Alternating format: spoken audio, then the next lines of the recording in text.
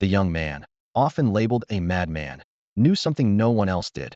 He had been waiting for his talent to awaken for a full decade, and today was finally the day. The golden sunrise bathed the ninth middle school of the 5th district in Jiangnan, Huaguo, in its light. Countless youthful faces were filled with both tension and anticipation. It was the day of talent awakening, a pivotal moment that could alter the course of everyone's destiny. The future of 100,000 students hinged on the events of this day. Madman, aren't you nervous about finally awakening today? In a spacious classroom on the 4th floor, a boy known as Black Monkey, a dark-skinned, short, and average-looking teen nudged his lethargic deskmate. Feng stretched lazily, his eyes calm and unperturbed. What's there to be nervous about? Will being nervous somehow give me an SS grade talent? You really don't have any expectations, do you? Black Monkey shook his head in resignation. Having been classmates since elementary school, he was well acquainted with Feng's laid-back nature. Even at such a crucial moment in life, Feng remained indifferent. Yet, no one knew Feng's true thoughts. 10 years. I've been waiting for this day for 10 whole years. This was the truest reflection of his soul. The crisp sound of high heels approached, and the classroom's chatter abruptly ceased. A woman with a commanding presence and graceful figure stepped through the doorway. It was Liaoning, the homeroom teacher of Class 32. Dressed in a sleek black business suit with a white blouse underneath, her sharp eyes behind gold-rimmed glasses swept across the room, exuding an unchallengeable authority. Today is the Unified Awakening Day, so be alert. Her voice cut through the silence like a bolt of lightning, sparking a flurry of discussion in the classroom. I've calculated it. I am already 25 days, 4 hours, and 7 minutes past 16. I've been waiting so long I'm going crazy. With your luck, you're probably waiting for nothing. Ha ha ha. Even if it's bad, it's still better than yours. This day was crucial because it determined everyone's future. Whether they would be a dragon or a worm was up to fate. God, please let me awaken in grade talent. Can't you dream bigger? How about SS grade? I'd be satisfied with upgrade. Just don't let it be some trash E or F grade. Liaoning stood at the podium, her eyes lingering on a unique figure in the corner. Feng, still slumped over his desk, seemingly out of place with the rest of the world. That child. She shook her head, then continued solemnly. The importance of today cannot be overstated. 300 years ago, our ancestors built this barrier with their flesh and blood, but the crisis never disappeared. Dimensional spaces continue to emerge, monster levels keep rising, and the frequency of outbreaks is increasing. Human civilization remains in peril. Her tone grew heavier. You are the fresh blood of humanity, the beacon of hope against the monsters. No matter what talent you awaken today, do not lose heart. A strong spirit is more important than talent. Her impassioned words ignited the class's enthusiasm. Even the usually lazy students were filled with fighting spirit, eager to charge into the dimensional spaces and make a mark. Zhang Xingyu, lead everyone to the playground for assembly. Liaoning instructed briefly before leaving. Feng silently lifted his eyes and followed the group to the playground. A massive golden awakening stone stood at the center of the stage, glowing with mysterious light, as if holding endless possibilities. Thousands of students stood before it, hearts pounding like drums. An elderly man with white hair stepped onto the stage. Without using any amplification devices, his voice reached every corner clearly. Let's skip the chatter and begin the awakening ceremony. Feng raised an eyebrow, surprised by the vice principal's directness. Class 1 stepped forward first, and as the first student touched the awakening stone, a blue light shot into the sky. Long Hui, grade talent, element, fire. The crowd erupted. Upgrade talent was a rare and excellent gift, promising a bright future. Lin Hu, grade talent, element, thunder. What a pity, thunder is high burst. If it were grade or higher, it would be perfect. As the ceremony continued, talents were announced one by one. Most were D or grade, with occasional grades sparking cheers. Zhao Yafeng, a grade talent, element, ice. The entire playground boiled over. A grade talent was a rarity, even in Jiangnan State. Class 1's teacher is really lucky to have a grade genius. Teacher Qin must be over the moon.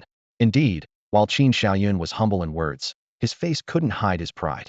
A grade talent student was enough to make a teacher's career illustrious. Classes 2, 3, and 4 completed their awakenings, achieving good results but not surpassing Class 1's glory.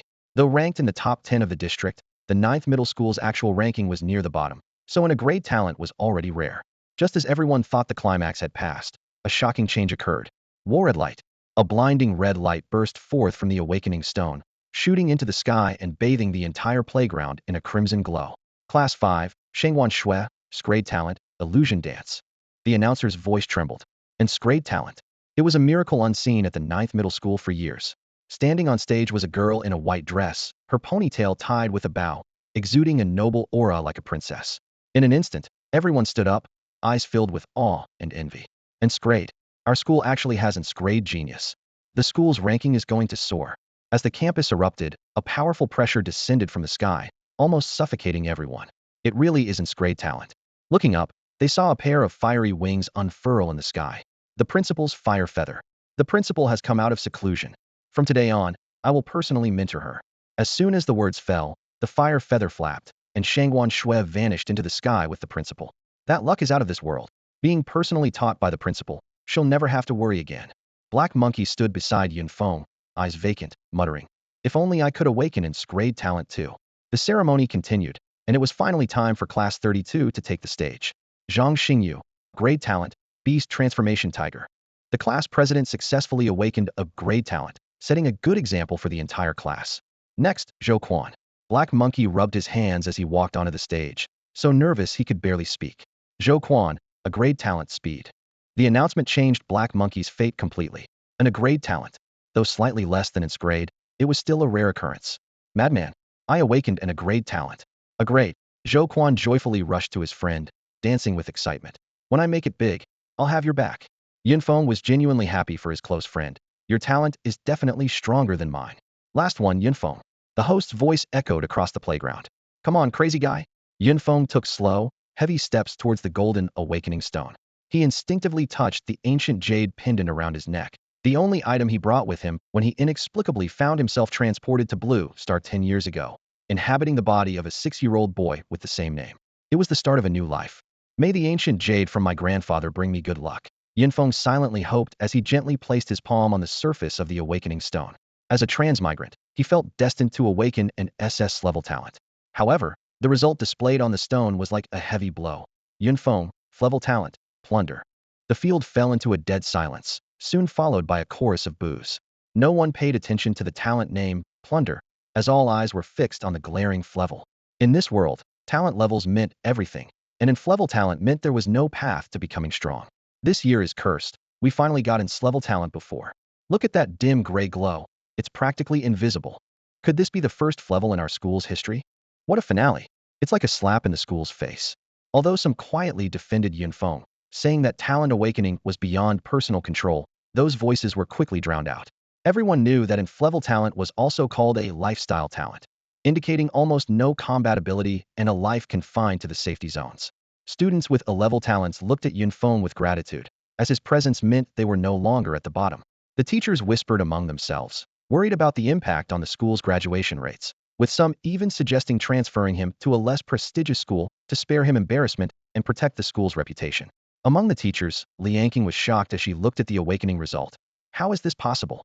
She couldn't believe that two parents with Clevel talents could have a child with Inflevel talent.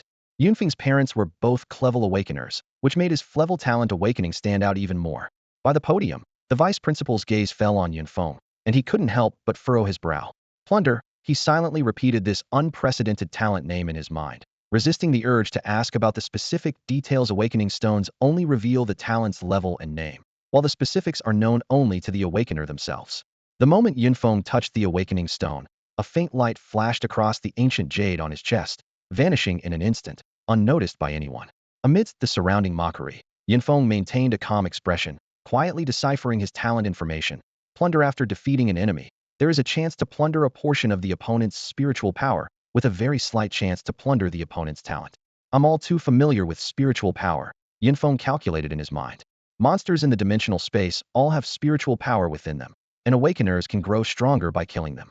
But what good is this talent if I can't even kill monsters? What's the point of a little extra spiritual power? He couldn't help but internally complain. And Flevel talent without any combat boosts makes growth nearly impossible. As for the plunder talent, Yun Feng found it even more absurd. From what he knew, talents were exclusive to humans, and whether monsters had talents remained a mystery. Am I supposed to kill people to steal their talents? What a joke. With such a tiny probability, how many people would I need to kill? I'm lucky if I can just keep myself alive. He recalled a joke circulating online. If murder were legal, what's the first thing you'd do? The answer, hide. After reviewing his talent description, Yun Feng could only pin his hopes on the Yeto Appear system. Crazy guy, don't mind what they say. So what if you're a loser? I'll have your back. Black Monkey quickly stepped forward to comfort Yun Feng, seeing his low spirits. Your way of comforting is truly unique. Yun Feng rolled his eyes. I just awakened my talent, and you're already calling me a loser? Can we still be friends happily? After the awakening ceremony, the school announced the final statistics. Out of 11,284 participants, there was 1 S-level, 12 A-level, 152 B-level, and the rest were not listed individually. On the way back to the classroom, everyone's conversation revolved around two people: Shangwan Shui with S-level talent and Yun Feng with F-level talent. The homeroom teacher stood on the podium, unable to hide their pride in their voice. Our class performed exceptionally well this time, with 1 A-level and 5 B-level talents. If it weren't for Class 5 having Shangwan Shui, our class would definitely rank among the top in the school. Let's congratulate these students with high-level awakenings. As soon as Li Yinjing finished speaking, an unexpected silence fell over the classroom. She looked around, frowning in confusion. What's wrong with you all? Teacher, you know exactly what's wrong. A student sneered as he stood up. What is there to celebrate about our class? The only F grade in the school's history is in our class. Exactly, the F grade has already tarnished our class's reputation. Another voice chimed in. I have nothing against Yunfeng personally, but with that kind of talent. He paused. Maybe he should transfer to another school. A school ranked beyond the top 10 would suit him better. If he doesn't transfer, I will. This comment immediately sparked a chorus of agreement. The atmosphere in the classroom grew increasingly tense. At this moment, a deep voice cut through the air. What's wrong with F grade? Did it eat your rice? Does it bother you at grade?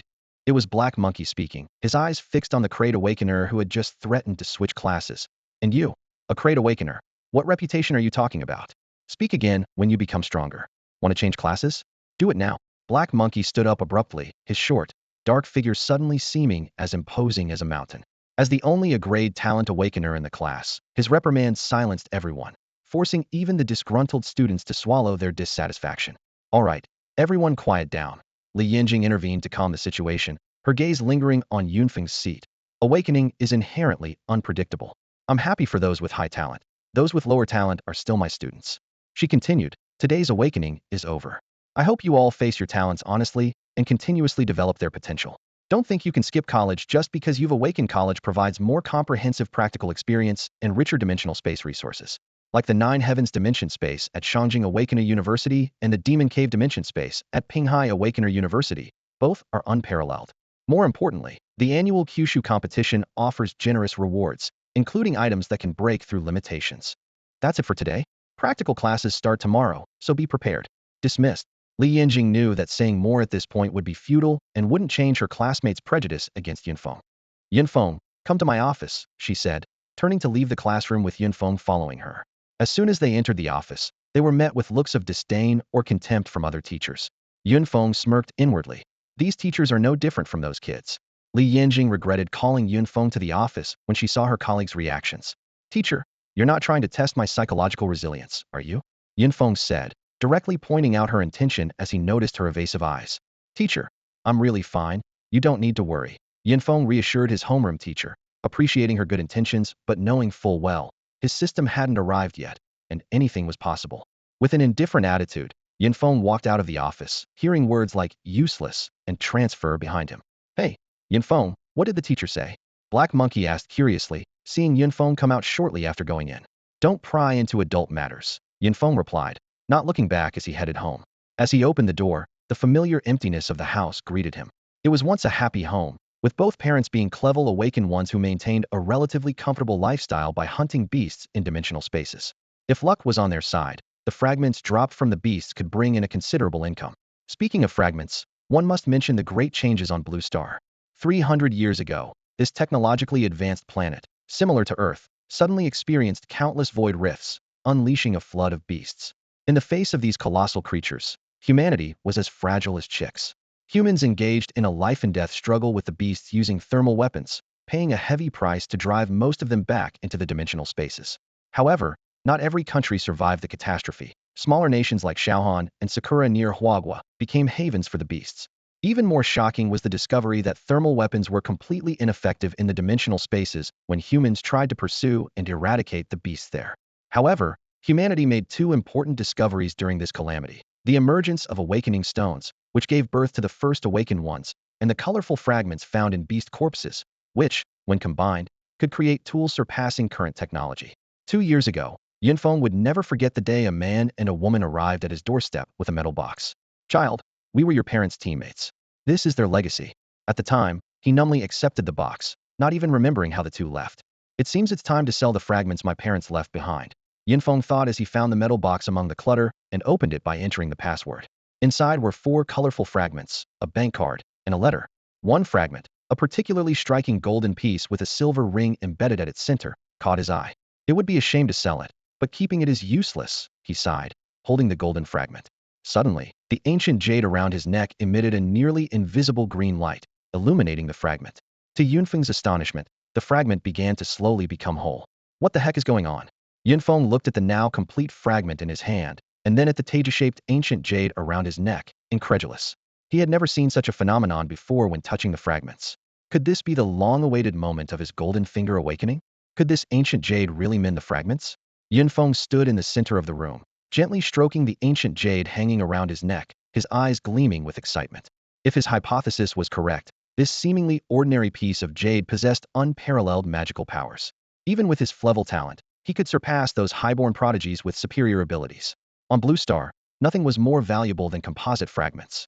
These fragments are categorized into 7 levels: black iron, bronze, silver, gold, purple fluorite, red radiance, and the highest, rainbow divine. Each level requires a different number of fragments. Black iron needs 410, bronze 1020, silver 2050, gold 51100, purple fluorite 101200, red radiance 201500, and the rainbow divine level requires over 501 fragments. The synthesis process is extremely challenging, not only requiring a staggering number of identical fragments, but also because the drop rate of fragments from monsters is incredibly low.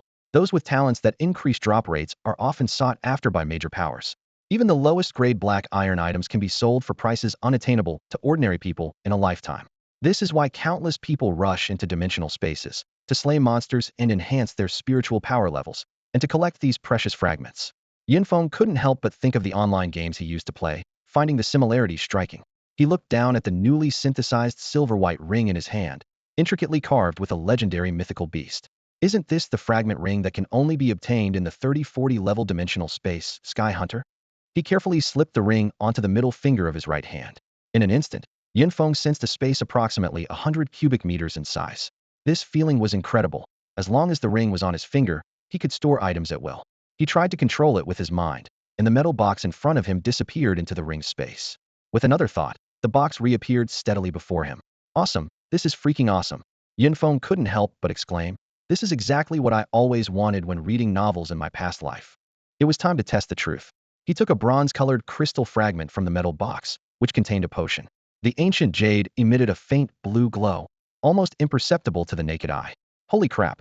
Holy crap! Holy crap! A bronze-level talent upgrade potion appeared out of thin air in his hand, with clear instructions. It had a certain chance to upgrade an A-level talent to D-level. Yunfeng's mind buzzed with the realization, recalling rumors of powerful figures who would go to great lengths to find such potions to enhance the talents of their successors. Yunfeng gazed at the potion in his hand, frowning slightly. The quality of this potion is good, but with my current talent level, I can't use it yet, he murmured to himself. Then his eyes lit up. However, if I can first elevate my talent to level E. With this thought, he carefully stored the potion in his storage ring. At that moment, a wave of excitement surged within Yunfeng had finally confirmed the fact that he was on the brink of rising. Unlike others who needed to painstakingly gather numerous fragments, he only needed one. This advantage might not be obvious at the black iron and bronze levels, but as his level increased, this unique ability would bring unimaginable benefits. However, a troubling issue emerged. The ancient jade seemed completely uncontrollable. It would immediately trigger synthesis upon contact with a fragment, making it easy to expose his secret. Yunfeng clenched his fist, knowing that this ancient jade was the foundation of his standing in this world, and if discovered, it would undoubtedly lead to disaster. I must find a way to control the ancient jade. Just as this thought arose, Yunfeng suddenly felt a peculiar sensation, as if he had established a connection with the jade. To verify this feeling, he picked up a dark crystal fragment, within which the shadow of a warblade could be faintly seen. This time, the jade did not release its azure light on its own. Only when he actively communicated with his thoughts did the light slowly emerge, transforming the fragment into a complete weapon. Great! Yunfeng clenched his fists tightly, relieved that he no longer had to worry about exposing his secret.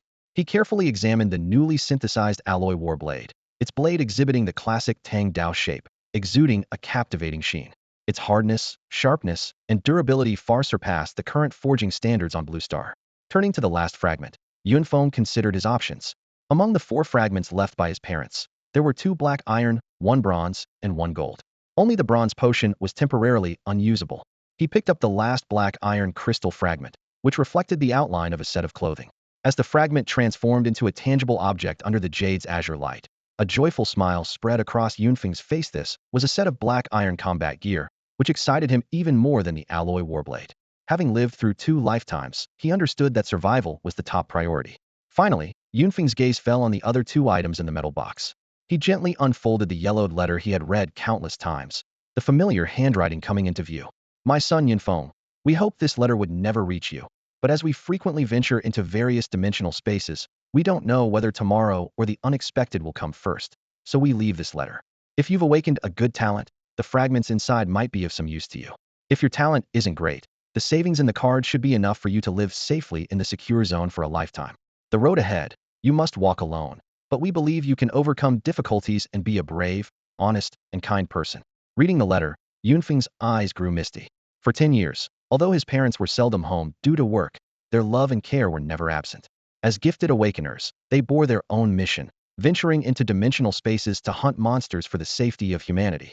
Father, mother, I won't let you down, Yunfeng vowed, clutching the metal box tightly and gazing at the scattered pieces. This would be his key to rising in this world. As night fell, the silhouette of the Wuming Mountains was faintly visible under the moonlight. Just as Yunfeng was lost in thought, his phone rang. It was a call from Zhou Quan, the black monkey. What's up, little monkey? Yunfeng adjusted his mood and answered the call. Hey man, Bamboo Pole is treating us to a late-night snack at the food street. Come over.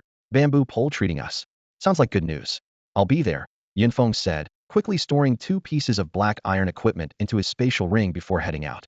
The streets, now aglow with city lights, were bustling with activity, the neon signs reflecting a vibrant scene. This peacefulness was due to the constant efforts of awakened individuals who battled monsters from dimensional spaces, many sacrificing their lives. 10 minutes later, Yunfeng arrived at the late-night food street and spotted 2 familiar figures waving at him from a distance. Over here, man. What are we eating? Yunfeng asked. How about trying the new Zhang Liang spicy hot pot? Bamboo Pole suggested, his tall, lanky frame and side-parted black hair reminiscent of a character from an anime.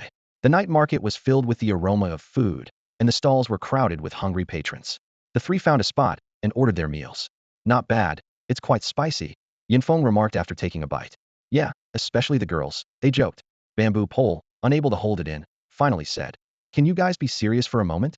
Aren't you curious about my awakened ability? Yunfeng and Black Monkey exchanged glances. Not really, we're eating. Bamboo Pole was even more eager now. I awakened a level ability. You better show me some respect from now on. Nearby diners turned their heads, showing looks of admiration. A level ability was indeed considered top tier among ordinary people.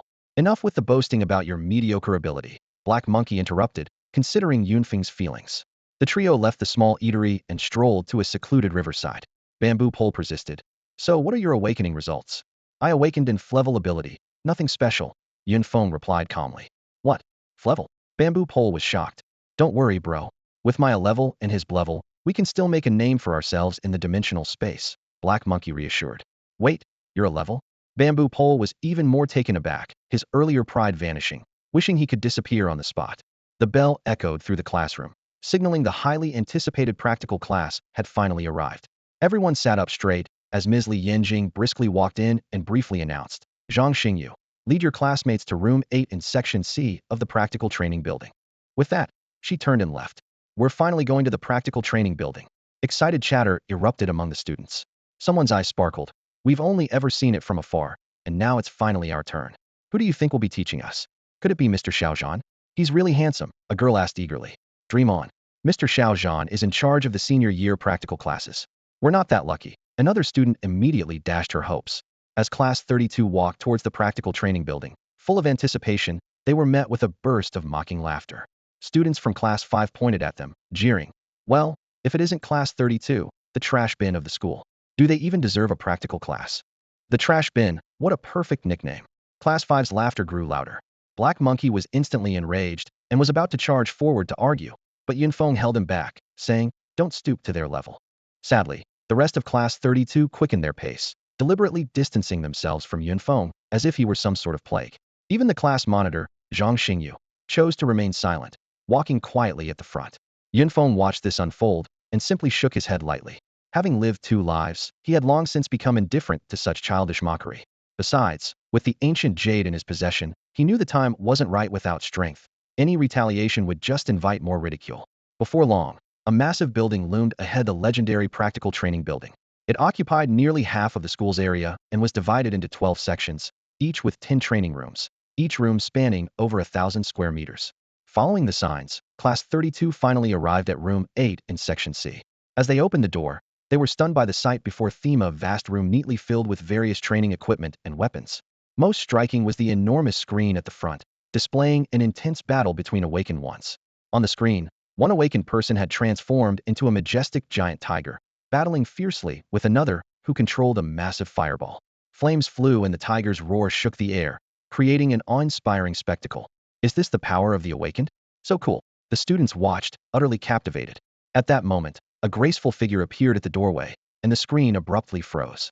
When everyone's eyes turned to the door, they were astonished. Standing there was Ms. Li Yanjing, clad in a form-fitting black combat suit. Her perfect figure made the male students blush instantly, some even hurriedly covering their mouths to prevent drooling. Ms. Li Yanjing, noticing their dumbfounded expressions, smiled slightly. What? Don't recognize me in this outfit? The moment Li Yanjing entered the combat training room, a hush fell over the place. Over 300 students turned their gaze towards her. Usually dressed in immaculate professional attire, she now wore a form-fitting combat suit, a stark contrast that left everyone momentarily stunned. While the others were caught up in surprise, Yunfeng's attention was fully on the combat suit. He keenly noticed that the bronze-grade suit Li Yanjing wore was far superior to the one he had just received the day before. Such equipment was not something an ordinary teacher could afford. In the Awakeners Alliance, even the most basic black iron-grade combat suit cost 100,000 Hua currency, while a bronze-grade one was 10 times that amount. To put it in perspective, an average family could sustain a basic living for a year with just 2,000 Hua currency. Are you satisfied with this combat training room? Li Yanjing asked, looking around. The students nodded fervently in response. Does anyone have any objections to me being your combat instructor? This time, the students shook their heads even more vigorously. Very good, Li Yanjing nodded with satisfaction. Let's begin your first real combat class. Before we start, I'd like to ask, what is your understanding of talent? A student immediately raised a hand and answered. Teacher, talent is the ability bestowed upon us when the awakening stone unlocks our genetic lock, giving us the chance to break through to higher levels.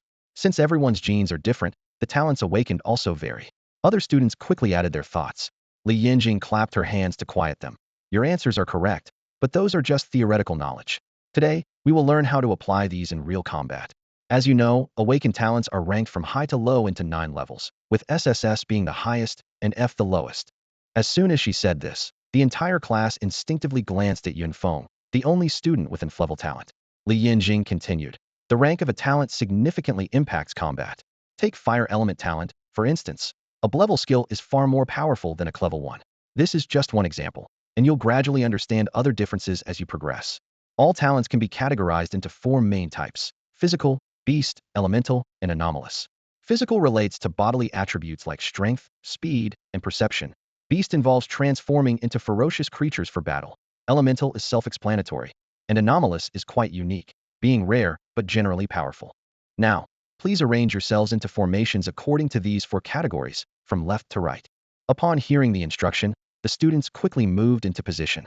Soon, 3 sizable formations were formed, while the anomalous section was notably sparse, with only Yun Feng and Li Rui, who had a level replication talent. Didn't the teacher say anomalous talents are generally strong? What's with this level? It's a good category, but such a low rank is unfortunate. Whispered conversations buzzed through the crowd. It's possible that this class has something special and could beat an SS class, someone joked, and the classroom erupted in laughter laced with sarcasm. Little did they know, this mocking remark would one day become prophetic. Standing in the corner, Li Rui clenched his fists, his face dark with anger. Watching everyone ridicule the different class talents, a fire of rage burned within him. In his view, class talent was nothing but a waste, unworthy of sharing the same classroom with him. If it weren't for Yun Feng, he believed the attention would be solely on him. Someone who doesn't know any better might think you've awakened an SS class talent, Li Rui said coldly, his eyes filled with obvious malice. Yun Feng noticed the hostile gaze, but merely shook his head slightly. Such a lack of mental resilience was both amusing and exasperating. Quiet, all of you. Li Yanjing finally couldn't hold back and slammed her hand on the desk. Her eyes swept across the room as she spoke sternly. Talent level is important, but if you can't understand and develop your abilities properly, even in class talent can end up being mediocre. Conversely, Those with lower-level talents can rise to greatness through hard work. She continued with examples. In the year 135 of the Awakening, N's class talent user relied too heavily on their ability and became complacent, ultimately dying at the hands of a monster of a lower level. In contrast, in the year 178 of the Awakening, a class talent user, through relentless development, managed to defeat a level 60 monster with a level 55 strength, earning worldwide acclaim. Her eyes were sharp as she asked, "Do you still think that talent level is the only measure of one's strength?" Under Li Yinjing's reprimand, the students who had been laughing wildly now lowered their heads, staring at the floor in silence, not daring to make a sound. Feng looked at Li Yinjing on the stage in surprise, not expecting her to be so upset with him. Li Yinjing took a deep breath and began to elaborate on the development methods of the four major types of talents. First is the system talent, which primarily enhances one's abilities, making it especially suitable for close combat. For example, Zhou Quan's speed talent allows him to become an outstanding agile warrior. Her gaze swept across the classroom, but system talents also fall into combat, defense, and support categories. For instance, Li Kuei's copper skin and Zhang Fan's perception are more suited for defense and support roles. She continued, "The core of beast talents is the transformation ability. The more parts of the body that can transform, the stronger one becomes. Elemental talents focus on ranged attacks and are a popular choice for many." When she mentioned the exotic talents, her tone became slightly cautious. This type of talent is quite special and complex, and specialized teachers will instruct on it later. No sooner had she finished speaking, a student eagerly asked, "Teacher, what is your talent?" Li Yinjing's eyes sharpened, and with a slight mental command, a sharp eye spike appeared momentarily at the questioner's forehead before swiftly disappearing. The student was so frightened that cold sweat broke out. "Remember," she said sternly, "our talent attacks are meant for monsters, never to be used against comrades. Understand?" "Yes," the whole class responded in unison. "Good. Today's first lesson is on partners." Her gaze softened. In dimensional space, going solo is the most dangerous. Few talents are all around. Only through teamwork can tasks be maximized. Now, you need to form 5-person teams. These will be your fixed partners for the next year and a half, so choose wisely. The classroom immediately buzzed with activity. As the only A-level talent holder, Zhou Quan was quickly surrounded by others. "Zhou Quan, I'm a clever iron bone. How about I handle defense for you? Count me in. I have a clever fire talent. I can assist with ranged attacks." Other level talent holders were also being approached. Black Monkey wanted to team up with Feng, but Li Yinjing soon announced, "Feng and Li Rue will not participate in this team formation." After a lively discussion, 63 teams were formed just before the bell. Li Yinjing nodded in satisfaction. "The combinations are very reasonable. Starting from the next practical class, you will focus on familiarizing yourselves with each other's talents to prepare for the dimensional space training a month from now.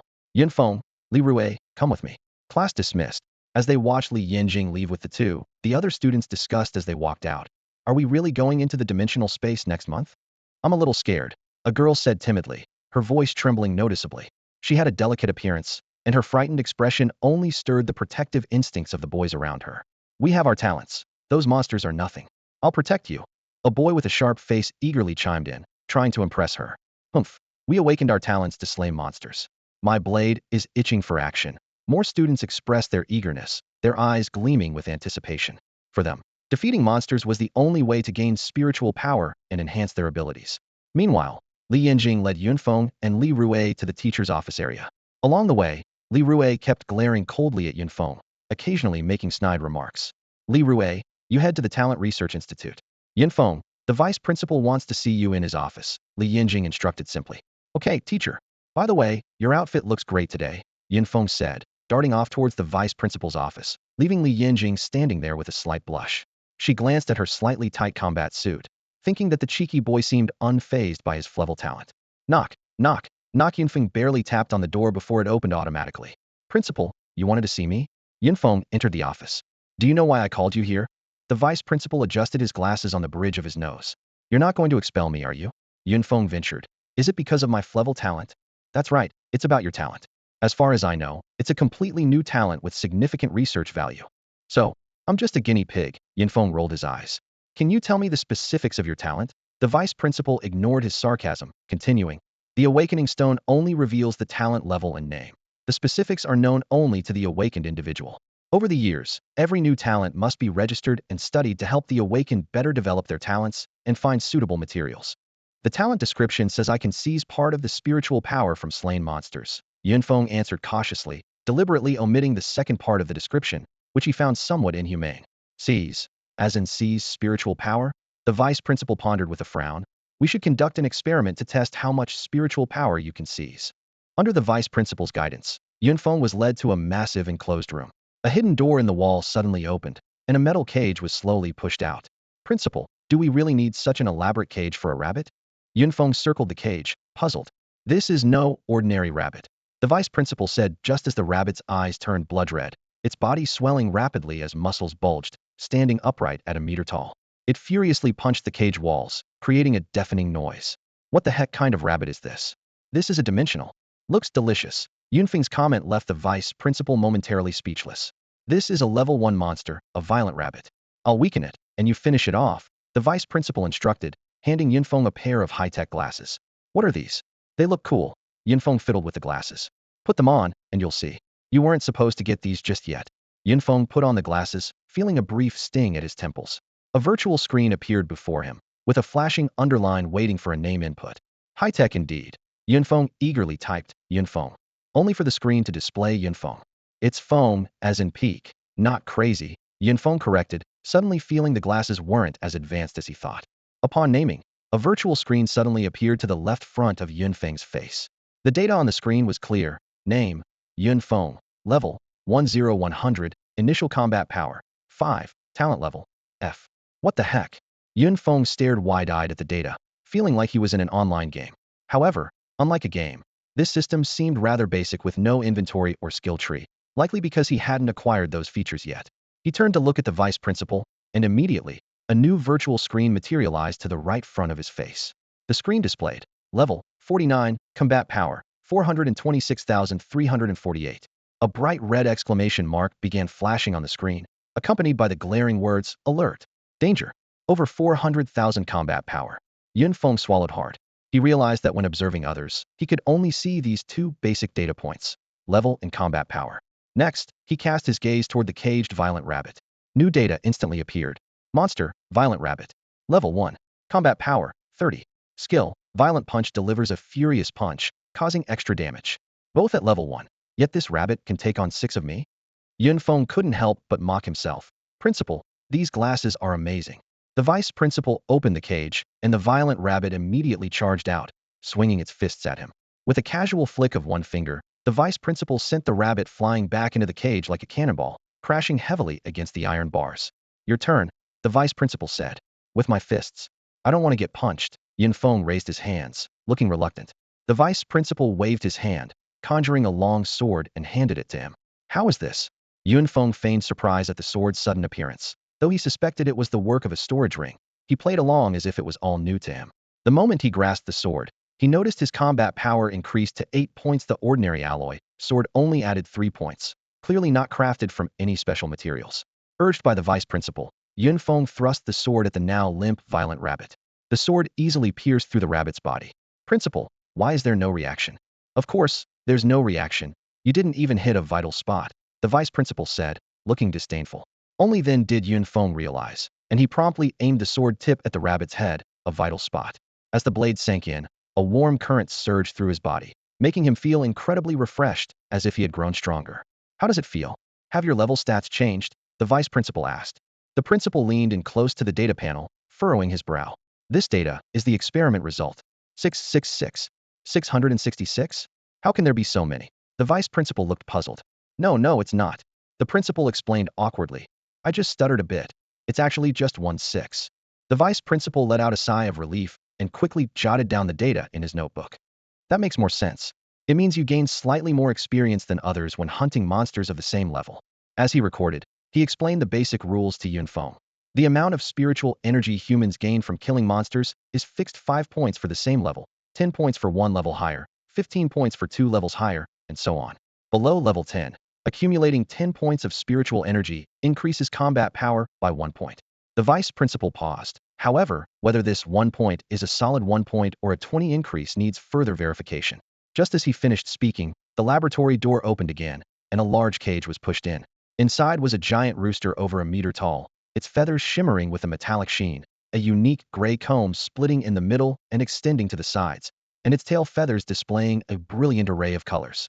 Before the vice principal could introduce it, Yunfeng immediately activated his combat glasses to scan. Monster, Battle Chicken. Level 2. Combat Power, 60. Skill. Iron Mountain Charge uses its wings as shoulders to strike, causing massive damage. What the heck? A chicken with a skill like Iron Mountain Charge. This reminded Yin Feng of someone from his past. The vice principal didn't say much, and once again subdued the monster. With a shrill cry, the battle chicken was slammed to the ground. Seizing the opportunity, Yin Feng unsheathed his sword and swiftly aimed for the chicken's head. What's the value this time? Yin Feng quickly checked the level data. 17-6. Principal, if I'm not mistaken, it should be 11 points. The vice principal remained expressionless. All right, these two tests have made your talent ability quite clear. You can leave now. He gestured, and the tightly shut door slowly opened. However, Yin Feng stood still. Is there something else? Vice principal, I think these tests aren't very scientific. Oh, let's hear it. The vice principal was intrigued, as this concerned Yin Feng's own talent. I suggest we continue testing, preferably up to level 50 monsters, for more reliable data. Get out. The vice principal finally couldn't contain his anger. Then, level 30 would do, or even level 10 if necessary. Get out now. Seeing the vice principal about to lose his temper, Yin Feng quickly made his escape. Before he left, the vice principal reminded him, remember, wearing combat glasses in the safe zone is prohibited, or you'll be caught by the enforcers. Got it. Yin Feng stuffed the combat glasses into his pocket as he dashed out of the lab, secretly pleased. Got 17 experience points for free. Not bad.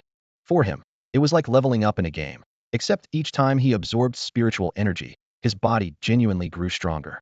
His combat power had already increased to 6 points, and the thrill of this progress made him even more excited for the dimensional space training a month later. Inside the lab, the vice principal sheathed his sword with a slight smile. This kid is interesting. He no longer showed any trace of anger. Although Yunfeng's identity as a reincarnator gave him a maturity beyond his years, some of his deliberate actions didn't escape the vice principal's notice.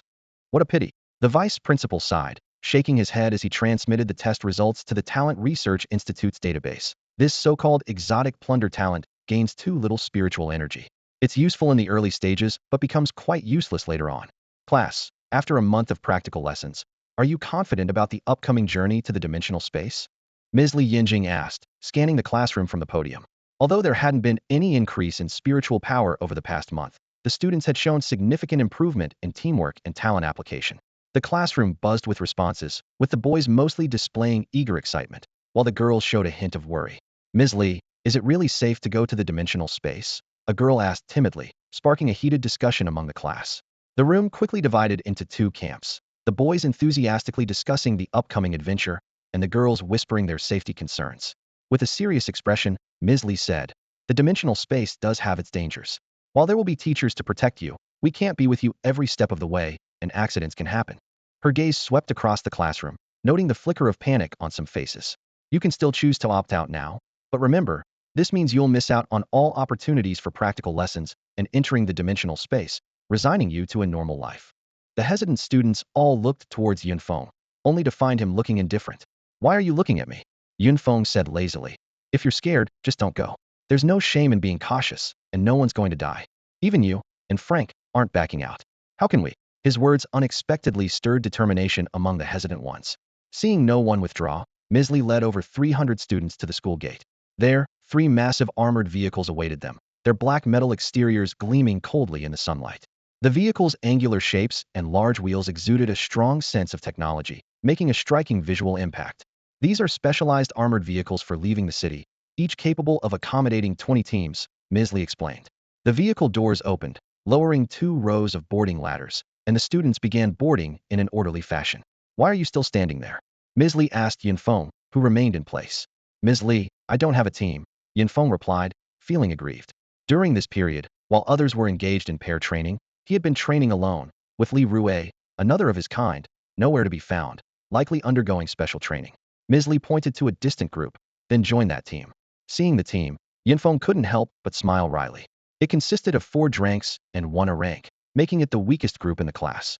In a school like 9th Middle School, A-rank talents were indeed as rare as A-rank ones.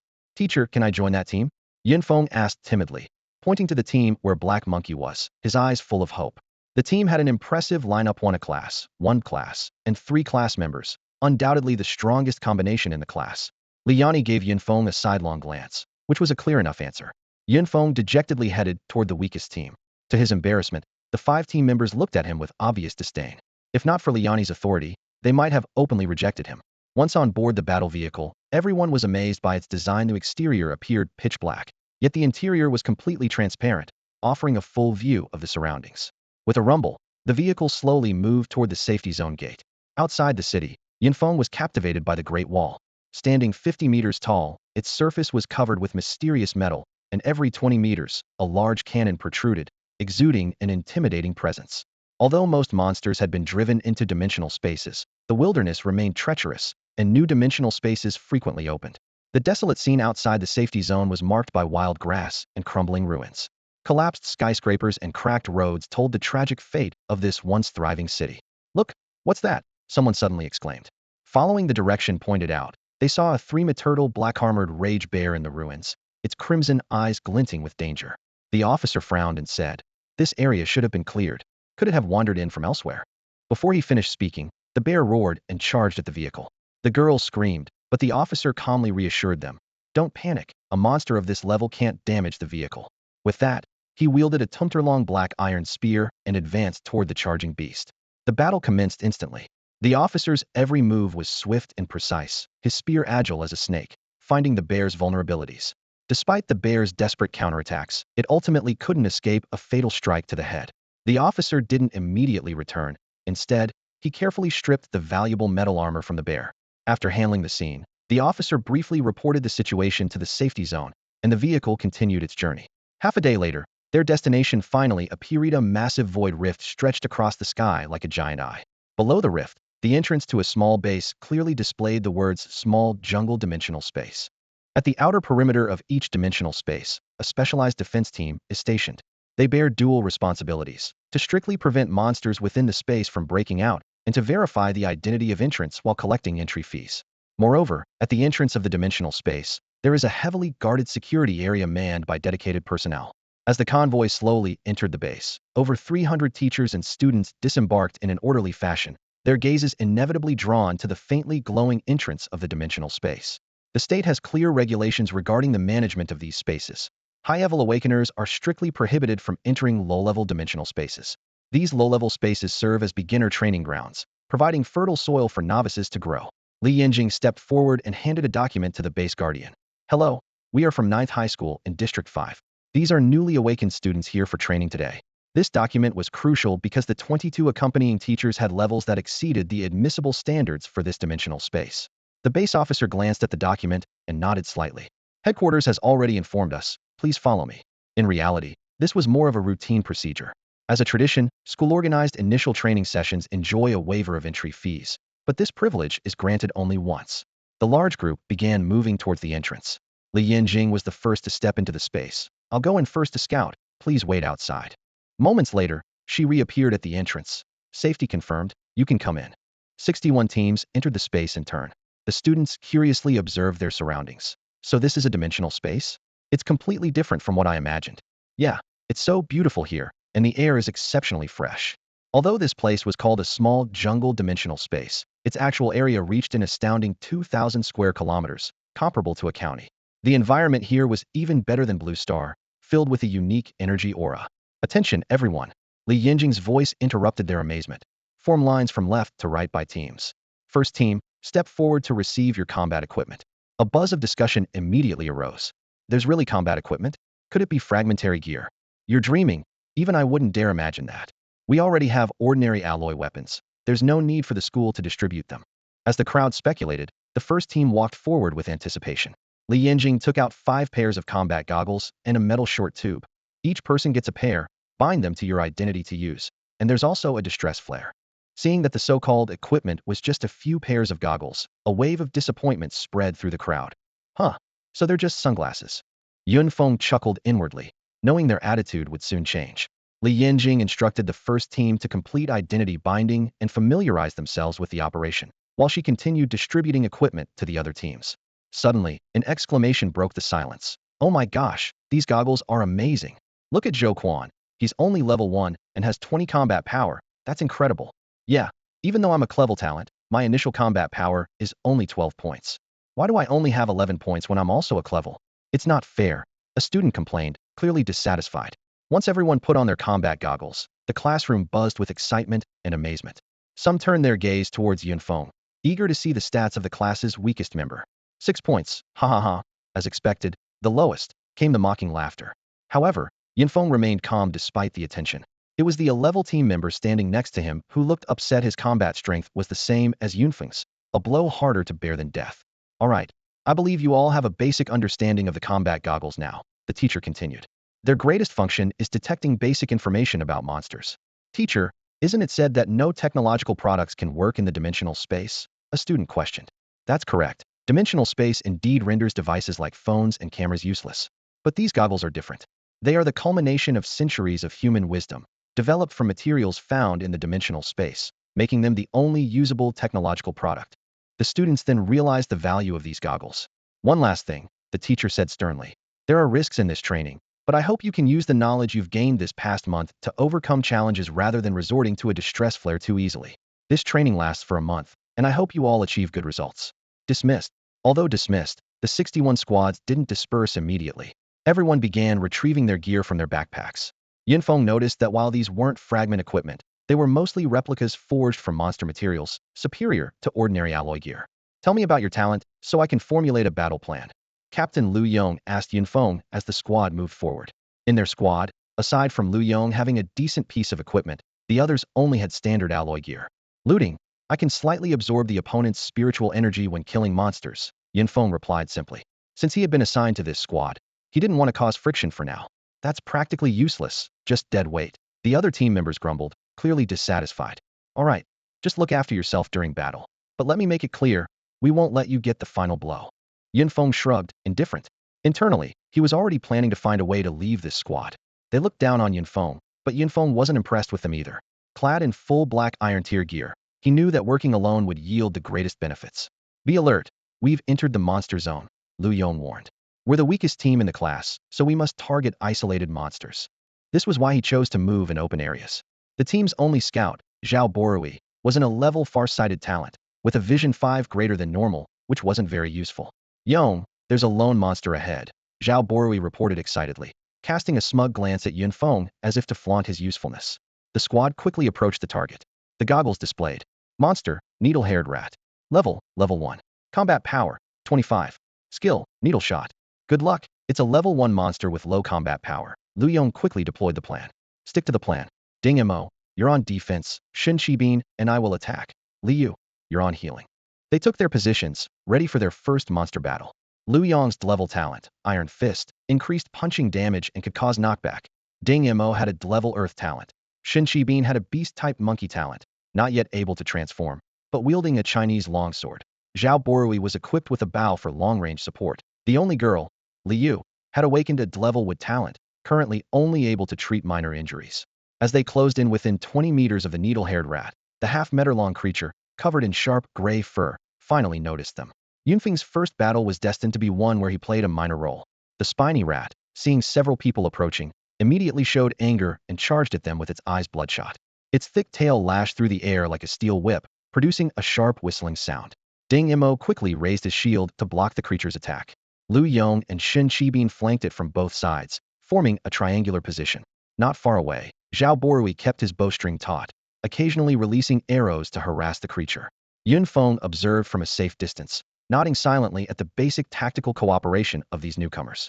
The rhythm of the battle gradually took shape under the cover of his shield. Ding Mo firmly held the creature's attention, retreating steadily but never breaking formation. Lu Yong and Shin Qibin seized every opportunity to strike, and victory seemed within reach. Just then, the spiny rat's body suddenly erupted, shooting dozens of sharp steel quills in a fan shape. Watch out, it's using a skill, someone shouted. Lu Yong reacted swiftly, crossing his fists to protect his vital areas. Ding Mo managed to completely evade using his shield. However, Shin Qibin, caught up in the thrill of the attack, failed to dodge in time. A quill pierced his arm instantly, blood splattering. Ah, he cried, retreating a few steps in pain. Damn it, Lu Yong cursed under his breath. An injury in the first battle would seriously slow their pace. Qibin, go find Liu for treatment. This creature is almost finished. Clutching his wound, Shin Qibin withdrew from the fight. Fortunately, the creature had exhausted its skills and was severely injured, so the team still held the advantage despite being one member short. As the spiny rat finally collapsed, awaiting the final blow, Lu Yong spoke up. Can I have the creature's spirit energy? As the main attacker, leveling up to 2 would help me protect everyone better. Zhao Borui was the first to agree. I support it. The stronger Brother Yong is, the safer we are. I can wait for 20 level 1 creatures. As in a level talent, he knew that even leveling up wouldn't make much difference for him. Without Lu Yong's inclusion, no one in class would have wanted to team up with him. Although others were reluctant, they had to agree. No one considered Yun Feng's opinion. Lu Yong finished off the spiny rat with a punch, feeling a warm surge of spirit energy flow into him. He closed his eyes, savoring the sensation, then instructed, Borui, go collect the loot. The quill-like hairs were the most valuable material on the creature, a primary source of income for adventurers. As for the rarer fragments, that would depend on luck. Shin Qibin, how's the injury? Lu Yong asked. Just had some basic treatment, much better now. Shin Qibin replied, showing his bandaged arm. Li used level wood element talent, though limited in the early stages, was barely enough to stop the bleeding. However, such a talent would become more versatile later on, capable of healing in both offense and defense, with limitless potential. Today was our first operation, and it's normal to have some slip-ups. However, I hope we won't make the same mistakes in future battles. Shin Qibin hung his head, looking ashamed as he humbly accepted the criticism. Meanwhile, Lu Yong demonstrated the qualities of a competent leader. Not only could he devise meticulous battle plans, but he also knew how to promptly summarize lessons learned.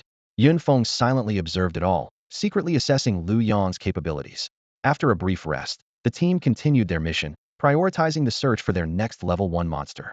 After several collaborations, they had figured out the rhythm. It only took 5 minutes to kill a level 1 monster, but the long search process was what really took time. As the sun set and twilight deepened, their half-day hunt proved fruitful. The 6-member team had killed a total of 28 monsters. Lu Yong, with overwhelming strength, claimed 20 of them and smoothly advanced to level 2. The other 4 each gained experience from 2 monsters, while Yun Feng could only watch helplessly. Just as Lu Yong had said, his efficiency in hunting significantly increased after reaching level 2. Yun Feng considered suggesting that Ding Mo upgrade first, so they could handle 2 monsters simultaneously, but he dismissed the idea, knowing it would likely upset the other team members. It's time to find a chance to leave them, Yun Feng thought, realizing that staying with this team not only restricted his abilities, but also made it hard to gain experience points. Meanwhile, in another area, Heiho's team was handling things with ease. Kaizi, can you handle pulling 4 monsters? Don't worry, Brother Ho. I've got this. Their tactic was simple and direct: take on 4 violent rabbits at once. The level King Kong talent is really something. The defense is spot on, Zhou Quan sincerely praised. Their team configuration was also 2 attackers, 1 defender, 1 support, and 1 scout. In dimensional spaces, the importance of scouting talent is undeniable. Each space's environment and monster characteristics vary greatly, and the information provided by combat goggles is limited, with some monsters even being hard to distinguish with the naked eye. The 4 monsters quickly fell under their assault. 4 more level 1 monsters down, and we can challenge level 2, Zhou Quan noted. By midday, 4 out of their 5-member team had already reached level 2, highlighting the gap in strength between teams with different talent levels. In fact, when Zhou Quan and Tan Kai reached level 2, they were already capable of challenging stronger monsters, but for safety, they chose a gradual approach. Brother Ho, there are 2 monsters ahead that don't seem to be violent rabbits. Level 2 monsters? You're sure there are only 2? Relax, the area is definitely safe. Alright, let's do it. Although they hadn't planned to challenge level 2 monsters so soon, the opportunity was too good to pass up, especially since 2 level 2 monsters offered the experience equivalent to 4 level 1s. What appeared before them were those middle-parted battle chickens. The fight broke out instantly, and the pressure from the level 2 monsters far exceeded expectations, leaving even the newly leveled up Tenkai struggling. Kaizi, hold on. I know. I should be fine. Tenkai gritted his teeth. Compared to the 30 combat power of the violent rabbits, these 60 combat power battle chickens doubled the pressure on him. Seeing Tenkai struggling, Zhou Quan and another teammate with fire element talent had to speed up their attacks to divert some of the pressure. Suddenly, the battle chicken let out a piercing cluck, tucked in its beak, spread its wings, and charged at Tenkai from a bizarre angle. It was the Iron Mountain Push skill. Clang! The chicken's wing collided with the shield, producing a metallic crash, and Tenkai's shield instantly dented. With a huff, he spat out a mouthful of blood, and the defense line was on the brink. Kaizi, Zhou Quan shouted, his twin daggers moving even more fiercely. His speed talent was not only about movement, but also about a rapid attack pace. Heiho, after a round of fierce attacks, was left panting heavily. The high-intensity use of talents indeed consumed a lot of energy. Fortunately, they managed to kill 1 battle chicken in time, significantly reducing the battle's pressure. I didn't expect level 2 monsters to be more than just 2 level 1s put together. I was careless, Heiho admitted, acknowledging that Tan Kai's injury partly resulted from his own eagerness for credit. He glanced towards the direction where Yun Feng's team had moved, sighing inwardly. I wonder how Madman's doing now. I should have fought harder to get him on our team back then. Yong, we've been in here for half a day, but the sky hasn't changed at all, Zhao Borui asked, following closely behind Lu Yong like a little psychic. Lu Yong glanced at him with a hint of impatience in his voice. You were sleeping during the practical class, weren't you? Didn't the teacher say that the flow of time in the dimensional space is different from the outside world? It always stays the same as when we entered. Yong, Zhao Borui suddenly lowered his voice, his eyes lighting up. There's a lone monster ahead. Lu Yong quickly signaled the team to stealthily approach the target. Attack! With his command, the team immediately engaged in battle. Ever since Lu Yong advanced to level 2, battles that used to take 5 minutes could now be resolved in 3, with almost no injuries. But just halfway through the fight, things took a sharp turn. A piercing screech came from the side, and another needle rat appeared in view. Damn it! Lu Yong's expression changed drastically. Although they could easily handle a level 1 monster, facing 2 at once was disastrous for a team with only one level 2 member. Zhao Borui, didn't you say there was only one? Lu Yong demanded harshly. Yong, I really only saw one. Zhao Borui stammered, his voice trembling. Just as Lu Yong was about to reach for the emergency flare, a mocking voice came from the side. What's the matter? Can't handle it. Yun Feng, what do you mean by that? Lu Yong was furious. Yun Feng continued leisurely. I'm just curious to see who you'll sacrifice to get through this. The words hit Zhao Borui like a heavy blow, making his face turn pale. He knew too well that as the least talented member, he would be the first to be sacrificed. Li Yu, standing beside him, also started to tremble involuntarily. Actually, if someone distracts that needle rat, the crisis can be averted, Yun Feng added. Yong, please don't make me go. Zhao Borui cried out in terror. Yong, if it comes to it, I'll do it. Li Yu bravely offered, though she knew it might mean risking her life. Don't panic, Lu Yong said, clutching the emergency flare. Staying alive is what's important. If it comes to it, we'll end the training here. Wait. Yun Feng's voice trailed off as he charged toward the needle rat. This was his long-awaited chance to leave the team. His earlier words were just a test driven by his twisted sense of humor. Lu Yong never expected Yun Feng to make such a move. Throughout this journey, Yun Feng hadn't contributed much and hadn't gained any spiritual power, yet at a critical moment, he was willing to sacrifice himself to create an opportunity for everyone else. In reality, Yun Feng was happily luring the spiky-tailed rat away from the group. Although he couldn't reveal his trump card yet, leading the creature away by himself was indeed fraught with danger. What are you standing around for? Finish off this creature and go save Yun Feng. Lu Yong shouted, pounding his fists into the spiky-tailed rat in front of him. He didn't even dodge, taking a hit from a flying needle heaton, just to ensure the rat was killed. However, the opportunity Yun Feng painstakingly created wouldn't be easily disrupted. By the time the others finished off the rat and caught up, he was nowhere to be seen. Let's hope Yun Feng makes it out safely, Lu Yong sighed. He brought this on himself, who can he blame? Zhao Borui said sarcastically. Smack. A loud slap landed on Zhao Borui's face. Remember, it's because of him that we can continue to train and level up here. Seeing Lu Yong's fury, Zhao Borui clutched his face, not daring to utter another word. By now, Yun Feng had put enough distance between himself and the others, ensuring they couldn't catch up. He immediately took out a black iron-grade battle knife from his storage ring. The moment the knife was in his hand, his combat value on the virtual screen shot up to 106. A weapon that could increase combat power by 100 points meant Yun Feng could take on creatures 2 levels higher than himself. Gripping the battle knife tightly, Yun Feng turned and swung at the pursuing spiky-tailed rat. With a swift slash, the rat was cut in 2 before it could even react. What a powerful knife. This weapon will last me until level 5, maybe even level 10, Yun Feng thought happily. He then donned his battle suit, and the numbers on his virtual screen changed again. Name, Yun Feng.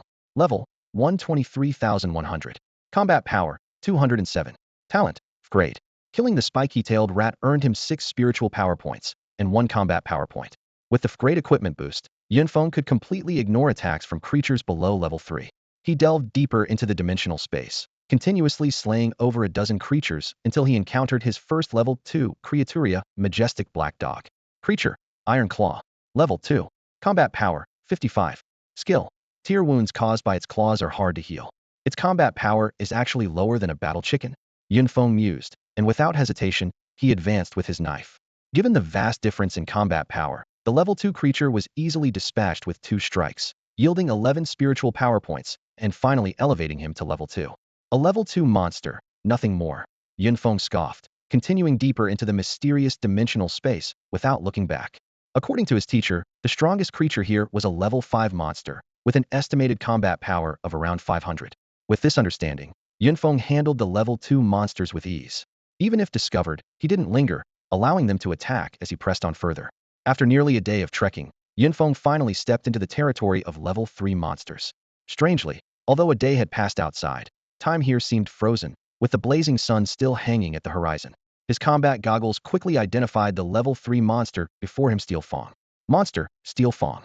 Level 3. Combat power, 124. Skill, Feng Impact. These creatures resembled boars with blue faces and tusks extending half a meter from their mouths. However, with a combat power of 124, they failed to capture Yunfeng's attention, and he planned to simply pass through. But a furious grunt interrupted his plan. Clearly, this Steel Feng didn't intend to let him pass unchallenged. With that, Yunfeng showed no mercy, raising his blade for battle. The fight lasted half a minute, forcing him to admit that level 3 monsters were indeed much tougher than level 2s. Despite his nearly 100-point advantage in combat power, they couldn't be defeated instantly. It took Yunfeng a full 2 days to cross the level 3 monster zone. During this time, he had to deal with 3 more unyielding steel fangs, gaining a considerable amount of spiritual energy. When exhausted, he ate some steel fang meat to satiate his hunger. He checked his stats. Name, Yunfeng. Level, 2, 45500. Combat power, 219. Talent, Flevel. Soon, information on level 4 monsters was captured by his goggles. Monster, Earth Wolf. Level 4. Combat power, 206. Skill, Earth Spike. This Earth Wolf was no simple foe. As an elemental monster, its over 2-meter tall frame towered over Yunfeng. Its body was covered in glossy, earth-colored fur, and its limbs were as thick as pillars. Most striking were the floating stones around it, showcasing impressive elemental control. Faced with this opponent, Yunfeng abandoned the idea of charging straight into the level 5 area. Given his current strength, it was wiser to level up to 3 here first.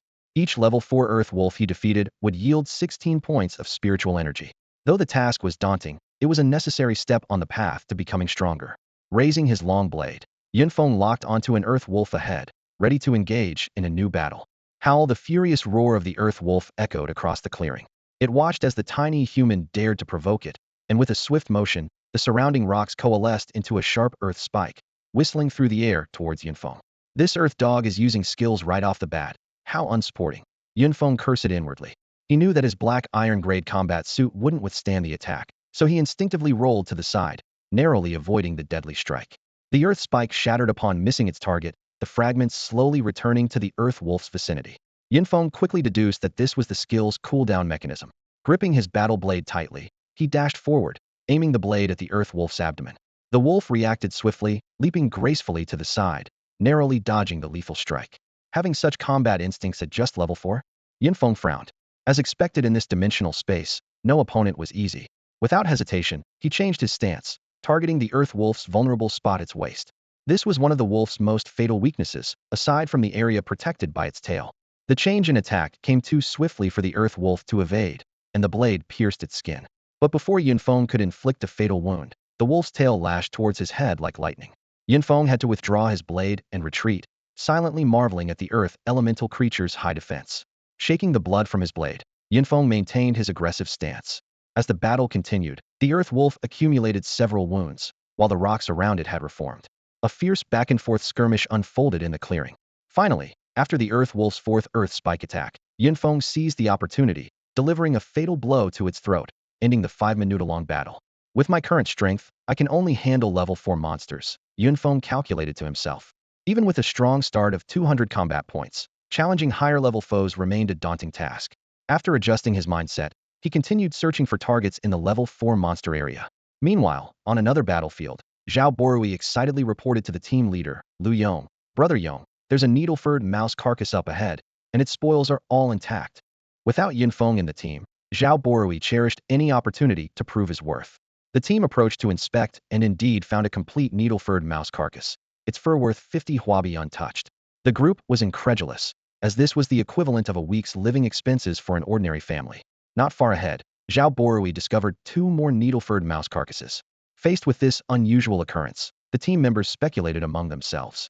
When Li Yu suggested Yunfeng might be responsible, Zhao Borui immediately refuted. Impossible. That loser couldn't handle a level 1 monster alone. He's probably been eaten by now. Enough, Lu Yong interrupted, collecting the spoils as he spoke. Whoever did it doesn't matter to us. It's a boon. Let's keep moving. After killing the Earth Wolf, Yunfeng crouched down and carefully dissected the head of this elemental creature. Unlike ordinary monsters, a prism-shaped, Earth-colored crystal core lay quietly within the brain tissue, with traces of red and white matter clinging to its surface. He gently extracted the crystal core and examined its precise shape in the sunlight, resembling a meticulously crafted piece of art.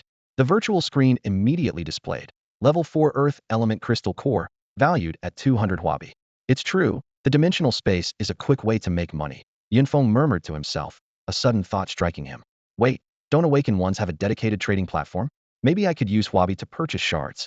This possibility lit up his eyes, as if he had discovered a lucrative business opportunity. But then, Yunfeng's expression turned pained. He recalled the loot he had left behind along the way, and couldn't help but beat his chest in frustration. I've missed out on billions, he lamented, kicking the Earth Wolf's corpse a few times to vent his regret. This was already the 8th Earth Element Crystal Core, bringing in a total of 1,600 Huobi. As he extracted another core from an Earth Wolf's head, his peripheral vision caught a glint on the ground. Kicking aside the wolf's body, he found a shard emitting a dark, mysterious glow. The shard bore the image of a potion with the word strength clearly marked on it. Is my luck that good? Yunfeng stared in disbelief at the shard in his hand. I've only killed a few monsters and already found a shard? Aren't they supposed to be rare?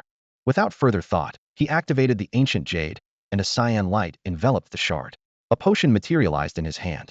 The virtual screen displayed Black Iron Grade Strength Potion, enhances physical strength by 20 points, with a usage limit of 10 times. Uncertain of what 20 points of strength specifically entailed, Yunfeng decided to open the potion and drink it all at once. Strangely, the potion dissolved instantly, as if it had never existed. Immediately, a surge of heat swept through his body, and he felt as if he were a boiled shrimp, turning red all over and even emitting steam. Once the unusual sensation faded, Yunfeng checked his combat power, which had increased from 232 to 272. Black Iron Grade equipment can boost combat power by 100 points, but this potion only adds 40 points, he pondered briefly before realizing. However, equipment bonuses don't stack, and this potion can be used 10 times, totaling 400 combat power. Plus, if there's a strength potion, there must be others as well. The unexpected gain of the shard reignited Yunfeng's enthusiasm, and he continued hunting Earth Wolves. After killing another 10, he noticed another shard glinting on the ground. Are shards really this easy to find? Yunfeng wondered. Could it be because I'm defeating monsters beyond my level? With this question in mind, he bent down to pick up the shard from the ground. Inside, there was another potion, but this one was labeled Speed. Yunfeng carefully read the description on the bottle. Iron Grade Speed Potion, increases speed by 20 points, maximum usage limit of 10. Not bad, this is a good find, Yunfeng said as he drank it without hesitation. For someone like him, starting from a low point, these attribute potions were incredibly valuable. As the potion's effects kicked in, he felt his combat power increase by another 40 points. Now, he only needed to kill 10 more Earth Wolves to reach level 3. As a lone wolf, Yunfeng chose the strategy of taking on higher-level monsters alone. Although it took him several days to reach level 3, it was still much faster than the progress of other teams. Of course, most of his time was spent traveling. Having tasted success, Yunfeng launched a hunting spree in the level 4 monster area. The howls of Earth Wolves echoed continuously, and the entire area was shrouded in the terror he brought. Finally, on the 7th day in the dimensional space, he successfully reached level 3.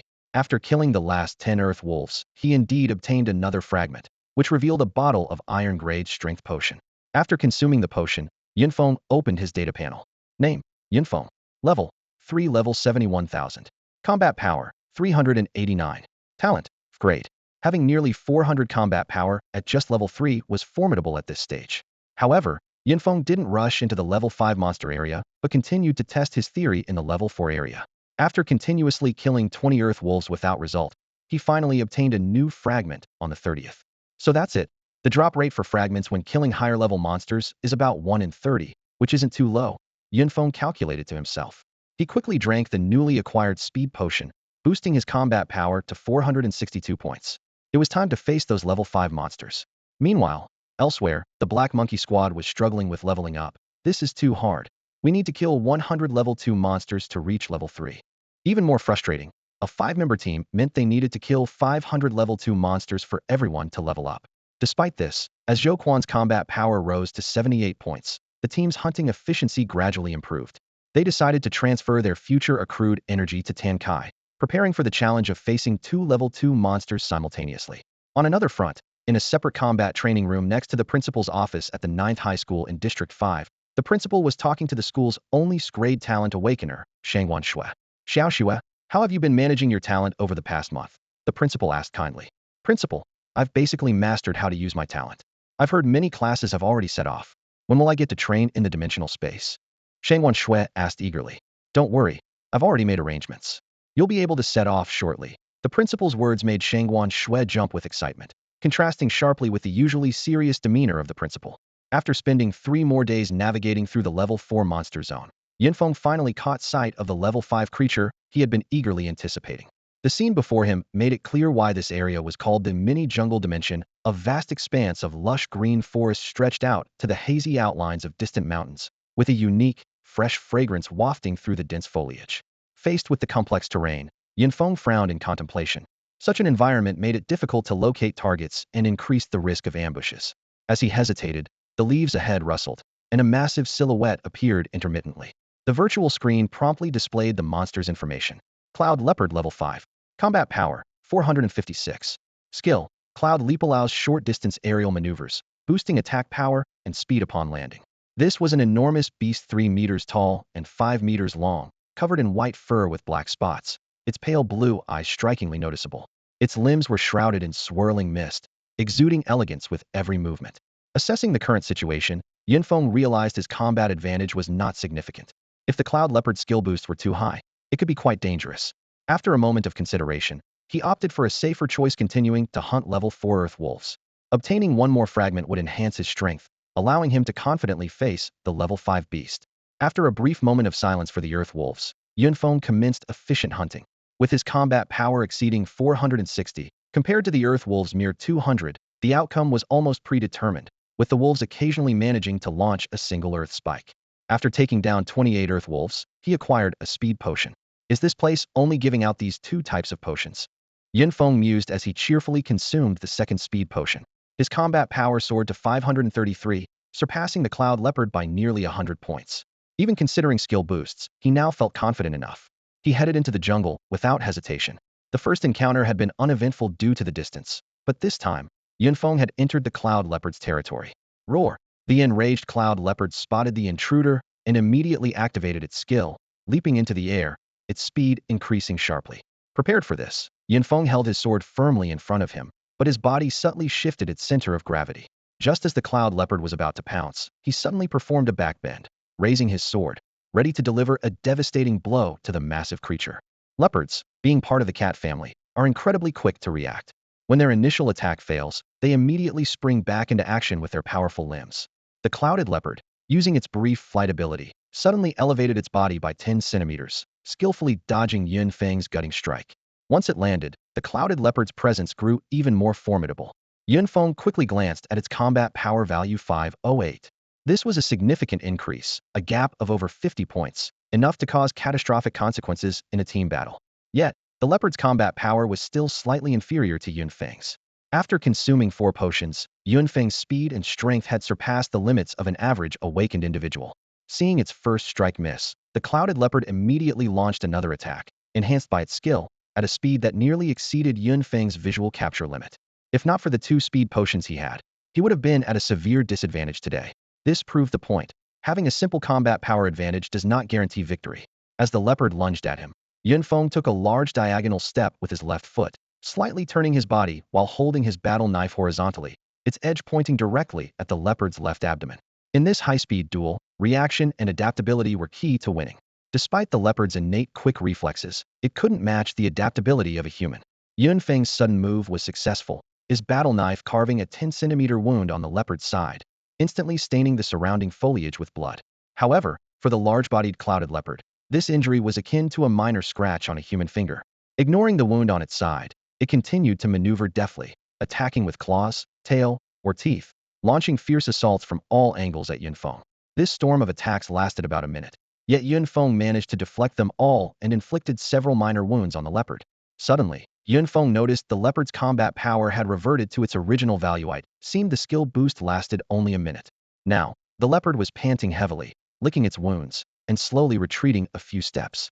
You've had your fun, now it's my turn, Yunfeng said, twirling his battle knife to form a flower-like pattern, advancing step by step. Meanwhile, the situation for other training squads was not promising. Out of 61 squads, 8 had already sent distress signals to withdraw, and 1 even suffered casualties and was forced to exit. The remaining 52 squads were struggling to hold on, surprisingly including Liu Yong's worst squad, which was still persevering. In another dimensional space, Shang Wanshui was training alone. Dressed in a blue and black combat suit, she stood slightly out of breath in front of a level 3 monster's corpse, wielding a long sword that gleamed with a dark light. With 30 points of initial combat power, coupled with her black iron grade sword and scrade talent, she was capable of challenging monsters 2 levels higher. If I had a black iron grade combat suit, level 4 monsters wouldn't be a problem, she mused. This space was entirely different from where Yun Feng was, with distinctly different types of monsters, starting at level 3. Shang Wanshui lifted her head proudly and continued deeper into the area. I hear they fight in teams of 5, but I find going solo more liberating. The principal appeared silently in the air, watching his precious gem move away. As the hope for the school's rise, he secretly observed every battle she fought. Though it was her first time fighting monsters, her tactical handling and talent utilization were remarkably adept. It's mainly because of my excellent teaching, he boasted to himself, quickly following her to ensure this future star of the school wouldn't face any mishaps. Without the skill boost, the clouded leopard had become a lamb to the slaughter in Yun Feng's eyes. He seized the moment, not giving his opponent a chance to unleash a second skill, and his long sword landed with precision. As the mist that had gathered on the leopard's limbs dissipated again, the level 5 creature finally fell under his blade. Glancing at the data on the virtual screen. Name, Yun Feng. Level, 3, 661, 1000. Combat power, 536. Talent, grade F. 16 points of spiritual energy collected. Yun Feng calculated quickly. Another 22 clouded leopards, and I'll reach level 4.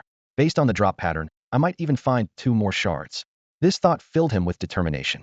As he ventured deeper into the forest, the light dimmed abruptly. The dense branches obscured his vision, forcing him to slow down. Having a sensing-type talent would be so useful. What good is my meager spiritual power, he mused, shaking his head with a wry smile at his grade F talent. The dangers in the forest far exceeded those before. Yun Feng proceeded cautiously, constantly on guard for sudden monster attacks. Suddenly, a sharp crack of a branch breaking came from his left rear. He turned swiftly to find a clouded leopard glaring at him from under a tree. Not ambushing? Quite honorable, Yun Feng noted as the creature approached slowly. Without hesitation, he raised his sword to meet it. Relying on his previous experience, the battle was much easier, and he gained another 16 points of spiritual energy in just 3 minutes. As he ventured further, the clouded leopards he encountered became increasingly cunning. Some attacked from the trees, while others sprang from burrows. Fortunately, Yun Feng remained highly vigilant, and with the bandages and hemostatic medicine he carried, he managed to stay unscathed. After taking down 5 clouded leopards in succession, Yun Feng's eyes lit up. Beneath the last leopard's corpse, he discovered a black iron grade shard. Black iron grade defense potion. Increases body defense by 20 points, with a consumption limit of 10. Even coyotes don't drop defense potions, yet these speed-type leopards do. Yun Feng thought, surprised, but he immediately consumed the potion. Though defense wasn't his strong suit, any extra power was a valuable asset in this environment. The spiritual energy from the 7 clouded leopards, combined with the potion's effect, boosted his combat power to 586, nearing the 600 mark. Yun Feng hoped to find 2 more shards before reaching level 4. As he continued, he noticed that not everything around him was a monster. Some small animals darted through the forest, but nothing appeared on the virtual screen. So this dimensional space isn't just a cold battlefield, Yun Feng reflected, as he pressed on deeper into the forest. A leopard's roar shattered the jungle's silence, and Yun Feng's eyes narrowed, knowing that prey had come to him again. Sure enough, a sleek clouded leopard emerged from behind a large tree. Just as he was calculating the 16 points of spiritual power he was about to earn, another clouded leopard stepped out from the shadows. 2 of them. Yun Feng's brow furrowed as he quickly assessed the situation. With his current strength, handling 1 clouded leopard was manageable, but 2 were a more challenging prospect. Scanning his surroundings, his gaze fell on a towering tree with a diameter of over 10 meters, and a smile played on his lips. Escape was not an option. The clouded leopard's cloud leap skill made them much faster than he was. Yun Feng made a swift decision and sprinted towards the giant tree. The 2 clouded leopards, seeing their prey flee, immediately activated their cloud leap skill to give chase. Just as they were about to pounce on Yun Feng's back, he deftly sidestepped to the back of the tree. Screech! The sharp claws of the leopard left 3 marks on his black iron-grade combat suit, fortunately not penetrating it. Yun Feng grunted, blood oozing from the corner of his mouth. Though there were no visible injuries, the impact from a battle power difference of over 100 points still shook him. Using this moment, Yun Feng steadied himself behind the massive tree. The leopards were incredibly fast in a straight line, but their turning ability was a weakness. Even though clouded leopards were adept at climbing, maneuvering around such a thick trunk would take time. The two leopards tried to flank him, but Yunfeng seized the opportunity and charged at one of them from behind the tree. With the tree's circumference exceeding 30 meters, Yunfeng had ample space to maneuver. His strategy was simple: avoid facing both leopards simultaneously and take them down one by one. Whenever the beasts attempted to surround him, he would break away. The 3-meter-long clouded leopards found it hard to turn around the tree trunk, whereas Yunfeng's smaller size allowed him to be more agile. He maneuvered around, counting the time. The two leopards had just used their cloud leap skill and were at their peak. He only needed to wait patiently. A minute later, as their battle power dropped to around 450, Yunfeng gripped his longsword tightly and launched a fierce attack on one of the leopards. With a 130-point battle power advantage, as long as he wasn't surrounded, victory was assured. In his skirmish, one clouded leopard soon fell. The other, seeing its companion down, let out a mournful roar, but could not escape its fate either. In less than 2 minutes, the two clouded leopard corpses lay neatly beneath the giant tree. Yunfeng cut off the tips of the 4 leopard claws and stored them away, casually kicking the bodies. Unexpectedly, under one of the clouded leopard corpses, he found a fragment. This made him wonder, could facing 2 high-level monsters at once increase the drop rate of fragments? However, this hypothesis couldn't be verified for now. Without the giant tree, he wouldn't have been able to handle 2 clouded leopards with active skills. To his surprise, this time the loot was not a potion but a pitch-black iron-grade dagger, perfect for Black Monkey.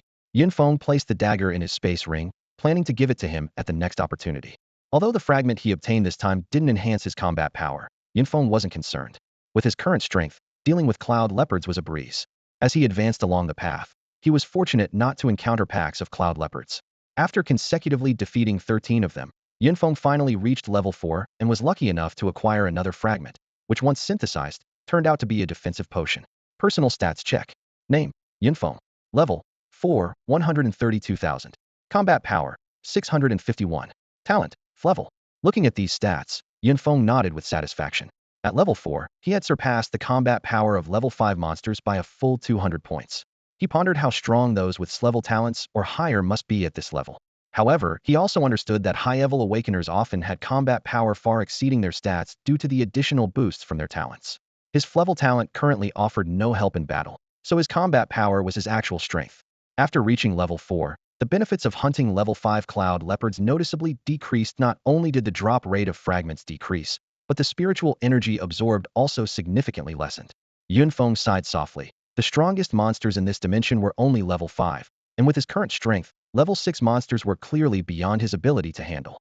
In the distance, there seemed to be a mountain peak. While hunting level 5 cloud leopards, Yunfeng explored in that direction.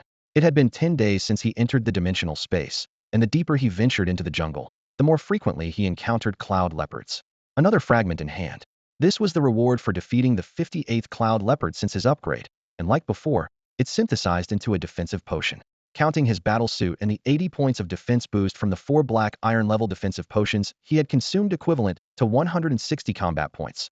Yunfeng was now able to ignore attacks from level 4 monsters, allowing cloud leopards to attack him without harm. Just as he was contemplating relying on his formidable defenses to crush the cloud leopards, an unusual hiss suddenly echoed. Yunfeng warily scanned his surroundings, but found no source. This was clearly not the call of a cloud leopard. Could it be another type of level 5 monster? Whoosh, the sound of something cutting through the air erupted. With his highly focused mental state, Yunfeng reacted instantly, tilting his head, turning, and raising his blade to block in one fluid motion. Despite his quick response, the opponent's attack power far exceeded his expectations. This strike sent Yunfeng flying back 5 or 6 meters, his legs leaving 2 clear skid marks on the ground. The impact left his arms trembling.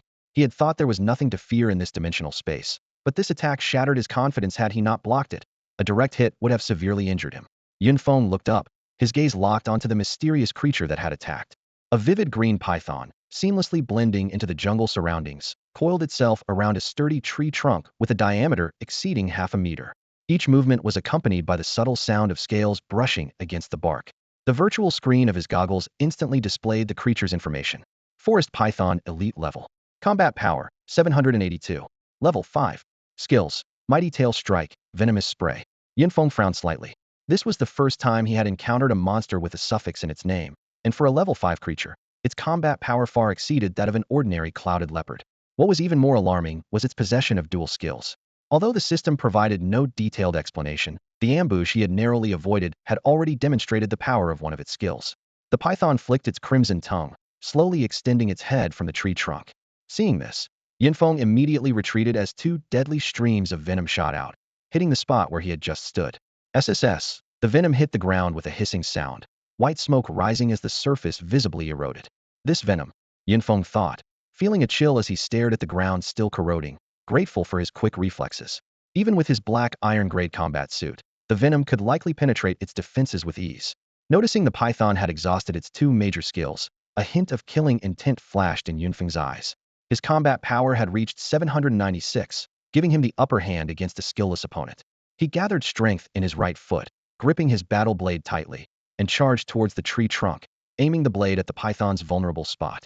Clang! A metallic clash resounded as the python's tail, like a steel whip, blocked the lethal strike, then swept Yunfeng away. Truly an elite creature, its combat instincts far surpassed any opponent he had faced before. Yunfeng steadied himself and launched another fierce attack. Without the system's blade technique inheritance, he relied purely on intuition to fight. If not for the spiritual energy enhancing his physique and flexibility, many of his moves would be impossible. The blade left marks on the python's body, but its vital spot remained heavily guarded, preventing any fatal damage. Suddenly, a chilling sound of something cutting through the air rang out again. Yunfeng was forced to abandon his attack and switch to defense as the python's tail swung down heavily. He barely blocked the mighty tail strike and immediately braced for another venomous spray. Yet, a full minute passed without the skill reappearing, indicating a lengthy cooldown period. Feeling relieved, Yunfeng resumed his aggressive assault. The python's body was covered in tough scales, making it a formidable adversary. Despite 5 minutes of intense battle, he had yet to inflict significant harm. At that moment, a movement from the python sparked an idea in Yunfeng's mind. Although risky, if successful, it could severely wound or even kill the creature. Simultaneously attacking and precisely calculating his distance from the python, Yunfeng seized the moment when it prepared to spray venom again, accelerating to its rear and kicking its head mid-attack. SSS. The trajectory of the venom was forcibly altered, with half of it landing on the python itself. The proud scales succumbed rapidly to the toxin, revealing vulnerable flesh. Yunfeng seized the opportunity, focusing his blade on the corroded area. Soon, large chunks of snake meat were sliced away, exposing internal organs and bones. Before long, the python lost its life and slid from the tree trunk. Following the goggle's instructions, Yunfeng cut open the python's head to retrieve a venom sac worth 1,000 currency units. To his delight, this battle had also granted him a substantial 51-point increase in spiritual energy. Truly an elite creature, Yunfeng mused. The rewards are indeed generous. Yunfeng looked at the corpse of the forest python with disappointment. The ground was empty, without any fragments dropped. However, he quickly adjusted his mindset. After all, the drop rate of elite monsters is naturally higher than that of ordinary ones, and continued hunting would eventually yield rewards. Abandoning the search for ordinary cloud leopards, Yunfeng focused on tracking down forest pythons. 15 minutes later, a second forest python finally appeared in his sight. With previous combat experience, this battle was noticeably easier. 8 minutes later, Yunfeng gained 51 spirit points, but still no fragments dropped. He swiftly collected the venom sac and continued deeper into the jungle. As he moved forward, the dense undergrowth gradually thinned out, replaced by towering ancient trees scattered randomly. Sunlight filtered through the gaps in the leaves, creating enchanting beams of light in the air. Yet Yunfeng remained vigilant, knowing that in this seemingly beautiful environment, a deadly tail strike or venom attack could come at any moment. 20 minutes later, the third forest python appeared.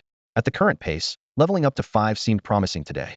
Although he could only hunt 2 elite monsters per hour, the spirit points gained were 5 times that of ordinary monsters.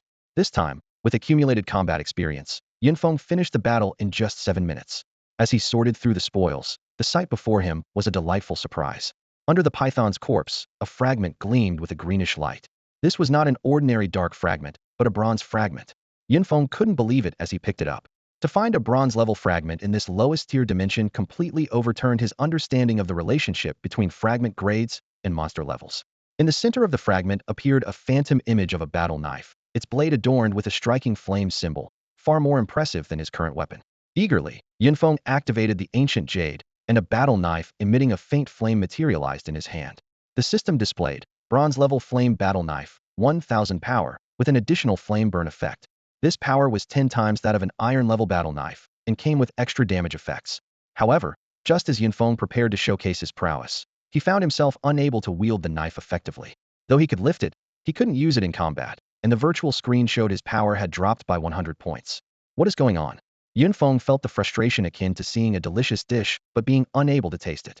In the end, he reluctantly put away the bronze battle knife and took out his iron-level knife again. It must be a level restriction. I'll try again at level 5 or 10, he consoled himself. The knowledge that the combat instructor was supposed to impart became increasingly clear in Yunfeng's mind. A bronze-level item to enhance combat power requires reaching level 11 to use. But who would have thought that a mere level 4 student could obtain bronze shards and complete a synthesis? This completely overturned his understanding. Yunfeng gripped the black iron saber in his hand, his gaze sweeping across the battlefield littered with debris. The unexpected acquisition of bronze shards filled him with motivation. Even though he couldn't use them yet, just having them in his possession was reassuring. As for the issue with the black iron potion's usage limit, a casual browse through the Awakener's trading platform back home would solve that. Obtaining a shard after defeating just 3 elite monsters was astonishingly lucky. However, upon reflection, there were indeed very few who could challenge elite monsters at this stage. Even an SS-level Talon Awakener with an initial combat power of 50 points only reached about 410 points at level 4. Even fully equipped like him, it barely broke 610 points. Of course, with the SS-level Talents bonus, one might just manage to challenge above their level, but such geniuses were hard to find even once a year across all of Hua Nation. Statistics showed that in Jiangnan province, with nearly 1 billion people, fewer than 10 SS-level geniuses awakened this year among the 5 million students participating. The odds were astonishingly low. With the bronze shards as motivation, Yunfeng's fighting spirit grew stronger. When he encountered the forest pythons again, his strikes became increasingly skilled, and the time to kill them continuously decreased. It seemed that this area's elite monsters were only of this one kind. After slaying another 4 forest pythons, a second bronze shard appeared. The shard revealed the virtual image of a Pot-Iona bronze-level strength potion that could increase strength by 200 points, with a usage limit of 10. Yunfeng instinctively wanted to use it, but found he couldn't even open the bottle, which made him realize equipment comes with level restrictions. Otherwise, letting a level 1 novice wield silver or gold equipment would allow them to dominate the dimensional space. Looking down at the ring on his finger, Yunfeng pondered. This kind of item, usable at level 1, must be a special type not subject to level restrictions, as it was merely a functional tool and didn't increase combat power. Through this deduction, he grasped the usage rules for synthesized shard items. Those that increase combat power have level restrictions, while functional ones can be used freely. Time passed, and the sun overhead remained constant, its position shifting from the early morning of 10 days ago to the current noon. After more than 10 hours and defeating 24 forest pythons, Yunfeng finally reached level 5. These elite monsters contributed 6 bronze shards and 1 black iron shard. Among the bronze shards, there were 2 strength potions and 3 speed potions. Holy crap! Holy crap! Yunfeng exclaimed, staring at the black iron shard, his mouth slightly agape, bursting with excitement. The 6 bronze shards couldn't compare to the joy brought by this single black iron shard. In the center of the shard was the image of a potion, with the word talent seemingly imbued with magic, making it hard to look away. It was a talent upgrade potion. Yunfeng nearly jumped for joy. In the next instant, the shard transformed into a tangible potion in his hand, a black iron-level talent upgrade potion, with a chance to raise and level talent to a level. Although it was only a chance, with enough quantity, success was possible. Without hesitation, Yunfeng drank the potion. Yet, there was no reaction. As he suspected, 1 bottle was not enough. In the outside world, the demand for black iron-level talent upgrade potions wasn't high, as even upgrading and level talent to a level had limited effects, let alone requiring more than 1 bottle for effectiveness. But in Yunfeng's eyes, it was a priceless treasure. According to the teacher, when a talent awakener reaches level 5, they automatically acquire a talent skill, and they will gain another every 5 levels thereafter. Yunfeng looked at his attribute panel with a frown. As an level talent awakener, even reaching level 5 hadn't granted him any skills, highlighting the frustration of having a lifestyle talent. He opened the virtual screen to examine his attributes closely. Name, Yunfeng. Level, 5 283,000. Combat power, 927. Talent, level. Through his efforts, he had consumed 4 defense potions, 3 speed potions, and 2 strength potions. Since this area could drop talent upgrade potions, he decided to continue honing his skills here. The depths of the jungle were dark and silent. Even under the blazing sun, the forest felt gloomy and oppressive. Yunfeng moved cautiously between the trees, weapon in hand. Now, it took him only 5 minutes to kill a forest giant python, but finding a target often took much longer. Since reaching level 5, the spirit energy each python provided had halved to just 26 points. To level up from 5 to 6 required 3,000 spirit points, meaning an average awakener needed to hunt 600 same-level monsters. After 3 days of continuous battles, Yunfeng had slain a total of 100 forest giant pythons. With his relentless hunting, the number of pythons in the area noticeably decreased, extending the time to find a target from 20 minutes to over half an hour. His gains were substantial. Talent upgrade potions, 3 bottles. Mental potions, 4 bottles. Black iron level combat suit, 1 piece. Bronze level strength potion, 1 bottle. The first mental potion he obtained left a lasting impression. The liquid inside shimmered like a starry sky, and upon consumption, it immediately invigorated him, dispelling the fatigue of continuous battles. Although this potion didn't enhance combat power as much as the other 3 types, the refreshing sensation was undeniably addictive. During his hunts, he collected a total of 10 potion fragments, including the initial black iron level mental potion fragment. This mental potion could enhance mental strength by 20 points, with a usage limit of 10 times, seemingly tailored for elemental awakeners. The harvest was quite fruitful. Yunfeng gently caressed the talent upgrade potion in his hand, a slight smile playing on his lips. This time, he decided not to use the potion immediately, but to save some instead, a habit formed from playing card games in his past life, where he believed that drawing 10 cards at once was luckier than drawing them one by one. He carefully examined the newly acquired equipment, a black iron level battle suit that perfectly matched the black iron level dagger he had obtained earlier, completing a set for Haihu. As for Zhugan, his affluent family background would surely provide him with basic equipment like this. At the edge of the jungle, a majestic mountain gradually came into view. Yunfeng stood at its base, his gaze following the winding path upwards. Since elite-level monsters had already appeared deep in the jungle, could there be even more powerful creatures hidden on this mountain? Driven by curiosity, he began his ascent. The month-long training was nearing its end, with the small jungle dimension bathed in a blood-red dusk. A crimson sun hung halfway across the western sky, casting long shadows of the returning teams. People started gathering at the exit of the dimensional space. This leveling up is too difficult. I couldn't even reach level 5 in a month, and almost got wiped out several times. Tell me about it. I'm only at level 4 with a combat power of 356, and I'm just a clever talent. Oh my, your combat power is that high already? I'm only at 287. Most teams wore expressions of exhaustion and disappointment, clearly indicating that the month's training had not gone smoothly. To get all members of a 5-person team to the desired level required a significant number of monster kills. Lu Yong, come with me. Li Yinjing noticed that there was one person missing from Lu Yong's team, her face filled with anxiety. Why did only 5 of you return? Faced with the homeroom teacher's questioning, Lu Yong remained silent. He couldn't bring himself to admit that Yunfeng had sacrificed himself so the team could continue training, even if it was Yunfeng's choice. Speak up. Where's the other person? Li Yinjing's voice echoed across the clearing, drawing everyone's attention. If you don't explain today, your team can forget about participating in future training. Her tone was icy and stern. At that moment, a voice emerged from the crowd. Teacher. Zhao Borui, what do you want to say? Li Yinjing's sharp gaze turned to the speaker. Teacher, I'll tell you about Yunfeng. Zhao Borui stammered. Zhao Borui, if you dare to speak, don't expect to stay in my team, Lu Yong threatened. Huh? Threatening a classmate right in front of me. Lu Yong, you have some nerve. Li Yinjing sneered. Zhao Borui, go ahead. Lu Yong has no such authority. Even if he excludes you, I can arrange for you to join another team. With the teacher's support, Zhao Borui seemed to find his courage. Brother Yong, you may not want to train, but I do. He then recounted everything that had happened that day in full detail. Is this how you lead a team? Sacrificing your teammates for your own benefit? Li Yinjing's voice was filled with anger as she questioned Lu Yong. Upon hearing Zhao Borui's words, Li Yinjing's lips trembled slightly, and her face turned pale. She understood all too well that for an level talent awakener, facing monsters alone at level 1, the chances of survival were almost 0. Teacher, we went back to look for him afterwards and found nothing, Lu Yong chimed in, his tone carrying a hint of helplessness. Not only did we not find Yunfeng's body or belongings, but we also picked up quite a few monster trophies along the way.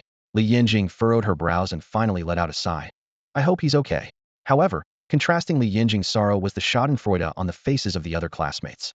Yunfeng was never popular in class, known for his sharp tongue, and besides Zhou Quan, he had almost no friends. Now that he had awakened the worst Flevel talent, he was seen as nothing but a burden in their eyes. And Flevel, isn't it normal for something to happen? Didn't the teacher say there's risk in training? Yeah, if you're weak, don't cause trouble. This way, I don't have to switch classes. I was about to transfer schools, but I stayed when I heard he might get expelled. As the crowd continued to chatter, someone suddenly shouted, Stop talking, Zhou Quan's team is back. A 5-person team approached confidently. It was the strongest team in the class, led by Zhou Quan. Crazy man, how was your training? Black Monkey's voice rang out from afar, but he was met with a heavy silence. Black Monkey's gaze quickly locked onto Lu Yong, knowing Yunfeng was in their group. Lu Yong, where's Crazy? Why do I only see you guys? Sensing the tense atmosphere, Black Monkey's voice began to tighten. Zhou Quan, I'm sorry. Before Lu Yong could finish, Black Monkey felt a sharp pain in his chest, making it hard to breathe. If not for absorbing a lot of spiritual energy over the past month, greatly improving his physical condition, he might have passed out. Don't you dare say sorry. What the hell happened? Black Monkey's roar stunned everyone. Nobody expected such a frail body to unleash such astonishing energy. Zhou Quan, calm down. Li Yinjing tried to intervene to soothe him. How can I calm down? The whole class is back, but my brother is missing. How can I calm down? Black Monkey shouted hysterically. Enough, stop it. Li Yinjing suddenly unleashed a strong aura, forcibly suppressing Black Monkey's emotions. Training always carries risks. I've said this before. Although she understood Black Monkey's feelings at the moment, this wasn't the place to handle this matter, especially as the dimensional space's sky was about to darken. As the sun set in the dimensional space, Li Yinjing led the teachers in safely escorting the students out. They had entered with 306 people, but now only 302 had safely exited. Even the lowest level of dimensional space, training always harbored unpredictable dangers. As the last group evacuated, darkness gradually enveloped the entire dimensional space. A full moon slowly rose, and during the transition from day to night, countless scarlet lights began to flicker throughout the space, filling the area like warnings from a bird's eye view. Meanwhile, Feng was still climbing the seemingly endless mountain alone. I must be going in circles, he murmured, looking up at the summit, which seemed as distant as it had been 10 days ago when he first started the climb. Over the past 10 days, he had only encountered a few monsters, having slain a total of 38 forest pythons. Though the number wasn't high, the rewards were decent. 3 shards had dropped. Currently, his storage ring held 5 bottles of black iron grade talent upgrade potion, 5 bottles of black iron grade mental potion, 4 bottles of bronze grade strength potion, 3 bottles of bronze grade speed potion, along with 1 bronze grade battle knife, 1 black iron grade dagger, and 1 set of black iron grade combat gear. Feng knew that the others should have already left the dimensional space. However, that suited him just fine given his current strength. He couldn't possibly explain it to the outside world. How could someone with level talent possess a combat power exceeding 4 figures at level 5? It defied logic. So he had long decided. Once he left the dimensional space, he wouldn't return to school. The school would probably breathe a sigh of relief at this good news. I'll have to keep it from you two for now, but I'll make it up to you later, he muttered to himself. As night fell, his vision was severely limited. Suddenly, a pair of scarlet lights appeared in midair not far away, slowly approaching him.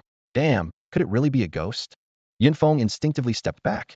Although he wasn't easily scared, having watched too many supernatural stories in his past life, this situation made him uneasy.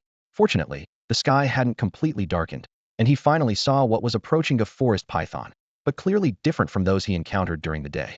The system displayed. Monster, Forest Python Berserk Elite. Level 5. Combat Power, 1028. Skills, Mighty Tail Strike, Venom Spray.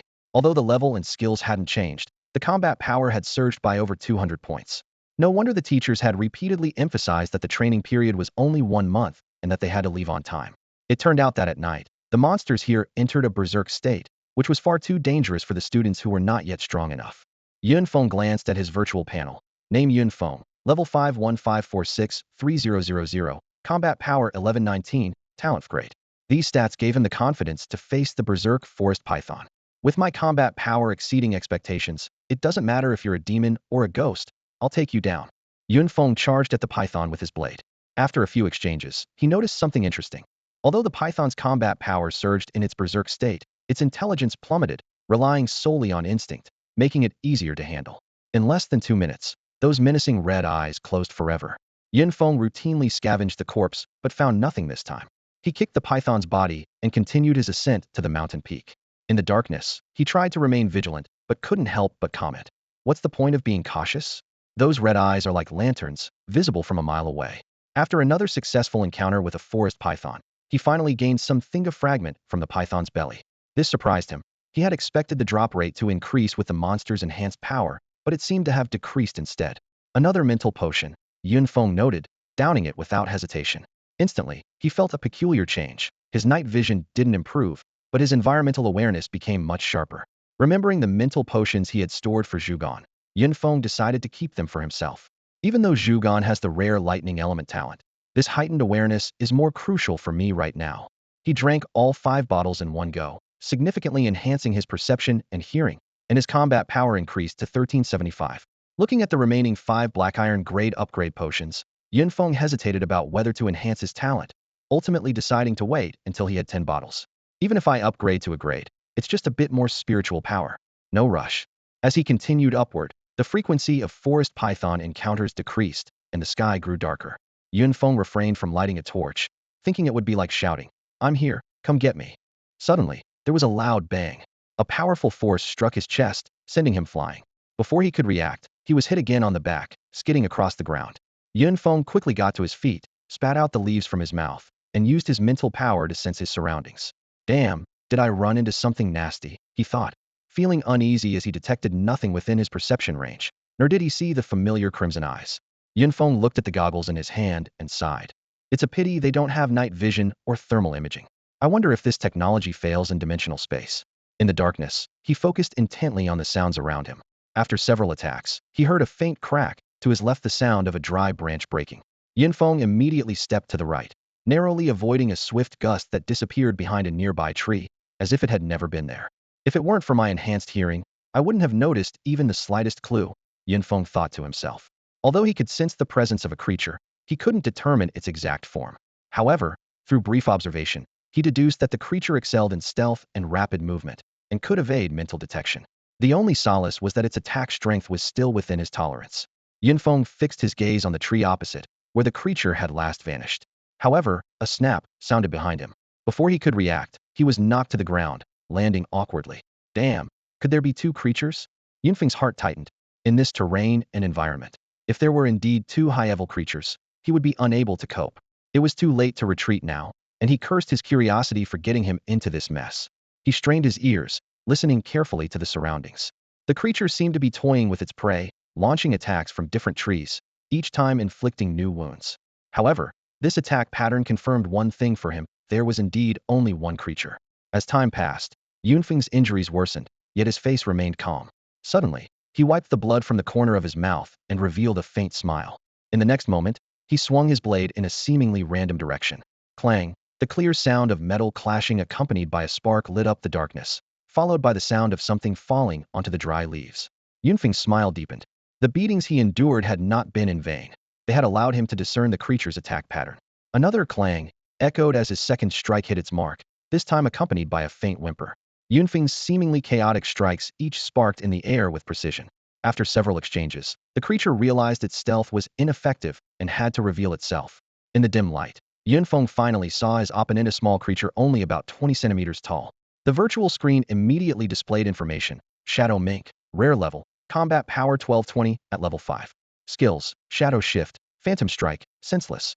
This was a new type of creature with 3 skills and combat power more than triple that of similar creatures. Yunfeng analyzed internally. Shadow Shift must be its ability to rapidly change positions with a very short cooldown. The passive skill Senseless allows it to evade detection, which is indeed formidable. No wonder it's so difficult to deal with. This must be a creature of a higher grade than an elite monster. Yunfeng stared intently at the shadow mink before him, his heart secretly on guard. It hadn't even entered its berserk state yet. Thinking of how he was almost defeated by a creature with lower combat power, he tightened his grip on his warblade, determined to eliminate it completely. As the battle continued, Yunfeng gradually mastered the shadow mink's attack rhythm. The sparks from the collision of the blade and the mink slowly diminished, replaced by the unsettling sound of the blade slicing into flesh. After 7 or 8 minutes of fierce fighting, a piercing scream shattered the darkness, and the mink's attack ceased abruptly. A warm surge of energy flowed into Yunfeng's body, and the numbers on the virtual screen fluctuated. This shadow mink provided 51 points of spiritual power, 10 times that of an ordinary monster of the same level. It was finally over. Yunfeng gasped heavily, fatigue washing over him. If there were light, one would see his sweat-drenched and slightly pale face, his hand still trembling slightly from holding the blade. This was indeed the most dangerous situation he had encountered in his training, but fortunately, although the creature was incredibly fast, its strength was somewhat lacking. Otherwise, the consequences would have been dire. Approaching the shadow mink's corpse, Yunfeng reached out to touch it, expecting soft fur, but instead found a layer of fine scales. After prolonged intense collisions, these scales were covered in cracks and shattered at a touch. The system prompt sounded: Shadow Mink Carapace, 50,000 Hua coins. Damn, Yunfeng couldn't help but exclaim. This thing was worth so much. 50,000 Hua coins could buy half a piece of black iron equipment. He quickly stored the carapace in his spatial ring, feeling secretly delighted. An even bigger surprise awaited him. Beneath the shadow mink's body, a crystal shard emitted a silvery white glow, clearly visible even in the pitch-black dimensional space. To Yunfeng, this light was the most beautiful color in the world. Silver shard. Yunfeng's hand trembled slightly with excitement. At the center of the brilliant silver-white glow lay a vial of potion. Although he felt a bit disappointed seeing it was a potion since he couldn't use even bronze-level potions, let alone silver-level ones, his interest was reignited when he saw the word healing on it. After activating the ancient jade, a dark red potion appeared in his hand, resembling a Bloody Mary. The system displayed silver-level healing potion, capable of healing 60 of injuries, 10 uses. This was practically a major health potion from a game, and it healed by percentage, with impressive effects. Even more astonishing was that this potion could be used a total of 10 times. Without hesitation, Feng took a sip. This time, the potion didn't deplete. The scarlet liquid in the bottle only reduced by a tenth. A warm current spread throughout his body, growing stronger, like a gentle spring breeze or the warm sun of winter. In less than a minute, most of the injuries caused by the shadow mink had healed. The silver-level healing potion's effects were indeed immediate. Stowing the potion away, Feng continued his ascent to the mountain peak. At this moment, he was full of confidence, unafraid even if he encountered another shadow mink. Feng looked up at the deeper darkness of the mountain peak, his eyes glimmering with anticipation. The allure of the silver fragments made him eager to uncover the secrets hidden at the summit. Although the path to the top was riddled with thorns, for him, these deadly obstacles were the best opportunities. In the dimly lit space where light and shadow intertwined, Feng proceeded cautiously. The rarity of the shadow mink as a rare creature surprised him. It took half a day to encounter just one.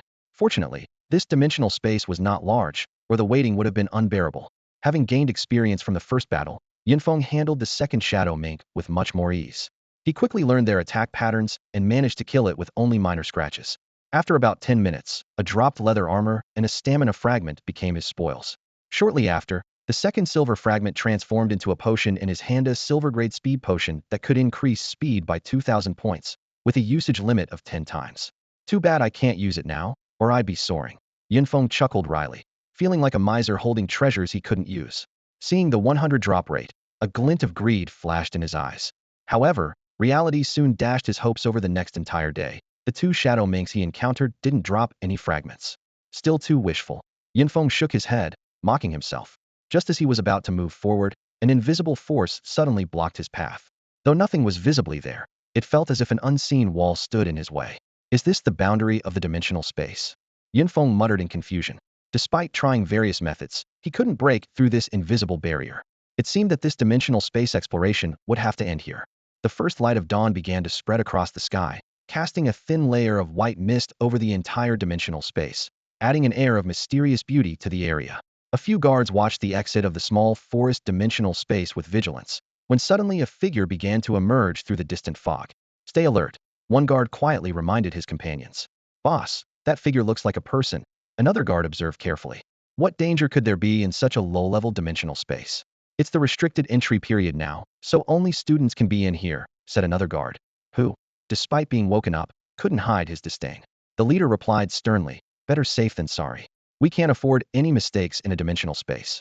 As the figure came closer, it turned out to be a young man dressed in the simple combat uniform provided by the school. Hello, he greeted the guards casually. The guards relaxed slightly but were puzzled. Why was he here? Are you one of the students from Li Yanjing's class? A guard asked, knowing that this dimensional space was often used by Li Yanjing for student training. Their combat goggles immediately displayed the newcomer's information. Level 3. Combat power, 175. These numbers only deepened the guard's confusion. Unknown to them, Feng had taken a silver-grade disguise potion, which perfectly masked his level and combat power for 30 minutes, making it undetectable to anyone below level 30.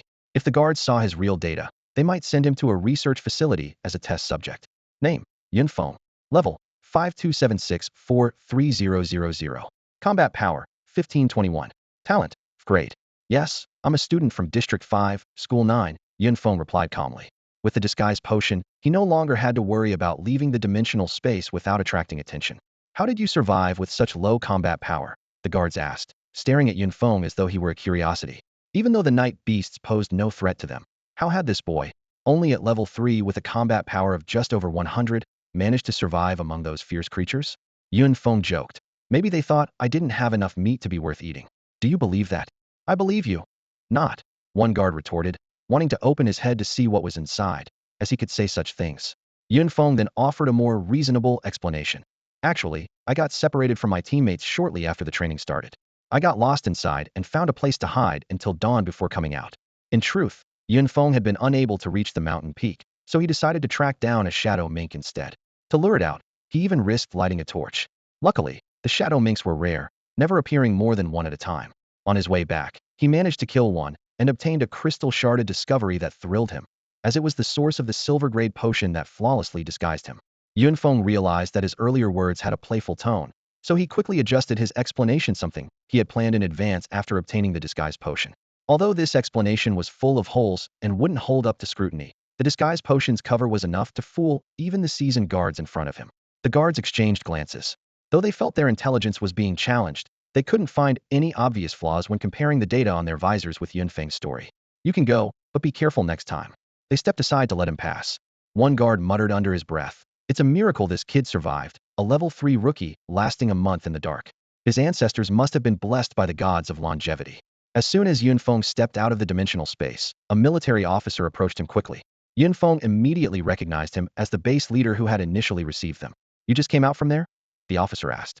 "Yes," Yunfeng replied, standing at attention, and then repeated the story he had prepared. The officer gave him a skeptical look, but didn't press further. He simply advised, "Put away your goggles. It's best not to use them outside the dimensional space." After a pause, he added, "In half a day, a small armored vehicle will return to the safe zone. You can catch a ride on it." "Thank you, sir." Yunfeng responded with a crisp salute and stepped aside to wait. During the long wait, Yunfeng began to inventory his spoils from the dimensional space.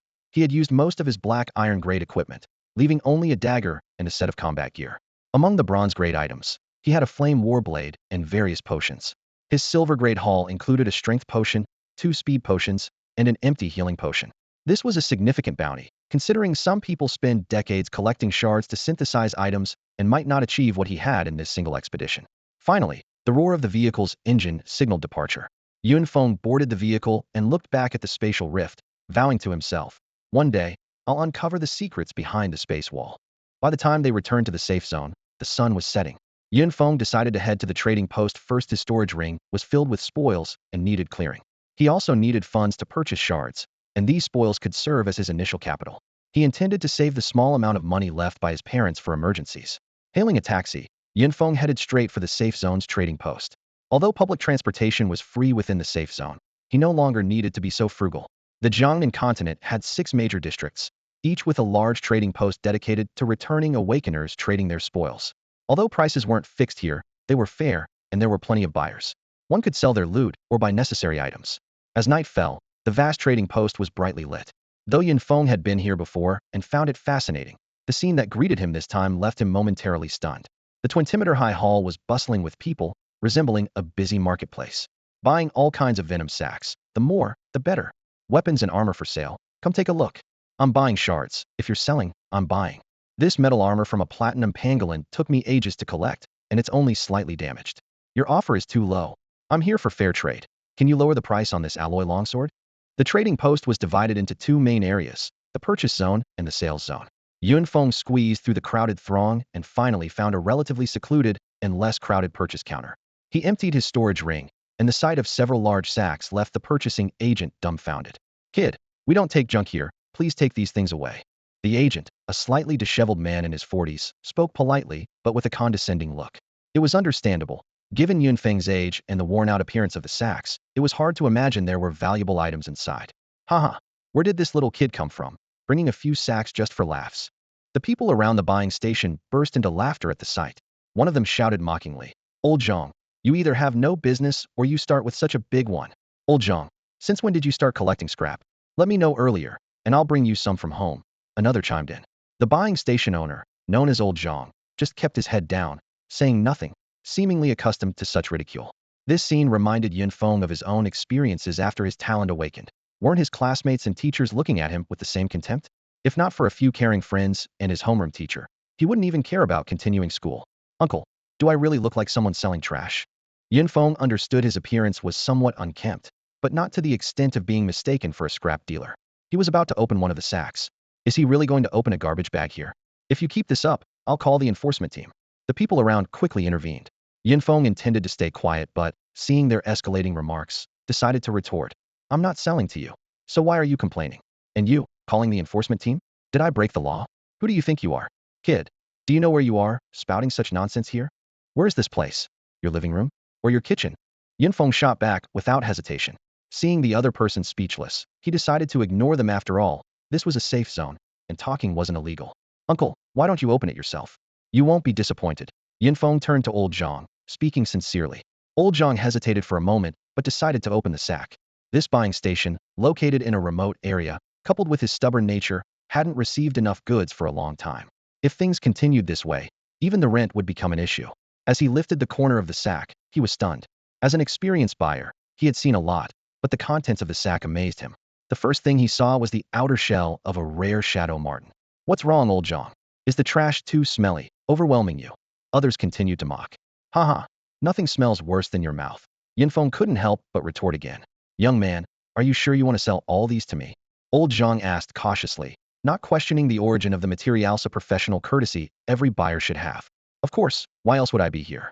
Just calculate how much they're worth. Old Zhang began to inspect the items in the sack one by one.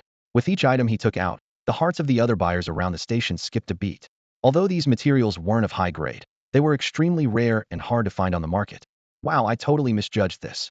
A few buyers who had been watching from the sidelines suddenly changed their attitude, plastering sycophantic smiles on their faces as they rushed over to Yunfeng. Hey there, maybe old Zhang can't buy everything. How about selling some to us? Yeah, I've got fair prices over here. Seeing the monster materials piled up in the sack, their attitudes flipped faster than a book. Yunfeng turned to the middle-aged man, old Zhang, who was absorbed in calculating, his eyes asking for confirmation. Old Zhang looked up, appearing troubled. Kid, the items you've brought are still within my buying capacity. Although he hadn't finished tallying up even one sack, he gamely continued counting. No worries, just finish counting everything first, Yinfeng said calmly. The surrounding buyers silently cursed, acting all big when he might not even afford it. An hour later, the contents of the 3 sacks were finally accounted for. Old Zhang looked up and said deliberately, Kid, the total is 1,235,832 yuan. This figure was close to Yunfeng's expectations. Although the quantity seemed impressive, most of it was from low-level monsters with limited value. The most valuable items were 12 sets of shadow mink armor and nearly 200 forest python venom sacks. Here's what I'll do, old Zhang cleared his throat. Since you've provided so many materials, including some rare ones, I'll offer you a fair price and even 1,200,000. Yinfeng was puzzled. The initial quote was over 1,235,000, yet this so-called fair price seemed like a way to shortchange him. Are you serious? Yinfeng asked, incredulous. My friend, my funds are a bit tight right now. Could you cut me some slack? Old Zhang rubbed his hands together. Some fragments I acquired haven't sold yet, causing a cash flow issue. Fragments? What fragments? Yinfeng caught onto the keyword. Old Zhang looked suspicious, as if questioning whether these spoils truly belonged to Yinfeng. I'm asking what fragments you have. Yinfeng clarified with an eye roll. If there's something I'm interested in, I could take it as payment. Old Zhang's eyes lit up, and he quickly laid out all the fragments he had on hand. 8 crystal fragments neatly arranged on the table. 5 emitted a dark glow, 2 shimmered with a greenish hue, and 1 gleamed with a bright silver light. Yinfeng closely examined the fragments. The 5 black iron ones could be useful, covering strength, speed, defense, mental acuity, and healing potions. The 2 bronze Onisa defense potion and a mental potion didn't interest him much, as they wouldn't be as relevant once he reached level 10. Finally, his gaze settled on the silver shining fragment, a hint of excitement flickering in his eyes. Within the shimmering shards of silver crystal, the ghostly image of an ancient book flickered, with the bold characters Tian Sha Blade Technique shining brightly upon it. Yunfeng gazed at the silver fragment in his hand and finally understood its originate was a precious martial arts fragment. In the early days of the Awakening era, such martial arts fragments were considered priceless. At that time, governments worldwide would spare no effort to collect these pieces, organizing top-tier research teams to study them tirelessly. After years of persistent effort, humanity finally mastered the technology of martial arts replication. Although the replicas could only harness a third of the original's power, compared to the arduous task of gathering complete fragments, this was a revolutionary breakthrough. Consequently, the value of martial arts fragments plummeted. Unless it was an entirely new martial art, few were willing to go through the trouble of collecting these fragments. This explained why the silver fragment in old Zhang's possession had remained unsold. It was generally seen as more worthwhile to spend a bit more on a complete replica than on an incomplete fragment. However, for Yunfeng, this fragment was a rare opportunity. He was acutely aware of the vast difference between replicas and originals. Replicas could only exhibit 30 of the potential, while the original could perfectly display the essence of the martial art. This gap was especially pronounced at lower levels. Studies showed that for martial artists below level 10, the success rate of mastering an iron-level replica was about 50, meaning usually 2 copies were needed for full mastery.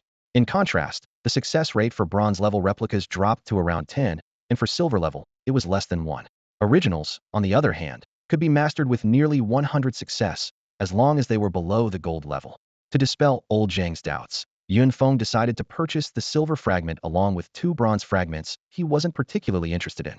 When other buyers kindly reminded him about the unsold silver fragment, Feng simply smiled and said, "I've seen it, and even if it's just for collection, it's worth it." He didn't argue against their well-meant advice. Old Zhang was so thrilled he was almost on his knees, confirming in disbelief. "Young friend, you really want this silver fragment too? Don't waste time, just total it up," Feng said directly. Old Zhang began calculating. 1 iron fragment is 15,000, 1 bronze fragment is 50,000, and the silver fragment is 120,000, so that's a total of 295,000, plus 960,000 for materials. "I didn't bring cash, can I transfer the money to you?" "No problem, just transfer it to my card," Feng said, handing over his bank card. Since his phone was taken by his teacher when entering the dimensional space, this card arranged by his parents proved useful. Old Zhang carefully handed over the 8 fragments to Feng and completed the transaction. "Young friend, if you need materials in the future, you're always welcome here." He was now full of energy, a stark contrast to his earlier dejected state. Feng nodded slightly and turned to head towards the sales area. With money in his pocket, Feng felt delighted as he hummed a cheerful tune and stepped into the sales area. The crowd here was much denser than in the procurement section, and the array of goods was dazzling. He first approached the weapons section, where countless weapons were on display. Most of these were imitations made from monster materials, mimicking shards. While they couldn't compare to genuine shard composites, they were more affordable. A long knife, flickering with lightning, caught his attention, reminiscent of the flame battle knife in his storage ring. "Hey there, this is an imitation of the bronze level Thunderblade, guaranteed to boost your combat power by over 300 points. You can equip it at level 10, and it's yours for just 250,000, absolutely worth it," the vendor enthusiastically introduced. Feng gently put the knife down, silently comparing it in his mind. His flame battle knife could provide a 1,000 point boost, making this imitation pale in comparison. The booth also had some shard composites, but their prices were staggering. A bronze level battle knife started at 500,000, and silver equipment could easily reach millions. As for gold equipment, those were the store's prized possessions, not for sale. Equipment above the gold level was considered strategic assets by major forces and never appeared on the market. 220,000 then. 200,000. Take it for 200,000. I really can't go any lower, the vendor called out urgently as Feng turned to leave. Feng paid no attention. Having already experienced the finer things, these scraps naturally didn't appeal to him. Nonetheless, these imitations were a testament to human ingenuity and resilience in harsh environments. Skipping the martial arts section, which only sold manuals, Feng headed straight for the shard area. The stock of shards was noticeably scarce, as most people preferred to trade on platforms, with only those in urgent need of money selling directly. The counter mainly displayed basic attribute potion shards, which were the easiest to synthesize, requiring only 4 pieces for black iron grade. Although Feng's basic potions hadn't reached their limit, he preferred to spend his money more wisely. "Hey there, just let me know what you need," a friendly vendor approached him. Feng didn't even bother with eye contact. He despised persistent sales pitches while shopping, a habit carried over from his past life. His shopping rule was simple: no unsolicited recommendations, questions get answered. After wandering for a while, he still hadn't found any shards that caught his eye. His goal was clear: to find usable silver shards and rare black iron or bronze shards. Finally, he stopped at a counter, picked up a blue crystal shard, and asked, "How much is this shard?" Behind the counter stood a frail-looking girl with slender shoulders and a slightly pale complexion, hinting at some malnutrition. However, her smile was particularly captivating, and her delicate features combined with that sincere smile exuded a youthful vitality. She was still wearing her neat school uniform, clearly having come straight here after school. "This is a bronze-level sleeve dart fragment, a type of auxiliary equipment classified as a hidden weapon," the girl explained professionally, pointing to the item in the display. "These fragments are quite rare. Are you sure you want to buy it?" Feng glanced at her school uniform and asked, "Are you from District 5's second high school? Did you just awaken this year?" "Yes," the girl replied, glancing down at her uniform with a hint of shyness and nodding. "These fragments didn't all come from the dimensional space, did they?" Feng asked casually. At their level, bronze fragments could only be obtained by defeating elite monsters. The girl didn't answer, just continued to smile at him. Her silent acknowledgement made Feng's heart stir. This seemingly fragile girl had the ability to defeat monsters of the same elite level. Whether she did it alone or not, she must have awakened some extraordinary talent. "I'd like to collect and give it a try," Feng said, refocusing and pointing to the counter. "These pieces together, can you give me a price?" He picked up a silver-level martial arts fragment and 2 basic attribute iron fragments. Alright, it comes to 201,000. I'll round it down for you, 200,000 even. Without hesitation, Yunfeng handed over his bank card. The 960,000 he had just received had quickly diminished by a fifth, but he didn't mind at all. Instead, he felt a rush of excitement once these fragments were synthesized and resold. Their value would increase exponentially. Thank you, come again. The girl's sweet voice and smile accompanied Yunfeng as he left the shop, buying a few more miscellaneous items in the surrounding area before heading home. By 9 o'clock that evening, the solitary Yunfeng was eager to process his day's haul. Time to synthesize these fragments. He eagerly laid all the fragments on the table, starting with a few iron-level ones. Soon, 6 potions appeared before him. 2 strength potions, 2 speed potions, 1 defense potion, and 1 spirit potion. Without a second thought, Yunfeng downed all the potions in one go. A wave of heat surged from his abdomen to his head, and the intense sensation made him gasp. Such indulgence was something only he would dare. Ordinary people would use potions more strategically, like Zhou Quan focusing on speed and strength, or elemental users prioritizing spirit and speed. Finally, Yunfeng picked up the bronze fragment for synthesis, and a small sleeve dart appeared in his palm. This is a real treasure, he thought to himself, but unfortunately, I have to wait until level 10 to use it. Unlike other weapons, hidden weaponry could stack combat power, unlike sword-type weapons which only count the power of a single weapon. Yunfeng carefully put away the sleeve arrow and 2 bronze potions, his gaze fixed on the 2 silver fragments he was most excited about. One piece was a blade technique martial art acquired from the buyer, Old Zhang, and the other was a movement technique martial art purchased from a female student. Under the bluish glow emitted by the ancient jade, a miniature, translucent jade book appeared in his palm. The system interface promptly displayed the information: silver-level martial art, heavenly fiend blade technique, available for insight, 10 times. Wearing protective goggles in his own space posed no issue, and Yunfeng was captivated by the precious martial arts manual. He gently pressed the jade book against his forehead, feeling a cool sensation. As he slowly closed his eyes, an ink painting unfolded in his Mindo white canvas with a black silhouette wielding a blade standing solemnly. In an instant, the silhouette began to move, as if the ink had come to life, demonstrating a grand and fluid blade technique. Thrusting, side-slashing, spinning, and flicking, the moves flowed seamlessly, leaving him dazzled. When the demonstration concluded, Yunfeng was left standing in a daze. Is that it? I don't seem to remember anything. He picked up his black iron battle knife to imitate the moves, but found himself at a loss. As expected, silver-level martial arts aren't easy to master. This insight left me bewildered. He glanced at the jade book, noticing the insight count had decreased to 9. Unwilling to waste the opportunity, Yunfeng placed the jade book against his forehead again. This time, he focused intently on every move of the shadowy figure. After 5 consecutive insights, he finally sketched the general outline of the blade technique in his mind. No one else would squander silver-level martial arts like this, I bet, Yunfeng thought, glancing at the clock on the wall. The second hand ticked, and the hour hand was nearing midnight. To ensure he didn't forget the key moves he had just memorized, he grabbed a watermelon knife to practice using the battle knife at home, which surely demolished the place. Even with simple gestures, the trajectory of the watermelon knife hinted at a trace of sharpness. Half an hour later, Yunfeng was drenched in sweat, breathing heavily. This silver-level martial art is beyond my current capability to master fully. Although I've grasped the basic moves, my inner energy is insufficient to sustain them, he pondered. I'll stop here for today and continue practicing tomorrow. Finally, Yunfeng's gaze landed on another jade book in his hand. Silver-level martial art, Phantom Step, available for insight, 10 times. So comfortable. Yunfeng stretched his limbs and lazily yawned. Unlike the constant tension and readiness for crisis in the dimensional space, he could finally relax completely at this moment. Just as he was about to get up, his eyes inadvertently glanced at the calendar on the wall, showing the date as April 28th. What the heck? Yunfeng sprang up from the bed as if electrified, staring incredulously at the calendar. He distinctly remembered it being April 25th when he fell asleep. Had he really slept for 3 whole days? Instinctively, he touched his forehead, doubting whether the calendar had malfunctioned. Since his phone was confiscated by the teacher before entering the dimensional space, he had to press the switch on the wall to confirm the time. With a slight humming sound, the blank wall instantly transformed into a massive display screen, clearly showing in the upper right corner. Awakening year 321, April 28th. News flashed across the screen rapidly. Early yesterday morning, a severe accident occurred in the Xianlong dimensional space, with numerous monsters breaching the spatial barrier, resulting in heavy casualties.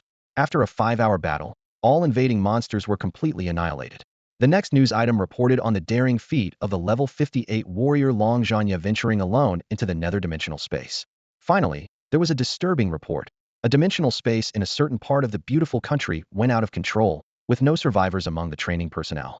One day, I'll be the subject of these news stories too, Yunfeng thought as he turned off the display screen, a flicker of determination in his eyes. He decided to visit the school and find an excuse to retrieve his phone. With a stealth potion in hand, as long as he avoided the high-ranking officials, it shouldn't be too much of an issue. After all, those powerful figures were either training in dimensional spaces or on their way to train. It was early class time, and Li Yanjing stood at the podium, observing the hundreds of students focused on their exercises. Suddenly, a voice called out, "Report," breaking the silence of the classroom. All eyes turned towards the door. "You, Yunfeng?" Li Yanjing rubbed her eyes, as if seeing a ghost. Since Yunfeng's sacrifice, Class 32 status in the school had skyrocketed, climbing directly to second place in the grade. Although the school outwardly expressed regret for the other sacrificed students, they secretly rejoiced over Yunfeng's death, and even considered rewarding Li Yanjing, though she firmly refused. "Madman, you're really back?" Black Monkey stood up abruptly, staring in disbelief at the frail and haggard figure at the door. "Teacher, have you forgotten me so soon?" Yunfeng flashed his familiar mischievous grin. "Classmates, did you miss me?" He waved as he walked towards the seat beside Black Monkey under the gazes of everyone.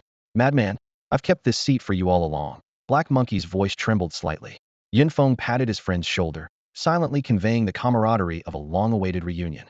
The classroom fell into a brief silence, followed by a rising tide of murmurs. "Wow, how did he come back? How can he possibly be back?" The classroom buzzed with chatter as all eyes turned to the figure who had just returned. Yunfeng's sudden reappearance left everyone in disbelief. After all, surviving alone in a dimensional space for over a month as a class awakener was unheard of. Li Yanjing watched the student who filled her with both joy and confusion, and softly said, "Yunfeng, come with me." Yunfeng had barely warmed his seat before he had to get up and follow the teacher out of the classroom. As soon as they stepped outside, Yunfeng extended his hand with a mischievous smile on his face. "Teacher, I just want my phone back." Li Yanjing looked at his face, bearing a sly grin, and felt the urge to punch him but restrained herself due to her role as a teacher. "You'll get your phone later. First, tell me what happened over the past month." Yunfeng lowered his head, feigning a pitiful expression. "Teacher, are you like everyone else, unable to believe in me?" He pretended to be heartbroken but was secretly holding back laughter. When Yunfeng couldn't hide the smile at the corner of his mouth, Li Yanjing realized she had been tricked. "You little rascal, daring to tease your teacher," she exclaimed before continuing seriously. "Now, tell me what really happened in the dimensional space." Facing his teacher's stern expression, Yunfeng dropped the joke and began recounting his adventures, getting lost, battling groups of monsters, unexpectedly gaining spiritual power, hiding in a cave, and only finding a way out a few days ago. Listening to this obviously flawed explanation, Li Yanjing frowned. Not even a ghost would believe that. "Then, teacher, how should I say it so you will believe me?" Yunfeng retorted. This question left Li Yanjing speechless, and class awakener surviving alone in a dimensional space was a puzzle in itself. "It's good that you're back." Li Yanjing finally sighed. "No matter what others say, you'll always be my student. Go back to class." However, Yunfeng didn't turn to leave. Instead, he stood firmly and said, "Teacher, I want to take a 2-month leave of absence." It was a decision he had thought through carefully. Rather than wasting time, he preferred to train in the dimensional space. "Yunfeng, that's not necessary. I'll handle the school matters for you." Li Yanjing assumed he was still upset about what had happened before. "Teacher, please agree. I'm really fine," Yunfeng insisted. Yunfeng nodded in agreement with the teacher's words and turned to head back to the classroom. That heartfelt, "thank you," left him grateful for having a wonderful teacher like Li Yanjing. Once Yunfeng turned his back, Li Yanjing quickly put on her protective glasses to check, but the results left her slightly disappointed. Could what this student said be true? Before reaching the classroom door, Yunfeng could already hear the lively chatter inside, reminiscent of a bustling marketplace. It was clear that he was the center of discussion.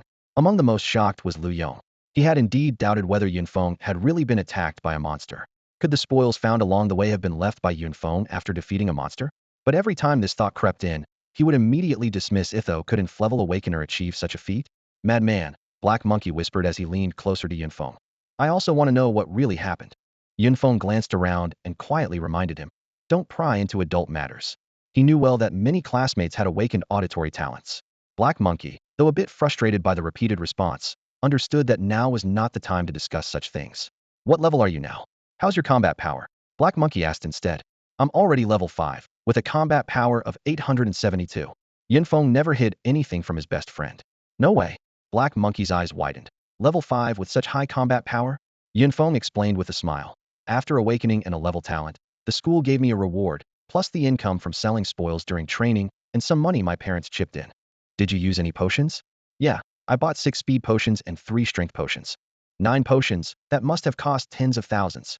Black Monkey exclaimed. You've really made something of yourself. Yin Feng smiled happily for his best friend. Black Monkey patted his chest and promised, Madman, when I level up, get stronger, and have money, I'll make sure to set you up too. Deal. They exchanged a glance and burst into laughter together. The next class will be a practical session, Li Yinjing announced, walking out of the classroom with a spring in her step, signaling the end of the morning lessons. Hey ho, after today, I won't be coming back to school, Yin Feng said to his classmate beside him. Why? Hey ho asked, puzzled, thumping his chest confidently. With me around, I'll beat up anyone who dares to say anything against you. Clearly, Hey ho's bravado was even more pronounced today. All right, I know you're tough, Yin Feng replied with a slight smile. There are some things I can't explain right now, but you'll understand later. Just focus on leveling up and boosting your combat power. With that, he got up and headed in the direction Li Yinjing had gone. Teacher, where's my phone? After retrieving his phone, Yin Feng didn't return to the classroom, nor did he need to. He just wanted to assure those who cared about him that he was safe. Practicing martial arts at home had been inconvenient these past few days. Yesterday, while practicing with a watermelon knife, he nearly destroyed half the furniture. Luckily, the noise wasn't too loud, or the neighbors might have called the police. This morning, while mastering the mysterious steps, he knocked over several pieces of furniture, leaving the room in disarray as if it had been ransacked. I'll just head to the dimensional space, train, and gain insights there, he decided. The next morning, Yun Feng took a ride to the trading post. He bypassed the first floor and went straight to the task publication area on the second floor. Inside the hall, 5 large screens continuously displayed various task information, government notices, recruitment by major forces, personal commissions, and team invitations. Among the most eye-catching were, the number of fire spirits in the Fire Rock Mountain dimensional space has surged. Bounty for extermination, 100,000 Hua coins for every 100 killed. Purchasing rare materials, Frost Snowman Hearts, unlimited quantity. Seeking Clevel and above elemental awakeners to venture into the storm dimensional space. Below the screens were numerous smaller monitors, nearly all occupied. Yin Feng found a vacant spot under the first large screen and began sifting through tasks suitable for him. Soon, one task caught his attention. Possible appearance of overlevel monsters in the Bankyu Mountain dimensional space. Investigate and resolve the issue. Requirements: Level 610, combat power above 3,000. This level 5 and above dimensional space was exactly what Yin Feng was looking for. Although his current combat power didn't meet the standard, he was confident he would reach the necessary level once inside the space. He pressed the button to accept the task, and a transparent water card slid out from the side of the device. Yin Feng gently placed the task card close to his goggles, officially accepting the mission. After completing the registration, he headed straight to the transport center next to the trading building, where countless armored vehicles were parked, with convoys departing daily to various dimensional spaces. After a short wait, a small armored vehicle bound for the Bankyu Mountain dimensional space arrived. Inside, about a dozen young awakeners were sparsely seated, the oldest appearing just over 18. Most of them formed groups of 5, except for Yun Feng, who sat quietly alone in the corner, a solitary presence that quickly drew attention. Brother Long, do you think that guy over there is planning to tackle Bankyu Mountain all by himself? Maybe he has an SS-level talent. SS-level talents aren't just handed out like candy, you know. As discussions buzzed around him, Yin Feng simply gazed out of the window. With the ancient jade in his possession, he was destined to walk a solitary path of strength. At that moment, a tall, righteous-looking young man approached.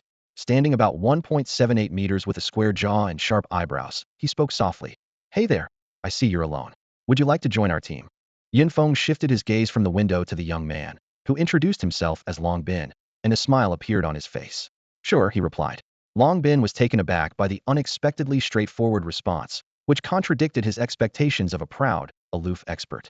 Before he could recover, Yin Feng added with a playful innocence. I could tell right away that you guys are experts. If I join you, does that mean I only have to finish off the enemies and collect the loot? Long Bin awkwardly retreated, while his teammates teased him. Brother Long, I told you he seemed a bit off. The armored vehicle jolted across the wasteland for most of the day before finally reaching the Bankyu Mountain dimensional space. The driver, dressed in a military uniform, jumped out of the vehicle, cheerfully saying, You guys are in luck, not a single monster on the way. Everyone lined up at the entrance for level and combat power checks. Yin Feng had already adjusted the effects of the concealment potion, showing as level 6 with combat power at 890, easily passing the check. The guards saluted and let them through, saying, May you all have a fruitful journey in the dimensional space. Once inside, Yin Feng immediately put on his combat goggles, and the virtual screen displayed his true stats. Name: Yunfeng. Level: 5276433000. Combat power: 1561. Talent: Flevel. Though he hadn't killed any monsters recently, his combat power had increased thanks to the potion's effects. He found a secluded spot to change into his battle gear, boosting his combat power to 1761. Unfortunately, he hadn't managed to buy any talent upgrade potion fragments at the trading post last time, as they were always scarce and quickly snapped up. The Bankyo Mountain dimensional space was a series of undulating mountains, not very high but densely forested. The most distinctive feature was the trees on these mountains, which remained a golden hue of early autumn year-round, giving the place its name, Bankyo, meaning half-autumn. As Yunfeng walked through the yellowing grass, he quickly encountered a 2-meter-tall iron-horned rhino. This beast had robust, powerful horns that seemed capable of piercing anything. His goggles immediately displayed its stats. Monster: Iron-horned rhino. Level: 6. Combat power: 764. Skill: Iron-horn charge. Initially intending to bypass it, Yunfeng recalled another objective for his trip and decided to test his skills on the iron-horned rhino. He assumed the starting stance of the Tian Sha blade technique, his spiritual energy surging as a trace of dark energy flickered along the blade's edge. With a swift slash, the iron-horned rhino collapsed, cleanly split in half. The system notified him of an 11-point increase in spiritual energy. Wow, that's impressive. Yunfeng marveled to himself. While he could previously defeat monsters of this level, he had never done so with such effortless grace. At that moment, he truly understood the power of martial arts. Although the numerical increase in combat power wasn't significant, his actual combat abilities had improved drastically. In the dimension of Bankyo Mountain, a gentle breeze stirred, sweeping down the half-yellow, half-green foliage, covering the mountainside like a golden path. Yunfeng's boots crunched on the thick carpet of fallen leaves, adding a touch of vitality to the tranquil forest. After several days of trekking, he had traversed through the territories of level 6 and 7 monsters and finally reached the domain of level 8 creatures. Along the way, the monsters he casually defeated had elevated his level to 6. At this moment, a large, black and white, menacingly eyed tiger was staring intently at him. The most striking feature of this beast was its mutated tail resembling a scorpion's, with a curved, venomous stinger glowing ominously green at the tip, enough to send shivers down one's spine. The system displayed: Monster: Scorpion-tailed tiger. Level: 8. Combat power: 1580. Skills: Venomous tail strike. Finally, a bit of a challenge, Yunfeng thought to himself, as the level 6 and 7 monsters hadn't even warranted him using his martial arts skills. The scorpion-tailed tiger let out a deafening roar, its venomous tail raised high like a snake poised to strike, charging towards Yunfeng. Here we go. Yunfeng stood his ground, readying his blade.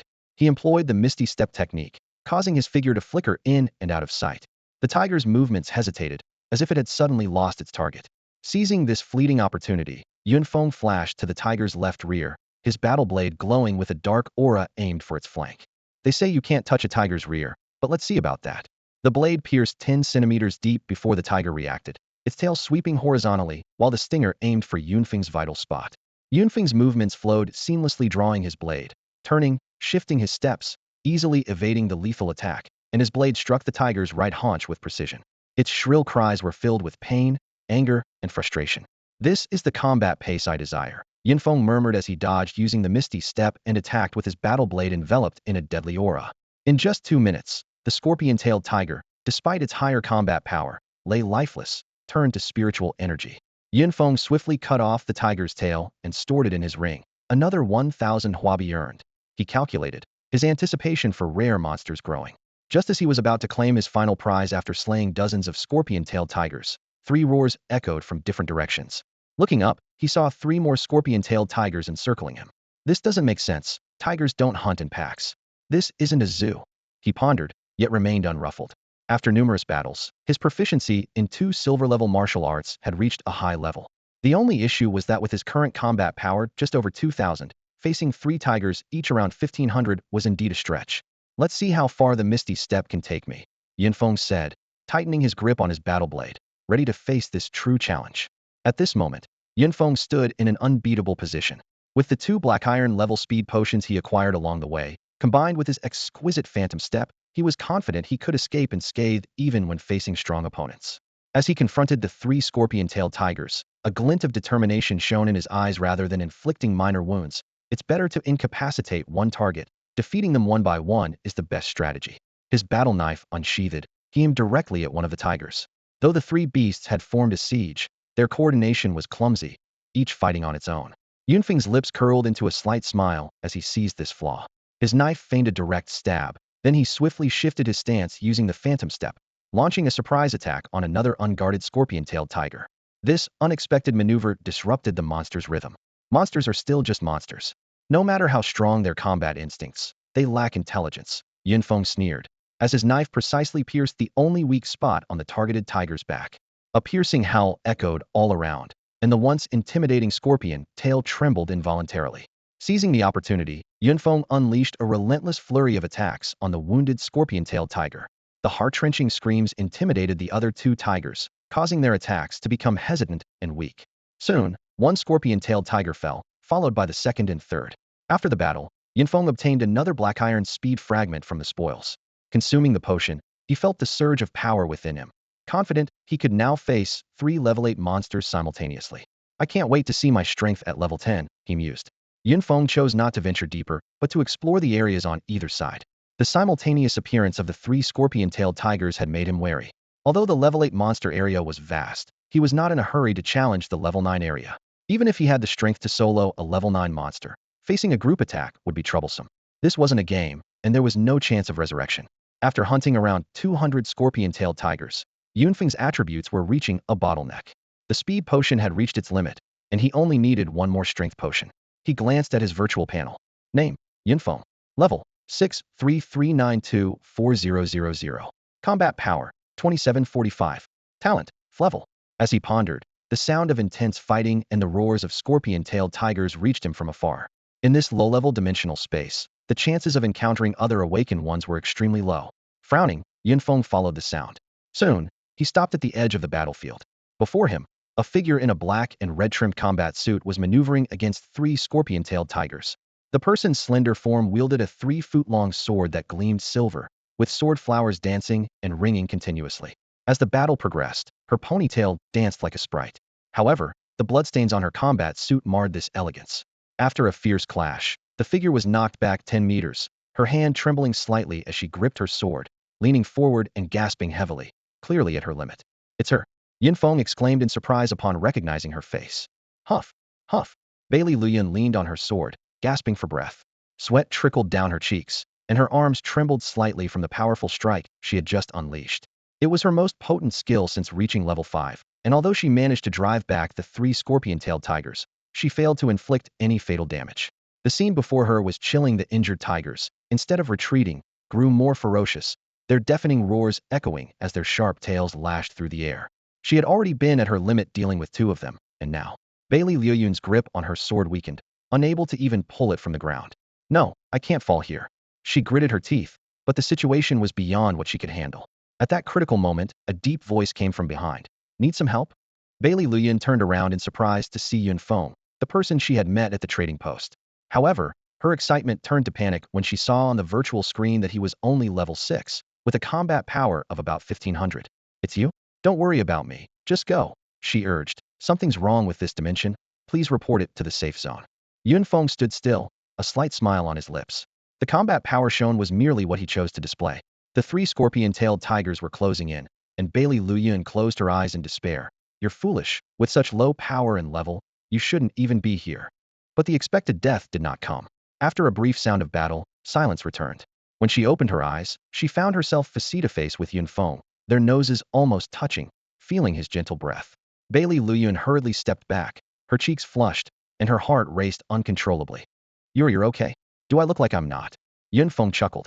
For him, even the scorpion-tailed tigers at full strength were no challenge, let alone these severely injured ones.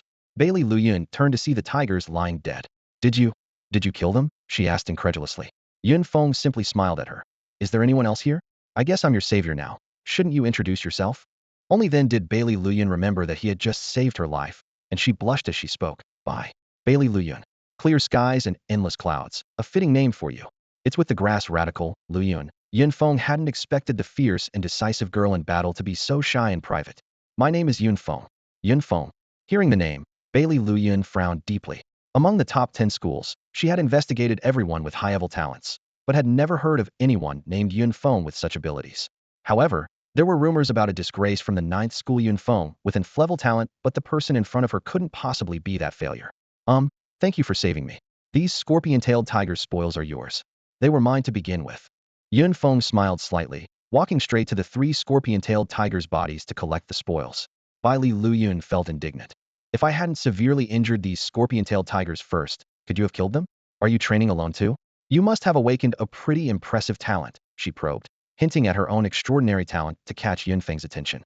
Don't ask about things you shouldn't know. Yun Feng replied nonchalantly, while deftly extracting the scorpion tails. And do you know that when you're curious about someone, it means you're starting to like them? The blush that had just faded from Bailey Luyun's face reappeared. This guy, how can he speak so bluntly? There's a fragment, Yun Feng. Bailey Luyun's sharp eyes spotted the corner of a fragment under the scorpion-tailed tiger and quickly alerted him. I see it. It's just a fragment. Yun Feng casually picked it up and tossed it into his backpack. With someone else present, he couldn't reveal his spatial ring. Having a gold-level ring at such a low level would attract too much attention. So what are you planning to do next? Of course, I'll keep slaying monsters to level up. What else sightseeing? No, it's just that this dimensional space is really dangerous right now. We should leave and report to the higher-ups. You can go back if you want. My mission is to investigate here. Yun Feng finished packing up and continued venturing deeper into the mountains. Aren't you afraid of dying? Your combat power is too low. If I hadn't severely injured those scorpion-tailed tigers, who knows, maybe you shouldn't go any deeper. Yun Feng paused for a moment, but didn't look back and kept moving forward. Bailey Luyun watched his back, thinking, your combat power isn't even higher than mine, so why are you talking to me like that? She followed him without hesitation. Why are you following me? Go find a cool spot to hang out. Yun Feng preferred to hunt alone, as his secrets must remain hidden. Although humanity had united against the monsters from dimensional spaces, there were still internal divisions. Human nature, with its selfishness and desires, always persisted. I'm also heading in this direction to hunt monsters. Can I go this way? Bailey Luyun retorted defiantly. Go wherever you want, just don't follow me. However, Bailey Luyun stuck to him like glue. Yun Feng suddenly turned around, a cold flash in his eyes, and his sword was at her fair neck. If you keep following me, do you believe I'll end you with one strike?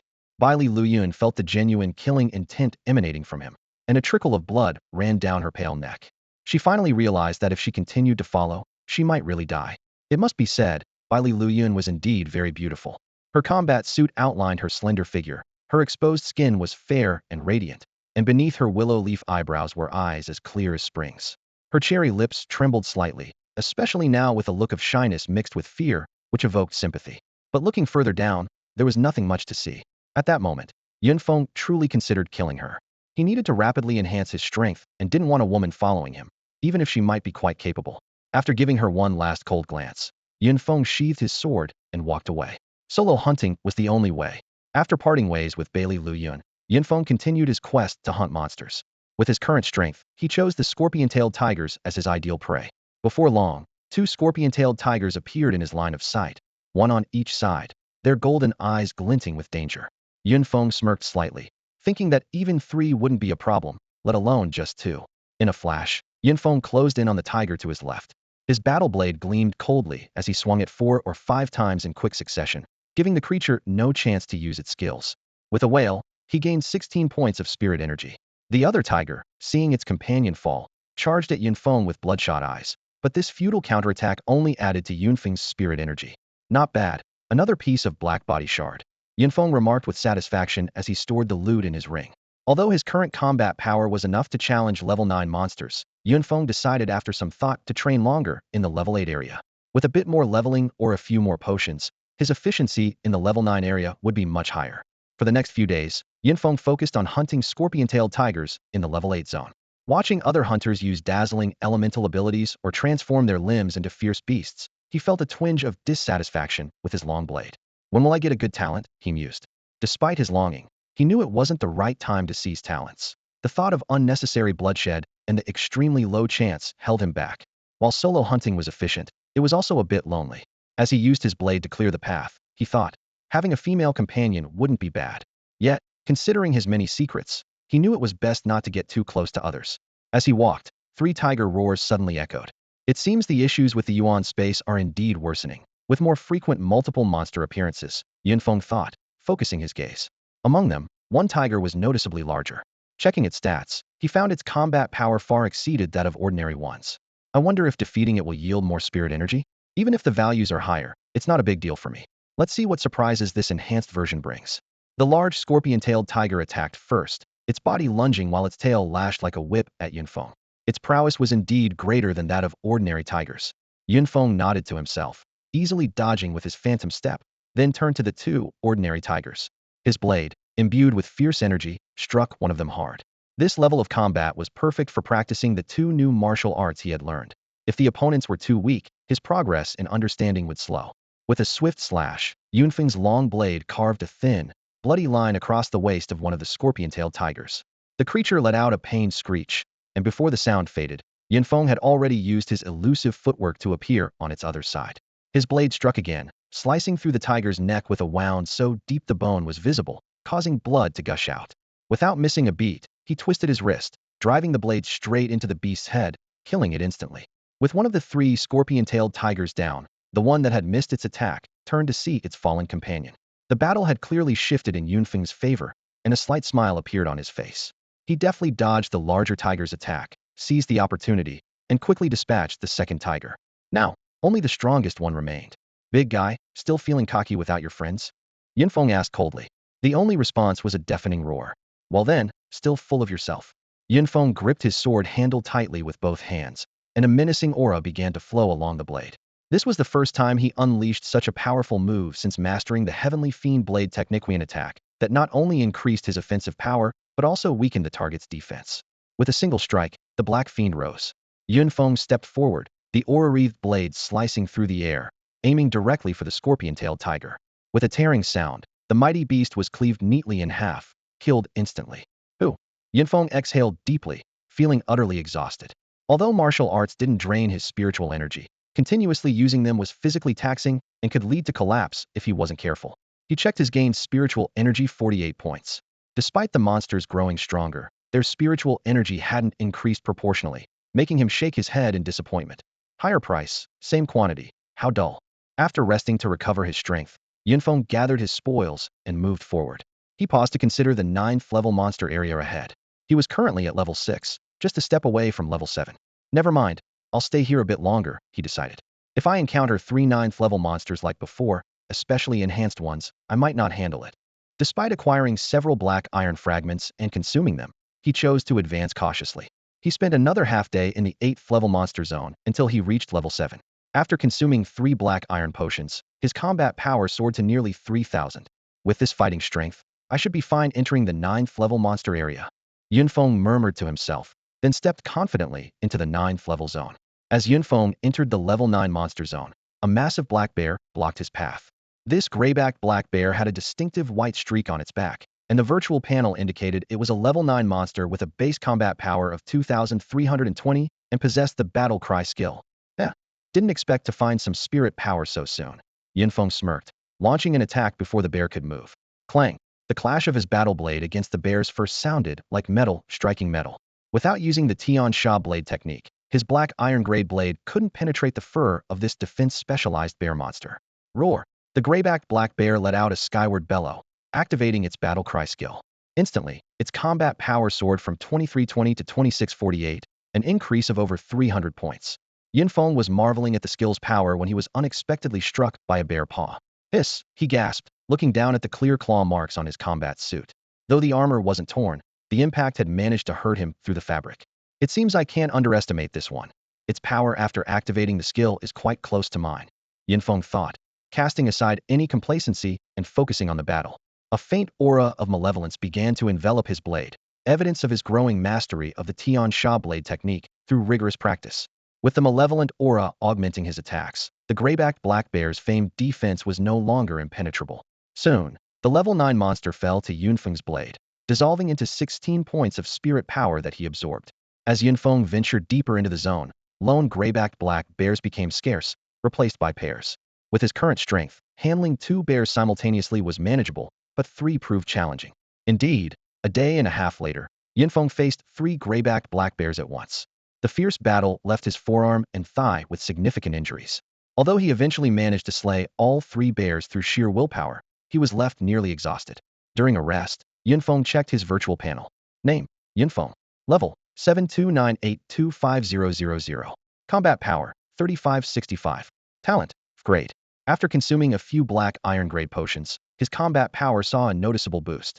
It seems handling 3 gray-backed black bears is still a bit much, Yunfeng panted, leaning against a large tree, knowing no new monsters would appear for the moment. Once his strength was fully restored and his wounds healed, Yunfeng set off again. With his current power, he could easily take down a single gray-backed black bear without using the Tian Sha blade technique, even if the bear used its battle cry. There remained nearly a 1,000-point gap in their combat power. However, facing more than two at once was still a daunting challenge. Fortunately, in the ensuing battle, Yunfeng did not encounter any greater crises. He was now able to handle the attack from the three gray-backed black bears with ease, striking each time with precision and hitting vital points. With his spiritual power on the brink of breaking through to level 8, a smile unconsciously appeared on his lips. Just then, a cacophony of bear roars erupted from the dense forest. Yunfeng's eyes narrowed sharply as 5 massive gray-backed black bears emerged from behind 5 large trees, their dark fur gleaming ominously in the sunlight. This can't be. Cold sweat beaded on Yunfeng's forehead. While he could easily handle 3 bears, 5 was beyond his limits. A wild thought flashed through his mind. Why not take a risk? He was just 4 bears away from reaching level 8, and here were 5 right in front of him. Moreover, he was surrounded. Breaking through would require a fierce battle anyway. Surveying the open terrain, he realized there were no obstacles to maneuver around. Unlike the Qin King circling the pillar tactic he used against the Cloud Leopard. Taking a deep breath, he gripped his sword tightly, and a dark aura enveloped its blade. Come on, you stupid bears. He taunted them by raising his middle finger, using a provocation skill. The massive creatures seemed to understand his challenge, roaring furiously as they charged at him. 3, 2, 1. Yunfeng calmly calculated the distance and timing. Now, he swiftly ducked and used his elusive steps to dodge the attack of 3 bears. Ignoring the claw wound on his left arm, he targeted the last bear, thrusting his aura-infused sword into its forehead, blood splattering across his face. Without time to wipe away the blood, Yunfeng withdrew his sword and rolled aside, narrowly avoiding the sweeping paw of the 4th bear. As he anticipated, the first 3 bears collided with each other, momentarily thrown into chaos. Seizing this fleeting opportunity, he struck again, felling the 4th bear. After exerting himself using the Heavenly Fiend sword technique and his elusive steps twice in succession, Yunfeng felt his strength rapidly depleting. But the results were significant. 2 of the 5 bears were down, leaving him evenly matched with the remaining 3. After a grueling 15-minute battle, he finally managed to slay the remaining bears. Exhausted, Yunfeng collapsed to the ground, gasping for air. He was now so weak that even a low-level creature could pose a lethal threat. Any other awakened being would have surely perished, he muttered to himself. After resting for over an hour, Yunfeng managed to stand again. Seeing his combat power nearing 4,000 after breaking through to level 8, he smiled with satisfaction. It's time to challenge the level 10 monster area. He hadn't gone far when another bear roar echoed in the distance. Yunfeng initially welcomed the chance to gain more spiritual power, but quickly realized something was off at that distance. The bear shouldn't have detected him. Soon, a human shout cleared up his confusion. Longo, how's it going on your side? I can't hold on much longer. Hold on, or we're all done for. Brother Long, I really can't hold on any longer, one team member exclaimed, his face pale and on the verge of collapse. Xiao Ji, quickly heal De Zhuang, another person shouted anxiously. I'm almost out of spiritual power too. Following the sound of earth-shaking roars, Yunfeng arrived at the scene. The sight before him was heart-wrenching. A 5-member team was struggling against 2 massive gray-backed black bears. The battle scene was clear. An injured defense-type awakener was grappling with one of the black bears, each encounter leaving him paler. 2 main attackers circled the second bear, seeking openings to strike, but unable to break through. At the rear, a water-type supporter was straining to cast weak healing spells, which were having little effect, his forehead drenched in sweat. The last team member could only harass from a distance with a regular crossbow, to little avail. Yunfeng observed from a high vantage point, thoughtfully stroking his chin. After weighing the pros and cons, he decided to intervene not only out of humanitarian concern, but also for the spiritual power the bears offered. He didn't go all out, instead assisting just enough to help them out of their predicament. With his help, the 2 grayback black bears soon fell, their pure spiritual power absorbed by Yunfeng. This dimensional space is becoming unstable. I advise you to leave, Yunfeng said while collecting the spoils. It's you? The team leader exclaimed in surprise. Only then did Yunfeng recognize the person as Long Bin, who had traveled with him in the same war vehicle. The virtual screen showed, level 9, combat power 2258. This was quite average for level 9, only comparable to an ordinary grayback black bear, and unable to withstand the monster's skill attacks. The combat power of the other team members was even lower, explaining why they were in such danger. If you don't want to die, leave quickly, Yunfeng kindly advised, considering their shared journey. As he habitually kicked the bear's corpse, a dark crystal shard was revealed. Hey, an unexpected find. He was about to bend down to pick it up. Wait, a sharp voice suddenly rang out, belonging to the team's secondary attacker. We were about to kill those two monsters, and you just stepped in and took the spiritual power. But the spoils must stay.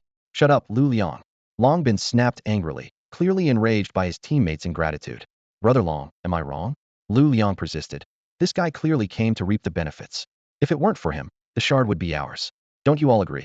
The other three exchanged glances, greed gleaming in their eyes. Ultimately, temptation triumphed over conscience.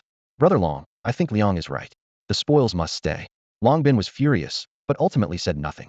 Yun Feng listened, slowly retracting his outstretched hand, and instead stepping on the shard with his foot, a look of disdain in his eyes. Want the shard? Then come and get it. Brother Long, those spoils must be ours, Lu Liang said, his eyes fixed on Yun Feng, filled with greed. Long Bin's team has a standard configuration, with the vice attacker being a metal element talent.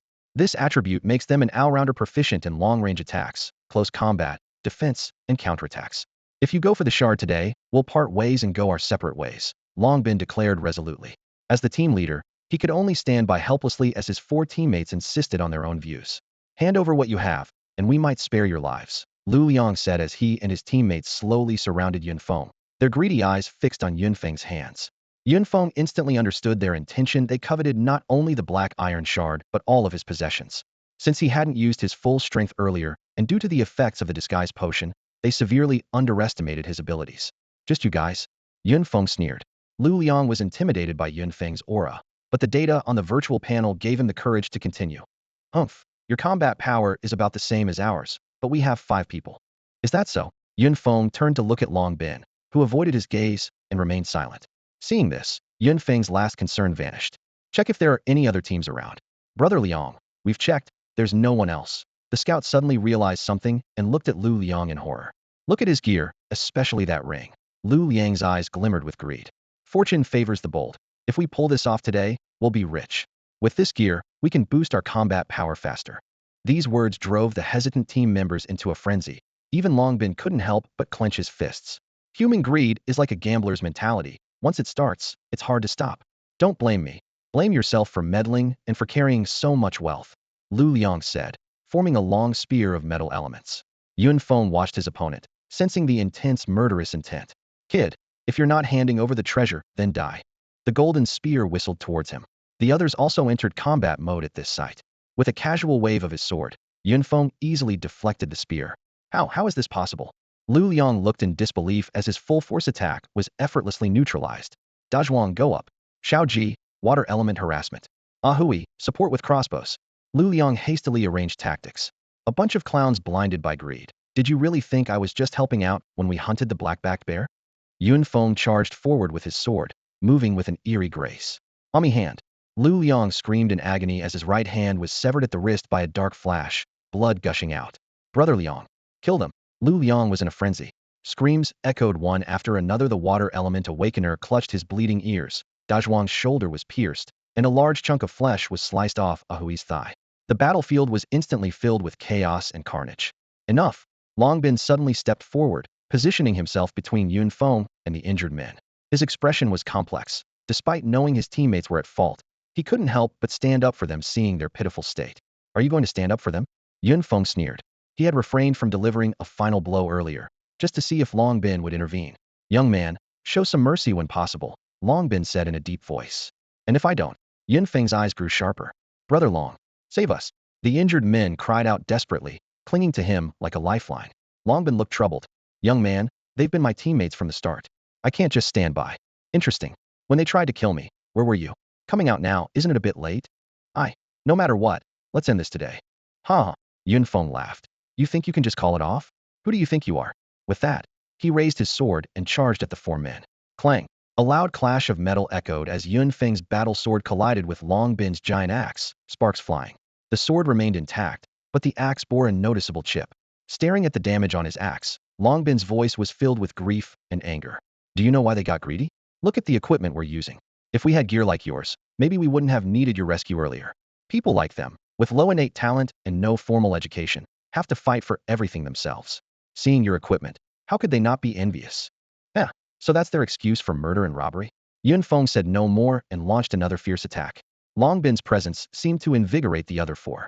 Despite their injuries and exhaustion, they suddenly rallied. employing tactics they usually used against monsters to encircle Yunfeng. At least you have some fight in you, Yunfeng said coldly. But when you make mistakes, you pay for them. He activated 2 martial arts techniques. Though not fully mastered, they were silver-level skills with formidable power. His form became a blur to their eyes, the sword in his hand emitting a chilling black aura like a reaper's scythe. Splurt, a head soared into the sky, blood raining down. Lu Liang, the instigator, didn't even have time to react before he was decapitated. Yunfeng froze, surprised to find his spiritual power slightly increased. Though the gain wasn't as much as from defeating an equivalent monster, it had indeed risen by 2 points. What is going on? He suddenly recalled his talent description.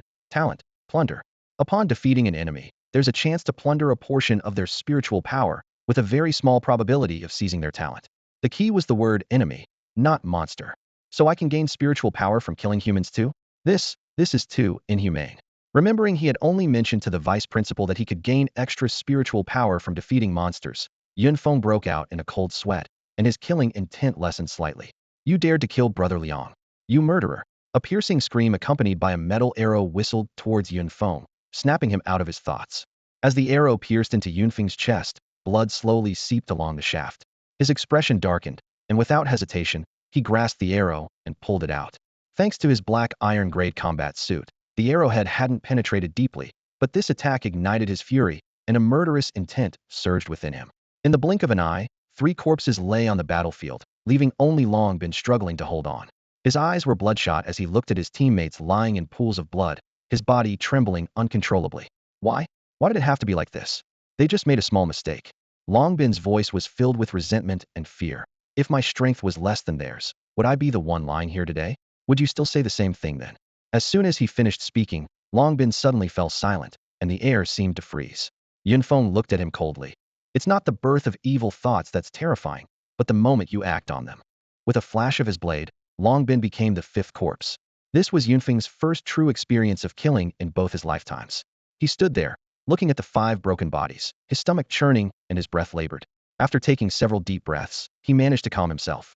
He believed in not provoking others unless provoked, and while he needed to kill to acquire talents, he was not one to kill indiscriminately. These individuals had murderous intentions, so it was a life for a life. After standing there for a long time, Yunfeng finally dispelled the oppressive feeling that came with killing. However, he was disappointed to find that the battle had only yielded a small amount of spiritual power, with no talents to show for it. He sighed and shook his head, regretting that the opponent's metal-based ability, even if only D or E grade, would have been extremely valuable to him. Unfortunately, the chance of plundering was very slim. After dealing with the scene, Yunfeng left the place of conflict, checking his virtual panel as his heart raced. Name, Yunfeng. Level, 8 level 55,000. Combat power, 3940. Talent, level plunder. From killing 5 people, only 2 provided a total of 4 points of spiritual power. Yunfeng knew this secret must never be revealed, or he would become humanity's enemy. No one would tolerate someone who preyed on their kind to grow stronger. If he were just an ordinary level talent holder, it might be different, but he had the ability to hunt others. That tiny probability is probably like hitting the lottery, Yunfeng mused. Although he wouldn't actively hunt others for spiritual power and talents, if someone walked into his trap, he wouldn't mind making use of waste. In fact, he hoped for more such waste to come his way. Should I deliberately show off some wealth to fish for trouble? This thought flashed through Yunfeng's mind, but was quickly dismissed. He knew he shouldn't test human nature, or his hands would be forever stained with blood, ultimately becoming like those he despised. Be careful. The dimensional spaces have been quite unstable lately. A middle-aged man in lavish robes cautioned the young man standing before him at the entrance of Banky Mountain's dimensional space. I know, father. Are you still unsure of my abilities? The young man replied with a confident smile. I'm not at ease with you going alone. The middle-aged man's brow furrowed slightly. Father, you can rest assured. In this dimensional space, no one can even scratch me, the young man said as he stepped towards the entrance.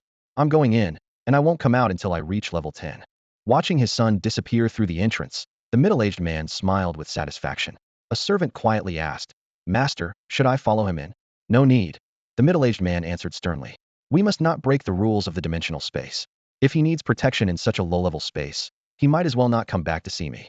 As soon as he entered the dimensional space, the young man's demeanor changed. The respectful expression vanished, replaced by a dark, brooding look, and a hint of malice flickered in his eyes. Finally, I don't have to team up with those weaklings, he muttered to himself, a sly grin spreading across his face. I heard you're here training too. Just wait for me. Dressed in a black combat suit with gold trim, the young man stood out against the backdrop of a hill covered in fallen leaves. Suddenly, a massive level 6 iron-horned rhinoceros burst from the bushes, snorting and charging straight at him. You're asking for it, the young man sneered, his right hand transforming into something no longer human, now a beast's claw, covered in thick black scales, with 5 sharp nails like daggers. With a swift motion, he tore into the rhino's side. RRR, 5 gruesome wounds opened up instantly, spilling blood and entrails. The iron-horned rhinoceros let out a thunderous roar. It hurts so much. The young man licked the blood off his claws with relish, a look of intoxication on his face. Such a fresh taste, he said, continuing to slash at the rhino until it was completely drained of blood. With a disdainful snort, he said, "Humph, monsters deserve to be killed like this," and walked away without bothering to collect any loot. 5 days later, Yunfeng stood at the border between the level 9 and level 10 monster areas. He had barely rested over the past few days, and as his combat power increased, so did his speed in defeating monsters. Although he hadn't encountered another group of 5 monsters at once, his level remained at 8, close to 9. It's time to see what a level 10 monster is like, Yunfeng thought as he stepped into the level 10 area and soon encountered a spirit ape. This was a gigantic ape over 3 meters tall, wielding a metal staff longer than itself, clad in rudimentary armor, exuding an intimidating presence. The system indicated its level was 10, with a combat power of 2,880, and its skill was Heavenly Strike, a powerful swing of its iron staff. The Great Sage Reborn? Yunfeng exclaimed in surprise at the sight of the imposing ape. However, he quickly regained his composure, thinking to himself, this monster looks fierce, but its combat power is mediocre. If not for the possibility of multiple monsters appearing, I could have been farming here since level 7. Now, with my combat power over 4,000, dealing with such a monster is a breeze. Only someone like him, who has taken a lot of drugs and has good equipment, would dare to think this way. Generally, a level 9 Awakener's combat power is just over 2,500. Even with a few bottles of potions, they would still struggle against the monkey's skills. Senior brother, take this. Yunfeng shouted excitedly, raising his blade and charging at the spirit monkey. Any passerby would surely think he had lost his mind. The spirit monkey bared its teeth, its muscles bulging instantly, as it twirled its metal staff with a fierce momentum. Suddenly, it leaped high into the air, raising the staff above its head before bringing it down with overwhelming force. So this is its crushing blow?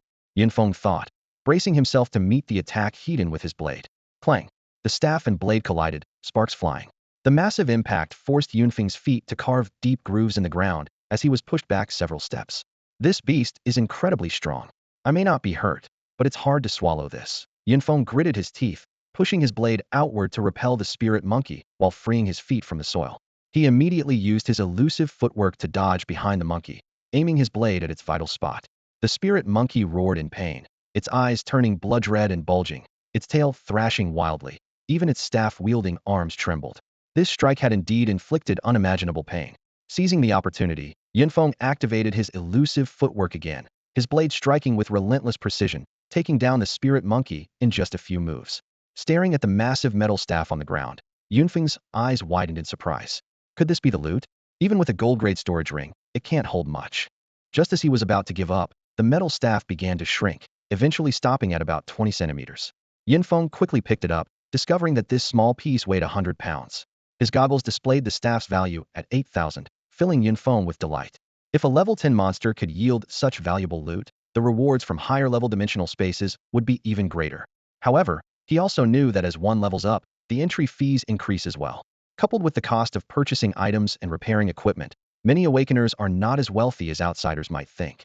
With such good returns, it's worth spending more time training here, Yunfeng calculated to himself. This spirit monkey isn't too difficult to deal with, and the loot is quite valuable. Time slowly passed, and before long, the day was over. The setting sun in the west painted the sky red as it gradually sank behind the mountains and disappeared. The sky in the dimensional space dimmed as darkness began to envelop the surroundings. Yunfeng looked up at the sky, preparing for his second night in the dimensional space. As he pondered, a sharp whistling sound suddenly pierced the air, and 2 metal rods rapidly descended from different angles through the treetops. This area, dense with tall trees, was often a hiding place for monsters waiting to ambush. After a day of combat, Yunfeng was well prepared for such attacks. He quickly used his elusive steps to dodge one rod, while parrying the other with his sword. These phantom monkeys had a smashing blow ability with a 1-minute cooldown, giving him ample time to respond. After a few exchanges, Yunfeng easily gained 32 spirit points and picked up the 2 fallen metal rods. As night deepened, a piercing scream suddenly shattered the silence. A ghost, there's a ghost. The voice came closer, and Yunfeng squinted to see a slender figure sprinting through the forest, pursued by two glowing red eyes. As the figure neared, he recognized the face of Bailey Luyun. The so-called ghost was merely a spirit ape in a frenzied night state. With a swift dash, Yunfeng took less than a minute to dispatch the frenzied spirit ape, earning 16 spirit points. It's you? Thank you for saving me again, Bailey Luyun panted. Are you crazy? You knew it would get dark, why didn't you leave? Yunfeng replied, annoyed. However, through his night vision goggles, he noticed her skills had improved significantly, nearly reaching level 10. Clearly, she had talent. Bailey Luyun moved closer to Yunfeng. I wanted to investigate the anomalies here. Stay away from me. What are you doing? Yunfeng retreated cautiously. I'm afraid of the dark, Bailey Luyun admitted, lowering her head in shame. Yunfeng's mind was in turmoil, cursing silently. Afraid of the dark, and yet you stay here to die. Now, immediately, return the way you came, okay? Yunfeng instructed sternly. Two can't. Bailey Luyun trembled. Why don't you take me with you? I'm really strong now. Seeing her trembling, Yunfeng wondered if she had been following him all along, putting on an act. But her shaking seemed genuine, not feigned. At that moment, Bailey Luyun let out another scream and clung tightly to Yunfeng's back, covering her eyes with her hands. Yunfeng's eyes narrowed as he spotted a pair of crimson eyes hovering in the air ahead. Why are you scared? It's just a spirit ape, Yunfeng said, adjusting Bailey Luyun and pointing into the distance. With you clinging like that, I can't tell front from back. Just sense it, and you'll know. Trembling, Bailey Luyun lowered her hands and extended her spiritual sense. The spirit ape let out a roar and charged like a mad bull. Watch out, Yunfeng shouted, pushing Bailey Luyun aside as he confronted the charging ape. You have no idea how to treat a girl, she muttered under her breath, but managed to gather the courage to face the crimson eyes. Her virtual screen displayed the creature's status. Its combat power was 30 higher than usual. Yunfeng fought fiercely with the berserk spirit ape, its club smashing the ground and sending leaves flying. It's just my spiritual power, Yunfeng sneered, easily handling the frenzied beast with his superior strength. Soon, the spirit ape lay on the ground, barely alive, letting out a frustrated growl. Not satisfied? Then I'll send you on your way, Yunfeng said, swiftly beheading the ape. Can I follow you? I really don't dare to stay here alone, Bailey Luyun asked timidly. Yunfeng, collecting the spoils of battle, glanced at her fearful expression. Slightly impatient, he agreed. You can follow me, but do as I say, or you're on your own. The situation was indeed different now. Before, she could have survived on her own, but now, without him, she wouldn't stand a chance. In the dimensional space at night, our perception is greatly reduced, so be cautious. Yunfeng continued walking, offering a reminder. Yunfeng, you seem very familiar with the darkness of this space. Bailey Luyun tried to make conversation to dispel her fear. I have only one request for you: shut up and don't talk. Okay. Bailey Luyun quickly covered her mouth and nodded. Shortly after, another pair of crimson eyes blocked their path, followed by a fierce attack. You go. I. Go or leave. Yunfeng was blunt. If she couldn't fight now, it would only get more troublesome later. Fine, I'll go. Bailey Luyun, on the verge of tears, charged with her sword. She was clearly a novice and soon got injured, but Yunfeng watched coldly. She had to overcome this hurdle, or she wouldn't survive the journey ahead. After some struggle, Bailey Luyun finally conquered her fear and defeated the spirit monkey. Thank you. Sometimes, people need a push. In the long night, only encounters with monsters mark the passage of time. Yunfeng suggested, remember, in nighttime battles, perception is key. Use mental strength potions whenever you can. With this combat power, they could easily handle 3 berserk spirit apes. The iron rod is yours, the fragments are mine. Agreed. Yes. Bailey Luyun nodded, grateful for her survival thanks to him. Yunfeng, there's a black iron shard. After defeating the 3 spirit apes, Bailey Luyun excitedly found a crystal shard under a corpse. Yunfeng examined the shard and noticed a small pouch symbol at its center. A black iron storage bag shard. This is valuable. He admired the shard. Even though he already had a golden great space ring, such items were always useful. The storage bag needs 10 shards to be assembled, Bailey Luyun mentioned. Yunfeng didn't reply, simply pocketing the shard. 10 shards? That's something only ordinary people need to worry about, not someone like him. The area ahead should be where the elite monsters are. After trudging through the darkness for 4 or 5 days, Yunfeng and Bailey Luyun had amassed quite a bounty. Yunfeng glanced down at his status panel. Name: Yunfeng. Level: 922785000. Combat power: 4205. Talent: Grade Plunder. He turned to check his companion Bailey Luyun's stats. Level: 10. Combat power: 3700. Do you think we can handle a level 10 elite monster? Bailey Luyun asked apprehensively, having fully adapted to the darkness after 5 days of training. We should be able to. We'll find out soon enough, Yunfeng replied, his eyes gleaming with anticipation. He hadn't forgotten that most of his initial fortune came from the loot of elite monsters. As their skills improved, so did their awareness of their surroundings. They cautiously stepped out of the level 10 ordinary monster zone and into the forbidden area that most awakened ones avoided. Boom!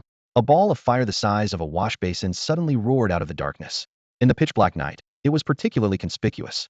The two, already on guard, swiftly dodged as the fireball hit where they had just been standing, igniting the dry leaves on the ground. Damn, setting the mountain on fire, are we? Yunfeng cursed under his breath, staring at the pair of crimson eyes in the distance. The system displayed the monster's information. Monster, Fire Demon Crow Elite Berserk. Level, 10. Combat Power, 3864. Skills, Fireball, Black Feather Piercing. This elite monster's strength far surpassed that of ordinary monsters. Even in its berserk state, it had over 1,000 more combat power than a regular level 10 monster, outmatching the newly leveled up Bailey Luyun, despite her having consumed plenty of potions.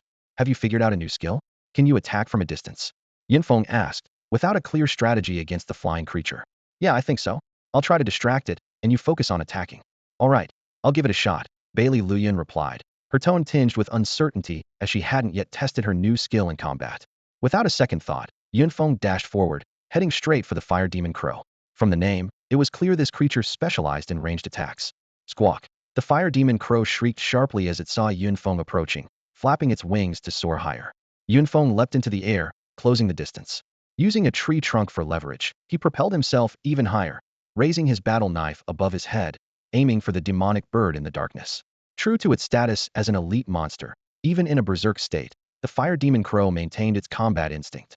It flew upwards with all its might, putting distance between them while unleashing a barrage of black feathers like a rain of arrows. Damn, that's just unfair, Yunfeng muttered as he withdrew to defend, searching for another opportunity to strike. Meanwhile, Bailey Luyun was concentrating on mastering her second skill.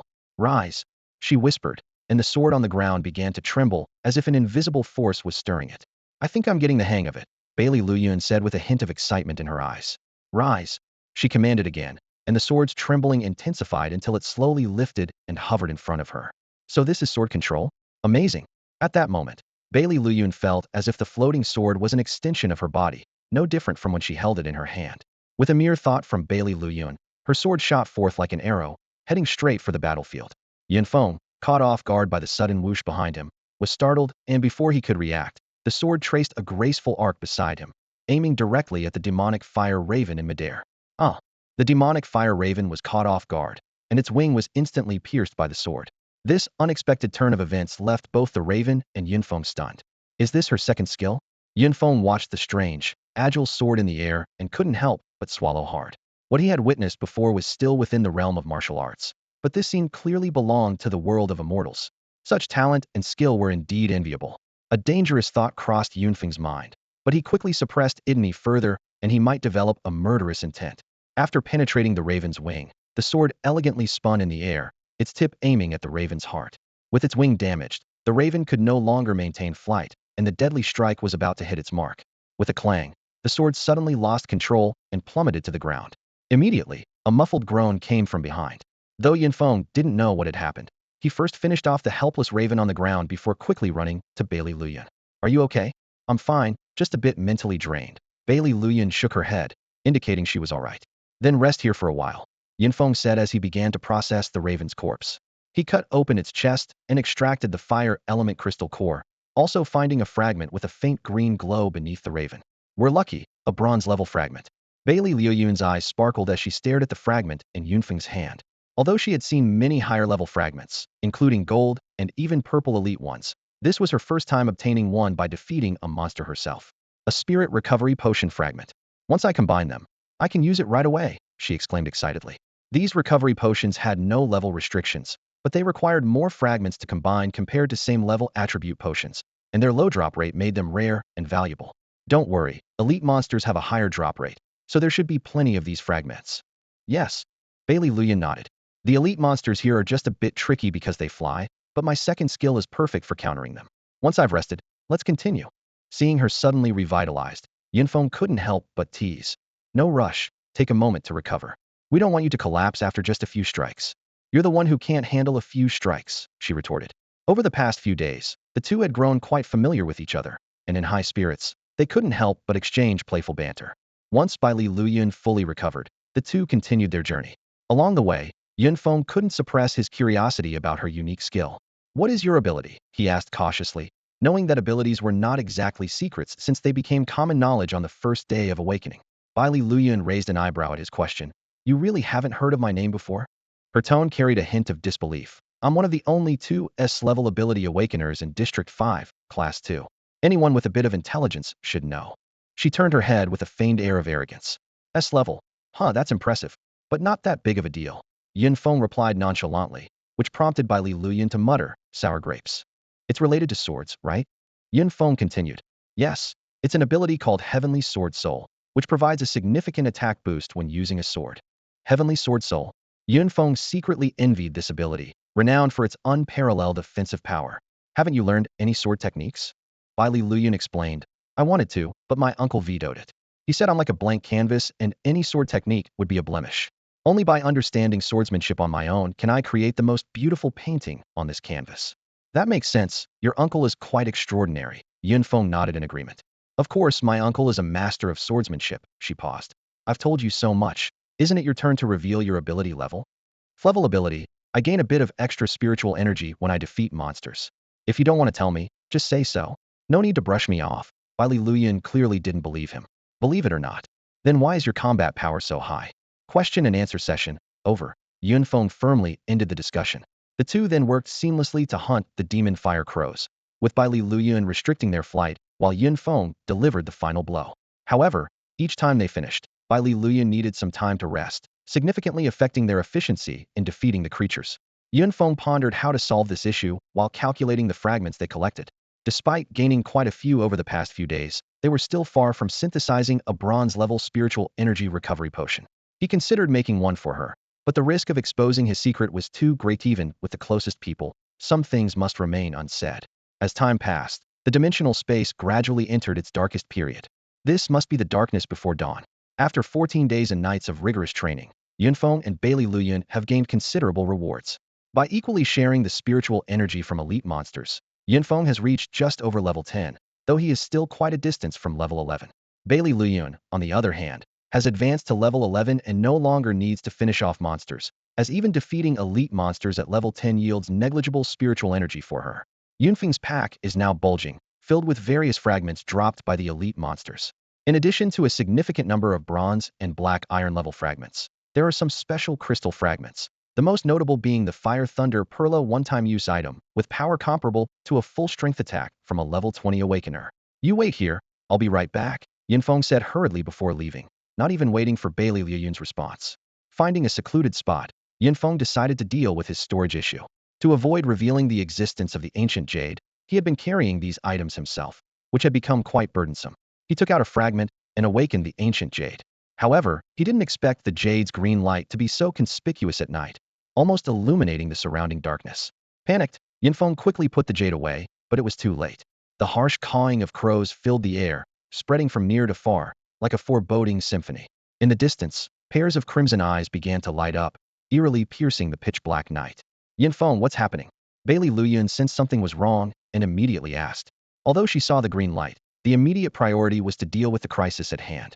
Damn, I've messed up, Yunfeng muttered under his breath. But realizing they were already exposed, he decided to go all in. He quickly took out the remaining fragments and used the power of the ancient jade to transform them into various potions. Quick, drink all of these. Yunfeng rushed back to Bailey Luyun, handing her a pile of potions. Upon taking a closer look, she was utterly shocked. 2 bottles of bronze-level strength potion, 2 speed potions, 3 mental potions, along with 1 bottle each of spiritual energy recovery and healing potion. How do you have so many finished potions? Having spent so much time together, she was well aware of the number of fragments Yunfeng had collected, and it was impossible for him to have made so many potions. Shut up and get through this crisis first. Yunfeng urgently interrupted her questioning. In the darkness, the number of crimson eyes increased, drawing ever closer.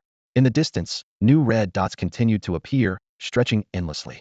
Countless demon fire crows approached slowly in the night, each pair of eyes exuding a bloodthirsty chill. Bailey Luyun made a quick decision, grabbing the attribute potion Yunfeng handed her and downing it in one gulp.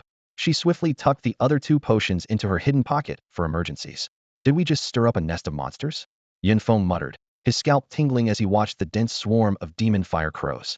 Beside him, Bailey Luyun was rapidly absorbing the power of the bronze potion, her body radiating a red glow even brighter than the creature's eyes, with steaming mist enveloping her.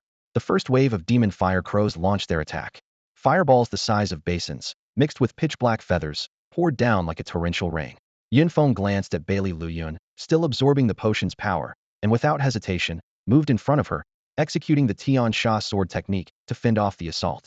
At this moment, he couldn't worry about the depletion of his spiritual energy, grateful he had 2 spiritual energy recovery potions in his pocket. However, the barrage of fireballs and feathers was overwhelming. Even Yunfeng couldn't block them all. To protect Bailey Luyun from interference, he had to endure part of the attack physically.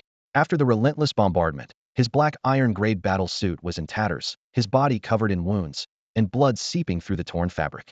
Fortunately, these demon fire crows excelled at long-range attacks and retreated to the sky after their first assault, waiting for their skills to cool down.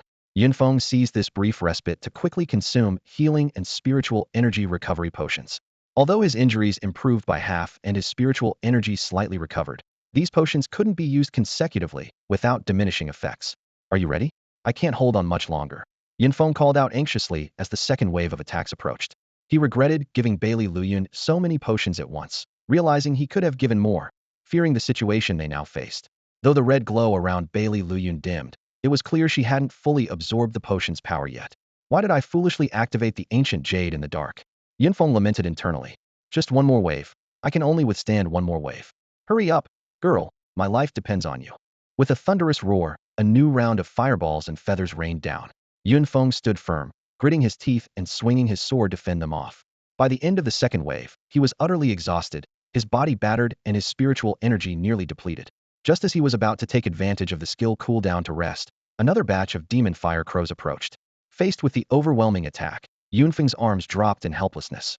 At this critical moment, a clear sword hum resonated from behind him. Countless sword lights burst forth like meteors, sweeping towards the surrounding demon fire crows. The creatures either fled in panic or were slain on the spot by the sword light, with dozens falling in a single strike. Only then did Yunfeng dare to breathe a sigh of relief, turning to look at Bailey Luyun. At that moment, her combat power had surged to 7,364, nearly double what it was before taking the potion.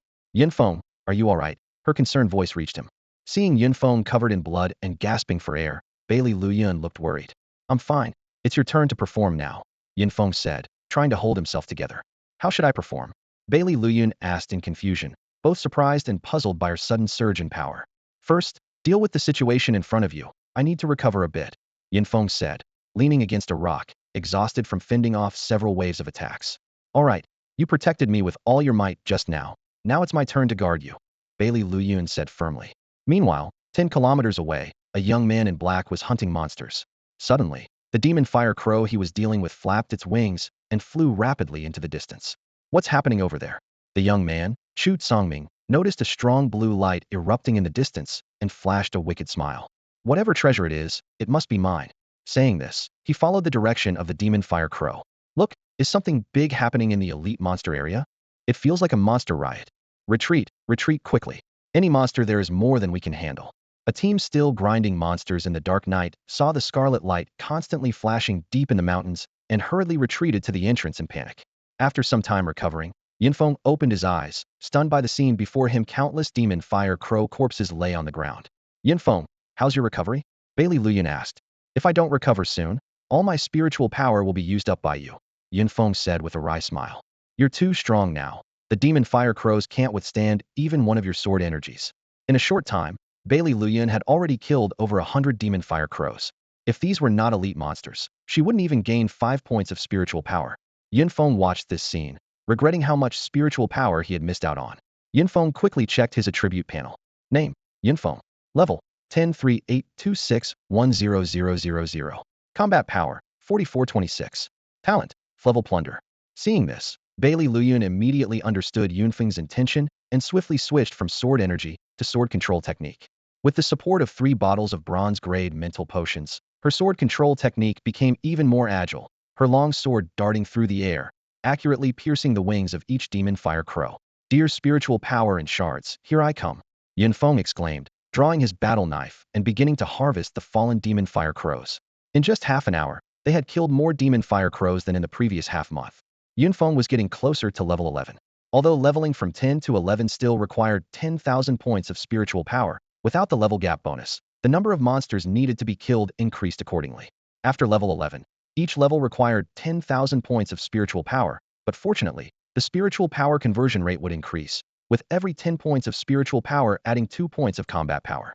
As time passed, the number of demon fire crows arriving began to decrease gradually. When the first rays of sunlight break free and pierce through the dark sky, dawn will inevitably arrive, and the darkness will be dispelled. Chu Songming followed the demon fire crows to the scene, and the sight before him rendered him speechless. The ground was scorched yellow, littered with black feathers, and countless demon fire crow corpses lay scattered around, resembling a land of death. From a distance, the haunting cries of dying demon fire crows echoed through the morning light. After a whole night of fierce battle, Yunfeng and Bailey Luyan finally managed to drive away the last batch of demon fire crows. Yunfeng was panting heavily, experiencing for the first time the exhaustion from absorbing spiritual power. The harvest season has arrived, Yunfeng said, barely containing his excitement as he looked at the numerous demon fire crow corpses. So many elite monsters meant a wealth of loot and crystal shards. Bailey Luyan quickly joined in collecting the spoils, though both of them were filled with questions. Why did the ancient jade emit such a strong glow in the dimensional space at night? What was that mysterious green light? But the bounty before them soon made them temporarily set aside these doubts. Yunfeng, we're going to be rich. Bailey Luyan exclaimed excitedly, holding a pile of shards in her hands. But my storage bag is almost full.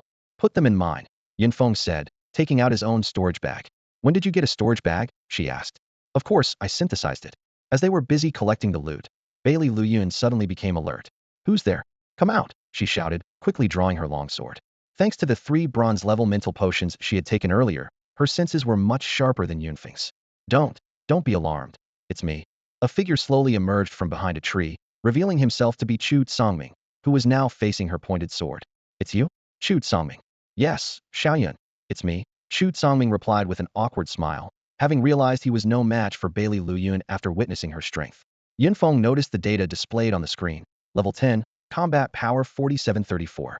This indicated that the other party had not only consumed a lot of potions, but also equipped a full set of black iron gear. Who gave you permission to call me that?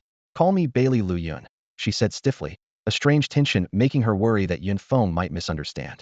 Still calling me Xiaoyun? Without hesitation, Bailey Luyan activated her sword technique. The tip of her sword aimed directly at Chu Songming's brow. All right, I won't call you that anymore. Chu Songming quickly surrendered, raising his hands. Facing the overwhelming disparity in combat power, he had no other choice. While Yunfeng was hunting elite demon fire crows, he noticed a large swarm of creatures flying towards his direction. He followed the noise and found a man and a woman in the hunting area. Want to team up to hunt monsters? Yunfeng casually asked, glancing at the scattered demon fire crow corpses on the ground. Before the woman could reply, the man beside her, Chu Songming, interrupted coldly. Who do you think you are? I'm talking to Bailey Luyan, not you. Yunfeng was taken aback, as he hadn't said anything offensive. He glanced at Chu Kangming's combat power, which was only 3,200 points just in ordinary level 10 awakened. Bailey Luyan rolled her eyes and said, Are you even an awakened from District 5? Haven't you heard of the SS level talent? SS level talent. Yunfeng was intrigued. Beast-type Black Dragon, Bailey Luyan explained. Black Dragon? That's the scum of dragons, Yunfeng scoffed. A vicious and malevolent dragon. Seeing Yunfeng and Bailey Luyan getting closer, Chu Songming shouted angrily. You better stay away from her. Yunfeng provocatively stepped forward, nearly touching Bailey Luyan's back. Her face flushed, but she didn't move away. You're asking for it. Chu Songming roared in fury, his hands transforming into dragon claws as he lunged at Yunfeng. Yunfeng drew his sword to fight, eager to test the power of an SS-level talent. Yunfeng, watch out. Bailey Luyan's exclamation fueled Chu Songming's rage. Black Dragon Sky Tear. Chu Songming's claws, brimming with violent power, slashed towards Yunfeng's head and chest, aiming to tear him apart. Yunfeng could only dodge using his elusive footwork, the fierce wind from the dragon claws stinging his cheeks. He was entirely on the defensive, unable to counterattack. His talent and attributes were inferior, with his only edge being 2 silver-level martial arts. When the dragon claws struck his sword, the massive recoil numbed Yunfeng's grip, causing the blade to hum. Didn't expect you to last this long, Chu Songming sneered, his foot transforming into a dragon claw and launching a kick that produced a sonic boom. Caught off guard, Yunfeng's arm was slashed to the bone, his black iron combat suit offering no protection. He quickly downed a silver-grade healing potion. Using healing potions like they're nothing? Chu Songming was surprised by Yunfeng's extravagance, beginning to doubt his identity. Is there a notable Yun family in Jiangnan province? As Chu Songming pressed his attack, Bailey Luyun finally intervened. She used her swordsmanship, her long sword whistling as it forced Chu Songming back, its tip aimed at his throat. Are you sure you want to help him? Chu Songming glared at Bailey Luyun from the ground, his expression dark. My affairs are none of your business. Get lost. Bailey Luyun replied coldly. Chu Songming slowly wiped the blood from the corner of his mouth, a sinister smile forming on his lips. He stood up, his gaze sweeping over Yunfeng and Bailey Luyun, before turning away silently, his retreating figure exuding a sense of gloom. This guy is a big problem. Letting him go today means we won't have peace in the future, Yunfeng said softly, his brow furrowing. Although he had concerns, his current strength was insufficient to compel Bailey Luyun to take action and eliminate the opponent. Bailey Luyun gripped her long sword tightly, her expression serious. Yunfeng, the force behind him is too powerful. An SS-level talent awakener is involved in too many things. If he dies here, we won't escape the consequences.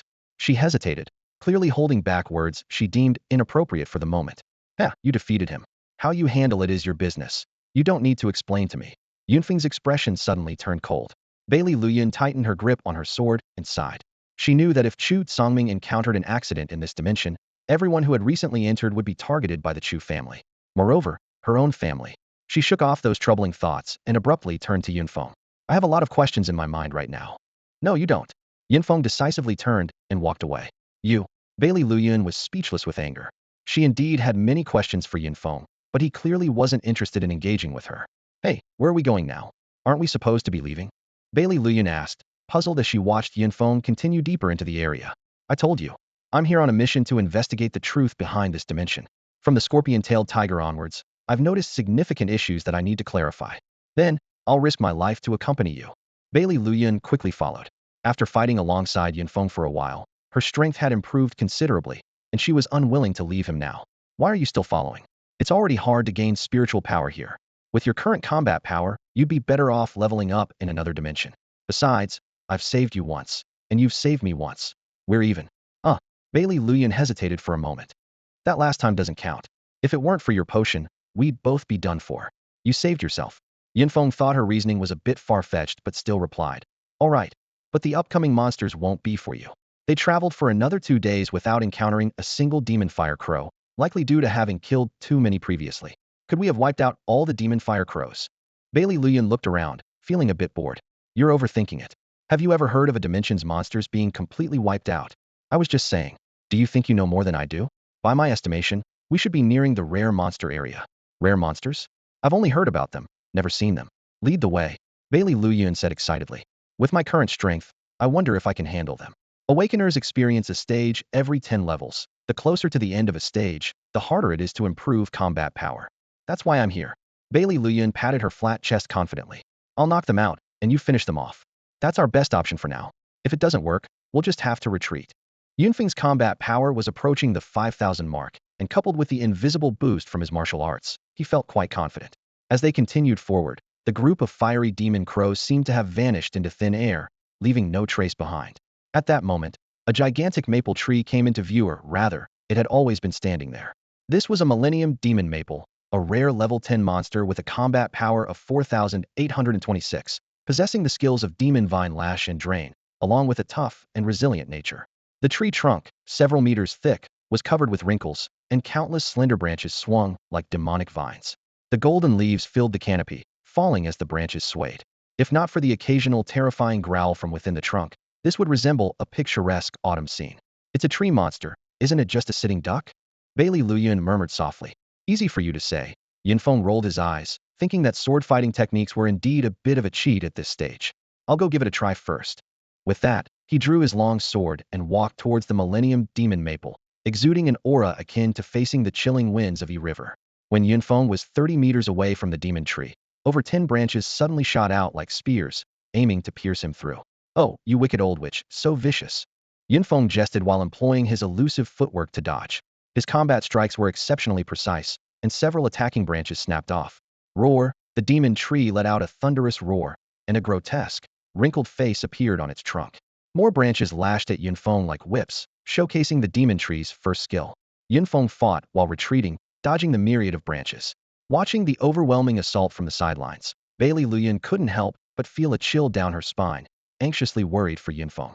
This is just too unfair. Is that old witch really this fierce? Gradually, Yunfeng was forced to retreat further, nearly out of the demon tree's attack range.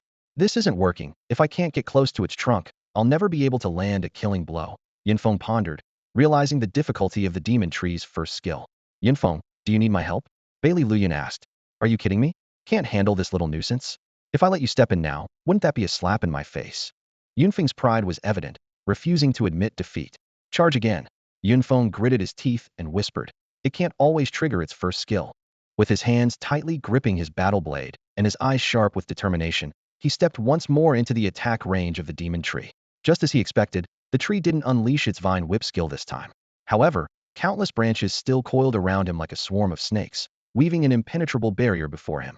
The mere 30-meter distance felt like an insurmountable chasm. Damn it, I refuse to believe this. Yunfeng's eyes flashed with defiance as he launched a third assault. This time, he went all out, employing two martial arts simultaneously. The Heavenly Fiend Blade technique formed a rotating wind wall around him, scattering branches and leaves in its wake. The daunting 30-meter gap crumbled under his powerful advance. In a flash, Yunfeng was near the demon tree's trunk. Let's see how you handle this, he shouted, thrusting his blade straight into the trunk. Roar, a grotesque face formed by the tree bark let out a pained howl, as green liquid gushed from the wound. Yunfeng employed guerrilla tactics, nimbly dodging and weaving around the trunk while leaving one wound after another on the demon tree.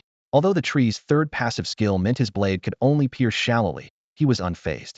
As long as I can inflict damage, there's a chance to take you down. As the holes in the trunk multiplied and the green liquid pooled on the ground, the tree's branches began to swing more sluggishly. Just when Yunfeng thought victory was within reach, the tree made a desperate move. All its branches suddenly spread out, stabbing into the surrounding trees like ravenous tentacles, frantically absorbing nutrients. Damn, this thing's skills are more underhanded than the last. Yunfeng watched as the wounds he inflicted gradually healed and the withered trunk regained vitality. Yet he wasn't discouraged. He downed a potion to restore his spiritual energy and smirked. There are only so many trees around. Let's see how many times you can absorb. Besides, I can recover too. Under Yunfeng's relentless attack, the demon tree performed 3 more absorptions, eventually depleting all the surrounding trees of life. When the last tree withered, Yunfeng drank another spiritual energy potion and launched a final fierce assault. After a grueling 5-minute battle, the rare 1,000-year-old demon maple finally fell. Wow, you really did it. Bailey Luyan ran over excitedly to help collect the spoils. Yunfeng, meanwhile, sat on the ground, panting heavily. The half-hour-long intense battle had truly exhausted him. Yunfeng, look, there's actually a silver-grade fragment. Bailey Luyan exclaimed in excitement, pulling a silver crystal shard from beneath the tree roots. Let me see. Yunfeng thought to himself that the spiritual energy potions had been well worth it. Ah, it's the least valuable martial arts fragment. Your luck is really bad, Bailey Luyan sighed, handing the fragment to Yunfeng.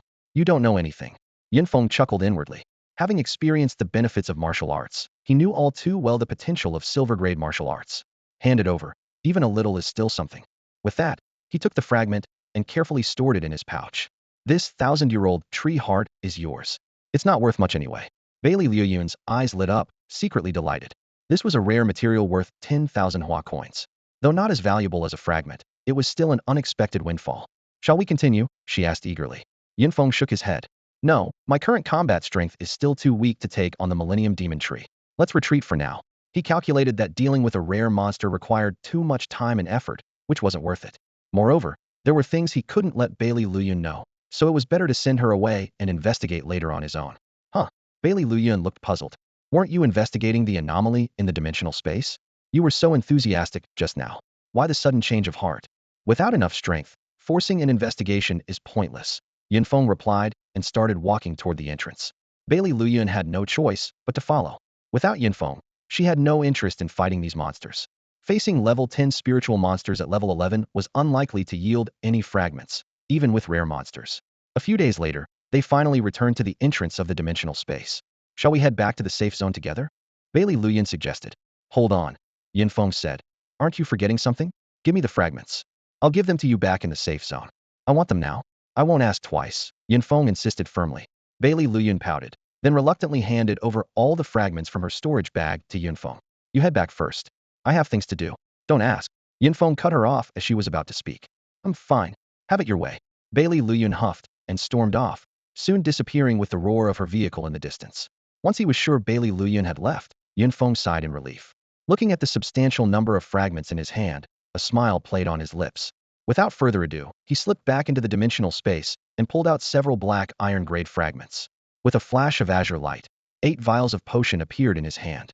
Now, all attributes of the black iron-grade potions were maxed out, pushing his combat strength past the 5,000 mark to reach 5262. When I reach level 11, my combat strength will make a qualitative leap, Feng thought, clenching his fist in anticipation. It was time to enhance his talent. The numerous demon fire crows he had slain provided him with a significant number of black iron-grade talent upgrade fragments. Counting them, along with the previous 6, he now had a total of 12. Soon, 12 vials of black iron-grade talent upgrade potion appeared in his hand. 12 vials. This time, I must enhance my talent. Feng boldly downed the first vial. Seeing no reaction, he quickly consumed the second, third, and fourth vials. Until the 8th vial, when finally, something shifted. A profound sensation surged through him, reminiscent of the moment he first awakened his talent. In his mind, a talent description appeared. A level talent plunder upon defeating an enemy. There is a chance to plunder a portion of their spiritual power, with a very slight chance to plunder their talent. Upgraded from level to a level, the talent description remained largely unchanged, with the probability shifting from extremely slight to very slight. Even more disappointing for Feng was that despite the upgrade, he still hadn't gained any related skills. Is that it? Feng finally understood why black iron-grade talent upgrade potions weren't popular on the market. After spending so much, the upgraded talent was still useless. He might as well have stayed in the safe zone as an ordinary person. Damn, is my talent cursed or something? I've leveled up but still don't have any skills, Feng muttered in frustration as he stared at his attribute panel. If there was a table in front of him, he would have flipped it over in anger. He casually took out the last silver martial arts fragment he had obtained. The silver-level martial art, Falling Blossom's sword technique, with 10 comprehension attempts available. Seeing it was a sword technique, Feng immediately lost interest, preferred the fierce and domineering style of a battle saber. Looks like I'll have to trade this for something else on the platform. Putting away the miniature book, Feng began to inventory his recent gains. Before encountering the flame crow, he had mostly picked up basic attribute fragments. The only noteworthy item was a bronze-level artifact, the Thunderfire Pearl. He pulled out about 10 ping-pong ball-sized black pearls, each labeled, one-time use item, handle with care. He had been eager to try these out, and figured they would be perfect against those demon trees.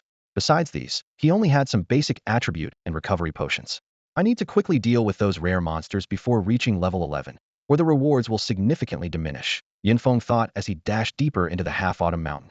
He didn't pause for any monsters along the way, heading straight for his target. Other adventurers witnessing this scene murmured among themselves, "Is this guy crazy? Charging alone into the high-level monster area? That's a quick way to get killed." Strangely, even after so many days, the number of flame crows remained sparse, as if they hadn't yet recovered from the last massacre. The entire elite monster area seemed eerily quiet. 3 days later, Feng returned to the rare monster zone. The demon tree he had previously slain was gone, leaving only a massive crater, with ordinary trees growing around it. Observing this miraculous recovery, Feng marveled at the mysterious rules of the dimensional space. Soon, he spotted a second Millennium Demon Tree. Without waiting for it to react, Feng hurled a Thunderfire Pearl. Try this. With his current power, the branches didn't stand a chance to block it. Boom. The explosion was deafening, and the ground shook. As the smoke cleared, Feng was stunned by the sight. A nearly 5-meter-wide hole had been blasted through the demon tree's trunk, with fierce flames still burning inside. The once formidable demon vines hung limp, like eggplants hit by frost. This power is insane. Didn't even need a second move to take it down, Feng thought with satisfaction as he approached to inspect the tree's pitiful state. Feng closely observed the ancient demonic maple tree before him and noticed a change that delighted him. The tree now provided a bit more spiritual energy than before. His eyes lit up as he realized this was the effect of his upgraded talent. Although a small amount of spiritual energy might seem insignificant, for an awakened one like him, it meant a 20 boost when defeating monsters of the same level. This talent is incredibly useful, Feng thought to himself.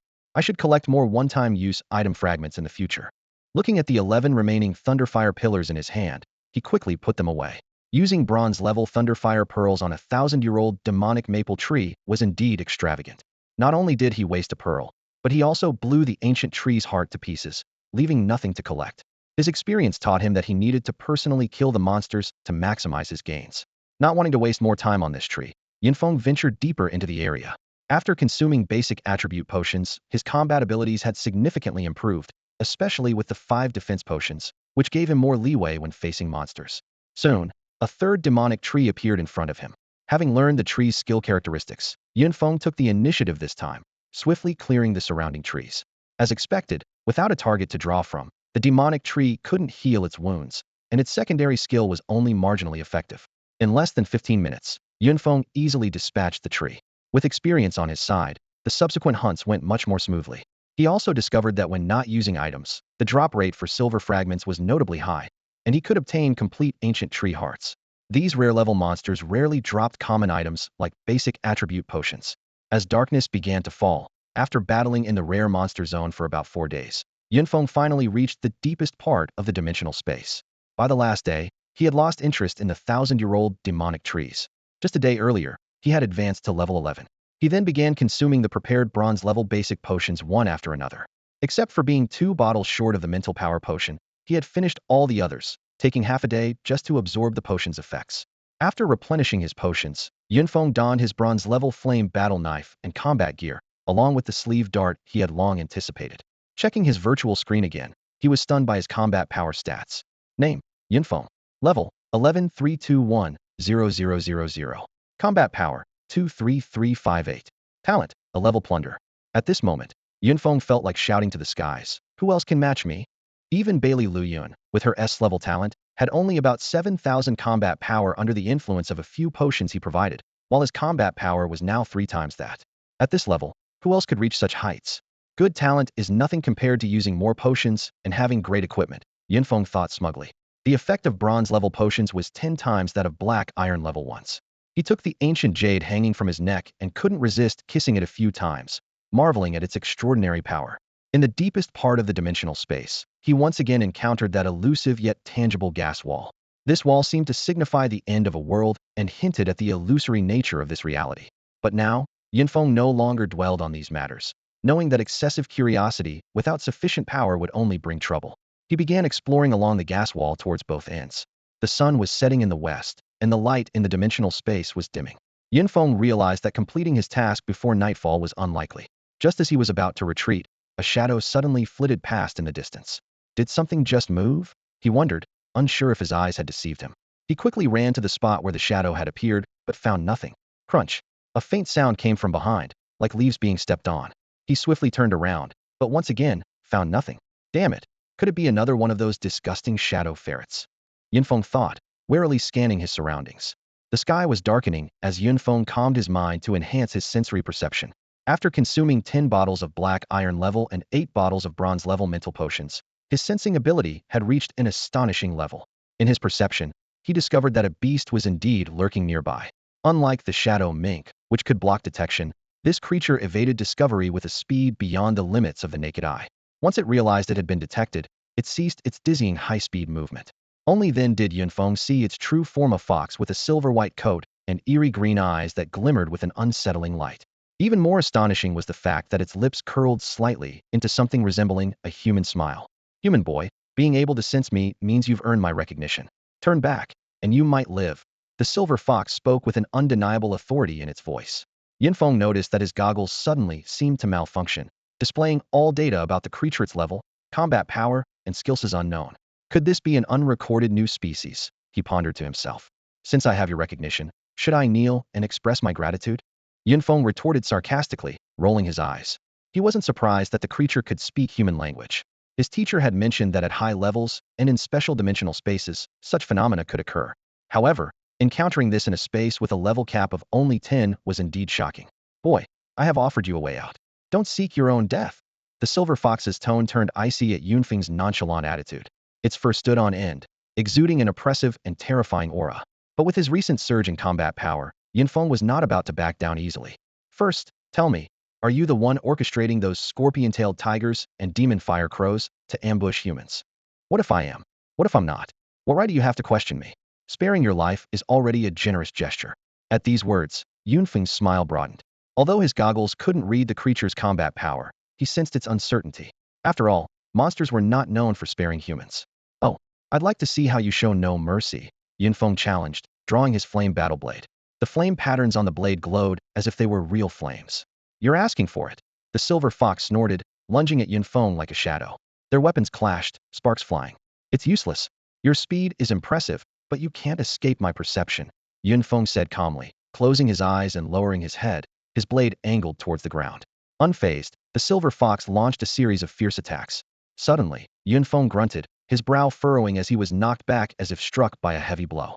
Boy, do you understand now? I still say retreat and live. The silver fox's agile form flashed and landed steadily on a large rock not far from Yunfeng. It looked down at him with a hint of disdain in its eyes. Unexpectedly, Yunfeng's reaction was unusually calm. He slowly stood up, casually brushed off the leaves on his body, and stretched his arms as if the intense confrontation moments ago had no effect on him. How is that possible? The silver fox's sharp eyes showed a trace of shock. Did you put all your points into speed? Your strength is really weak, Yunfeng said with a smirk of disdain. Contrary to expectations, the silver fox didn't get angry at Yunfeng's taunt. Instead, it cautiously retreated a few steps. As an intelligent creature, it clearly realized that this human's abnormal perception and defense posed a significant threat to it. What? Weren't you just acting all high and mighty? Yunfeng approached step by step, each move exuding pressure. What do you want, human? The silver fox's voice carried a hint of tension. First, tell me what happened in this dimensional space. How did you appear here? Yunfeng understood that this silver fox must have transcended the limitations of this dimensional space. Its display of unknown information, incredible speed, and astonishing intelligence all highlighted its uniqueness. These are not things a kid like you should know. The silver fox replied arrogantly. I can only tell you that the dimensional space is not as simple as you think. This ambiguous answer was essentially saying nothing. Although Yunfeng had traveled for 10 years, he still didn't know the truth, but he could guess that everything happening on Blue Star was far from simple. No other last words? Seeing the silver fox unwilling to reveal more, Yunfeng's tone suddenly turned cold, filled with murderous intent. Humph, do you really think I'm made of clay? The silver fox snorted coldly, its figure flickered, and it disappeared without a trace, even beyond Yunfeng's perception. Damn, talking big and then doing the most cowardly thing. Yunfeng cursed under his breath and immediately pursued in the direction where the silver fox vanished. Although slightly slower, the gap wasn't too large. Before long, perhaps because the silver fox couldn't maintain its high-speed movement, Yunfeng sensed its presence again. Human boy, do you really want to fight to the death?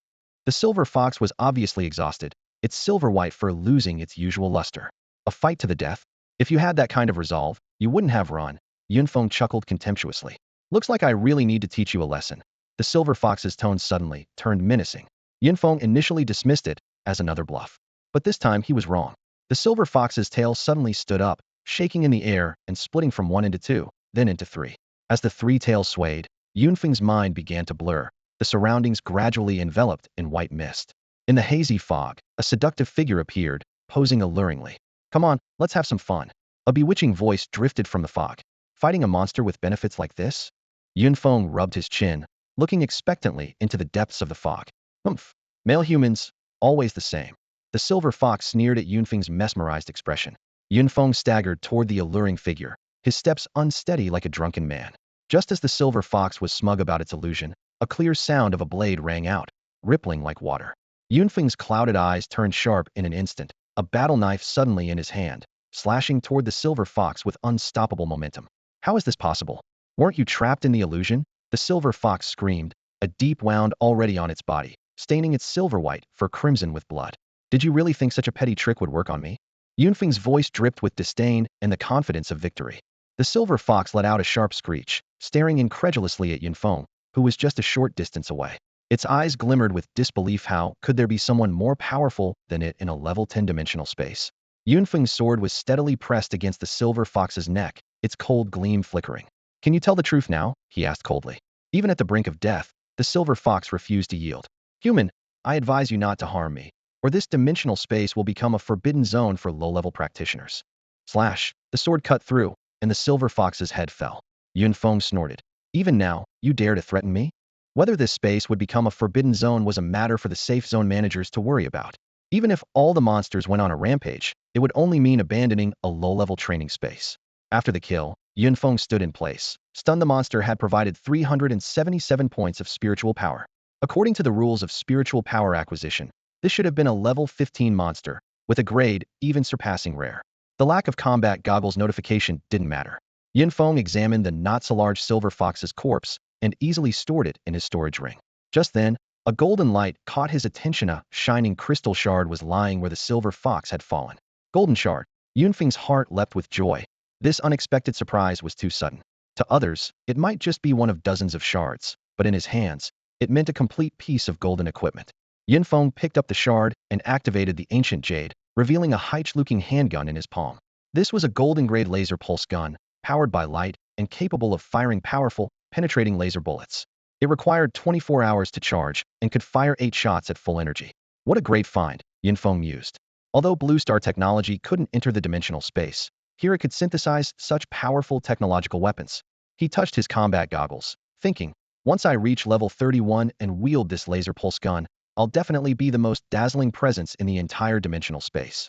The moment Yin Feng tucked the handgun into his storage ring, a slight smile crept onto his lips, as if he could already foresee the excitement this weapon would bring in the future.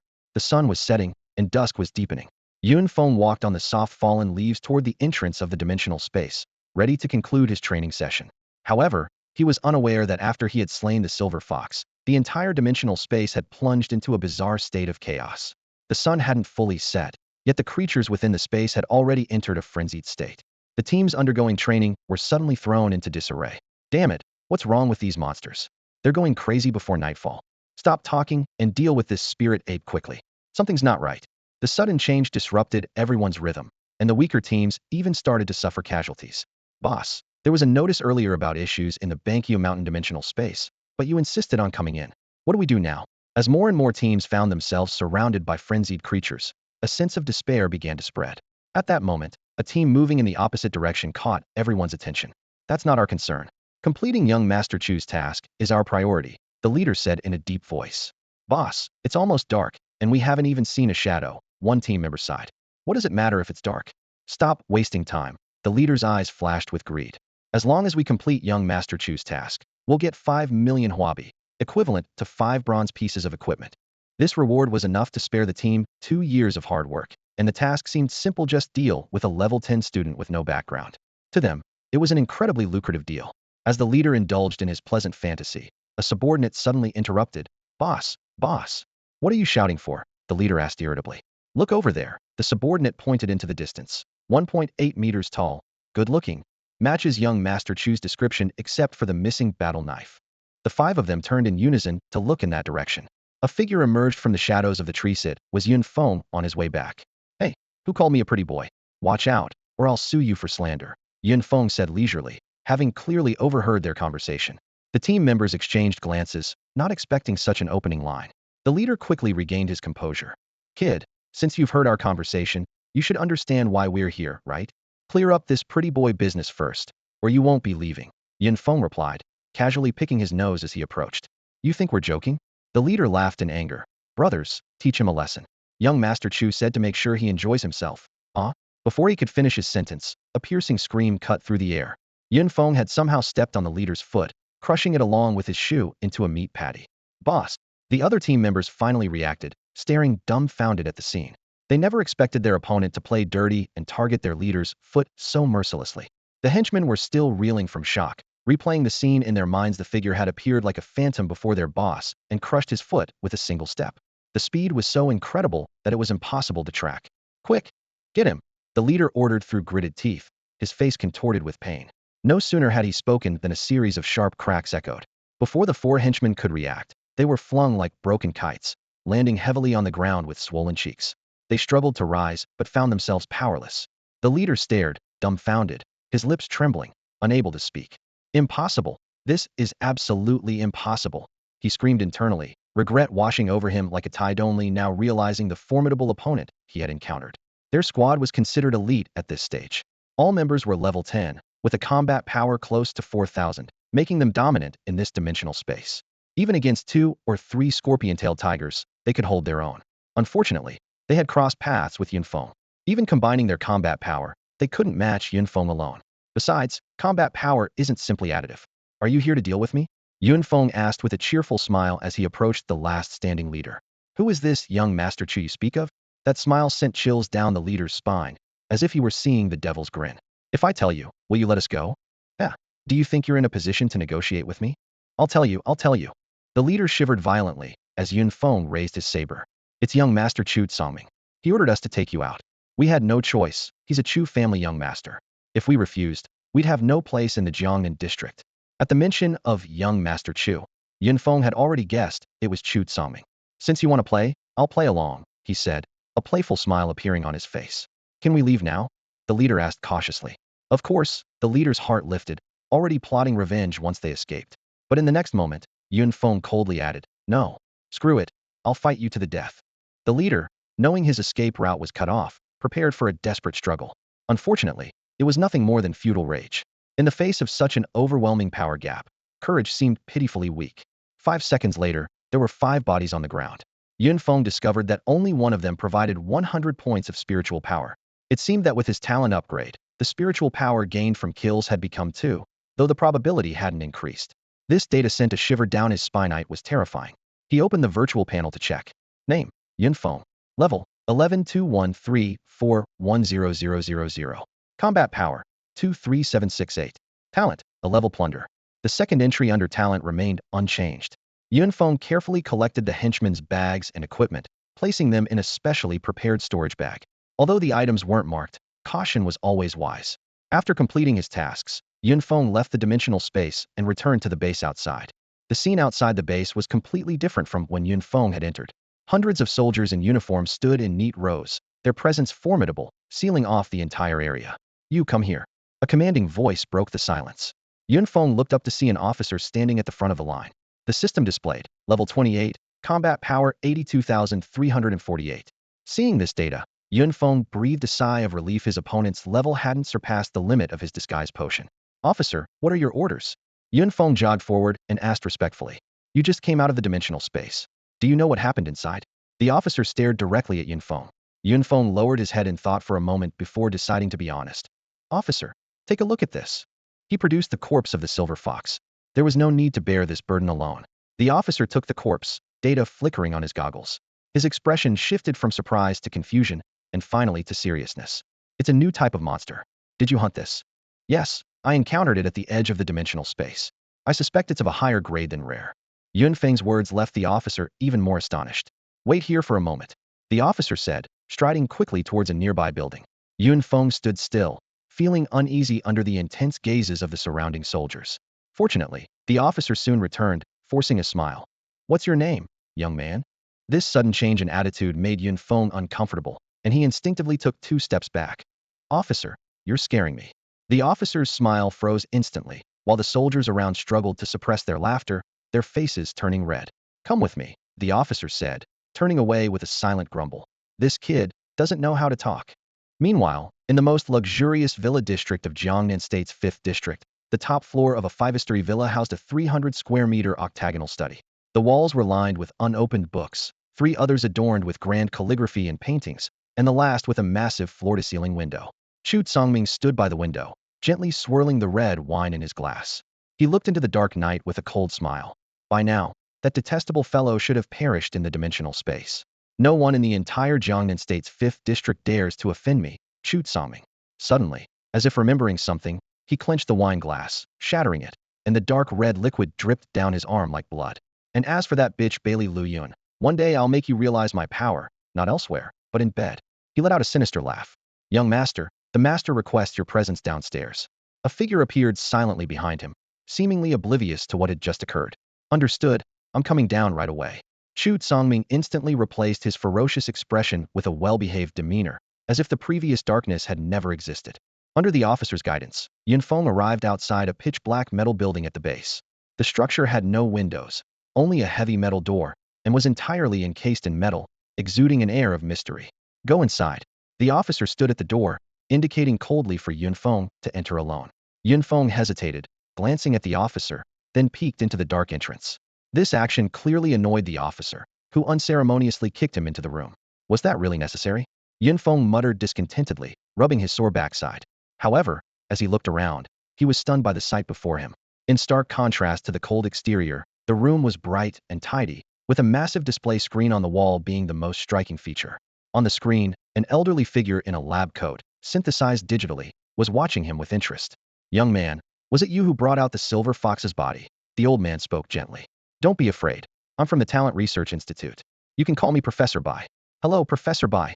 Yun Feng quickly put on a shy demeanor. Though he was well aware of the true status of the Talent Research Institute, it was where the nation's top talents were gathered. Under Professor Bai's questioning, Yun Feng detailed his encounter with the silver fox on Bankyu Mountain and his theories about this new species. This information was crucial for future awakeners to deal with similar creatures. Did you kill it alone? Professor Bai suddenly changed the subject. Yes, Yunfeng answered truthfully, but felt uneasy. Sure enough, Professor Bai continued to probe. What level are you now? What is your talent level? What is your combat power? This barrage of questions made Yunfeng break out in a cold sweat. Aren't we supposed to be studying the silver fox beast? Why are you investigating me? Professor Bai smiled and explained. According to the level 10 entry restriction on Bankyo Mountain, even if you reached level 11 and had an SS level talent, your base combat power would only be around 6,000. Even with all the black iron level base potions, your combat power would only reach 7,600, which is far from sufficient to kill a silver fox. Faced with Professor Bai's deductive reasoning, Yunfeng chose to remain silent, adopting a defiant stance of indifference. Young man, don't you have anything to say? Professor Bai continued to probe. Yunfeng continued to gaze silently at him, saying nothing. All right, since you don't want to talk about it, I won't press you. Professor Bai's voice came from the screen. Thank you for cooperating regarding the silver fox. Once the body arrives at the lab, I'll conduct further research. That's all for today. Here's my number. Feel free to contact me if you need anything. A string of numbers briefly appeared on the screen before fading away. Just as Yunfeng was about to breathe a sigh of relief, the screen suddenly lit up again, and Professor Bai's face reappeared. Young man, can you tell me your name? Yunfeng's heart skipped a beat. Professor Bai, I'm still young, and you really startled me by appearing so suddenly. My name is Yunfeng, and I'm just a student. As soon as he finished speaking, the screen went dark again. Yunfeng had wanted to ask about the reward of several 100,000 yuan for the task involving the silver fox's body, but seeing how quickly Professor Bai had come and gone, he decided to let it go. That amount of money wasn't as significant to him now. After leaving the room, Yunfeng was surprised that the officer didn't question him much and instead arranged for him to board a vehicle back to the safe zone. As the engine roared, Yunfeng stared out at the swiftly passing scenery, feeling somewhat dazed. It had been over a month since he entered that area. He had gone in at the beginning of May, and now it was late June. The school was probably about to start summer vacation. He remembered the promise to get 2 pieces of equipment for Black Monkey, which he had nearly forgotten due to the delay. Meanwhile, deep within the brightly lit lab of a skyscraper in the heart of the Jiangnan continent safe zone, an elderly man with white hair was carefully examining the lifelike silver fox corpse in his hands. Yunfeng, the old man murmured to himself. With just your name, it shouldn't be hard to find you. He called over an assistant, whispered a few instructions, and then focused on studying the perfectly crafted monster corpse. The vehicle finally stopped in front of the trading post in the safe zone. Yunfeng got off and headed straight to a familiar stall. He had a batch of materials to handle, and regardless of whether the task was completed or not, he needed to make this delivery. You've come, young friend. Old Zhang greeted Yunfeng with a broad smile. The materials Yunfeng had brought last time had turned Old Zhang's business around, even prompting him to use fragments as collateral. Yes, I have some materials to sell, Yunfeng said, retrieving the materials he'd collected while hunting alone from his storage space. Although the loot he had acquired with Bailey Luyun was with her, fortunately, he had kept all the fragments for himself. Don't worry, young friend, the price will be fair, Old Zhang assured him, his smile widening. Yunfeng took a storage bag from his spatial ring and began organizing the materials he planned to sell. He carefully counted each item and quickly calculated the total value. 887,650. Could it really be 880,000? Yunfeng blurted out, recalling the previous quote. That can't be right. Last time was a necessity. Let's just round it up to 900,000 this time. All right, 900,000 it is. After the deal was made, Yunfeng walked alone to the sales area. He paused in front of a familiar shop, his eyes scanning the entrance, but failing to spot the familiar figure. With a hint of disappointment, he turned and headed back to his place. Back at his small house, Yunfeng began meticulously inventorying the gains from this excursion. Compared to his first time, the haul was significantly richer. Just the value of a single gold-tier item exceeded all his previous earnings. Additionally, he had defeated numerous elite-level flame crows and millennium demon maples, acquiring a substantial amount of bronze and silver fragments. Most of these fragments had already been synthesized into complete equipment, while the rest were intended to be traded on the platform for some special fragments. Yunfeng entered his parents' long vacant yet still tidy room, his gaze falling on a 20-centimeter square metal box. The pinhole at the top of the box, emitting a red light, caught his attention. Jones. At Yunfeng's call, the red light turned blue, and a large virtual screen unfolded above the metal box. Long time no see, young master. How may I assist you? This true artificial intelligence Jones was Yunfeng's companion when he first crossed over. Open the fragment trading page. The virtual screen immediately displayed a vast array of trading information, ranging from black iron to red radiance levels, and even requests for divine level fragments. Yunfeng paid particular attention to silver deer and above disguise potions, rare items that could help him operate more effectively in dimensional spaces, often treasured by prominent families to protect their heirs. Young Master, 56 pieces of information have been retrieved. 38 gold fragments, 11 purple fragments, and 7 red radiance fragments. Seeing the prices of the fragments, Yunfeng couldn't help but gasp. Each gold tier fragment cost between 800,000 and 1 million currency, and a complete disguise potion required 85 fragments to synthesize. At that moment, he gained a deeper appreciation for the power of the ancient jade. Yunfeng stood before the trading platform, his eyes fixed on the camouflage potion fragments. He was determined to acquire them. The potion only lasted 30 minutes, and in the early stages, he couldn't do without this life-saving item. He skipped over the first 2 tiers and focused on the highest level, the red glare fragments. The trading platform showed that the minimum price for a red glare camouflage potion was a staggering 1.78 million huobi, a price that would deter most ordinary awakened families. Clearly, once the grade reached a certain level, even obscure fragments wouldn't come cheap. 1.78 million. Yunfeng murmured softly. Although he was currently short on funds, he was determined to secure this fragment. He quickly opened the trading interface and entered a command. Search for the lowest price of the same item on the platform and sell everything at the lowest price. With that, he took out all the unused black iron items, including basic attribute potions, weapons, equipment, and various tools. Master, are you sure you want to sell at the lowest price? The system's prompt sounded. Yes, sell them. Yunfeng replied confidently, with the ancient jade in hand. Besides, the current online security system was exceptionally advanced, with both buyers' and sellers' addresses tightly protected, and smart machines handling all deliveries without revealing any information. Sure enough, within half a stick of incense, orders started flooding in. The system quickly reported back. Master, 15 bottles of strength potion, 23 bottles of speed potion, 18 bottles of defense potion, and 7 bottles of mental potion have been sold, totaling 4.838 million huobi, with an average price of 76,800 per bottle. Seeing this figure, Yunfeng felt a surge of warmth in his heart. In his previous life, he couldn't save this much money even while being overworked by his boss.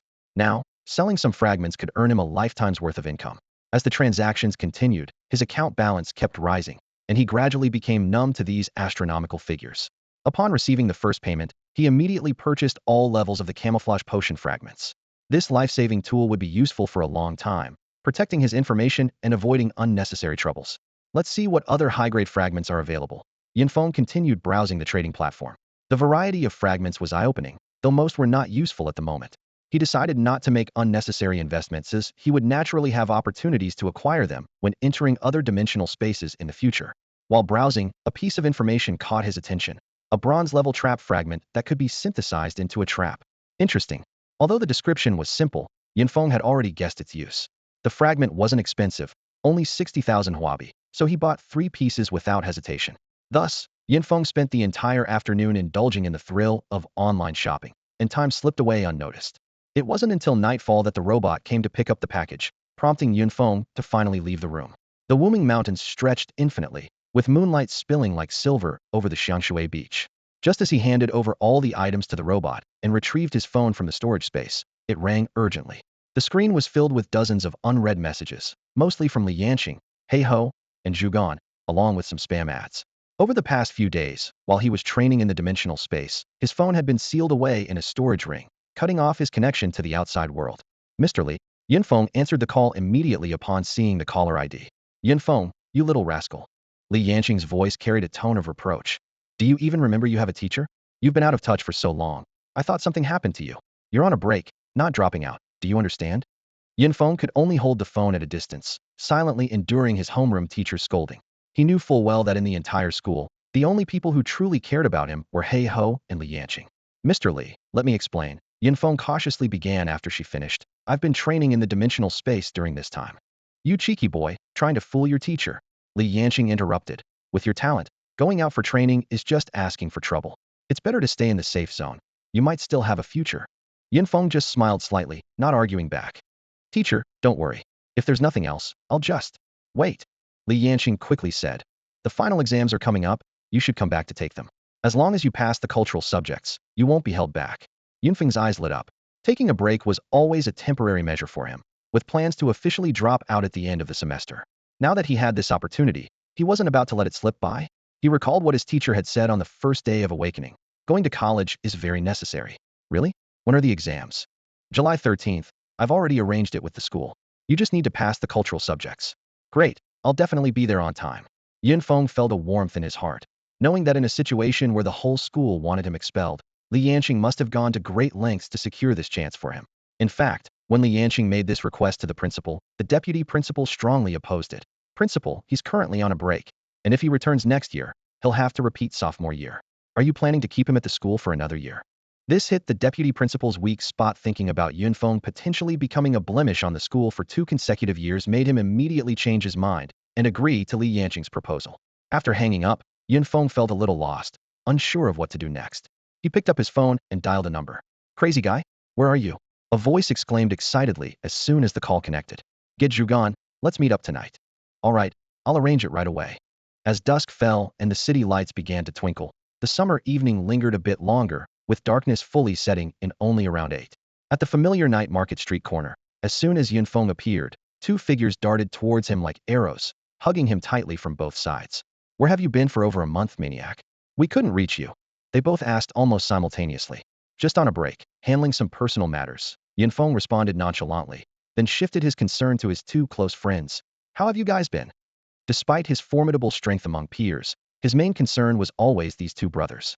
Zhou Quan and Zhao Jingmu exchanged a knowing smile before Zhou Quan spoke first, unable to hide his pride. I've awakened a level talent and am now a focus at school. I recently trained in the dimensional space and reached level 8, with a combat power of over 2500. Nice, level 8 with over 2500 combat power, Feng teased. You must have taken quite a few pills, huh? Of course, Zhou Quan boasted. Even though the training didn't yield many fragments, the materials alone were worth a lot, plus the school's rewards. What's there to brag about? Zhao Jingmu interjected sourly. As a level talent awakener, he struggled to get noticed even at one of the top 3 schools in the district. Maniac, I'm level 9 now, with a combat power of 3120. How's that? Not impressed. Feng shot back directly. Zhao Jingmu was stunned, while Zhou Quan laughed heartily beside him. Ha ha ha, it's like a toothpick. I'm not impressed either. You 2 are too much. Zhao Jingmu's face turned as dark as a pot bottom. All right, we know you come from a wealthy family, lacking talent, but making up with resources, Zhou Quan said, though he secretly envied Zhao Jingmu's family, which had an S-level talent powerhouse and a significant standing in Jiangzhou. Unlike him and Feng, who came from ordinary awakener families and had to rely on themselves. If he hadn't awakened an A-level talent, he might have faded into obscurity. Thinking of this, Zhou Quan glanced at Feng, whose parents had died during training and who had only awakened the lowest level of talent. His future was uncertain. Bamboo, what are you going to treat us to? Feng suddenly asked. Aren't you the one who called us out? Why do I have to treat? Because you have money. If not you, then who? So, you're just targeting me because I have money? Just say if you're treating or not. Fine, I'll treat. What do you want to eat? Let's go for some skewers. Watching the 2 ahead, arms around each other, happily heading towards the barbecue shop, Zhou Quan followed. Perhaps this was the purest form of friendship. In the barbecue shop, Zhou Quan suddenly asked, Feng, are you planning to drop out? I was, but today Mr. Li called and said as long as I pass the cultural exams at the end of the term, I can continue to senior year next year. Then what's the problem? Zhou Quan and Zhao Jingmu exchanged a glance. Other things might be tough, but cultural grades? You've always been top of the class. Hearing this, they both breathed a sigh of relief, knowing their friend could finally continue his studies. Next year at this time, we'll be taking the college entrance exam. Have you guys thought about where you want to go to university? Feng asked his 2 friends, posing a weighty question. Of course, the Awakening Academy at Jingping University. Heiho blurted out, his eyes sparkling with anticipation. It had always been his dream. Zhugan seized the opportunity to tease him. Come on, an A-level talent is good, but you're still a bit short for Jingping. Unless you can level up to 30 within a year. That's still better than you. Even if you reach level 30, you won't get in. Heiho retorted without backing down. The 3 of them knew all too well that leveling up from 8 to 30 was nearly impossible. The higher the level, the harder it was to advance. For most, reaching level 20 was already quite an achievement. I'll just find a random university in Jiangnan State, Zhugan sighed, a hint of disappointment in his voice. My parents wouldn't want me to go too far anyway. Heiho's eyes twinkled mischievously as he teased. Who are you kidding? I bet you're just eager to stay here so your fangirls won't miss you too much. Hey, don't talk nonsense, or I'll sue you for slander.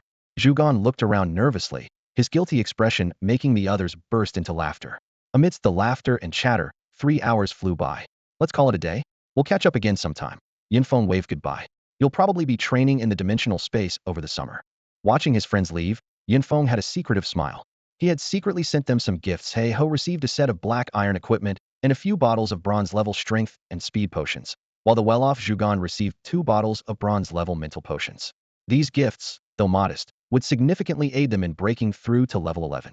Back home, Yinfeng finally allowed himself to relax completely. He was waiting for the pieces he had ordered to arrive. Some were already in the same safe zone, while others would take a bit longer. With half a month until the final exams, he decided to stay in the safe zone and not venture out. Meanwhile, Baili Liuyun's situation was growing increasingly difficult. Ever since returning from Bankyu Mountain, she hadn't had a single peaceful day. Although her increased strength should have been cause for celebration, the issue with Chu Tsongming had put her under immense family pressure. Luyun, just listen to your father and apologize to young Master Chu. Baili Jingxing pleaded earnestly. Do you want to anger your grandfather? Besides, young Master Chu has been fond of you for a long time. If we could forge a union with the Chu family, our Baili family. Baili Jingxing. Qin Feiping interrupted furiously. Say one more word, and I'll fight you. Are you trying to sell our daughter for your own gain? You have no shame, thinking only of such despicable things. Faced with the daily arguments, Baili Luyun felt utterly exhausted. She was their only precious daughter, cherished by her parents, and yet her father could say such hurtful things. Am I wrong? Baili Jingxing argued. The Chu family is powerful, and young Master Chu has triples talent. Paired with Liu Yun's doubles talent, they're a perfect match. Huh, your motives are clear to anyone with eyes. Qin Feiping sneered. You just want to climb the social ladder through the Chu family. Even if you do, so what with your pathetic self? Enough, Baili Luyun finally snapped. Facing this every time she returned home was draining her. Dad, no matter what you say, I won't apologize. I haven't done anything wrong, she silently added. My only mistake was not finishing him off with a single blow. Luyun, Baili Jingxing continued to persuade. You know our family deals in materials, and the Chu family is the largest material buyer in Jiangnan State. Sometimes, you have to bow when under the eaves. Baili Luyun said nothing more and went straight to her room, leaving her parents to argue outside. Ah, that felt great. Yunfeng stretched his limbs and got out of bed. The clock on the wall showed he had slept for 3 whole days again, but after his previous experience, this was hardly surprising. After a quick wash, he stepped outside. The empty kitchen was spotless, clean enough to make a mouse shed tears. The July morning sun was already a bit dazzling as Yunfeng squinted his eyes and headed to a nearby breakfast shop. Boss, I'll have a bowl of rice noodles, 2 baskets of dumplings, 2 shumai, 2 steamed buns, 2 pieces of fried dough, and a bowl of soy milk. Yunfeng rattled off his order in one breath, drawing surprised glances from other diners. This amount was clearly the appetite of an awakened, but they typically wouldn't frequent such a humble breakfast spot. Yin boy, just back from the battlefield? Why not go to an awakened restaurant? Asked the shop owner, Aunt Zhang, a warm smile on her face despite being in her 50s. Aunt Zhang, nothing beats the taste of your food, Yunfeng replied, his mouth full of dumplings. Eat as much as you like, Aunt Zhang beamed, clearly pleased by his compliment. As Yunfeng was devouring his meal, a voice drifted over, soft yet profound. A decade abroad, the heart finds no peace. Among the throngs, the soul feels alone. Travelers come and go with ease. Where in the world can true wisdom be known? Initially, Yunfeng was focused solely on filling his stomach, but gradually, his movements froze. He didn't dare turn to see where the voice came from, as if time itself had paused. When the poetry ended, the bustling breakfast shop fell silent. By then, someone had quietly taken a seat beside Yunfeng. May I sit here? Normally, Yunfeng would joke. You've already sat down, why ask? But now he could only nod stiffly. These fried dough sticks and soy milk look good. May I have some? Yunfeng nodded again. The person began to help themselves. I didn't expect such delicious breakfast in such a remote place, the person remarked, wiping their mouth with satisfaction. The surrounding clamor slowly returned to Yunfeng's ears. He turned to see an elderly man beside him, dressed in coarse linen clothes and a gray robe, wearing a four-cornered cap. His white eyebrows and beard reached his chest, and he wore sunglasses, resembling a fortune teller. Next to him leaned a cloth banner with faintly visible words. Knows the heavens, understands human fate. What a bold claim, was Yunfeng's first thought. As someone who didn't believe in fate, he always held the belief that I control my destiny, not the heavens. However, recalling the earlier poem, he decided to treat the old man with respect. Young friend, I see a dark cloud over your forehead, suggesting a looming danger, the old man said. Yunfeng's throat tightened. He wanted to speak, but couldn't find the words. It sounded like the typical line from a charlatan, yet his mind was still on the 4 lines of poetry. Don't be nervous, young friend. Follow me, the fortune teller in the traditional robe said as he stood up. The cloth flag in his hand was faded and frayed at the edges, yet he held it with great care as he walked away. Yunfeng quickly followed, not wanting to disrespect this mysterious fortune teller. After a few steps, Yunfeng noticed something unusual. A path they were taking led directly to his home. Sure enough, within minutes, they were standing outside Yunfeng's building. Aren't you going to invite me in? The fortune teller asked with a knowing smile. Master, please. Feng gestured politely for him to enter. The fortune teller nodded slightly and began to climb the stairs. Feng's three-story apartment was quite nice for the area, but the comfortable setting only added to the awkward silence between them. They sat facing each other, neither speaking. The fortune teller felt restless. What's with this kid? Invites me up and says nothing? Meanwhile, Feng was silently fuming. What's this guy up to with all his mysterious airs? Master, may I ask what you mean by disaster of blood? Feng finally broke the silence. It means just what it says, the fortune teller replied, as if regaining his element. And how can it be resolved? By losing money to avoid disaster. How much does the master need? Feng, initially impressed by the fortune teller, now began to suspect he was a fraud. The money isn't for me. Then who is it for? You'll find out in due time. When is that? The secret cannot be revealed. With that, the fortune teller fell silent again, leaving Feng frustrated to the point of wishing he could experience a disaster just to break the tension. Master, could you explain the meaning of the poem you recited earlier? Feng asked respectfully, for this was his main concern and biggest secret. It means whatever you think it means, the fortune teller replied, maintaining an air of mystery. In truth, he was inwardly screaming. Damn it, stop asking. You think I actually know? Reflecting on his past decade of struggles, the fortune teller felt a bitter taste in his mouth. Today was the first time he'd seen a glimmer of hope. His talent had led him to recite that poem at this exact time and place, bringing him to the person who could change his fate. His talent had again provided guidance, leading to this moment. Sensing the fortune teller's evasiveness, Feng decided not to press further, and silence once again enveloped the room. Unable to bear the awkwardness any longer, Feng asked, Master, are you an awakened one too? Indeed, the fortune teller nodded. Is your awakening also a life-related talent? Why did you say also? The fortune teller's face suddenly showed disbelief. Could it be that you awakened with an level talent? At this point, the fortune teller could no longer maintain his enigmatic demeanor, muttering to himself. Impossible, absolutely impossible. How could someone with an level talent be the one to change my destiny? Feng was completely baffled, unable to comprehend what was happening, and could only mentally string together a series of question marks. Are you really an level talent? The fortune teller in the traditional garb tightly gripped Feng's arms, disbelief evident in his eyes. His fingers slightly tightened, feeling the strength within Feng's arms, and his expression suddenly changed. Impossible, he exclaimed in shock. Your arms are strong and powerful, clearly having absorbed a substantial amount of spiritual energy. This is a state that an level talent awakener could never achieve. Yet, Feng noticed a subtle change. The fortune teller, who initially appeared so imposing, seemed to have transformed. The hands pressing on Feng's shoulders were no longer forceful. Instead, they felt gentle, like a soft massage. Feng even began to doubt whether the earlier sense of oppression was merely an illusion. You can't really be a life talent awakener, can you?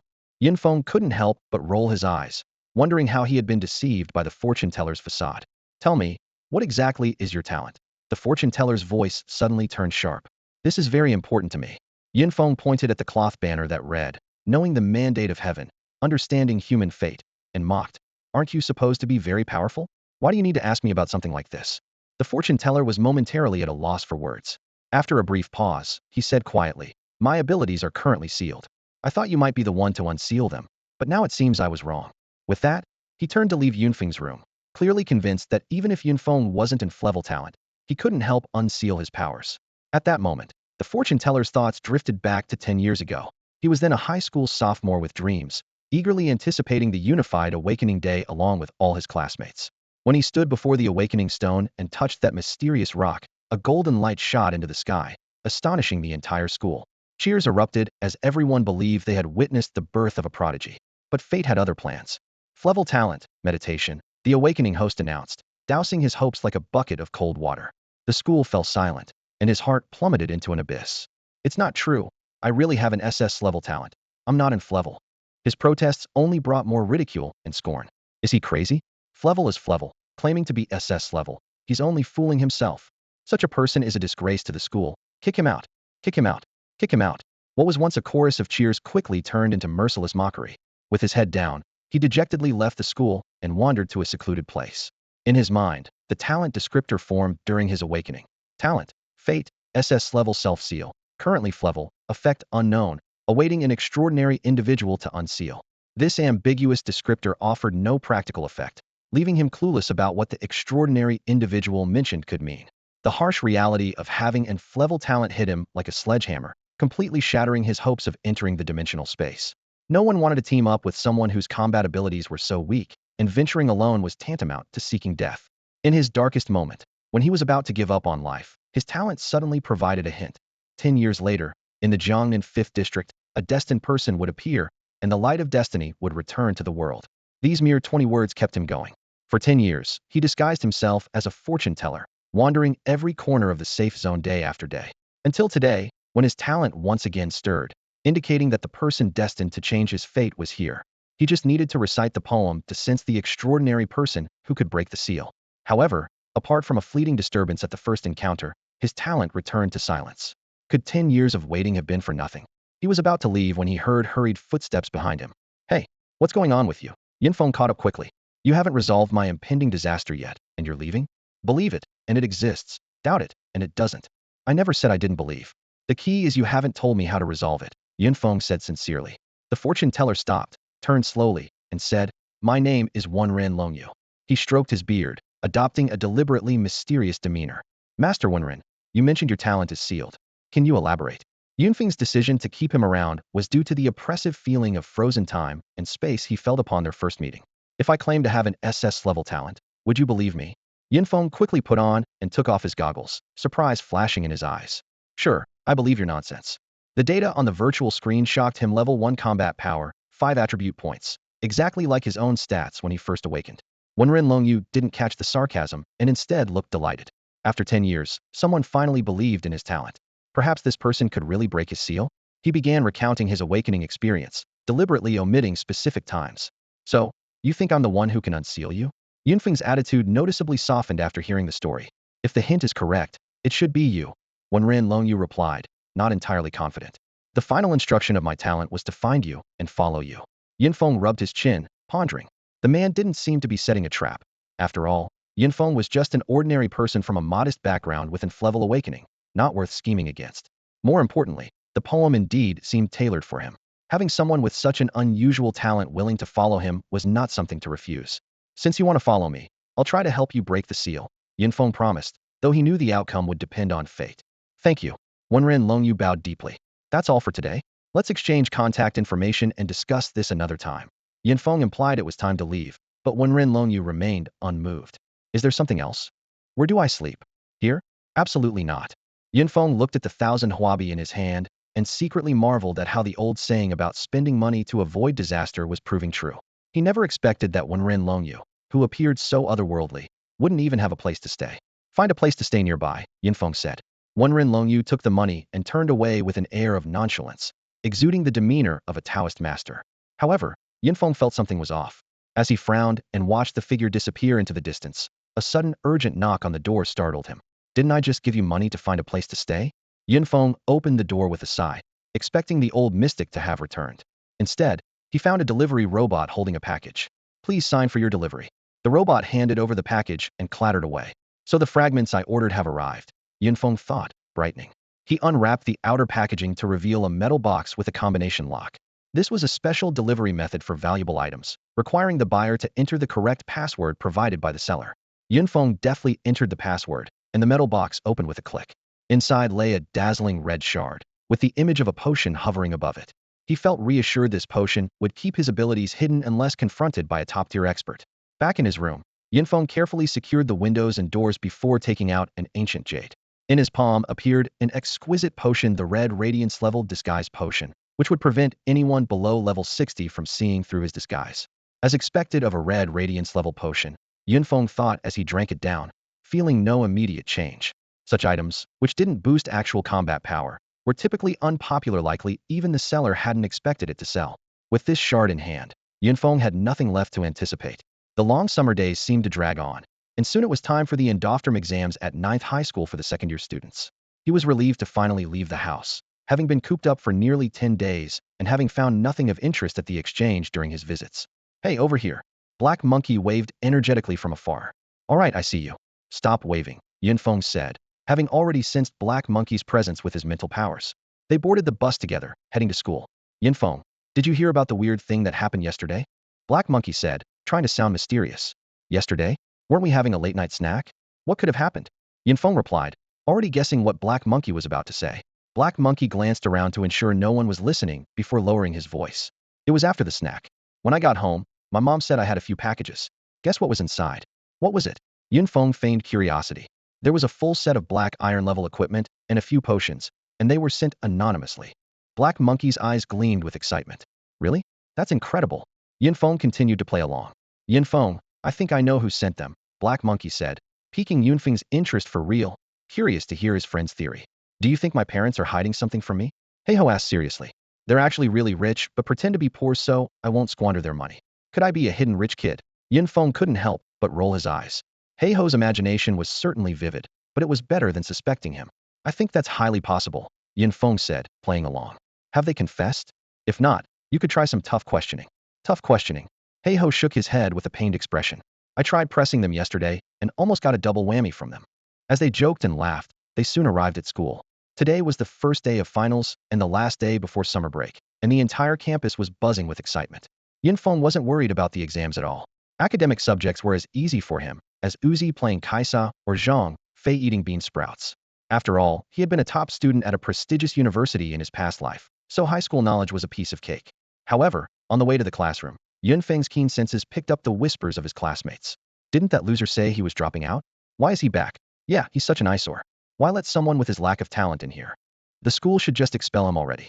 What's the point of keeping him? Yun Feng sighed inwardly. Having such sharp senses could be a burden. While those harsh words didn't affect him, they were unpleasant to hear. Meanwhile, Heiho kept sneaking glances at Yun Feng's expression, relieved to see him unfazed. Being less perceptive has its perks. At least I don't hear this nonsense, he thought. The finals were spread over 2 days. The first day was for academic subjects, and the second for practical exams. The academic tests were held in their regular classroom. Yin Feng, you're here, said their teacher, Ms. Li Yanjing, as she prepared to proctor the exam at the classroom door. Thanks, teacher. I'll treat you to a big meal after the exam, Yin Feng said with a grin. It's the thought that counts, Ms. Li said earnestly. Do well on the test. If you can't pass the academic subjects, there's nothing more I can do. Don't worry, teacher. These kids are no match for me. Yin Feng replied confidently as he entered the exam room.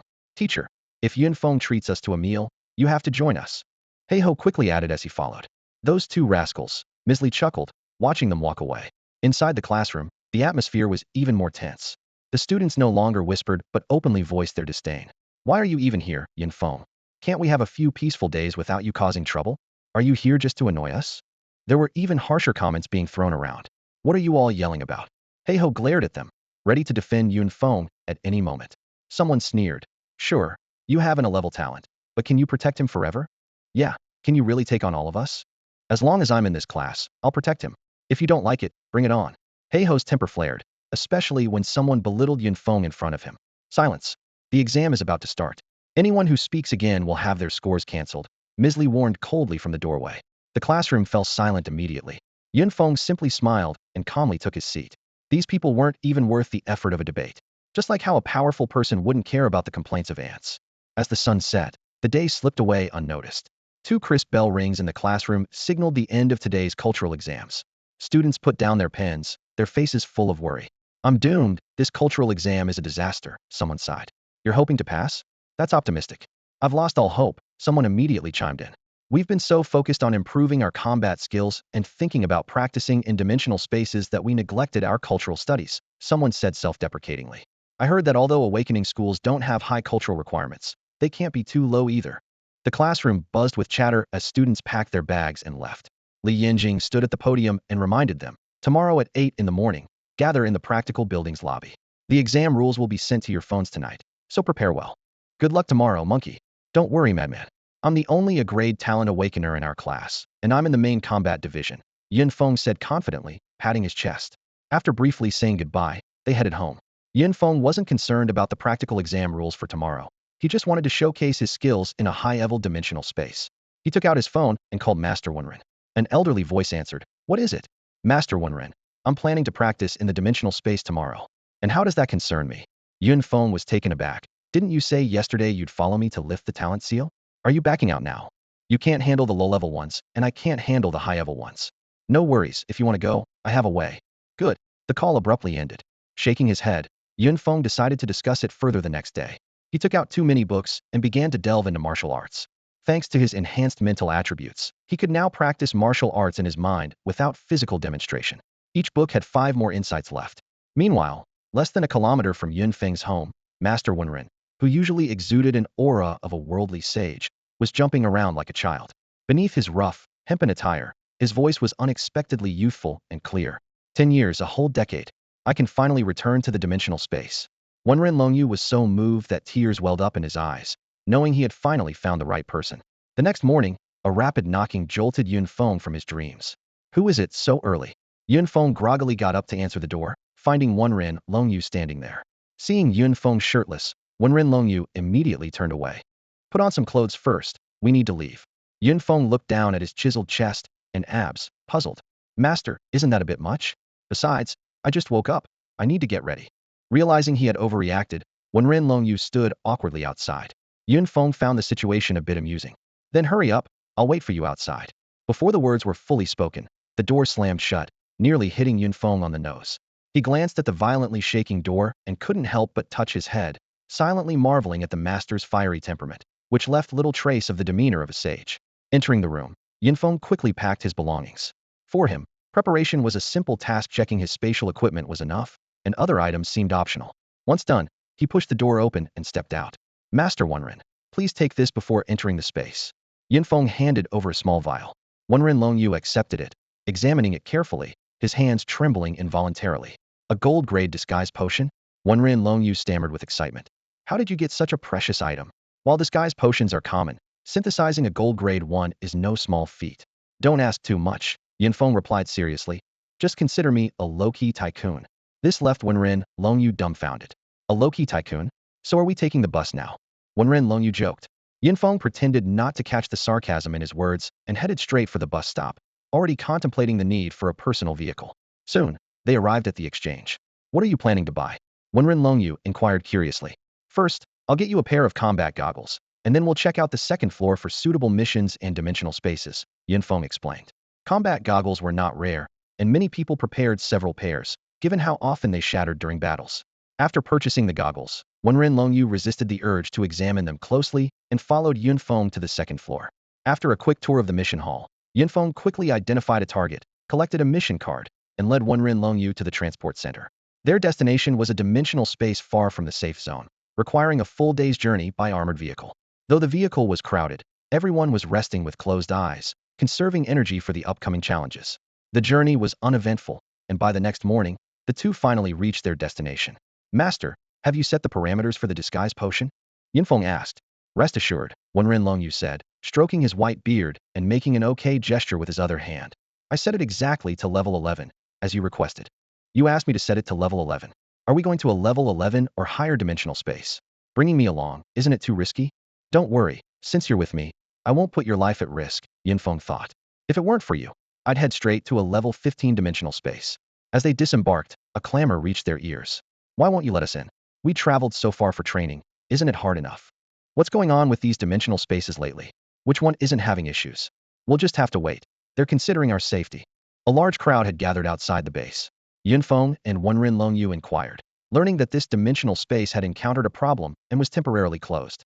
Officer, what exactly happened inside? Yun Feng asked, since there was no warning when they accepted the mission. Don't pry, just stay put. The officer replied curtly, clearly unwilling to elaborate. Yun Feng, since we can't get in, why don't we go to a lower-level dimensional space instead?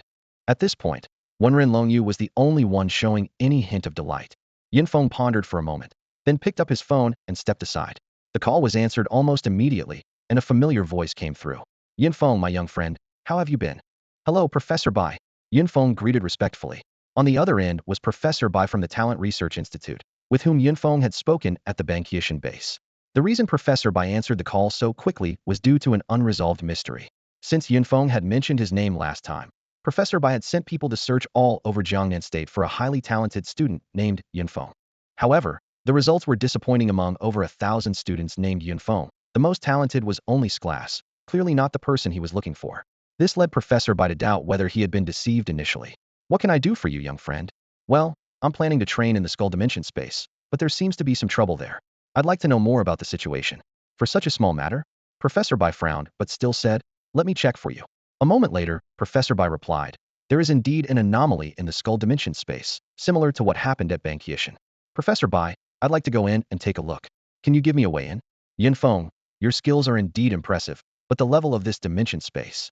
Don't worry, Professor Bai, I'll be fine, Yunfeng assured confidently. All right, I'll help you this time. But please be careful, Professor Bai advised before hanging up. Now do you give up? Let's go back. Wenren Longyu immediately approached Yunfeng to pull him away. Why rush? Let's wait a bit, Yunfeng replied. Wait? For what? Wenren Longyu looked puzzled. At that moment, an officer approached briskly. Which one of you is Yunfeng? I am. Yunfeng stepped forward immediately. Please come with me. Yunfeng raised an eyebrow at Wenren Longyu. See, I told you I had it under control. Let's go. Although reluctant, Wenren Longyu had no choice but to follow. The crowd outside stirred as they saw the two being escorted in. Why does that kid get to go in while we have to wait outside? Quiet down. Everyone stay calm. The officer quickly intervened, sensing the crowd of awakened individuals was on the verge of losing control.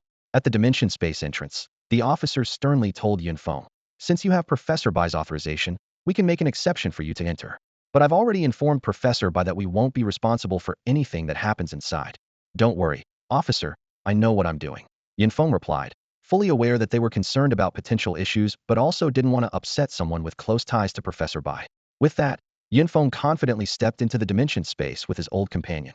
The sight was breathtaking under a gloomy sky. The ground resembled an ancient battlefield, littered with broken weapons and tattered fabric. Dark red bloodstains were everywhere, emitting a pungent metallic scent. Inside the safety zone at the entrance, they geared up for exploration. Yunfeng suddenly heard a question. I remember giving you a black iron-level combat suit. Why aren't you wearing it?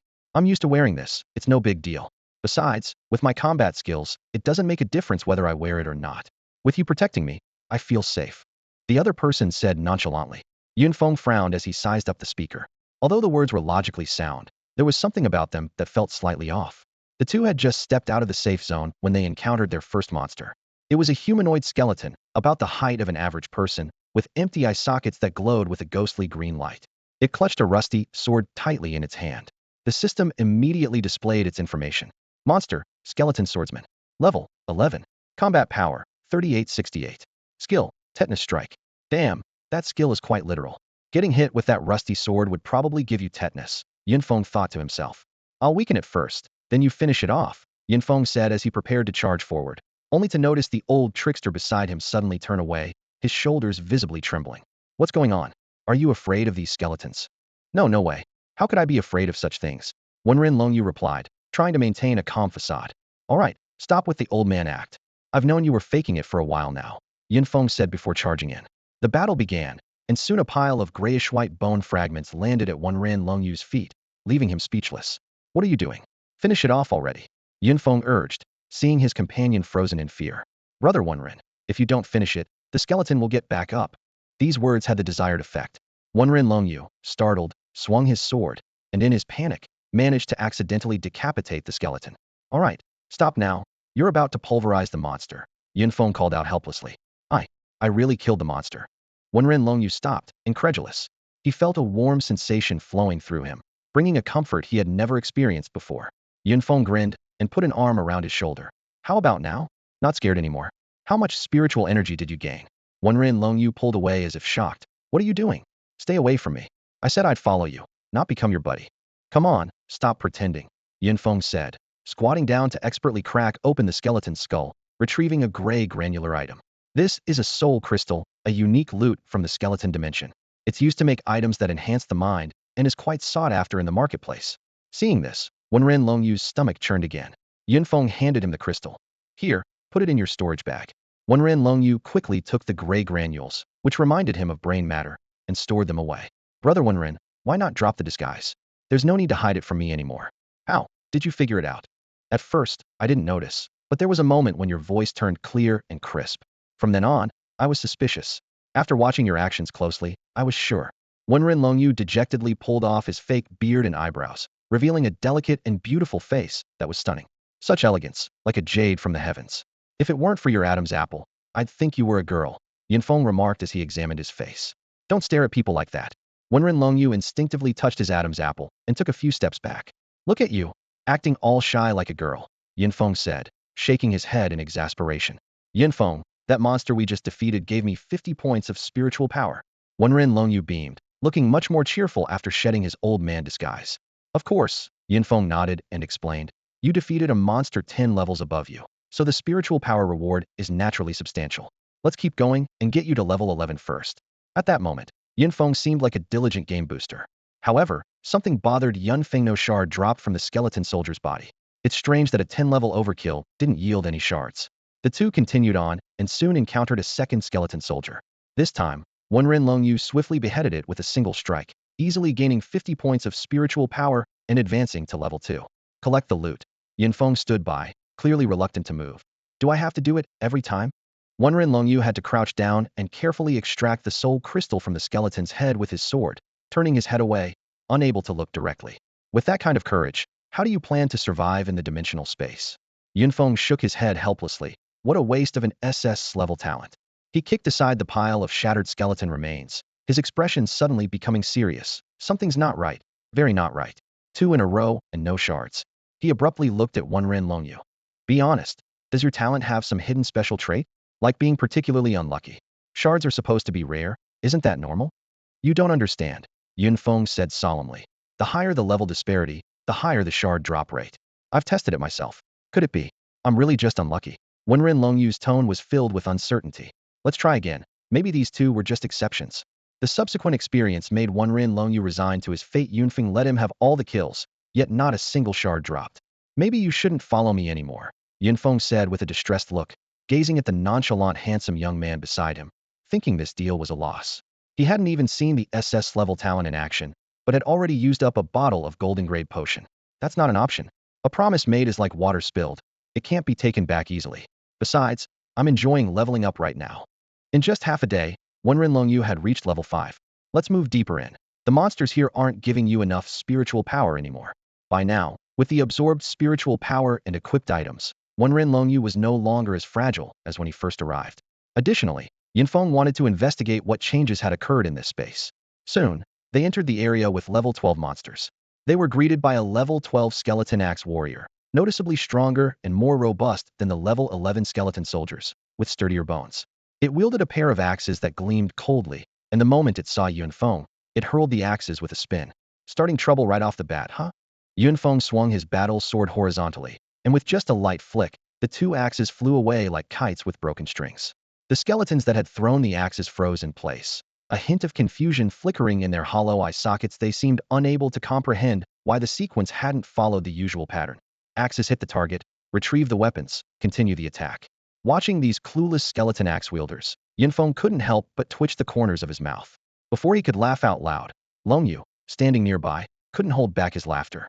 However, his laughter abruptly stopped as another skeleton crashed heavily in front of him with a thud. Stop laughing and finish them off, Feng said, brandishing his sword. Longyu grinned at Feng's arrogant stance. Let's do it together. 5 days passed as the two traversed several monster zones, gradually delving deeper into the dimensional space. During this time, Longyu's leveling speed noticeably slowed down. It took 3,000 spirit power to go from level 5 to level 6. But now, he finally reached level 10, and surprisingly, his talent had evolved. Feng, I've got good news and bad news. Which do you want to hear first? Longyu said with a complicated expression. Can't you just tell me both? Feng rolled his eyes. You're no fun, Longyu said, a bit annoyed, but continued. The good news is, my talent has been unlocked, and I've learned 2 skills. Really? Feng's eyes lit up, feeling that his time spent as a sparring partner hadn't been in vain.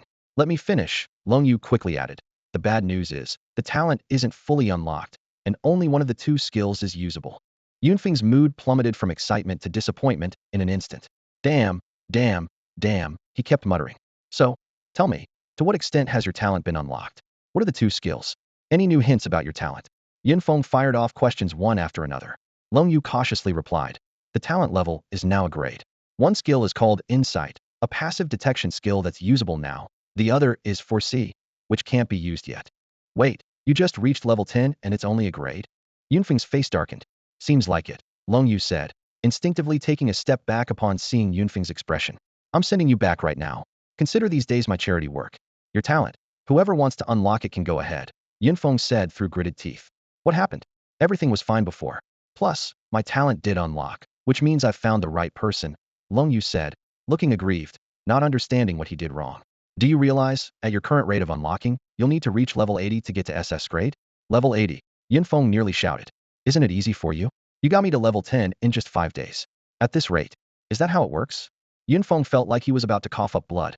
Taking a deep breath, Yunfeng calmed himself down. All right, let's not talk about this now. Is your insight skill any good? It's great. Seeing Yunfeng's softened attitude, Long Yu quickly explained. Although the detection range is only 200 meters for now, it's very comprehensive and can uncover all disguised and invisible monsters around.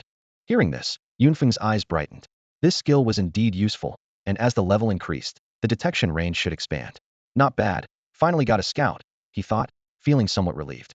Just then, Long Yu suddenly spoke up. Monster, Skeleton Knight, Elite level, level 15, Combat Power 11,260, Skills, Charge, Throw. This was the first level 15 monster they encountered in this dimensional space, skeletal warhorse over 2 meters tall, clad in tattered armor, with a knight in black armor wielding a lance seated on its back. Yunfeng, with that combat power, we should probably retreat, Long Yu said, feeling a chill run down his spine as he looked at the towering skeleton knight. The skeletal warhorse let out a piercing whinny no one knew how it made the sound, and charged toward them. It's a bit late to back out now, Yunfeng said coldly, shoving Wenren Long Yu aside as he drew his long sword and charged directly at the skeletal knight. The battle was remarkably brief. With the overwhelming difference in power, the imposing skeletal knight quickly crumbled into a pile of scattered bones. This time, Yunfeng didn't give Wenren Long Yu the chance to strike the final blow. Having gone days without food or water, he urgently needed to replenish his energy. He swiftly extracted the soul energy from the skulls of the knight and its steed, then kicked aside the bones on the ground. A flash of silver caught his eye, revealing a silver fragment. See how unlucky you are now. Yunfeng chuckled as he pocketed the fragment in his storage ring, feeling elated. At last, he had obtained the trophy he longed for. Unlucky? This is more like a curse. Wenren Long Yu lamented. Yunfeng, how about letting me have another go? Maybe the elite monsters will be different. The upcoming ones are all elite level or higher, so don't even think about it. Giving you the chance would be a waste, Yunfeng said while calculating the spirit power he had just acquired. I've slain thousands of monsters along the way without finding a single fragment. Plus, now I'm taking down elite monsters 4 levels above me, and each skeletal knight gives me 127,255 points of spirit power, which translates to 25 combat power above level 11. I'm switching to slaughter mode now, so watch your back, Yunfeng declared, heading deeper into the dimensional space. The world here was perpetually shrouded in a gray mist, with distant scenes obscured, creating a sense of oppression. The terrain was unpredictable, one moment a forest, the next, a plain suited for a skeletal knight's charge. Yet those charging knights ultimately became sources of spirit power for Yunfeng. Suddenly, the rapid clatter of hooves approached from 3 directions. Yunfeng, this is bad. Wenren Long Yu shouted in alarm through his insight skill. 3 skeletal knights are coming from different directions. Yunfeng frowned. The situation reminded him of the encounter at Bankyu Mountain. Could there be monsters here surpassing their level? The thought made him tremble with excitement. Yunfeng, are you scared? Are we going to meet our end here? Wenren Long Yu thought despairingly, considering that his SSS talent had yet to be utilized. Boom, boom. 2 loud explosions interrupted his thoughts. 2 small mushroom clouds rose into the air, and 2 skeletal knights vanished into the dust. Yunfeng was already charging at the 3rd knight. When the dust settled, 2 craters, each 2 meters in diameter, appeared on the ground, littered with broken armor and bones. Yunfeng had also finished off the last knight, the entire battle taking just 10 seconds. What was that just now? So powerful. Just a little thunder fire pearl, nothing more, Yunfeng said with satisfaction. Using such a disposable item was to protect Wenren Long Yu, and as long as he got a silver fragment, it was worth it. Sure enough, while sifting through the remains of the skeletal knights, he found another silver fragment. With his current level, Yunfeng has about a 30 chance of obtaining fragments when defeating a skeleton knight. In spaces above level 11, defeating elite monsters beyond one's level can yield significant rewards. The drop rates for bronze and silver fragments are nearly the same. Watching Yunfeng's endless array of tactics, Wenren Long Yu couldn't help but think to himself, this companion might be a hidden millionaire. Defeating elite monsters beyond my level is really satisfying, Yunfeng said as he collected the fragments and opened his data panel. Name, Yunfeng. Level, 12 level 124710000. Combat power, 25600. Talent, a level plunder. During this time, his combat power seemed to increase insignificantly, but in reality, it was accumulated by absorbing spiritual power from nearly 70 skeleton knights. Even so, this combat power was enough for him to dominate this dimensional space at his level. Of course, prodigies like Chu Songming, who hail from prestigious families, might also be able to fully utilize bronze-grade potions at this stage. But Yunfeng knew that this advantage was limited to the early stages. As time went on, his advantage would become more apparent. Those strategic material fragments are not easily bought, and he only needed 1 piece. Are we going to continue? Wenren Longyu asked timidly. He wasn't sure how many of those powerful disposable items Yunfeng had left, nor did he know if Yunfeng was willing to use them for him. Of course, we continue, Yunfeng replied. He originally planned to bring Wenren Longyu to level 10 before moving to another dimensional space. The reason for choosing this place was simple: there was another zombie dimension nearby. If Wenren Longyu knew about this plan, he might faint on the spot. The two continued onward, defeating every skeleton knight they encountered. Whenever there were 3 or more skeleton knights charging at them, Yunfeng would unhesitatingly use a disposable item. He had frequently visited trading platforms, collecting many bronze-level disposable item fragments. In addition to thunderfire beads, he also used explosive grenades and freeze bombs, which weren't expensive for him. Yunfeng, I'm impressed. Really impressed, Wenren Longyu exclaimed. You're basically a bona fide tycoon who uses such expensive bronze-level disposable items for monster hunting. They're meant for saving your life. Good you know. Now let's keep going. Yunfeng replied as he gathered their spoils, secretly thinking if he guessed correctly, the rare monster should be ahead. Sure enough, after they crossed a small hill, a majestic isolated fortress appeared before them. The city walls were dozens of meters high, marked with the scars of war. The half-open city gate was blood-stained and conspicuous. Let's go in. The rare monsters should be inside, Yunfeng said, stepping through the gate first. Inside was a scene of desolation and ruin. Yunfeng, this place feels creepy, Wenren Longyu said, shivering as a cold breeze swept by, and he moved closer to Yunfeng. What's there to fear? They'll all become specters under my blade, Yunfeng said, gripping his flaming battle knife and striding forward. The city was large, with wide avenues crisscrossing throughout. Soon, at a corner, they encountered their target monster. Monster, Skeleton General. Rare level, 15. Combat power, 14820. Skills, Summon, Enhanced Charge, Devour Recovery. The Skeleton General, although similar to the Skeleton Knights, rode a large horse, and both it and its steed were much more robust, clad in exquisite silver armor. Facing this rare monster with 3 skills, Yunfeng stood ready with his battle knife, while Wenren Longyu had already retreated to a safe distance, leaving Yunfeng alone to face this formidable foe with nearly 15,000 combat power. The sound of galloping hooves suddenly echoed as the Skeleton General, riding his warhorse, burst forth with astonishing speed, charging towards Yunfeng like an arrow. This was a powerful charge that required no build-up, its speed truly remarkable. However, Yunfeng remained unmoved, a calmness flickering in his eyes. After mastering his martial arts through 10 epiphanies, his mysterious step technique had reached an advanced level. Although not as fast as the enemy's charge, it was more than sufficient to dodge such a straight-line attack.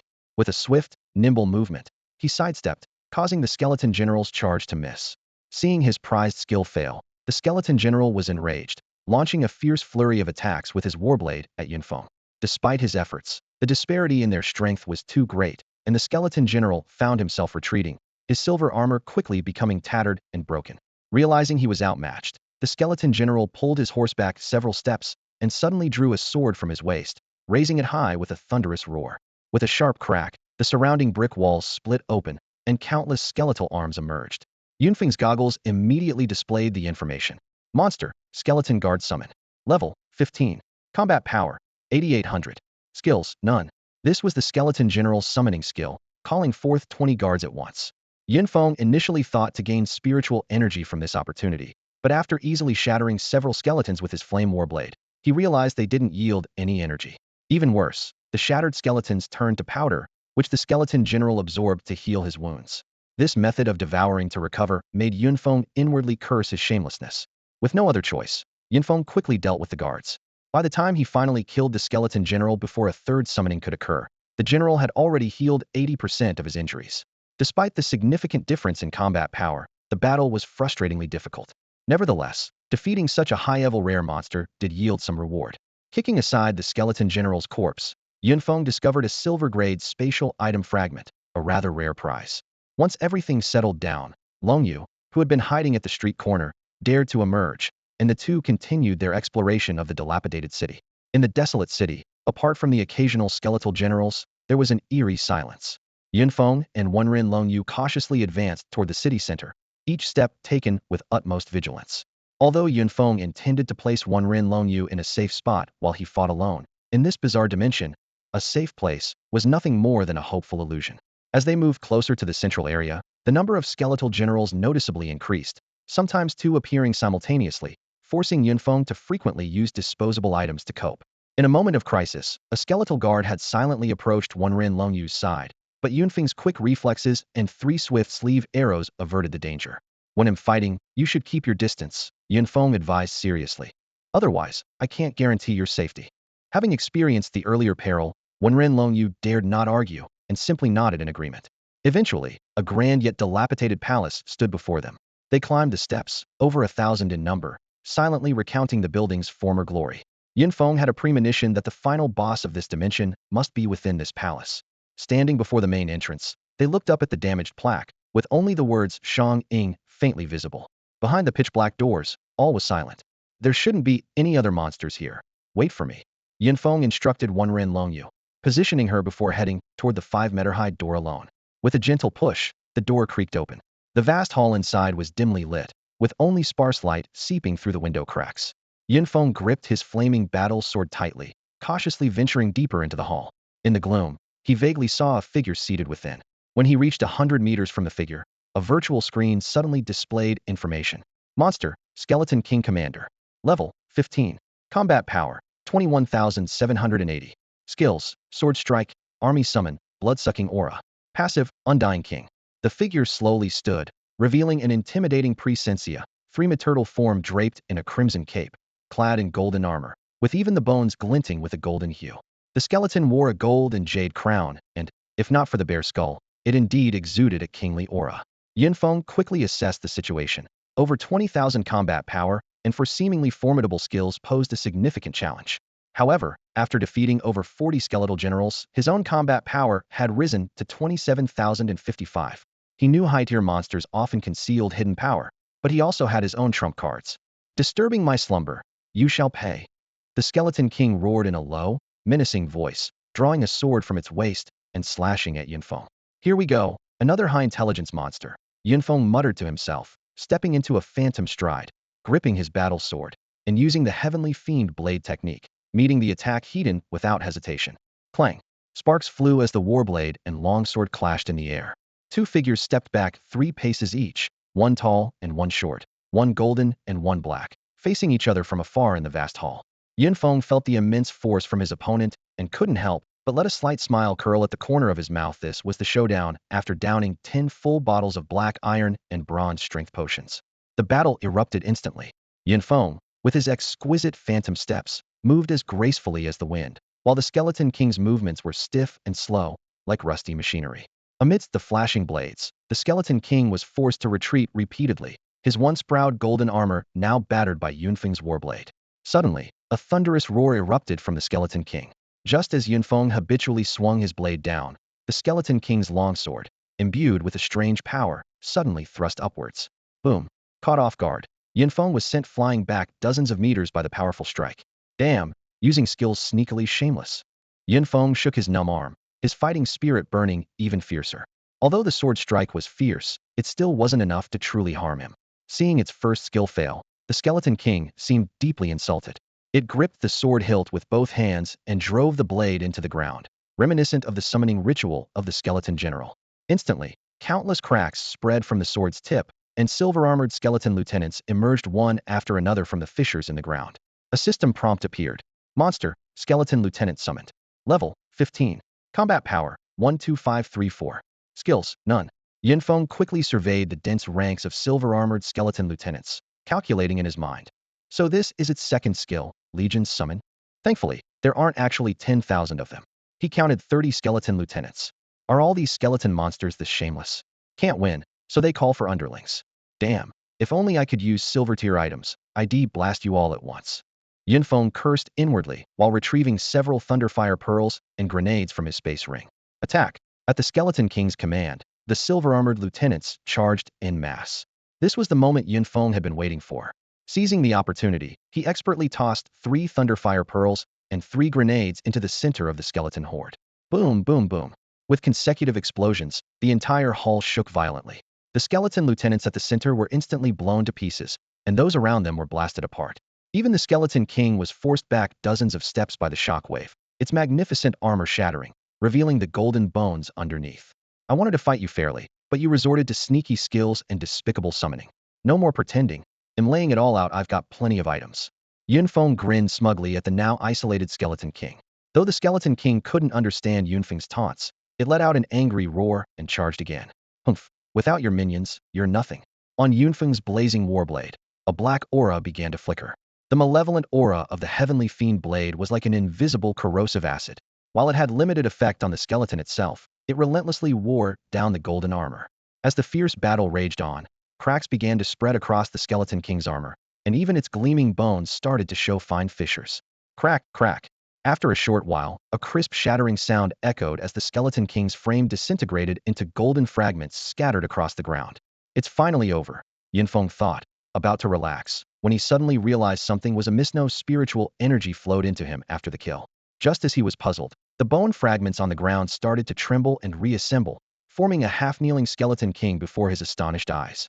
The king is undying. A deep roar echoed as the skeleton king used its sword to support itself, rising to its feet in a disturbingly pristine condition. Damn, fully resurrected on the spot, could it be any more shameless? Yunfeng cursed under his breath, forced to resume the grueling fight. After another intense quarter-hour of battle, the skeleton king finally fell for good. The 400 points of spiritual energy he gained filled Yunfeng with satisfaction, a reward that would typically require defeating 80 monsters for an ordinary person. With the battle concluded, it was time to reap the rewards. His goggles indicated two rare materials within the corpse, a soul gem from the skull and an undying heart, together valued at over 1,000,000 huabi, setting a personal record for Yunfeng. Rubbing his hands in anticipation, Yunfeng carefully sifted through the golden bone shards. Suddenly, a purple light caught his eye, leaving him momentarily dazed. It was a purple crystal shard. Based on his experience, the chance of obtaining a purple crystal shard from defeating a commander-level monster in a dimensional space of levels 11 to 15 was as rare as acquiring a plunder talent. Am I using up all my luck for a lifetime today? Yunfeng murmured, cautiously storing the shard. It was an unadorned necklace, yet it emitted an enchanting purple glow. Just as he was about to bring out the ancient jade for synthesis, a tremendous pressure descended upon him. Not good. Yunfeng abandoned the purple crystal item and dashed out of the hall. The sky outside had turned dark, with snowflakes drifting down, as Wenren Longyu lay trembling on the ground. Yunfeng, run, run! Wenren Longyu shouted with difficulty. Looking up, Yunfeng saw a massive figure moving through the clouds, blocking out the sky. The oppressive presence it exuded was 10 times more overwhelming than the silver fox he had encountered on Bankyo Mountain. Even though he had reached level 12 and was nearing the limit of the bronze potion, he felt an unprecedented sense of danger. You get into the hall first. If I don't come for you, don't come out, Yunfeng said gravely, his eyes fixed on the terrifying silhouette in the sky. The sight made Yunfeng hold his breath instantly. It was a frost dragon, exactly like the ones he had seen in the Warcraft game in his past life. The dragon's entire body was made of ice-blue bones, and its eerie blue eyes flickered with strange flames, while its mouth continuously exhaled a chilling frost. Each flap of its skeletal wings brought a flurry of snowflakes, and its fearsome claws gleamed with a terrifyingly cold light. Roar! As if sensing Yunfeng's gaze, the frost dragon let out a low growl. Instantly, the ground was covered with a layer of chilling frost. Just as I thought, Yunfeng realized. When battling the skeleton king, he had already suspected that the dimensional space's anomaly was not of his doing. The mechanically speaking skeleton king was merely an ordinary monster in this space. The frost dragon before him was the true entity that transcended the spatial level, and by a significant margin. Faced with such a colossal creature, Yunfeng knew he was doomed and had no choice but to flee. He quickly glanced at the grand hall behind him and dashed towards the city outskirts without hesitation. The frost dragon sneezed at the sight, and its eyes flashed with disdain. It swished its tail and turned to pursue Yunfeng. As for Wenren Longyu in the grand hall, it considered him as already captured. Damn it! Yunfeng cursed inwardly. With a mere flap of its wings, the dragon had closed most of the distance. He immediately changed his plan. Abandoning the idea of leaving the city outside was open and exposed, akin to walking into a trap. Human, what's the point of running? I can already smell its scent on you. The frost dragon taunted as it closed in on Yunfeng, unleashing a blast of icy breath. At the critical moment, Yunfeng reached a street corner. He immediately used his phantom step technique, sharply turning into another street, narrowly avoiding the dragon's breath. The ground and walls touched by the breath instantly froze and then shattered. A piercing cold swept over his back, chilling Yunfeng from head to toe. He dared not look back. If he were to be grazed by the dragon's breath, he feared he would be instantly crippled. Though he narrowly escaped, the danger was far from over. Yunfeng rapidly searched through his collected items in his mind. Suddenly, he remembered a golden-level rare potion fragment he had bought from the trading platform, an invisibility potion. This potion, which could last for half an hour, had once filled him with joy. Though the potion could help him escape, Wenren Longyu would likely not survive. No time to worry about that now. I need to shake off this dragon first. Yunfeng thought, dodging the dragon's occasional icy breath attacks while pulling out the expensive potion. Human, have you slain a silver fox? The frost dragon suddenly asked. What silver fox? I don't know. Yunfeng replied, raising the potion to his lips. Just as Yunfeng was about to drink the potion, he suddenly paused. A bold idea flashing through his mind, perhaps he could extract some useful information from the frost dragon. Unexpectedly, the frost dragon didn't launch a deadly breath attack immediately. Its icy blue eyes fixed on Yunfeng, pursuing him while questioning. Humans are indeed cunning. Stop pretending. Only those who slay him would carry his aura. The dragon shook its mountainous head, disdain flickering in its gaze. Are you here to avenge him? Yunfeng seized the opportunity to ask back. Avenge him? The frost dragon let out a cold laugh. Is he worthy? You killed him, disrupting certain plans. So, you must pay with your life. Yunfeng keenly caught the crucial information and pressed on. What if I hadn't appeared in this dimensional space today? It's merely a coincidence, the frost dragon replied arrogantly. Even without me, others would find and kill you. Unless you never step into dimensional space again, you can't escape this fate. One last question, Yunfeng hurriedly asked. What are your plans? The frost dragon realized it had said too much, but it didn't care, as the human before it was already as good as dead in its eyes. Die now, and once you're dead, you'll know. Before the dragon could finish, Yunfeng vanished without a trace, not even leaving behind a hint of his presence. Roar! The frost dragon, feeling mocked, let out an earth-shattering roar. Human, you can't escape. You absolutely can't escape. Then, endless dragon breath poured down like a storm, covering every corner of the city. Meanwhile, Yunfeng was hiding in a secluded corner, watching the dragon breath wreak havoc. He was anxious. I must quickly find a way to deal with this frost dragon, or else Wenren's life is in danger. Since I brought him here, I must find a way to get him out safely. Suddenly, Yunfeng remembered the Xiang-level fragment he hadn't yet examined. He immediately took out the fragment and summoned the ancient jade synthesis system. An ancient bone necklace, etched with mysterious runes, appeared in his hand. Xiang-level undying bone necklace. Yunfeng carefully read the item description. Effect: blocks one fatal area attack and returns double the damage to the opponent. Usable once every 24 hours, with no wearing restrictions. Seeing the attributes of this item, Yunfeng's eyes lit up with immense joy, like finding a treasure without even searching. This is a godsend. His mind began to plan how to use this item against the frost dragon. If executed well, he might even directly kill it. Even if not, it would be enough to inflict severe damage. Thinking this, Yunfeng couldn't help but smile confidently. In the city, the enraged frost dragon continued to wreak havoc on the already ruined ancient city. Human, even if you escape today, what about next time? The dragon, finding nothing, was about to return to the Great Hall for lunch, unconcerned about potential punishment. Hey, big dumb dragon, I'm over here, come and bite me. A taunting voice suddenly rang out. The frost dragon whipped its head around and saw that it was the infuriating human. You damned ant, you dare appear again. The already furious dragon became even more enraged. Yunfeng knew this wasn't enough. He needed to further provoke the arrogant dragon. The furious frost dragon opened its massive jaws, unleashing a biting cold breath that surged toward Yunfeng. As the dragon's breath swept through the air, tiny ice crystals formed and shimmered like cold sparks in the sunlight. Yunfeng held his breath, clutching 9 thunderfire pearls tightly in his hand, sweat slightly seeping through his palm due to intense concentration. His eyes were locked onto the approaching dragon breath, constantly calculating the distance. 20 meters, 19 meters, 18 meters. Now, just as the dragon's breath was about to engulf him, Yunfeng leaped into the air, releasing all 9 thunderfire pearls simultaneously. The pearls collided midair with a resounding boom that shook the heavens. A wall of searing flames not only devoured the dragon's breath, but also surged forward, splattering the frost dragon's face. Although this attack didn't inflict substantial damage on the dragon, the insult was extreme. The frost dragon's eyes flared with rage, its reason obliterated. Human, you're dead, the dragon roared, an aura of terrifying cold gathering around it. Yunfeng's lips curled into a slight smile just as planned. The sky suddenly darkened, and a biting cold wind arose, slicing across Yunfeng's face like a blade.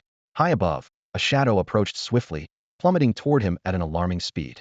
It was a massive icicle, large enough to crush 10 Yunfengs into dust. More terrifying was that it was a homing attack, impossible to evade no matter which direction Yunfeng fled. But Yunfeng had no intention of fleeing. He fixed his gaze on the rapidly descending icicle, silently praying. Hope this strike is within the endurance of the undying bone chain. From the icicle's appearance to its thunderous impact with the ground, only a few breaths passed. Boom! After the deafening noise, a bottomless pit appeared, and the surrounding structures were reduced to rubble, dust rising in clouds. As the frost dragon reveled in its handiwork, a sudden, excruciating pain struck. It was horrified to find cracks forming in its ice-blue bones, worsening by the moment. As the dust settled, Yunfeng stood unscathed at the bottom of the pit. Damn human! The frost dragon shrieked in terror. Why are you unharmed? What have you done to me? Staggering, it fled into the distance. This human was terrifying. Its strongest attack had no effect and instead caused inexplicable damage. Watching the dragon's hasty retreat, Yunfeng sighed softly. Although he hadn't completely vanquished his opponent, he had at least frightened it away. Come out. Let's go. Yunfeng called to Wenren Longyu as he reached the hall's entrance. Yunfeng, Yuri still here? You think I'm keeping you here just to abandon you and escape on my own? Yunfeng said with a hint of annoyance, frowning slightly. No, that's not it. Wenren Longyu stammered, but Yunfeng interrupted him. Enough, don't say any more. Let's get moving before that big creature comes back, Yunfeng said, glancing around cautiously before striding forward, with Wenren Longyu following closely behind. A few days later, they finally reached the exit of the dimensional space.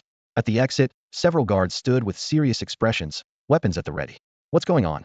Yunfeng asked as he approached quickly. The guards recognized the visitor who had special permission to enter and responded promptly. Are you two all right? A few days ago, there was an intense pressure within the space. What happened? I'll explain everything to the officer in charge here. Yunfeng replied briefly, then led Wenren Longyu out of the dimensional space. The outside scene was exactly like Half-Autumn Mountain, crowded with people. An officer hurried over. Yunfeng, you're finally out. I thought. Yunfeng interrupted. Officer, the situation inside is complicated, and gave a knowing look.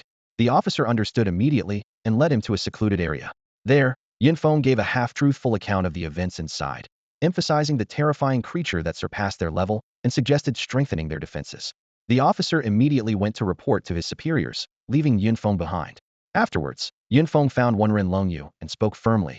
You saw what happened a few days ago. It's too dangerous to follow me. Even I might not be able to protect myself. Now that your potential is unlocked, your strength will gradually return as you level up. You can find a team to train with on your own. Seeing Yunfeng's determined expression, Wenren Longyu understood he was making this decision due to the warning from the Frost Dragon and silently accepted the reality. Go back, Yunfeng said. He originally planned to head to the nearby zombie dimensional space, but today's experience made him decide to prepare more thoroughly first. On their way back, the small armored vehicle felt especially empty with just the two of them inside. Wenren Longyu's hesitant demeanor caught Yunfeng's attention. Is something on your mind? When will we meet again after we part this time? You can come find me anytime you want to meet. You have my address and contact information, don't you? Yunfeng said with a chuckle, finding his companion's bashfulness amusing. Oh, Wenren Longyu replied softly, and silence fell over the vehicle once more. A day later, they finally returned to the safety zone.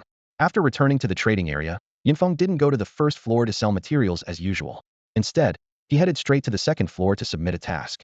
He had taken on a commission to acquire soul crystals, and it wasn't long before someone approached him. The visitor was impeccably dressed in a suit and glasses, exuding the demeanor of a refined butler. Are you here to submit the soul crystal task? Please follow me, he said, leading Yunfeng and his companion to a tastefully decorated reception room. How many soul crystals have you acquired? The butler asked. At Yunfeng's signal, Wenren Longyu took out a storage bag and emptied its contents onto the table. The butler wasn't surprised by the storage bag, as most expedition teams would find a way to get one for collecting their spoils. Seeing the table piled with gray soul crystals, the butler looked slightly disappointed. Only the lowest grade soul crystals? But there are quite a few of them, he explained. The murkier the color, the lower the quality. Let's discuss the price. Yunfeng deliberately didn't show all the crystals at once, wanting to gauge the price first. The butler offered an enticing condition. Given the quantity, I can offer you 5 above the market price. And how about this one? Yunfeng presented a soul crystal dropped by an elite monster. The butler's eyes lit up, and he raised a finger, indicating a 10 increase. Yunfeng then took out a soul crystal from a skeletal general. The butler's professional demeanor crumbled as he stood up excitedly. This is. Please, you must sell this crystal to me, he exclaimed, hastily handing over a business card. Yunfeng glanced at the card, which read, Zhao Huai, General Manager of Longxiang Materials Research Company, Limited. He was secretly pleased, realizing this was the company associated with Zhugan's family. Uncle Zhao, here are all the crystals. Please verify them, and we'll settle at the price you mentioned, Yunfeng said, pouring out all the crystals collected from the skeletal dimension space. Zhao Huai regretted his earlier excitement, fearing it might lead to a price hike, but was surprised by Yunfeng's straightforwardness. When he saw the last crystal, almost perfectly transparent, his eyes widened. Such a pure crystal could only be produced by monsters of commander level or higher. Since you call me Uncle Zhao, I assure you the price will be fair. May I ask your name? Wenren Longyu. Yunfeng blurted out without thinking, to avoid revealing his identity. Wenren Longyu, standing beside him, looked puzzled, unsure why his name was being used. After verifying the crystals, their total value exceeded 1.5 million, with the final pure crystal alone worth over 500,000. Zhao Huai, smiling broadly, saw them off. Young friend Wenren, please consider us first if you have more quality materials in the future. Take all this money. Consider it your starting fund for future expeditions, Yin Feng said, handing all the earnings to Wenren Longyu. Contact me if you need anything. Goodbye. With that, he boarded a bus and left, marking the moment they officially parted ways.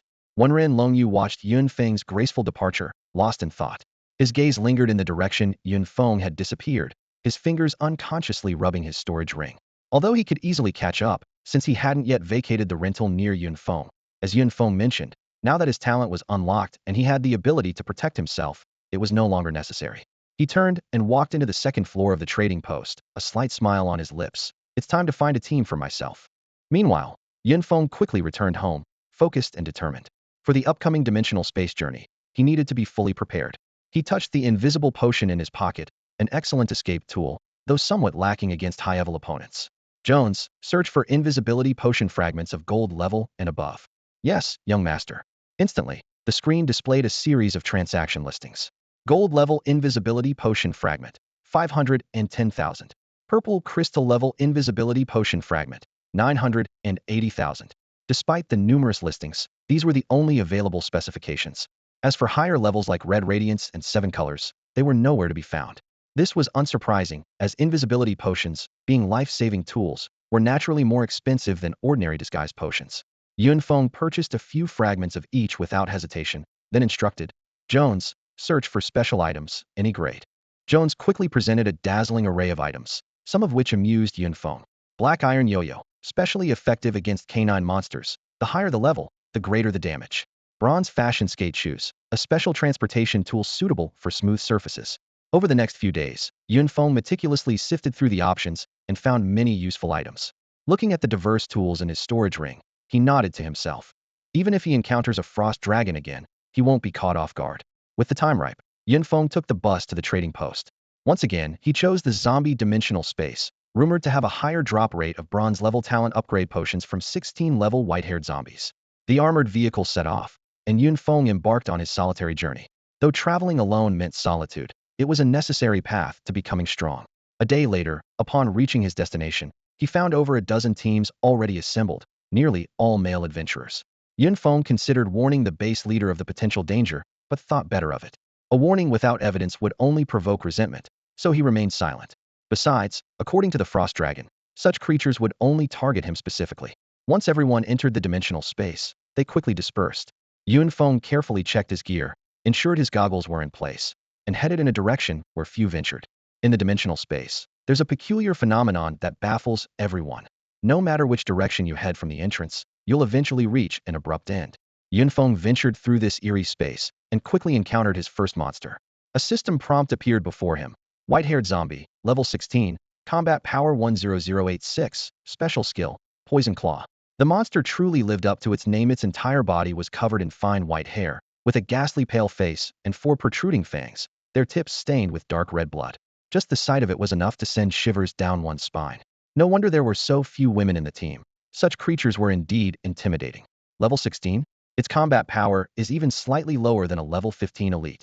Yun Feng sneered, just a minor nuisance. With a swift strike, the white-haired zombie collapsed.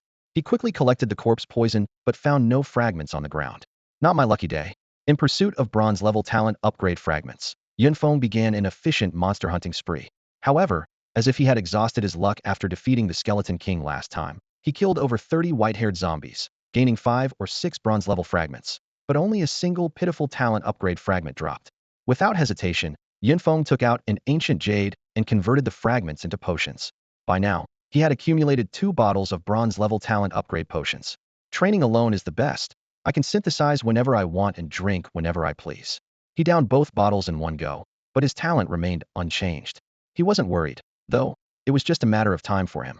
It's still too slow. I need to pick up the pace. Yun Feng retrieved a tool resembling a trap from his storage Ringa bronze-level lure.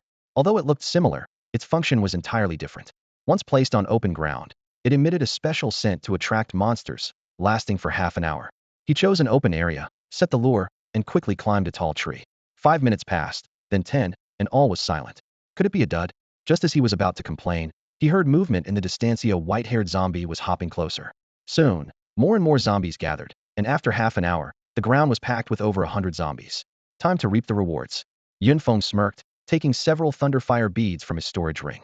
He had no interest in dealing with such a large number of zombies one by one. Boom, boom. Amidst the violent explosions, a torrent of spiritual energy surged into Yunfeng's body, a sensation that was utterly intoxicating. Except for a dozen or so zombies on the outskirts who survived by chance, the rest were reduced to ashes.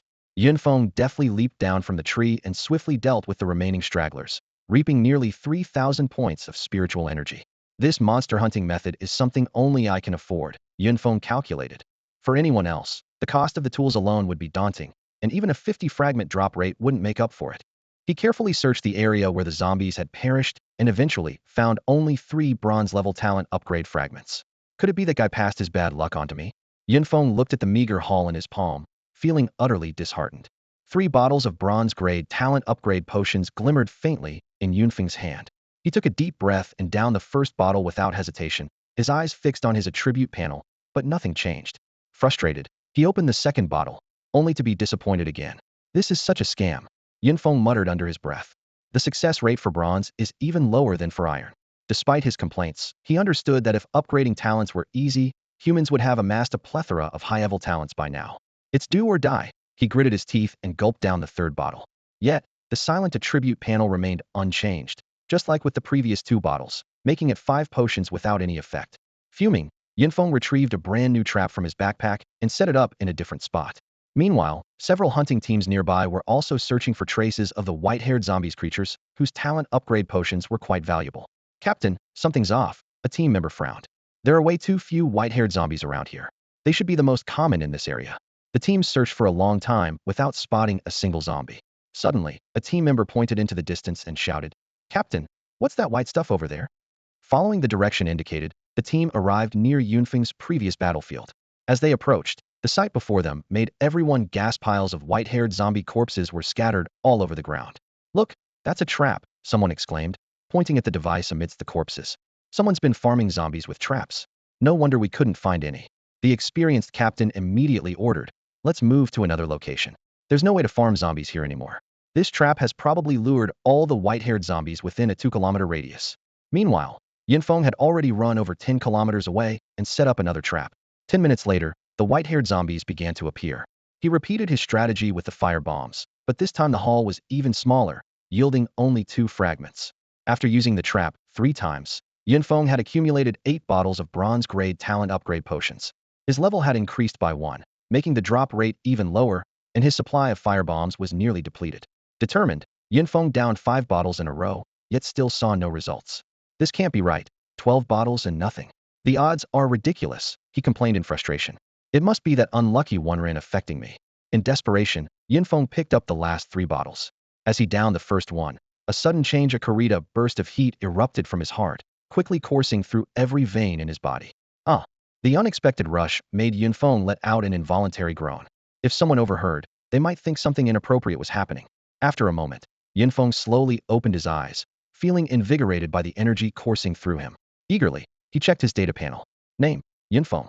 Level, 132451100000. Combat power, 30461. Talent, Grade D Plunder.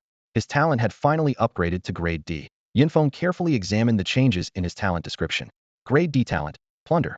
When defeating an enemy, there is a chance to plunder a portion of their spiritual power, with a slight chance to plunder their talent. The only change was that the plunder talent probability had improved from very slight to slight. Yunfeng had no intention of going on a rampage for this small chance, but he didn't mind testing his luck with those who sought their own demise. What frustrated him the most was that his skill slot remained empty. Already at Grade D and still can't unlock a skill? It's like it's targeting me on purpose. With his talent upgraded, there was no need to continue hunting these white-haired zombies. Yunfeng strode forward, determined to explore deeper into the space. The level 17 area housed green-haired zombies, with combat power around 12,000, differing from white-haired zombies only by their hair color. The level 18 area had red-haired zombies. Reaching the level 19 area, he encountered iron corpses, which were distinctly different in appearance. Monster, Iron Corpse. Level, 19. Combat power, 16380. Skill, Iron Bone. These zombies, with bodies like cast iron, were massive and made the ground tremble with each leap. Let's see how much extra spiritual power my grade D talent can yield, Yunfeng said as he drew his sword and struck the iron corpse. He expected to end it in one blow, but the blade got stuck in its bones, producing a harsh metallic clang. This iron bone is no joke, Yunfeng remarked, pulling out his sword, which was now smeared with rotting flesh and emitting a foul stench. He quickly used the flame energy of his fiery war blade to burn the filth away. He then unleashed the Tian Sha blade technique, a flash of black light severing an arm from the iron corpse with ease. After a few more strikes, the iron corpse was defeated, yielding 38 points of spiritual power. Calculations showed that after the upgrade, killing monsters of the same level granted an additional 60 spiritual power. However, as an Awakener's level rises, their talent development increases, and they gain more skills, making it rare to specifically hunt ordinary monsters. This was why the vice principal had mentioned that this talent wasn't very useful. Pocketing his spoils, Yunfeng continued deeper, setting his sights on a level 20 elite monster. Meanwhile, in front of the 9th high school in District 5, thousands of students gathered, with hundreds of armored vehicles parked nearby. It was the unified training day before advancing from sophomore to junior year. Teacher, which dimension are we going to? The students asked curiously. The vice principal raised his voice to announce, "Quiet, everyone. We've selected 10 dimensions for this exercise, with each group consisting of 3 classes. The ranking will be based on the total value of materials collected by each class, and top performers will receive rewards. Remember, winning is secondary, safety comes first. Let's go." Black Monkey, clutching a black iron dagger sent by someone unknown, resolved quietly. Our class 32 will win this reward.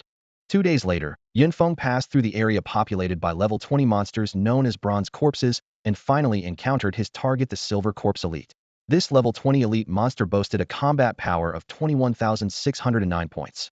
Although it resembled ordinary zombies in appearance, its formidable defense and fearsome pounce skill made it stand out among its kind.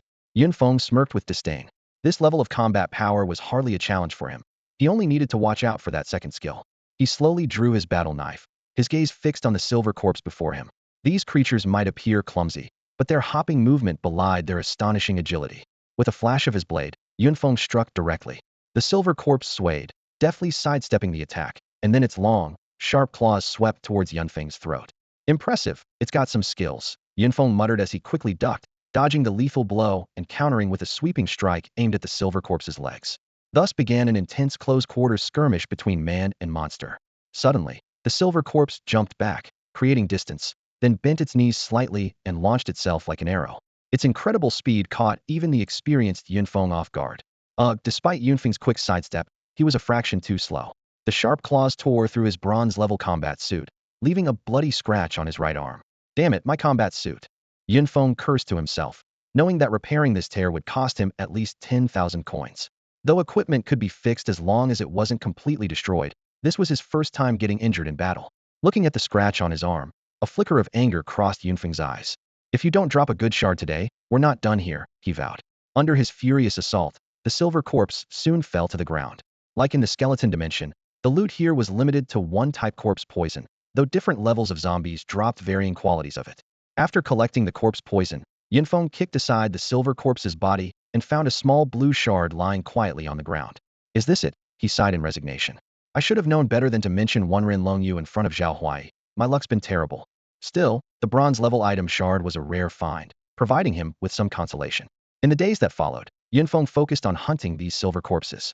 Despite the danger of fighting monsters 7 levels higher, each elite silver corpse offered 178 spirit power, a reward he couldn't resist.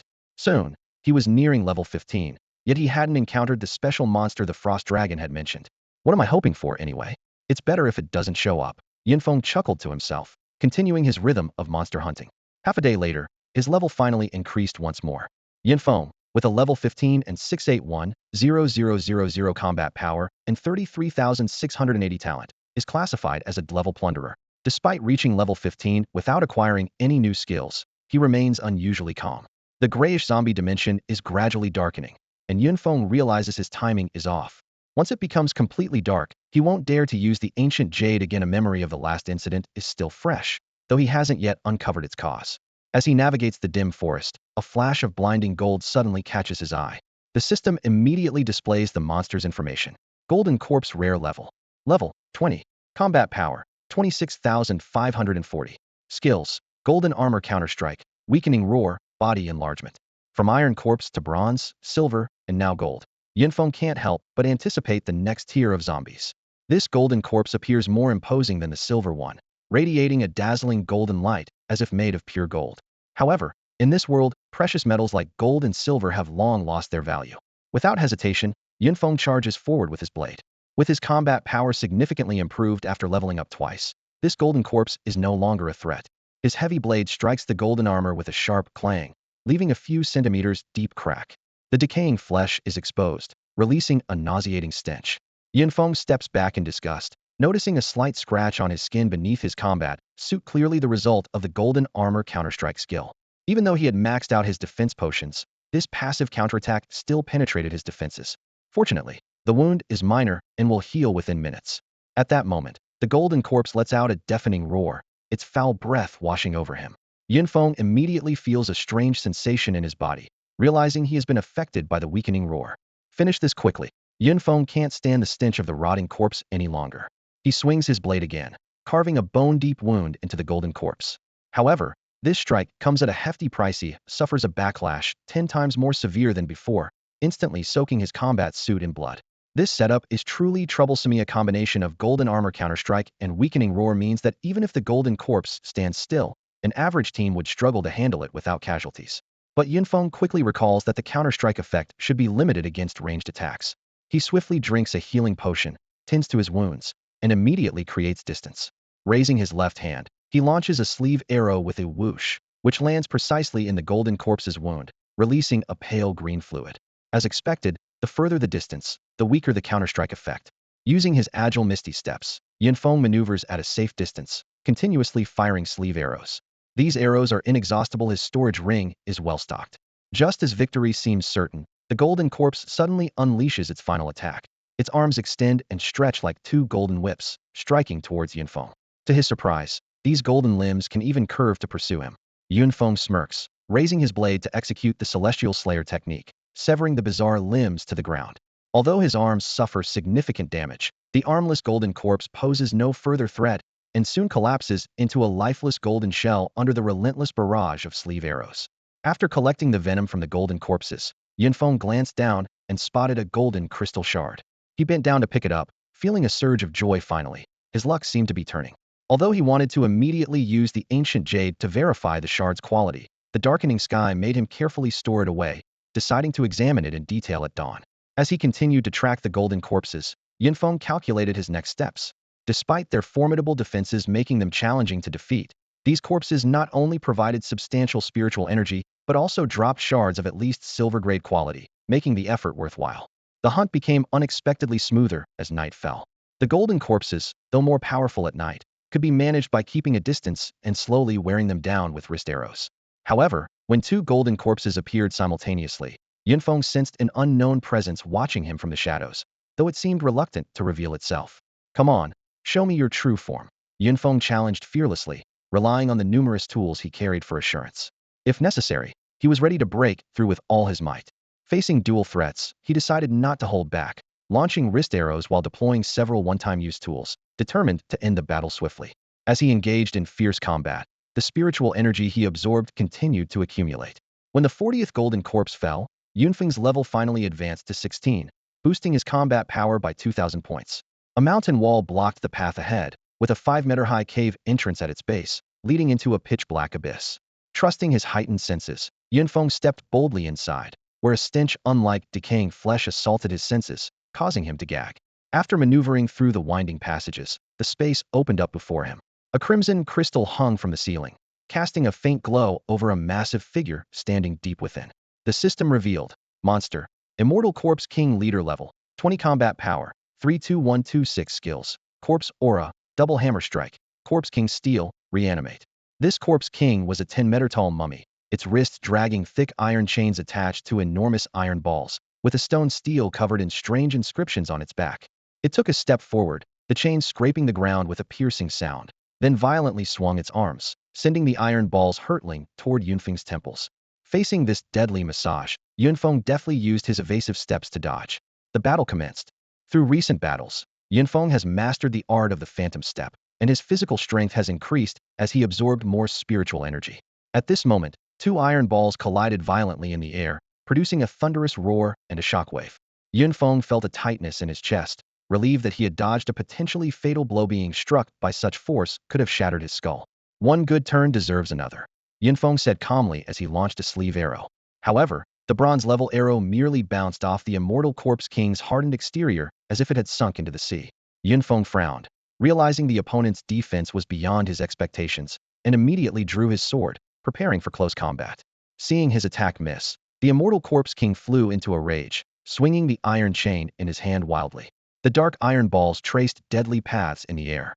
Yunfeng weaved through the deadly net of iron balls and chains, gradually closing in on his enemy. Just as he was about to reach the immortal Corpse King, a strange gray-green gas suddenly emanated from its body. As soon as Yunfeng's sword and combat suit came into contact with the gas, a sharp hiss was heard, and the metal surface quickly showed signs of corrosion. Such potent corpse energy, Yunfeng thought, realizing the danger. He had to temporarily retreat from the battle. Although his combat power was slightly superior, his lack of skills was a significant disadvantage. Once the corpse gas dissipated, Yunfeng charged again. This time, the immortal Corpse King could no longer release the gas, as no skill can be used indefinitely. Yunfeng's sword struck heavily on the Corpse King, but it felt as though he was hitting a steel alloy plate, leaving only a shallow mark. Damn, this guy not only has immense strength, but also insane defense. Yunfeng gritted his teeth and executed the Tiansha sword technique. A ghostly black blade arc sliced through the air, finally leaving a noticeable wound on the immortal Corpse King.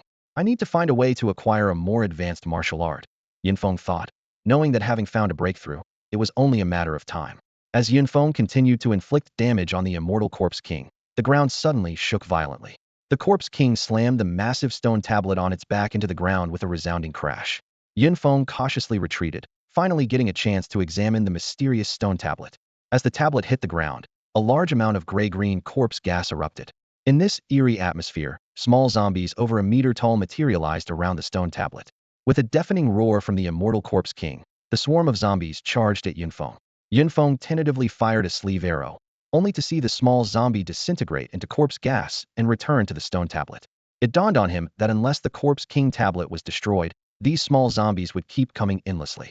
On the tombstone of the Corpse King, bizarre characters glowed with an eerie green light.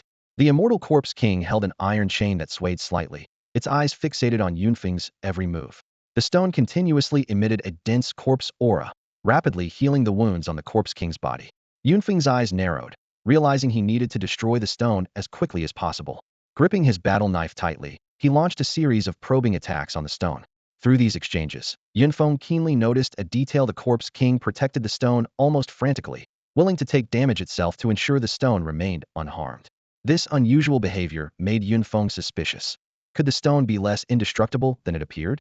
However, testing this hypothesis was no easy feat. A horde of small zombies relentlessly attacked, while the Corpse King swung its chain and iron balls through the air, making even approaching the stone a formidable task. Yunfeng smirked slightly and retrieved a bronze-level item from his storage: Ringa Phantom Boomerang.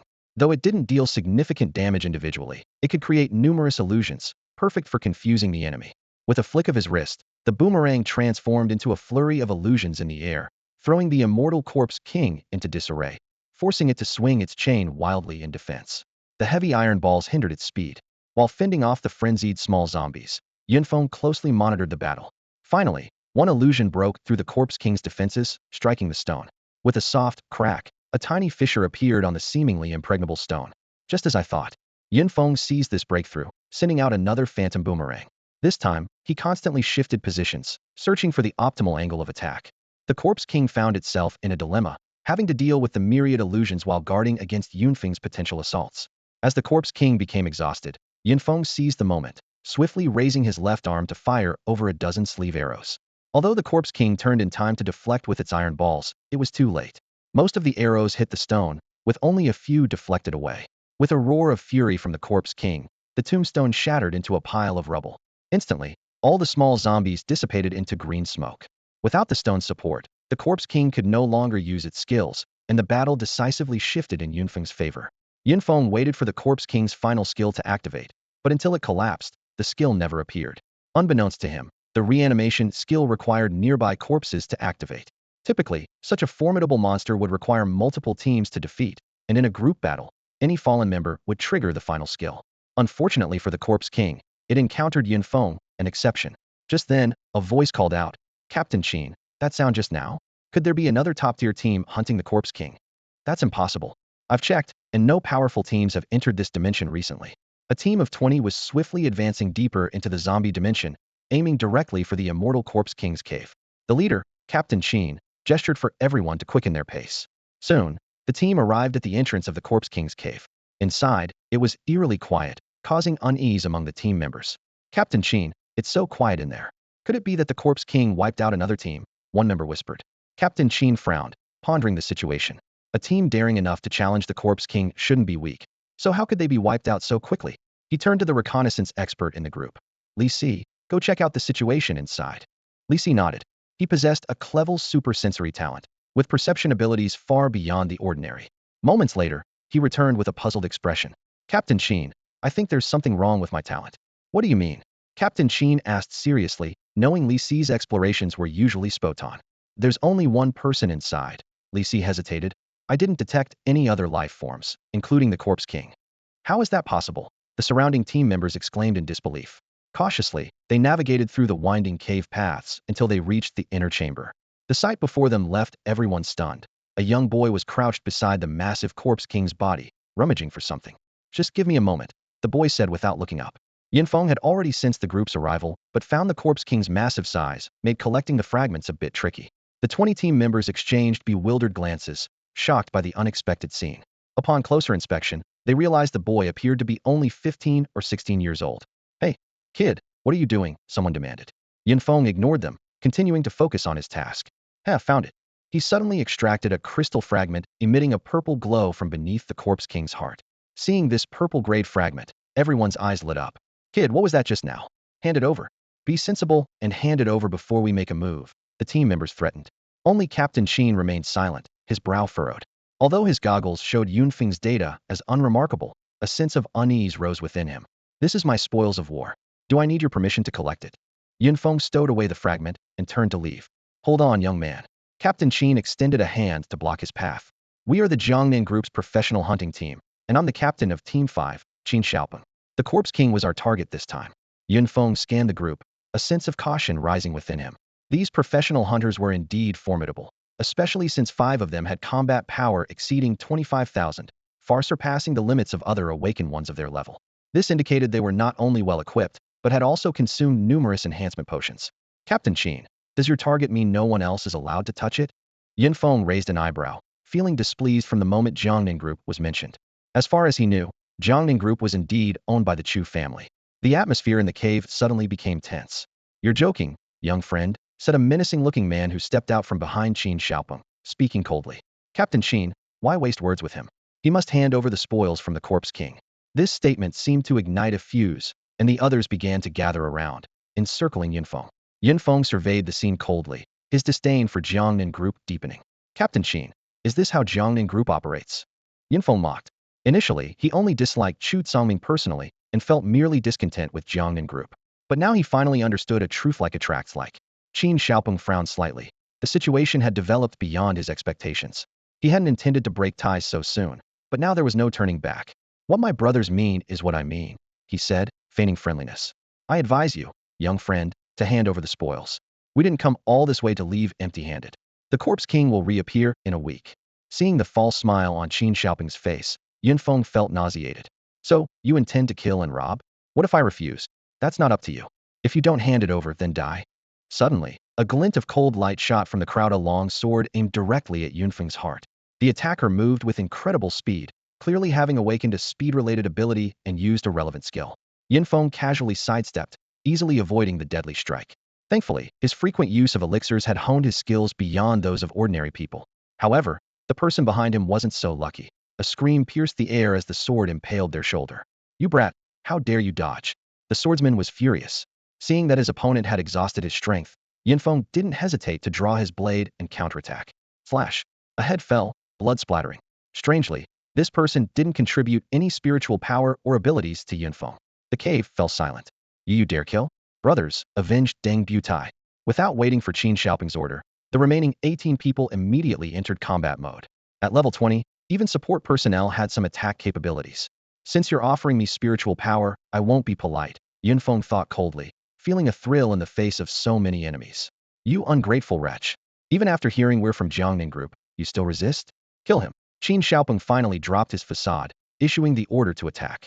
Instantly, arrows, fireballs, and ice blades rained down like a storm. Yunfeng used his phantom steps to dodge agilely, deflecting unavoidable attacks with his battle knife. Meanwhile, 8 or 9 people led by Qin Xiaopeng closed in with their weapons. Defenders, hold the line and surround him. Qin Xiaopeng commanded. Elemental users, use lock-on attack skills to disrupt him, and healers, watch your teammates' injuries. Let's go. Are they treating me like a boss to farm? Yunfeng cursed inwardly as he observed the enemy's teams coordinating their attacks with precision. Their tactics were flawless, each assault leaving him struggling to cope. The enemy's strategy was so meticulous that Yunfeng found it hard to spot any weaknesses. Yet this situation sparked his inspiration for unconventional tactics. While skillfully dodging the barrage of attacks, his fingers quietly grazed his storage ring, searching for unused disposable items. I've never used this before. I wonder if it'll work. A small green vial appeared in Yunfeng's palm. This wasn't some ordinary consumable potion, but a lethal weapon. Take this biochemical attack. He hurled the green vial toward the enemy's backline support and ranged units. As the glass shattered on the ground, a strange green mist quickly enveloped the area. Those in close proximity to the toxic fog screamed in agony as their clothes rapidly corroded, and their exposed skins sizzled ominously. Even those further away didn't fare much better, as intense coughing and vomiting rendered them incapable of fighting. What a vicious tactic. I can't let you live. The enemy was enraged at Yunfeng's aggressive move, completely forgetting their prior unjust assault on a single person.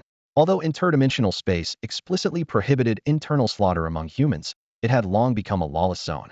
The enemy's calm and even sinister expressions when they attacked made it clear they were far from benevolent. With the loss of their range suppression, Yunfeng found it much easier to deal with the remaining melee fighters. Despite Qin Xiaopeng urgently ordering Zhang Quan, He Mingming, and Xie Zhifa to step forward and block, it was futile. Yunfeng's powerful strike pushed the trio back several steps, allowing him to break free from the encirclement. Realizing the dire situation, Qin Xiaopeng's face changed drastically. The opponent, already difficult to subdue while surrounded, was now liberated and even more formidable. Before he could devise a countermeasure, Yunfeng had already slashed at a defender. Though the defender raised his shield to block, the tremendous impact forced him to spit blood and rendered him powerless. In just a minute, 4 of the 9 melee fighters were down, 1 gravely injured. Qin Xiaopeng's forehead beaded with sweat as he hurriedly pleaded. My friend, it was all a misunderstanding. Let's talk this through. If you spare us, I promise to give you 10 million and a set of silver-grade equipment back in the safe zone. I won't deceive you. Don't you trust Jiangnan Group's capabilities? At this moment, Qin Xiaopeng was filled with regret, cold sweat dripping down his forehead. However, Yunfeng's assault showed no signs of slowing down. The money and silver equipment meant nothing to him. Seeing that Yunfeng had no intention of stopping, Qin Xiaopeng gritted his teeth and pulled out his last resort from his storage bago rope with a bronze sheen. He threw it forcefully, and the rope, like a living creature, shot straight towards Yunfeng's waist, attempting to coil around him. What is this? Yunfeng instinctively dodged with his elusive footwork when he saw the snake-like rope. But no matter how he shifted his position, the rope relentlessly pursued him. This is a life-saving tool specifically designed to kill the Corpse King. Using it on you today is worth it. As the rope finally wrapped around Yunfeng, Qin Xiaopeng flashed a triumphant smile. This is a rare, single-use bronze tool called the Immortal Binding Rope. You won't escape for the duration of an incense stick. The other attackers finally breathed a sigh of relief. The death threat Yunfeng posed earlier had been overwhelming. However, Yunfeng only tensed for a brief moment before displaying a contemptuous smile. The Immortal Binding Rope was indeed extraordinary, but it was only effective against targets below level 20 or with a combat power below 35,000, and he happened to exceed that threshold. Crack! With a sudden exertion of strength, Yunfeng shattered the rope that Qin Xiaopeng had pinned his hopes on. If you had brought out a silver-grade Immortal Binding Rope, I might have been in trouble today. Yunfeng flexed his arms, his tone laced with mockery. Impossible. How can you? Could it be?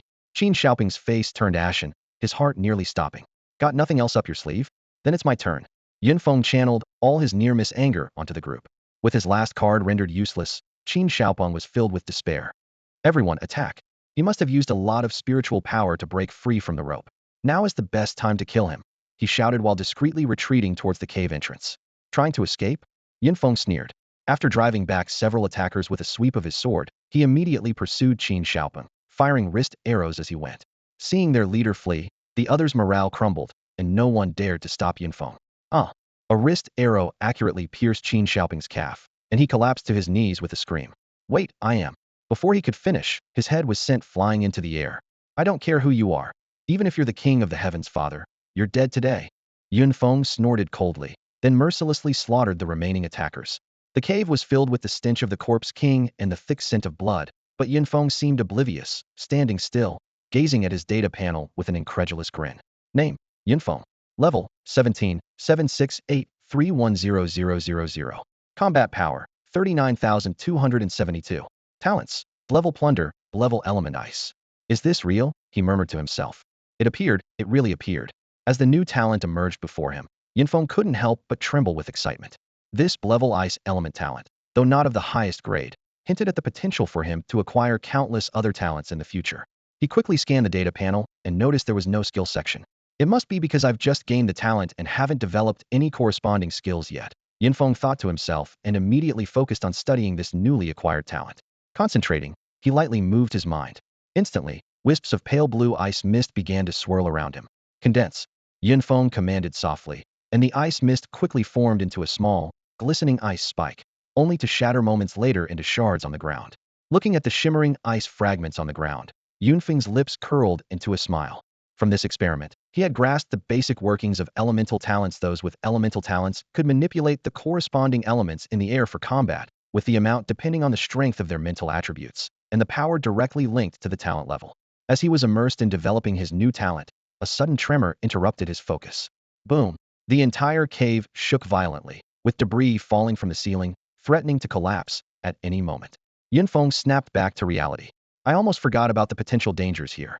No sooner had he spoken than a massive crack opened beneath the corpse of the Corpse King, expanding rapidly and nearly splitting the cave in two. A bizarre figure slowly rose from the fissure, eventually hovering in midair. Feng's eyes widened.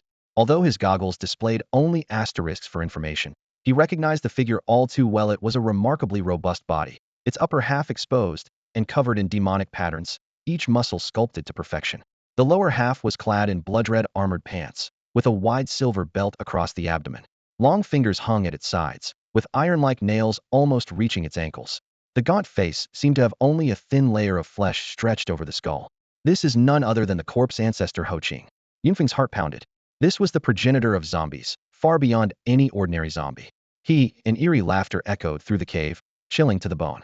What a spectacle! Humans can never change their greedy nature. Upon hearing this, Feng didn't hesitate to down a vial of violet-level invisibility potion, the highest grade, he had on him, and dashed towards the cave entrance. Converse with Ho Qing? No way. Dealing with a being capable of attacking the soul and casting curses, a moment's delay could be fatal. However, just as he reached the entrance, he felt a chilling wind at his back. With no time to ponder how he had been discovered, Feng instinctively rolled to the side. Feng let out a muffled groan as blood gushed from the wound on his right shoulder. What alarmed him even more was that the flesh around the wound was decaying at a visible rate. He quickly retrieved a bottle of golden-grade healing potion from his storage ring, but the healing was far slower than what the potion's level promised. Damn it! All I did was kill a little fox. Is this really necessary? Feng cursed under his breath, staggering forward to escape. Although his undying bone chain could protect him one more time, he dared not gamble with this last life-saving trump card. At that moment, a figure appeared like a phantom in his path. Human, where do you think you're going? A chilling voice echoed. Wow, no wonder it's a flying zombie. It's fast, Feng thought with a sinking heart, realizing his Zion-grade invisibility potion had failed. This potion should have concealed him for half an hour from creatures below level 50, but clearly, this being far exceeded that threshold.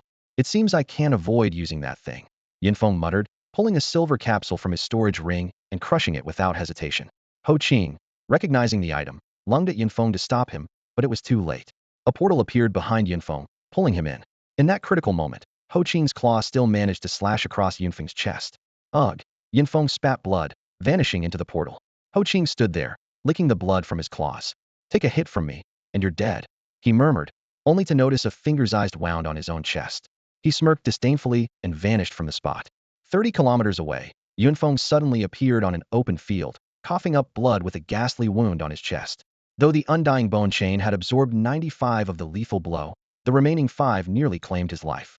Thank you, Feng said, removing the undying bone chain from his neck and watching it turn to dust. Wiping the blood from his mouth, he glanced back, anger blazing in his eyes. Sending a creature of this caliber to assassinate him was a debt he intended to settle. He took another gulp of the golden-grade healing potion and continued toward the exit.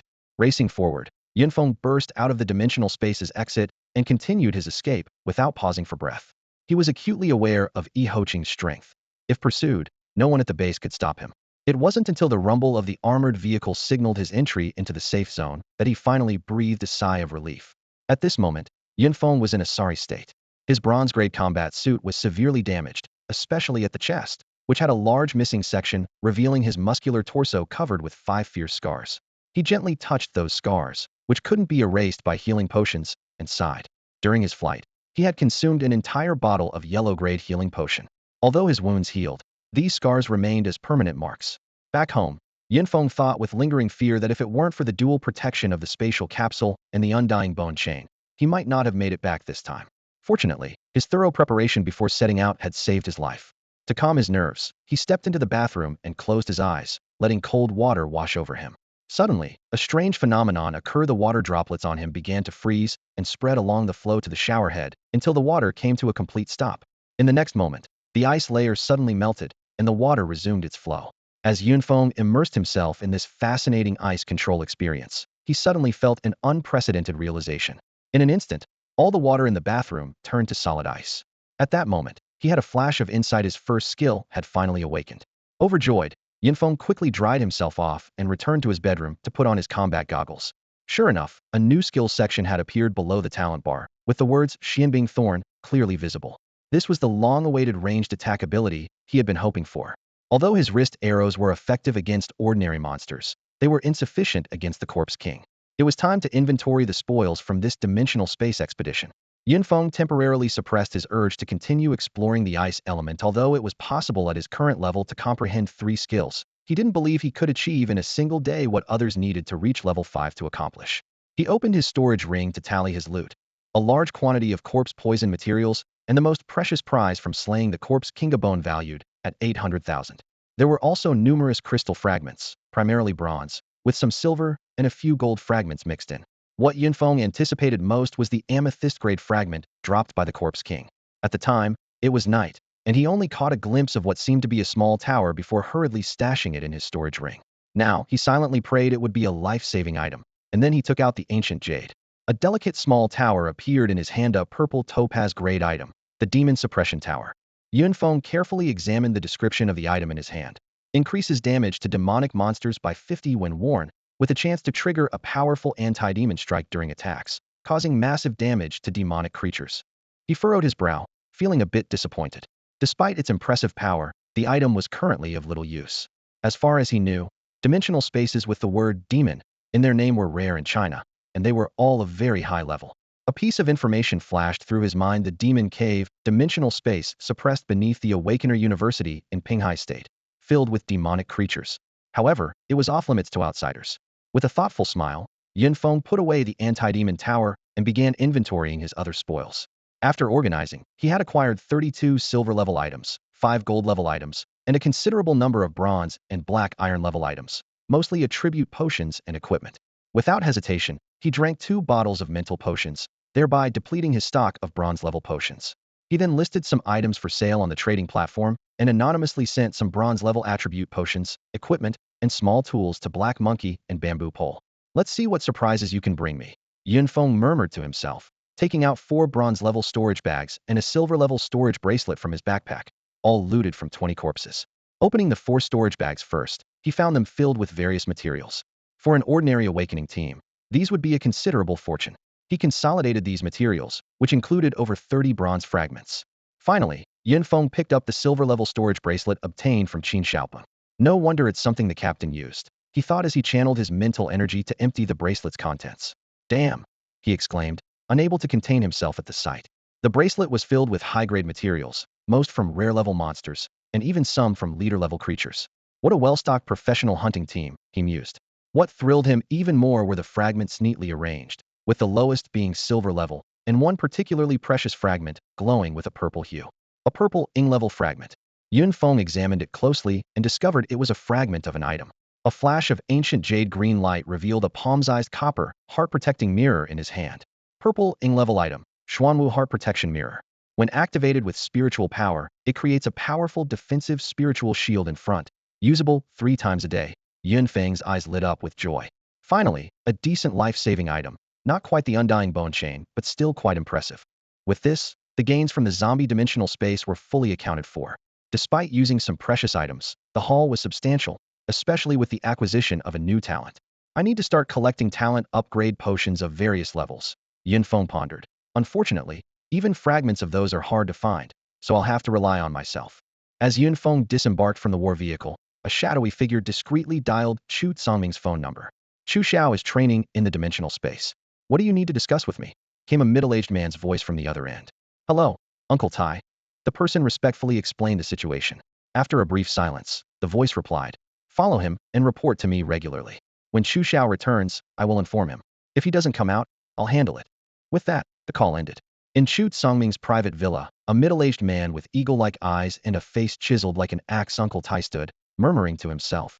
Songming, focus on your training. I'll take care of these small matters for you. After taking inventory of everything, Yunfeng fell into a deep sleep. A day later, he abruptly awoke from his dreams, suddenly remembering that his phone was still in his storage ring. As soon as he took it out, a series of urgent notification sounds began to ring incessantly. Yunfeng quickly skimmed through the unread messages, noticing that most of them were from Hey Ho and Zhugan. Hey House messages were as chatty as ever. Crazy guy, today the school is leading the whole grade in a training exercise, and there will be rankings. Wait for my good news.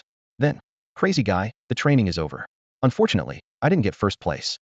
Shengwan Shui from class 6 participated too, but our class got second place. The latest message carried a hint of worry.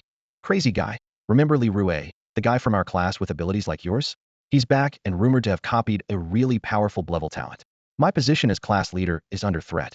Reading these rambling messages, Yunfeng couldn't help but smile. As for Zhugan's messages, they were nothing more than boasting about his improved combat power. Meanwhile, Wenren Longyu's message was notably formal. Yunfeng, I found a team. The members treat me well, and I'm leveling up quickly. I look forward to the day we meet again. Yunfeng immediately replied. Brother Wenren, I hope your bad luck is gone when we meet next time, haha. Keep leveling up and improving your combat power. I'm waiting for you. After sending it, he received no response, likely because Wenren was busy leveling up in the dimensional space. However, the last message made Yunfeng's fingers pause slightly. Yunfeng, call me back as soon as you see this message. He quickly dialed the number, and the phone rang for a full minute with no answer.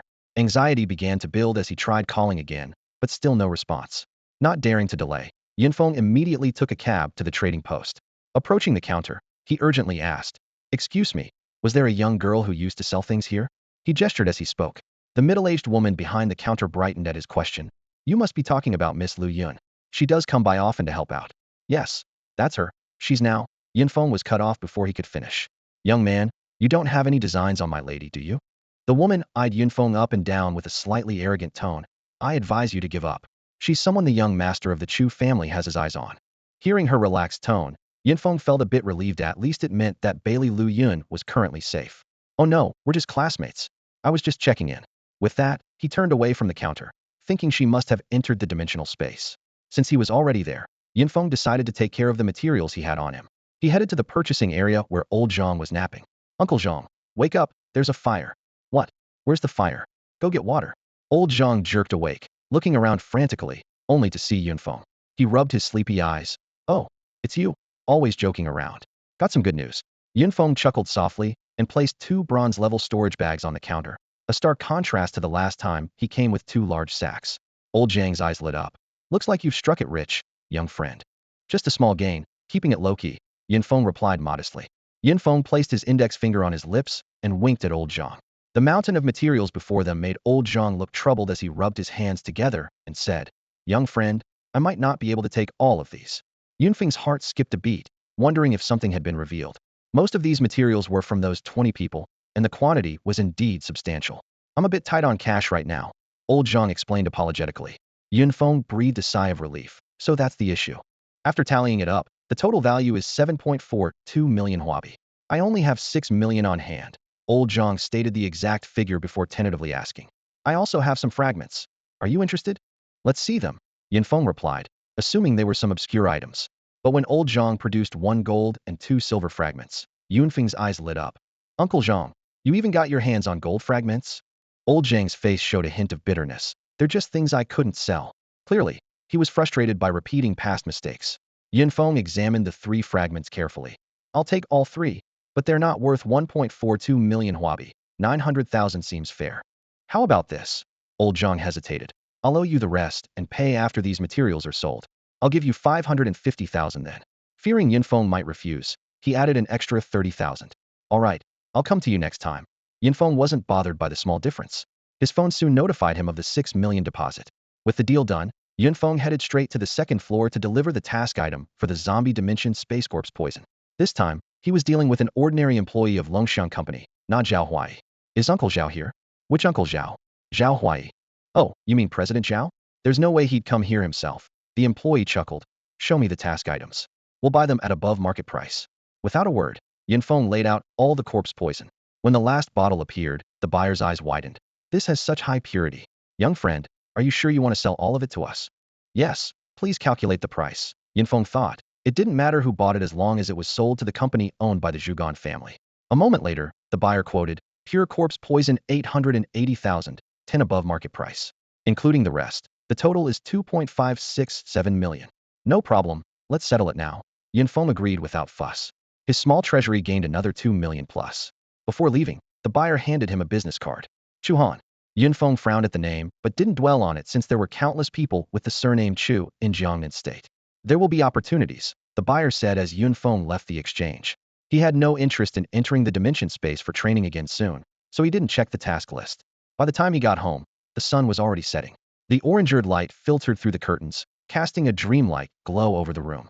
Standing in the sunlight, Yunfeng reflected on all that had happened recently, as if in a dream. The waiting period always feels somewhat unbearable. These days, a sense of unease has been lingering in Yunfeng's mind. During the day, he weaves through the streets and alleys, while at night, he focuses intently on the trading platform, carefully sifting through various useful fragments. On the surface, he appears leisurely, but inside, he carries a heavy burden. The layers of the Wuming Mountains rise and fall, with moonlight spilling onto the Xiangshan. A sudden phone call breaks the night silence, and Yunfeng almost reflexively picks up the phone. A familiar, light voice comes through the receiver. Yunfeng, finally got hold of you. What's going on? You sound urgent. Do you remember the young master of the Chu family, Chu Songming? Bailey Liuyun's voice carries clear concern. He's been inquiring about you lately, and it seems he's up to no good. You'd better stay in the safe zone and avoid entering the dimensional space. Oh, Yunfeng's tone is nonchalant. Don't you realize how serious this is? Bailey Liuyun says urgently. I know, I'll be careful. Yunfeng pauses. He hasn't done anything to you, has he? No, he hasn't. Bailey Liuyun's response is noticeably evasive. Yunfeng feels a tightening in his chest, wanting to ask more, but ultimately refrains. Facing the colossal Chu family, with his current strength, even self-preservation is challenging, so what right does he have to meddle further? All right then, if you need help, call me anytime. After hanging up, Yunfeng paces back home. Recently, he's had the feeling someone is secretly tailing him, but he's never been able to catch sight of them. It seems now that it must be Chu Songming's people, only refraining from action within the safe zone. Back at home, the laziness on Yunfeng's face instantly disappears. Jones, search for items, silver level and above, regardless of function and price. Split screen, search all dimensional spaces where talent upgrade fragments can drop. His voice carries unprecedented sharpness. This time, I'm going all out. Yes, young master. Meanwhile, in a vast valley, Chu Songming is bent over, gasping for breath. His arms are covered with pitch-black scales, his hands transformed into fearsome dragon claws, with blood continuously dripping onto the ground. In front of him lies the corpse of a giant lizard-like monster. A level 20-liter monster, Earth Dragon King. I hope your dragon blood is of some use to me. Chu Songming sneers. Although it's just a high-level lizard with a hint of dragon genes, soon, I'll be hunting real dragon creatures. He extracts the heart blood of the Earth Dragon King and pours it down his throat. The blood, as hot as magma, flows down his throat with a piercing sizzle, yet he seems unfazed. Soon, steam begins to rise from his body. Exhilarating. Chu Songming howls to the sky, the black scales on his body becoming even shinier, and the dragon claws sharper. Not bad. There's also a golden fragment. He picks up the fragment and strides out of the valley. 3 days later, Chu Songming exits the dimensional space, and his phone rings immediately. Master Chu, Uncle Tai, how are things while I've been away? Don't worry, everything's arranged. Whoever Master Chu wants to deal with, none can escape. Then I'll be waiting for your good news. A sinister smile appears on Chu Songming's face. Shortly after he leaves, Yunfeng appears in front of another dimensional space entrance. The ice and snow dimension was Yunfeng's carefully chosen destination. Not only did it perfectly align with his new abilities, but it also offered the chance to obtain valuable silver-level ability upgrade fragments, a true win-win situation. Standing at the entrance, Yunfeng glanced around with a slight smile. I hope more people will show up, he murmured. Throughout the journey, he had noticed at least 3 teams on the same vehicle casting frequent glances his way. As expected, shortly after he stepped into the dimension, several teams quietly followed his lead. He was greeted by a vast, white world. On clear days, the stark contrast between the blue sky and white snow was breathtaking. But when a snowstorm hit, the sky and earth blended into one, making it hard to navigate. Fortunately, today, while not sunny, was free of harsh winds and blizzards. Who knew you'd come in handy one day? Yunfeng mused as he pulled out a pair of skates, a smile playing on his lips. My skates, the most stylish of all. Humming a little tune, he glided deeper into the icy expanse. Hope you can keep up. He had no intention of confronting his trackers so soon. The outskirts of the dimension were teeming with people and prying eyes, not the ideal place for a showdown. He assumed the others had the same idea. This environment was more suited for him to hone his new abilities. Before long, Yunfeng encountered the first monster of the area, level 21 Forest Snow Wolf with a combat power of 29,806. This ordinary monster's level was over 5,000 points higher than a level 21, which is why most awakened individuals chose to level up to 21 in a level 20 space before venturing here. Let's see how my new skill fares against you, Yunfeng thought, summoning a half-meter-long ice spike in midair. If my ice element ability reaches a level, this spike should be at least a meter long, he mused. The snow wolf bared its fangs, lunging with a speed far surpassing that of a level 20 zombie. Yunfeng's ice spike gleamed coldly as it pierced through the air. Although the wolf dodged swiftly, the second spike quickly followed, piercing its hind leg. It's a pity this is my first real fight. Otherwise, that could have been lethal, Yunfeng noted to himself. But the strong mental attribute does make skill conjuring faster. To master the ice spike skill, Yunfeng maintained his distance, avoiding close combat. The injured snow wolf's speed drastically reduced, and it soon fell under a barrage of ice spikes. Close combat relies on agility and adaptability, while ranged combat tests prediction and accuracy. Subsequently, Yunfeng focused on practicing in the level 21 monster zone, steering clear of other teams. This was a dimension's unspoken rule without an obvious call for help. Approaching was considered a challenge or an attempt to steal monsters. Boss, are we just going to keep following him? A follower grumbled, half-heartedly toying with a snow wolf nearby. What else can we do? There are teams hunting snow wolves everywhere. Unless we can take him down instantly, any move will attract attention, the leader replied, suppressing his irritation. Don't worry, once we reach a less crowded area, it'll be his end. Snowflakes danced in the air as a biting wind swept through the icy dimension. Yunfeng gazed intently at the frozen landscape before him, where the weather could shift from bright and clear to a raging blizzard in the blink of an eye. The snow wolves became even harder to track during the storms, making the hunt all the more challenging. However, this posed no problem for Yunfeng. In just 2 days, he had taken down nearly 600 snow wolves, raising his level to 19. If the area hadn't been so crowded, his efficiency could have been even higher. The most prized loot from snow wolves was the 4 ice fangs, highly sought after by material merchants for crafting silver-grade equipment replicas. Additionally, the wolves dropped fragments of attribute potions, another reason why so many teams flocked here. Yunfeng opened his status panel. Name, Yunfeng. Level, 191124-10000. Combat power, 41764. Talents, level plunder, level element ice. Skills, frost spike, ice armor. In these 2 days, Yunfeng had successfully mastered his second ice element skill, ice armor. Though still at the beginner level, it provided protection to his vital areas, proving quite effective. He had once deliberately taken a snow wolf's ice Feng assault Hedon. The ice armor shattered, but it perfectly absorbed the lethal blow. You all must be getting impatient, Yunfeng remarked, glancing around with a slight smile before venturing deeper into the dimension. With his current strength, he had no need to rely on his level plunder talent to gain an advantage.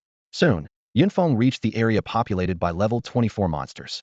This zone was even busier than the snow wolf territory, as it was the source of silver-grade talent upgrade potions. Instead of diving straight into hunting, he took the time to familiarize himself with his new talent, enhance his combat power for more efficient monster slaying, and teach a lesson to those trailing him. Several teams were fiercely battling snowmen, creating quite a lively scene. Upon seeing Yunfeng's arrival, they noticeably slowed their attacks, warily eyeing the lone figure. Anyone who could reach this far alone wasn't to be underestimated. Carry on, I'm just passing through, Yunfeng said, scanning the monster information. Monster, Snowman. Level, 24. Combat power, 47680. Skill, Snowball Barrage. He then turned away, seeking a new hunting ground. The stalkers silently gritted their teeth, having planned to ambush him in the level 22 or 23 monster zones, particularly the ice snow bear area. The bears there, though tough and rugged, Only yielded ice snow bear poss a delicacy for awakened ones, but not enough to draw much attention. They had underestimated Yunfeng's stylish sneaker skates, missing their best chance for an ambush. The density and number of regular monsters were significantly higher than elite ones, avoiding the need to compete for kills. For now, they could only bide their time and wait for the right moment. The power increase of monsters above level 20 indeed shows a significant leap. The ordinary snowman in front of Yunfeng is already far stronger than himself.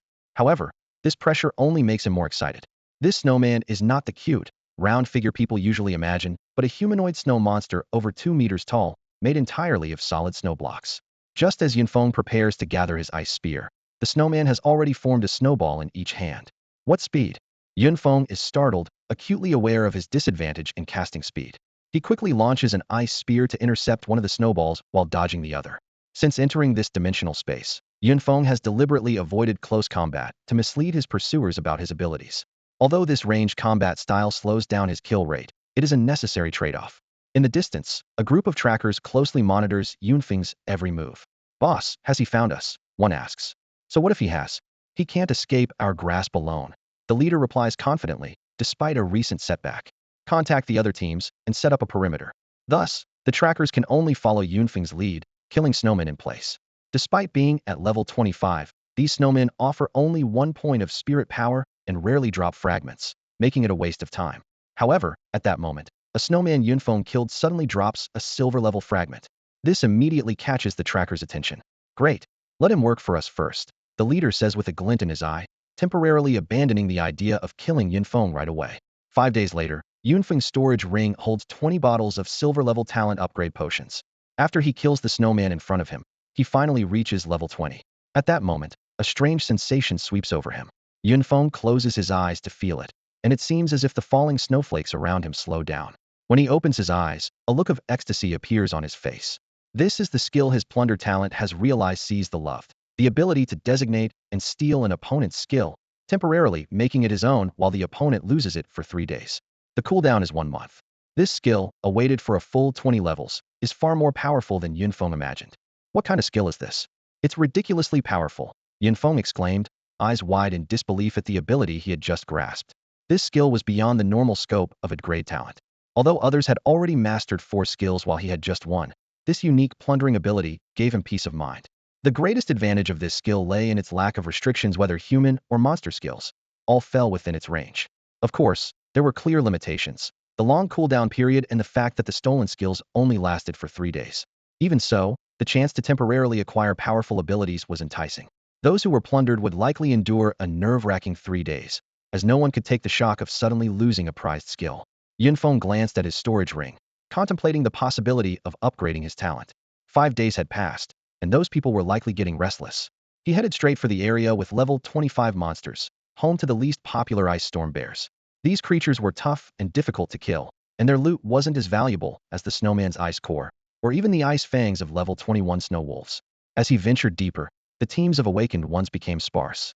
Yunfeng began downing potions, one after another. Suddenly, he sensed an unusual presence. Someone was following him. The leader of the pursuers knew their perfect moment had arrived. Besides his team, 4 other groups were closing in from different directions. No way. Am I really this unlucky? Yunfeng quickened his potion drinking pace. After 15 bottles, his bladder ached, yet his talent remained unchanged. Come on, big guy. I'm about to reap the rewards. Don't let me down now. He downed 2 more bottles, but still no response. In desperation, Yunfeng grabbed the last 3 bottles, pulled off the stoppers, and gulped them all down. At that moment, the familiar sensation finally surged through him, had reached the territory of the level 25 ice storm bears. Yunfeng stopped in the snow, closed his eyes, and waited for his talent to upgrade. Meanwhile, the nearest team had already caught up. Boss, looks like we've got ourselves a catch, one eager subordinate said. Hold on. The leader stopped him. Rather than risk being surrounded by the other teams after claiming the prize, it was better to wait and let everyone join in the hunt. Soon, the other 4 teams arrived. Old you, I can't believe you actually held back. What else could I do? Get surrounded by you all. The man chuckled and said no more. What's he doing? The members of the 5 teams watched Yunfeng standing with his eyes closed, puzzled. Who cares? Just think of it as him waiting for his end. Isn't it overkill for Uncle Tai to send 5 teams to take down this guy? You should know by now Uncle Tai's way of doing things, no room for error. Let's get him. As Liu gave the order, 25 people launched their attack simultaneously. At this critical moment, Yunfeng slowly opened his eyes, a smug smile playing on his lips. His talent had finally upgraded, advancing to Clevel Plunder. The new talent entry was a revelation. Defeating an enemy now gave him a chance not only to plunder their spiritual power, but also a small chance to seize their talent. Moreover, the duration of his newly comprehended skill, Steal Love, extended from 3 to 5 days. Facing the overwhelming assault, Yunfeng lightly tapped his foot, his form flickering like a phantom 5 meters away. This speed was comparable to that of an 11 speed talent awakener. It was the result of his recent insights from studying a miniature martial arts jade book at home, culminating in the golden level martial art, Bagua Dragon Step, far superior to his previous Phantom Step. Additionally, he had mastered a golden level sword technique called 3 Styles of the Wild Blade, achieving near mastery after only 5 attempts. With steps tracing the Bagua, his body moved like a dragon. Yunfeng's single sidestep allowed him to easily evade most of the attacks, with only a few elemental locking skills striking him, all blocked by his ice armor. His sudden burst of speed left the 20-plus onlookers bewildered. The clumsy figure dodging the snowman earlier seemed like a different person. Was he deliberately feigning weakness then? This thought lingered in their minds. Taking advantage of their astonishment, Yunfeng summoned a 5-meter-long lifelike ice dragon in front of him. This was his newly realized skill from the 5 days of battling Snowman. Ice Dragon Burst. The ice dragon roared towards the opposing crowd, only to be quickly extinguished by a fireball from a fire element talent awakener. After all, it was merely a level skill. Despite its grand display, its actual power was limited. The 5 teams that had initially underestimated Yunfeng now discarded their dismissive attitudes, their expressions turning serious. What they didn't know was that Yunfeng's combat strength at that moment was actually inferior to any of them. The gap between levels 20 and 21 was a significant hurdle, with a vast disparity in combat power. Yet Yunfeng dared to stop and fight because he had many cards up his sleeve. During his time at home, he had collected numerous unusual item fragments. Everyone on the battlefield understood that the fight couldn't drag on for too long. Though the area was sparsely populated, it wasn't entirely devoid of passersby. Yunfeng pulled out an object resembling a dirt bomb and tossed it to the ground, instantly enveloping the battlefield in thick smoke. This was a golden level one-time item, the locking smoke bomb, originally intended for escape, now turned into his tool for a counterattack. In the thick smoke, everyone's vision and perception were severely impaired. Long-range attacks couldn't lock on, and melee combatants struggled to find their targets accurately. Soon, screams echoed through the smoke. "On me arm! Who is it? Who cut me? Quick heal!" Amid the chaos, most were injured by their own comrades. The smoke bomb's effect lasted only a minute. Yunfeng knew he had to act quickly. Drawing his battle blade, he began his harvest in the chaos he had created. "Don't panic, everyone. The smoke has a limited range. Let's charge out." The calm and composed voices of several captains echoed through the smoke as they led the way toward its edge. Yunfeng stood in the center of the thick fog, his broadsword flashing coldly through the snow. This weapon, reminiscent of a blood-drinking blade, was his new choice after replacing his slender Tang sword, perfectly aligning with his mastery of the way of the domineering blade.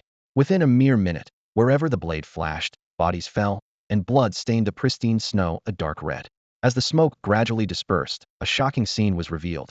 Yunfeng stood gripping his sword with one hand, its tip embedded in an enemy's chest, surrounded by 11 lifeless bodies. Of the original 25-member team, only 13 survived. The battle yielded substantial gains. Although Yunfeng hadn't acquired new abilities, the spiritual energy harvested from 2 level 25 awakened ones was considerable. With his current Clevel plundering ability at a 4 plunder rate, this haul amounted to 1,600 points of spiritual energy, directly boosting his level by 1/10. Such an astounding rate of improvement even incited a frenzy for slaughter within Yunfeng. You are a demon." The remaining 13, seeing the fiercer killing intent in Yunfeng's eyes, couldn't help but shudder. "What are you afraid of? Without the fog, what does he have to fight us with?" The leader immediately rallied their spirits. "He's got even golden-level disposable items on him. Such a fat target. Killing him will make us rich." These words had the desired effect, with fear in the team members' eyes gradually replaced by greed. "Kill him, avenge our brothers." They roared in unison, charging at Yunfeng with murderous intent. Facing the oncoming enemies, Yunfeng calmly took out a small firecracker-like object, a golden-level disposable item, the soul-severing cannon. He quickly shut off his mental senses and hurled it to the ground. Pop! With a soft sound, all 13 attackers froze in place, as if their souls had left their bodies. Even Yunfeng, though prepared, felt a momentary daze. This was the terrifying power of the soul-severing cannon. It caused no physical harm, but could scatter the spirits of anyone below level 30, unless they had consumed a large amount of mental fortifying potions in advance. Seeing the enemies before him like lambs to the slaughter, Yunfeng knew the effect of the soul-severing cannon was fleeting, and he immediately sprang into action without hesitation. The 8 trigrams dragon step and the 3 styles of the wild blade merged flawlessly in Yunfeng's hands, striking the 13 men like lightning. In the blink of an eye, blades flashed, blood sprayed, and heads rolled. The 13 bodies fell into a pool of blood without even a chance to scream. Swiftly, Yunfeng collected the storage bags of the 5 squads and vanished into the swirling snowstorm. It looks like there's a fight over there. Has someone actually dared to enter the ice snow bear's hunting grounds? A nearby squad happened to arrive just in time to catch a glimpse of Yunfeng's departing figure. One member was about to speak, but a quick-thinking companion covered his mouth. Only after a stick of incense's time did they release their grip. Are you trying to get us killed? The captain hissed angrily. If that person finds out, we'll all be silenced. Everyone let out a sigh of relief, and the team member who almost spoke was still shaken, a cold sweat forming on his forehead. One person wiped out a team of 25. The captain said gravely, "Let's retreat quickly and report this situation." As they were about to leave, a team member suddenly whispered, "Captain, look, their equipment is still there. That person didn't even take it." At these words, greed flickered in the eyes of the other team members. "Captain, how about over 20 pieces of equipment? Even if they're not crafted from fragments, they're still worth a lot." This proposal swayed the captain. "Let's go back and collect the equipment. Make it quick. Today's events stay between us." No one says a word. The group quickly stripped the equipment from the 25 bodies, indifferent to gender. Unintentionally, they cleared the battlefield for Yunfeng, leaving only nameless bones beneath the snow.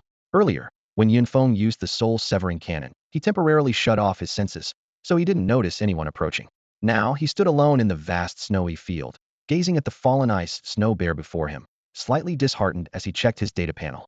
Name, Yunfeng. Level, 2423820000. Combat power, 45784. Talents, Clevel Plunder, Level Element Ice. Skills, Steel Love, Mystic Ice Thorn, Ice Armor, Ice Dragon Break.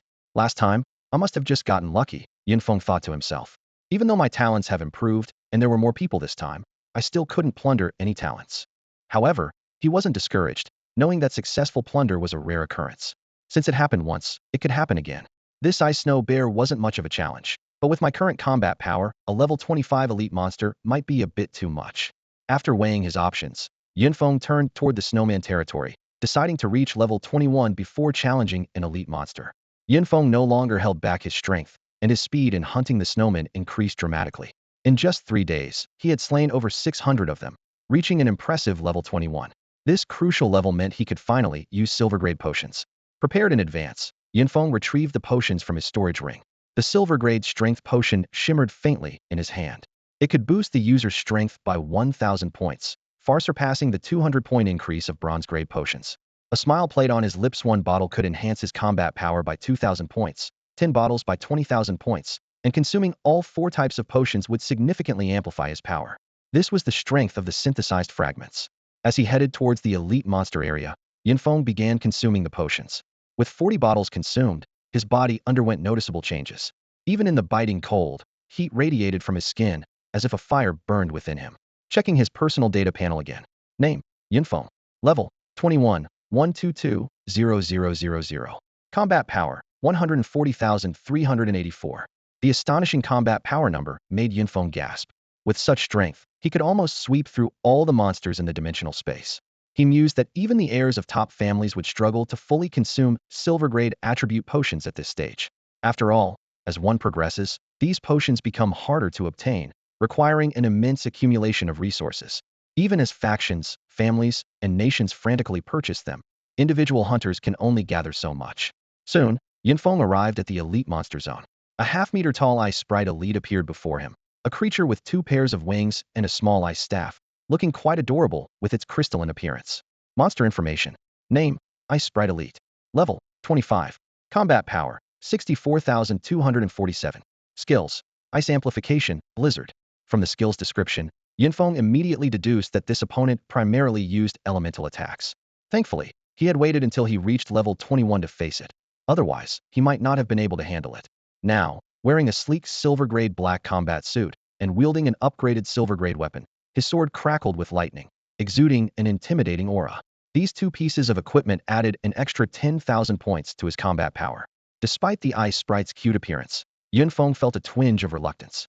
However, the battle was brief. The sprite managed to unleash a tornado-like blizzard before Yunfeng cut it in half with a single strike. leaving behind a trail of ice shards. From the spoils, Yunfeng picked up the crystal ball from the sprite's ice staff, a valuable ice spirit crystal that could help users attune to ice elements and enhance their innate abilities.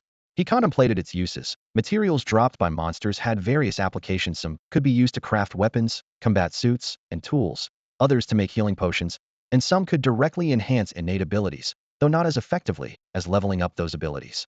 After inspecting the corpse, Yunfeng was disappointed to find that the ice sprite hadn't dropped any fragments.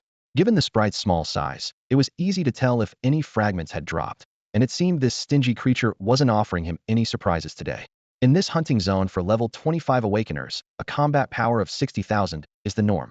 Small squads move back and forth in the elite monster area, hunting ice sprites. When they see a young man wandering alone in this place, many cast surprised glances. Hey there, young man, why are you alone? Where are your teammates? If you got separated, why not join us for now?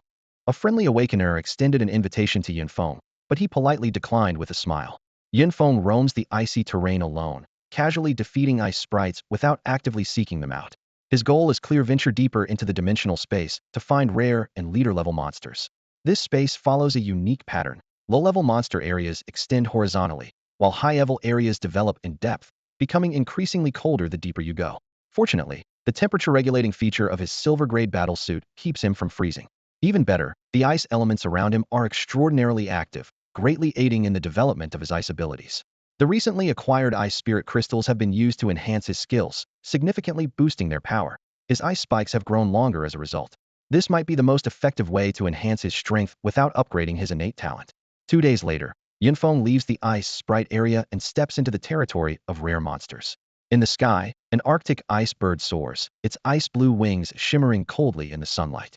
This level 25 rare monster boasts a combat power of 78,610 and wields 3 skills: Ice Feather Storm, Frozen Abyss, and Rebirth Egg. A slight smile appears on Yunfeng's lips. He is no longer the novice who struggled against the Flame Crow. He has mastered techniques to counter flying monsters. He raises his finger, intending to test his taunt skill. You come here. However, this combined technique, merging elements of the One-Yang Finger and Lion's Roar, has no effect. The ice bird circles in the air, responding with a transparent, yet foul-smelling gift, making Yunfeng feel like he was the one being taunted. How dare you? With a thought, Yunfeng downs 10 bottles of mental potions, and 2 ice dragons form instantly in the air, roaring as they charge upwards. The Arctic ice bird retaliates immediately, shedding countless feathers that transform into ice arrows, shooting toward Yunfeng like bullets. Most ice feathers are shattered by the ice dragons, and the remaining ones are easily dodged by Yunfeng. The ice dragons smash through all the ice feathers and continue to pursue the ice bird. It lets out a sharp cry and desperately evades. Unfortunately, the ice dragon's attack is not a locking skill, allowing the bird to narrowly escape. While Yunfeng is feeling frustrated, the ground beneath him suddenly shifts. Snow and ice surge, forming a vortex-like abyss, trying to swallow him. At the vortex's center, Yunfeng feels as if his entire body is freezing, his movements slowing, while countless razor-sharp snowflakes cut across him. Although each hit doesn't do much damage, the frequency is incredibly high. Looking around, the area affected by this skill is indeed vast. Truly a rare-level monster. Yunfeng summons 2 more ice dragons, this time directing them to strike the ground. With a loud boom, snow flies, and the distorted vortex ground slowly returns to normal. Having countered the formidable skill, Yunfeng swiftly moves through the snow, continuously launching ice spikes in retaliation. The agile ice bird cannot withstand such a relentless assault and soon crashes into the snow, battered and bruised. However, the battle isn't over. The ice bird's body suddenly transforms into a large, golden glowing egg. When Yunfeng attempts to slash it, the attack bounces off, almost injuring him. The invincible resurrection skill intrigues him, yet the thought of turning into an egg himself is unappealing. As the golden glow fades and the eggshell cracks, a fully restored ice bird is reborn. Just as it prepares to take flight, Yunfeng strikes first, unleashing a series of powerful sword techniques. Without its aerial advantage, the ice bird is as vulnerable as a fish on a cutting board, its second life ending even faster than the first. Yunfeng picked up an ice elemental core from the corpse of the ice bird. Although this core couldn't enhance his innate ice element growth, it was an excellent material for crafting ice wands, significantly boosting the power of ice element awakener's skills. After a thorough search, he regretfully found that there were no shards dropped this time. His experience told him that the higher the shard's grade, the lower the drop rate, even when defeating higher-level creatures. Looking up, he saw several ice birds still circling the area. With his newfound ranged attack capabilities, Yunfeng wasn't afraid of these flying creatures and methodically began clearing them out. After killing more than a dozen ice birds, he felt a tinge of doubt according to the frost dragon. Entering the dimensional space should have attracted the attention of special monsters, but everything was unusually calm. Well, at least I can focus on grinding and leveling up, Yunfeng thought to himself as he continued to advance deeper into the dimensional space. Along the way, he collected a golden shard and a few silver-grade shards, not a huge haul, but better than nothing. Gradually, the scenery before him took his breath. A massive lake lay nestled among the mountains, resembling a tranquil beauty resting there. A thick layer of ice covered the lake, sparkling blindingly in the sunlight. Cautiously stepping onto the ice, Yunfeng surveyed the surroundings for any lurking monsters. The environment was clear, yet there seemed to be no threats. Could the monster be underwater? Just as he bent down to check, a massive shadow shot up from the lake's depths, rapidly closing in on him. Whoa! Yunfeng instinctively used his agility to dodge. With a loud crash, the ice where he had been standing shattered, sending shards flying. A colossal creature burst through, soaring into the sky and blocking out the sun. Upon closer inspection, it was a gigantic serpent, covered in ice-blue scales with a sharp horn protruding from its head. The system immediately displayed the monster's information. Ice Dragon Jiao Commander.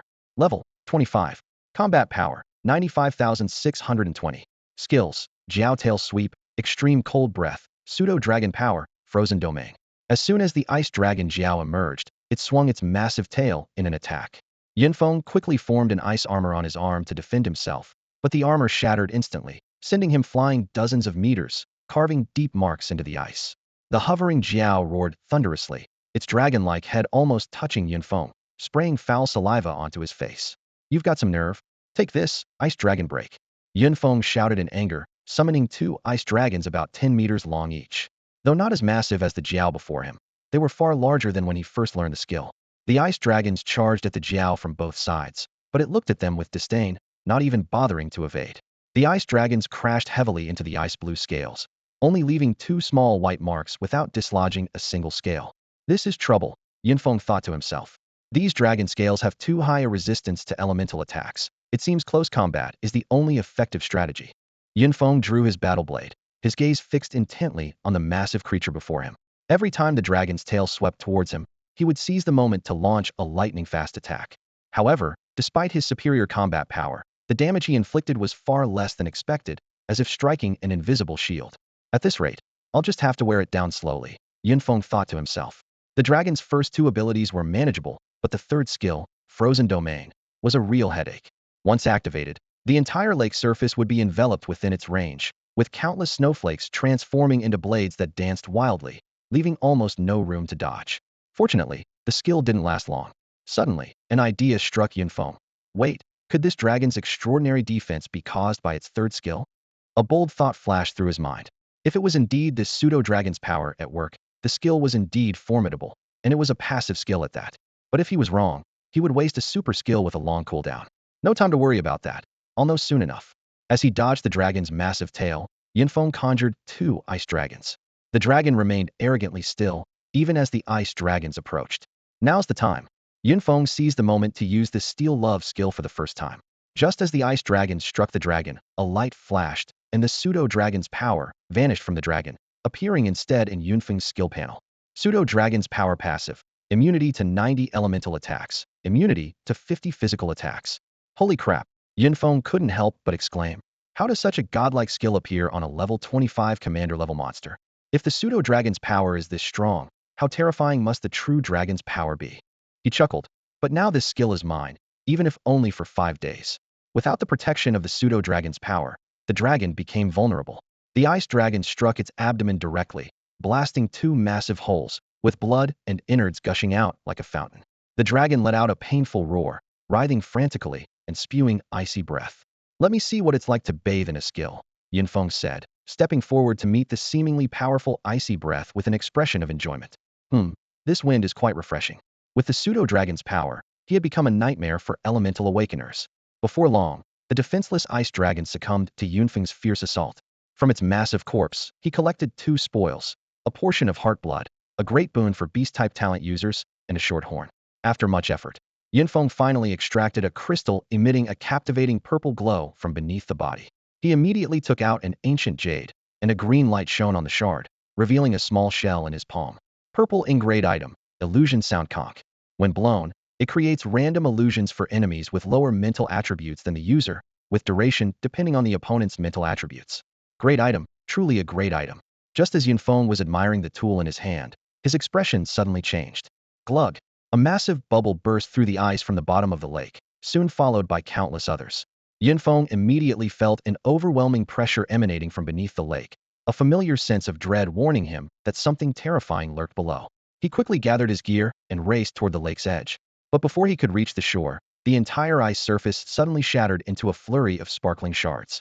A massive wave, originating from the lake's center, crashed into Yunfeng, who was desperately trying to escape. The impact sent him flying, landing heavily on the lakeshore. Cough! Yunfeng spat out a mouthful of blood, his back burning with pain. He looked down at his now tattered combat suit, grateful for the pseudo-dragon power within him that had likely prevented serious injury. At that moment, a stunning dragon-like creature appeared before him. Its body covered in perfectly arranged, ice-blue scales, with four formidable claws extending from different positions on its abdomen, glowing with a ghostly blue light. Two powerful dragon horns on its head seemed ready to pierce the sky. This can't be a real dragon, can it? Yunfeng looked up, and his goggles immediately displayed information. Monster, Xianbing Dragon Epic. Level, 30 Juvenile. Combat Power, 158920. Skills, Ice Dragon Breath, Dragon's Roar, True Dragon Power Passive, Xianbing Prison, Seal the Sky, and Earth Ice. Just a glance at the terrifying combat power and skill list was enough for Yunfeng to abandon any thought of fighting. The true dragon power, in particular, convinced him that he needed to retreat immediately. He hurriedly pulled out his stylish skateboard shoes and sprinted toward the dimensional portal. In his view, this Xianbing dragon was clearly not allied with the other terrifying entities he had encountered before, at least he could see the monster's information. Besides, even Ho Qing hadn't been able to kill him, so it was unlikely they would send a relatively weaker Xianbing dragon to deal with him. Roar! The Xianbing dragon let out an earth-shattering roar as Yunfeng fled, as if admonishing the intruder who disturbed its slumber. The roar carried a terrifying pressure that almost made Yunfeng stop in his tracks. Fortunately, his high mental attributes and the skateboard shoes beneath him kept him on course, allowing him to disappear into the swirling snowstorm. The Xianbing dragon watched for a moment before silently retreating back into the depths of the icy lake. How could such a creature be born here? Has something changed in the dimensional space? Yunfeng pondered as he sped along, ignoring the attacks of the ice and snow creatures, intent only on leaving the danger zone as quickly as possible. When I level up, I'll definitely come back to face you, he muttered to himself, glancing back over his shoulder. The epic-level monster had certainly piqued his interest, especially with its unprecedented rank. Returning to the dimensional portal, Yunfeng checked his status panel. Name, Yunfeng. Level, 21-122-582-0000. Combat Power, 144062. His skill list now included pseudo-dragon power, with the duration showing 3 days and 5 hours remaining. There is a higher-level dimensional space nearby, and Yunfeng decides to explore it while the pseudo-dragon power still lingers within him. After stepping out of the dimensional space, he doesn't leave immediately, but instead takes out his phone and dials a familiar number. You rascal. Yun, are you calling for my help again? A hearty laugh comes from the other end of the line. Professor Bai, Yunfeng responds with a light laugh. I can't always trouble you. This time, I have a question. Oh, let's hear it. Yunfeng gets straight to the point, suppressing his inner restlessness as he asks. I want to know about the classification of monsters in dimensional spaces. The image of the dark ice dragon keeps flashing in his mind, and he is eager to learn more. Monster classification? Professor Bai's tone is puzzled. Isn't it just normal, elite, rare, and leader monsters? You've already taken down a leader monster. Do you really need to ask? What about epic monsters? Yunfeng poses the crucial question. The other end of the line suddenly falls silent. How do you know about the existence of epic monsters? Professor Bai's voice suddenly becomes tense. Quick, tell me, in which dimensional space did you encounter one? Sensing the unusual tone, Yunfeng cautiously replies. I just heard about it by chance and wanted to confirm it with you. Professor Bai seems to see through his evasion but doesn't press further. Since you're asking, I'll tell you something. Human awakeners face a significant bottleneck at level 50. Some spend their entire lives unable to break through, forever stuck at level 49. Yunfeng listens quietly without interrupting.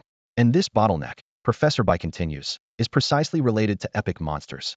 To break through level 49, an awakener must leverage the power and talents of an epic monster. Wait, Yunfeng interrupts suddenly. You said monsters have talents? That's right, epic monsters indeed possess talents. This information reverberates in Yunfeng's mind. Since some have surpassed level 50, can't they just wait for an epic monster to reappear? That's the issue, Professor Bai explains. Epic monsters are different from ordinary ones. They do not respawn after death.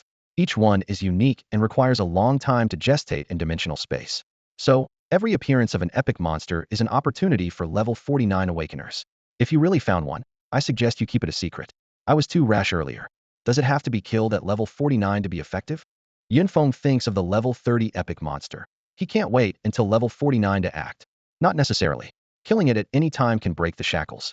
Now there's a rule that once an epic monster appears, that dimensional space no longer has level restrictions. However, no one would publicly announce they found an epic monster. Thank you for your explanation, Professor Bai.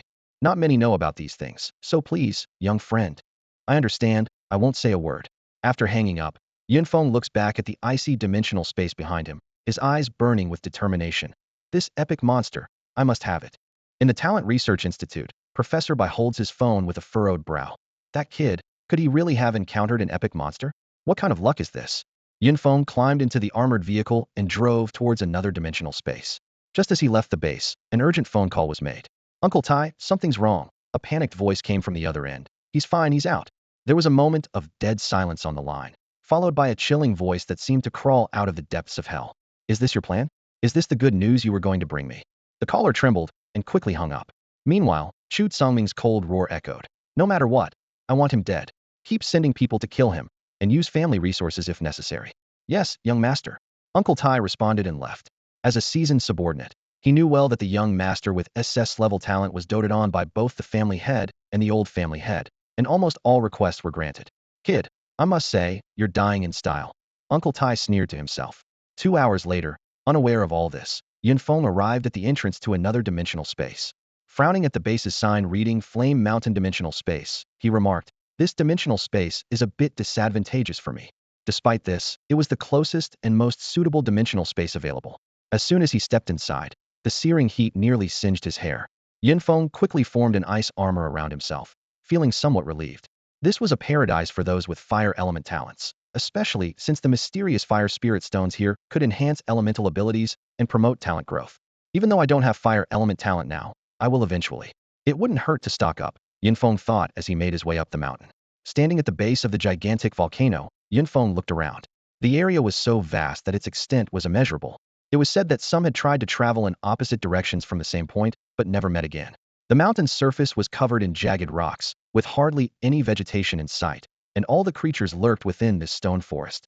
Not far along, a peculiar creature emerged from the stone forest, its body covered with red scales, resembling a crocodile, but with a carp-like head. Even from a dozen meters away, Yunfeng could feel the scorching heat it emitted. The system displayed. Monster, Fire Scale Beast. Level, 26. Combat Power, 61,350. Skill, Firetail Strike. A level 26 monster, yet its combat power doesn't even match that of a level 25 elite. Yunfeng assessed the opponent's strength. Yunfeng glanced at the scene before him with little interest and casually swung his powerful blade. The Fire Scale Beast was instantly sliced in half. He quickly collected the fire spirit crystal from its body and the silver fragments on the ground, then continued his ascent towards the mountain peak. Along the way, many fire element awakeners could be seen training in the area. The abundance of fire elements here significantly reduced the cooldown time of fire skills, making it an ideal training ground. I can't wait for the day I become a master of all elements, Yunfeng silently wished. He navigated through the jagged rocks, steadily advancing to the summit. Every monster he encountered was swiftly dispatched with a single strike, their attacks on him feeling as gentle as a breeze.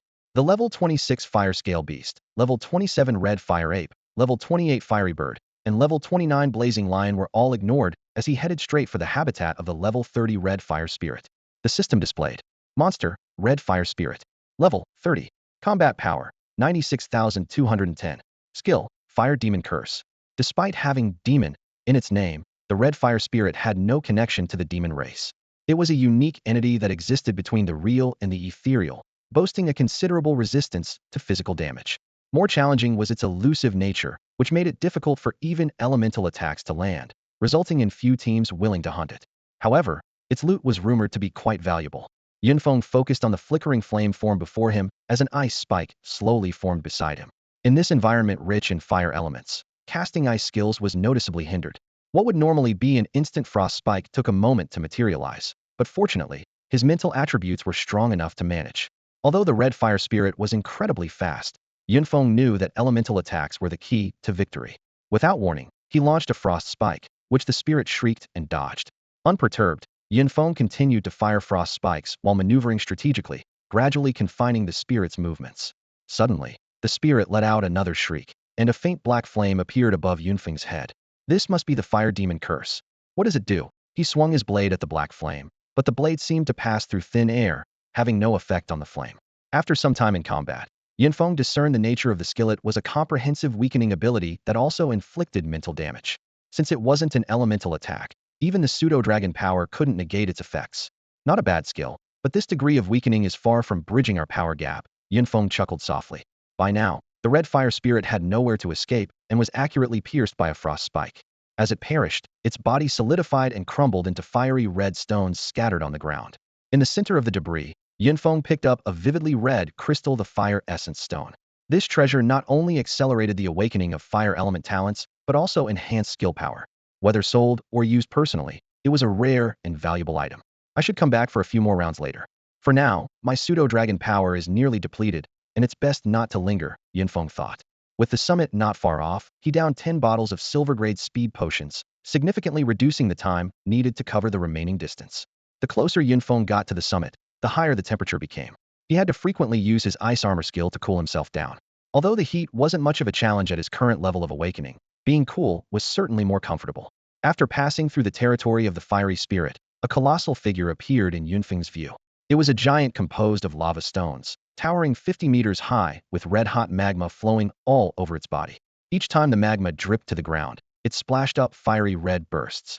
The system displayed: Monster, Lava Giant Elite, Level 30, Combat Power 119240, Skills, Lava Stomp, Fire Meteor.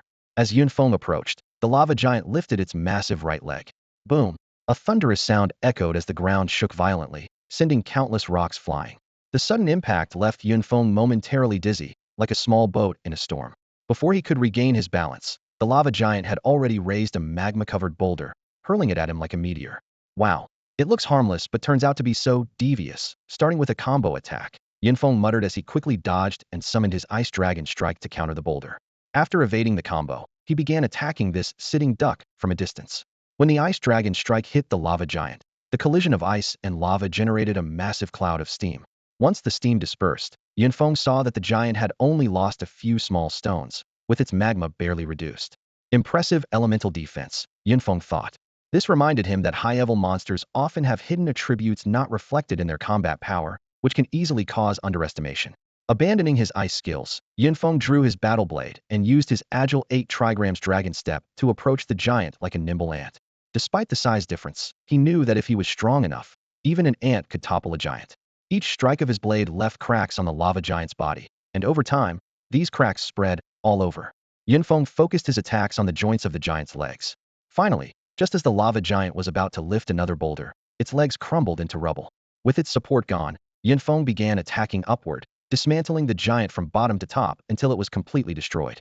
Big guys are really tough to kill, Yunfeng remarked, wiping the sweat from his forehead. These cumbersome monsters were to his liking, but their tenacity required considerable effort to defeat.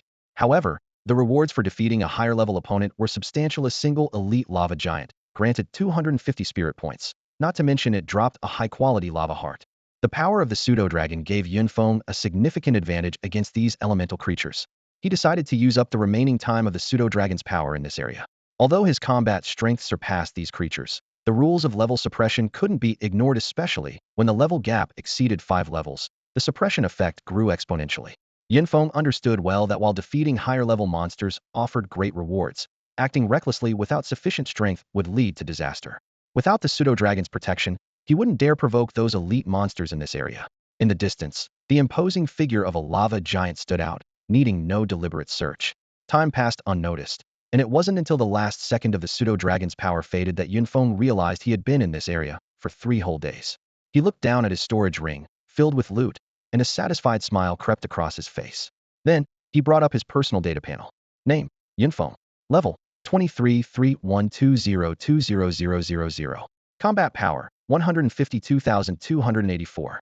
Talents: Level Plunder, Level Element Ice. Currently, each level up increased his combat power by 6,000 points, and when reaching level 30, his total combat power was expected to reach around 200,000. This astounding growth was mainly due to attribute potions and silver equipment.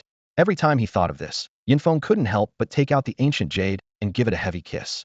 Without the protection of the pseudo-dragon's power, Yunfeng could still handle ordinary monsters with ease, but confronting the lava giant was a nerve-wracking challenge.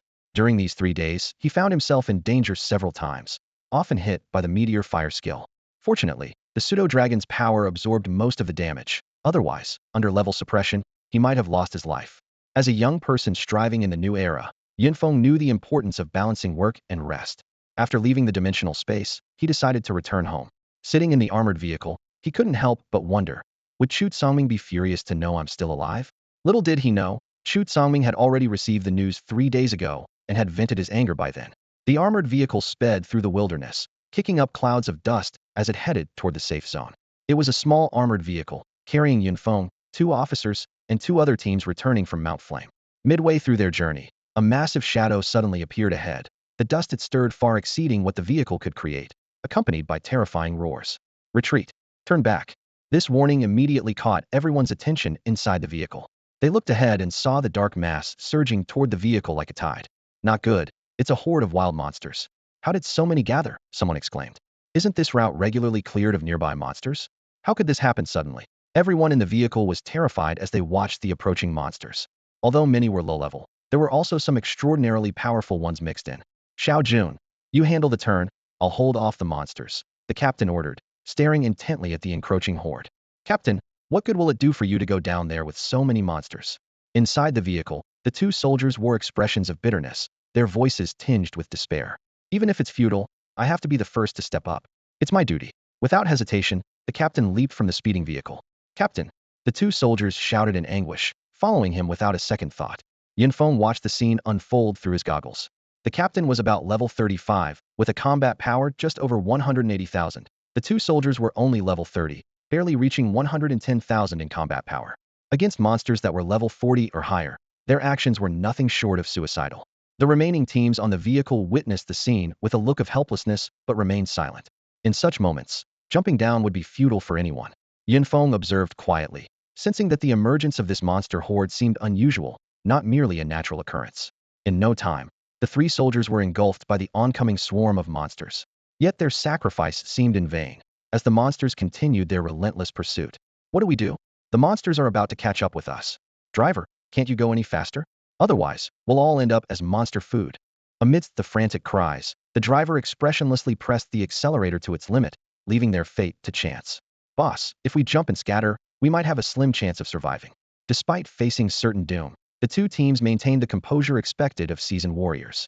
They knew it was better to take a risk than to await their demise. Yunfeng remained silent, as if detached from the situation. When only Yunfeng and the driver were left in the vehicle, the driver suddenly spoke up. Young man, aren't you going to jump and run like the others? I have a feeling you know how to evade those monsters, Yunfeng said with a playful smile as he glanced at the driver. The driver forced a smile, a hint of unease crossing his face. You're joking, my friend. Then let's just wait to die together in the car, Yunfeng replied, leaning back in his seat with a casual tone, as if discussing the weather. The swarm of monsters behind them was closing in. Although the 2 teams that jumped earlier had distracted some of the monsters, the main force continued to pursue the vehicle relentlessly. My friend, you must escape, the driver suddenly urged, his voice filled with urgency. Yunfeng shook his head. Even if I jump, there's no escape. The driver, who had maintained his composure until now, could no longer hold back, his voice pleading. Please, jump out. How much did the Chu family pay you? Yunfeng asked nonchalantly. The driver's face changed dramatically, then he looked defeated. How did you know? You were too calm, even more so than soldiers or those accustomed to dimensional space. It was unnatural, Yunfeng said, staring at the side of the driver's face. Since you know, let's die together. Even if I die, my family will receive the money, the driver said, moving his foot from the accelerator to the brake. If the vehicle stopped surrounded by monsters, Yunfeng would be doomed. Looks like you'll die in vain, Yunfeng said as he swiftly leapt out of the vehicle. The monsters were already closing in on the rear of the car. Looks like I'll have to spend some more, Yunfeng muttered while running forward, retrieving several silver-grade Thunderfire beads from his storage space and tossing them behind him. Although they weren't very effective against monsters above level 30, they could clear out the lower-level Karamis and earn him some experience points. Suddenly, a thought crossed Yunfeng's mind. Wait, this dense group of monsters, could it be drawn here by a lure? Damn, could this be a lure for monsters above level 40? It would have to be at least a Zine grade lure. Shoot, Songming, you're cunning. not sending people but using this trick. In reality, Chu Tsongming had already re-entered the dimensional space, and everything was being orchestrated by Uncle Tai in the shadows. With the support of family resources, he easily retrieved a Zion-grade lure from their stockpile. Such tools, at the gold level and above, must be used cautiously, as insufficient strength or numbers could lead to total annihilation. After the silver-grade Thunderfire beads exploded, the monsters below level 30 suffered heavy casualties and withdrew from the chase, leaving only the higher-level elite monsters. Yunfeng then threw a locking smoke bomb and used his agility to dodge sideways. The monsters rushed into the smoke unprepared, their vision obscured, causing them to slow down. The ones behind couldn't stop in time, resulting in a massive chain collision. Roars echoed as chaos ensued, and when the smoke cleared, the scene was chaotic, with many monsters piled on top of each other, blood splattered everywhere, and weaker ones torn to pieces by the enraged others. Roar! The surviving monsters spotted the fleeing culprit in the distance and resumed their frenzied pursuit. I can't believe it. They're still haunting me, Yunfeng muttered under his breath as he continued to run. For Yunfeng, facing monsters over level 40 is nothing short of a nightmare. The level gap is simply too vast for him to handle. With trembling fingers, he quickly retrieves a capsule from his storage ring. Even for him, using such a precious spatial item is not something he does lightly, especially since its effects are unpredictable. With a determined grit, he crushes the capsule. Instantly, Yunfeng vanishes into thin air. The horde of monsters behind him loses their target, letting out furious roars and pacing restlessly. In the next moment, Yunfeng finds himself in an unfamiliar ruin. Before him lies a desolate wasteland, the air thick with danger. Scattered ruins in the distance speak of a once thriving town, now reduced to rubble by a disaster 300 years ago. As night falls, Yunfeng decides to find shelter in the abandoned town and wait until daylight to figure out a way back to the safe zone. Without professional positioning equipment, he has no way of knowing where he is. As he approaches the town, eerie whispers emanate from the ruins. Yunfeng knows that in such a place, every empty field and abandoned building is fraught with danger. Due to the influence of dimensional space, ordinary creatures like snakes, rats, and insects have mutated, gaining significant combat abilities. Not to mention the monsters that escape through spatial rifts, often forming colonies led by a particularly powerful leader. Yunfeng enhances his sensory capabilities to the maximum, cautiously moving towards the town center. His goal is a still-standing high-rise building, a testament to its solid construction. More importantly, he's carrying a small flying device, ready to escape at a moment's notice if danger arises. Suddenly, a half-meter-long mutant rat pokes its head from the ground, glancing at Yunfeng before retreating. He pays little attention to such small mutated beasts and continues towards the building. However, within minutes, things take a strange turn. More and more mutant rats appear around him, mingling with actual monsters. Through his heightened senses, Yunfeng detects that these creatures are systematically surrounding him. The squeaking grows louder and more frequent. As the last ray of sunlight vanishes over the horizon, plunging the land into darkness, the surrounding mutated beasts and monsters seem to receive some signal, suddenly swarming towards him. Watching the swarm of creatures approaching like a tide, Yunfeng gulps nervously. Has this place never been cleared? What kind of hellhole is this? He swiftly conjures up icy spikes, continuously stabbing at the oncoming monsters, while wielding his sword to form a defensive wall around him. Though individually weak, the sheer number of these creatures is overwhelming. He curses his inability to master a group attack skill.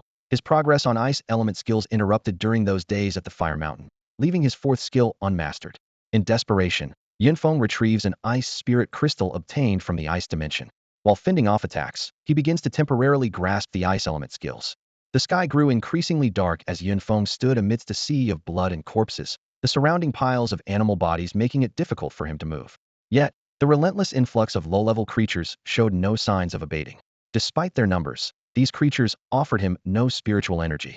At that moment, Yunfeng sensed something unusual. Tiny snowflakes began to swirl around him, gradually forming a miniature storm.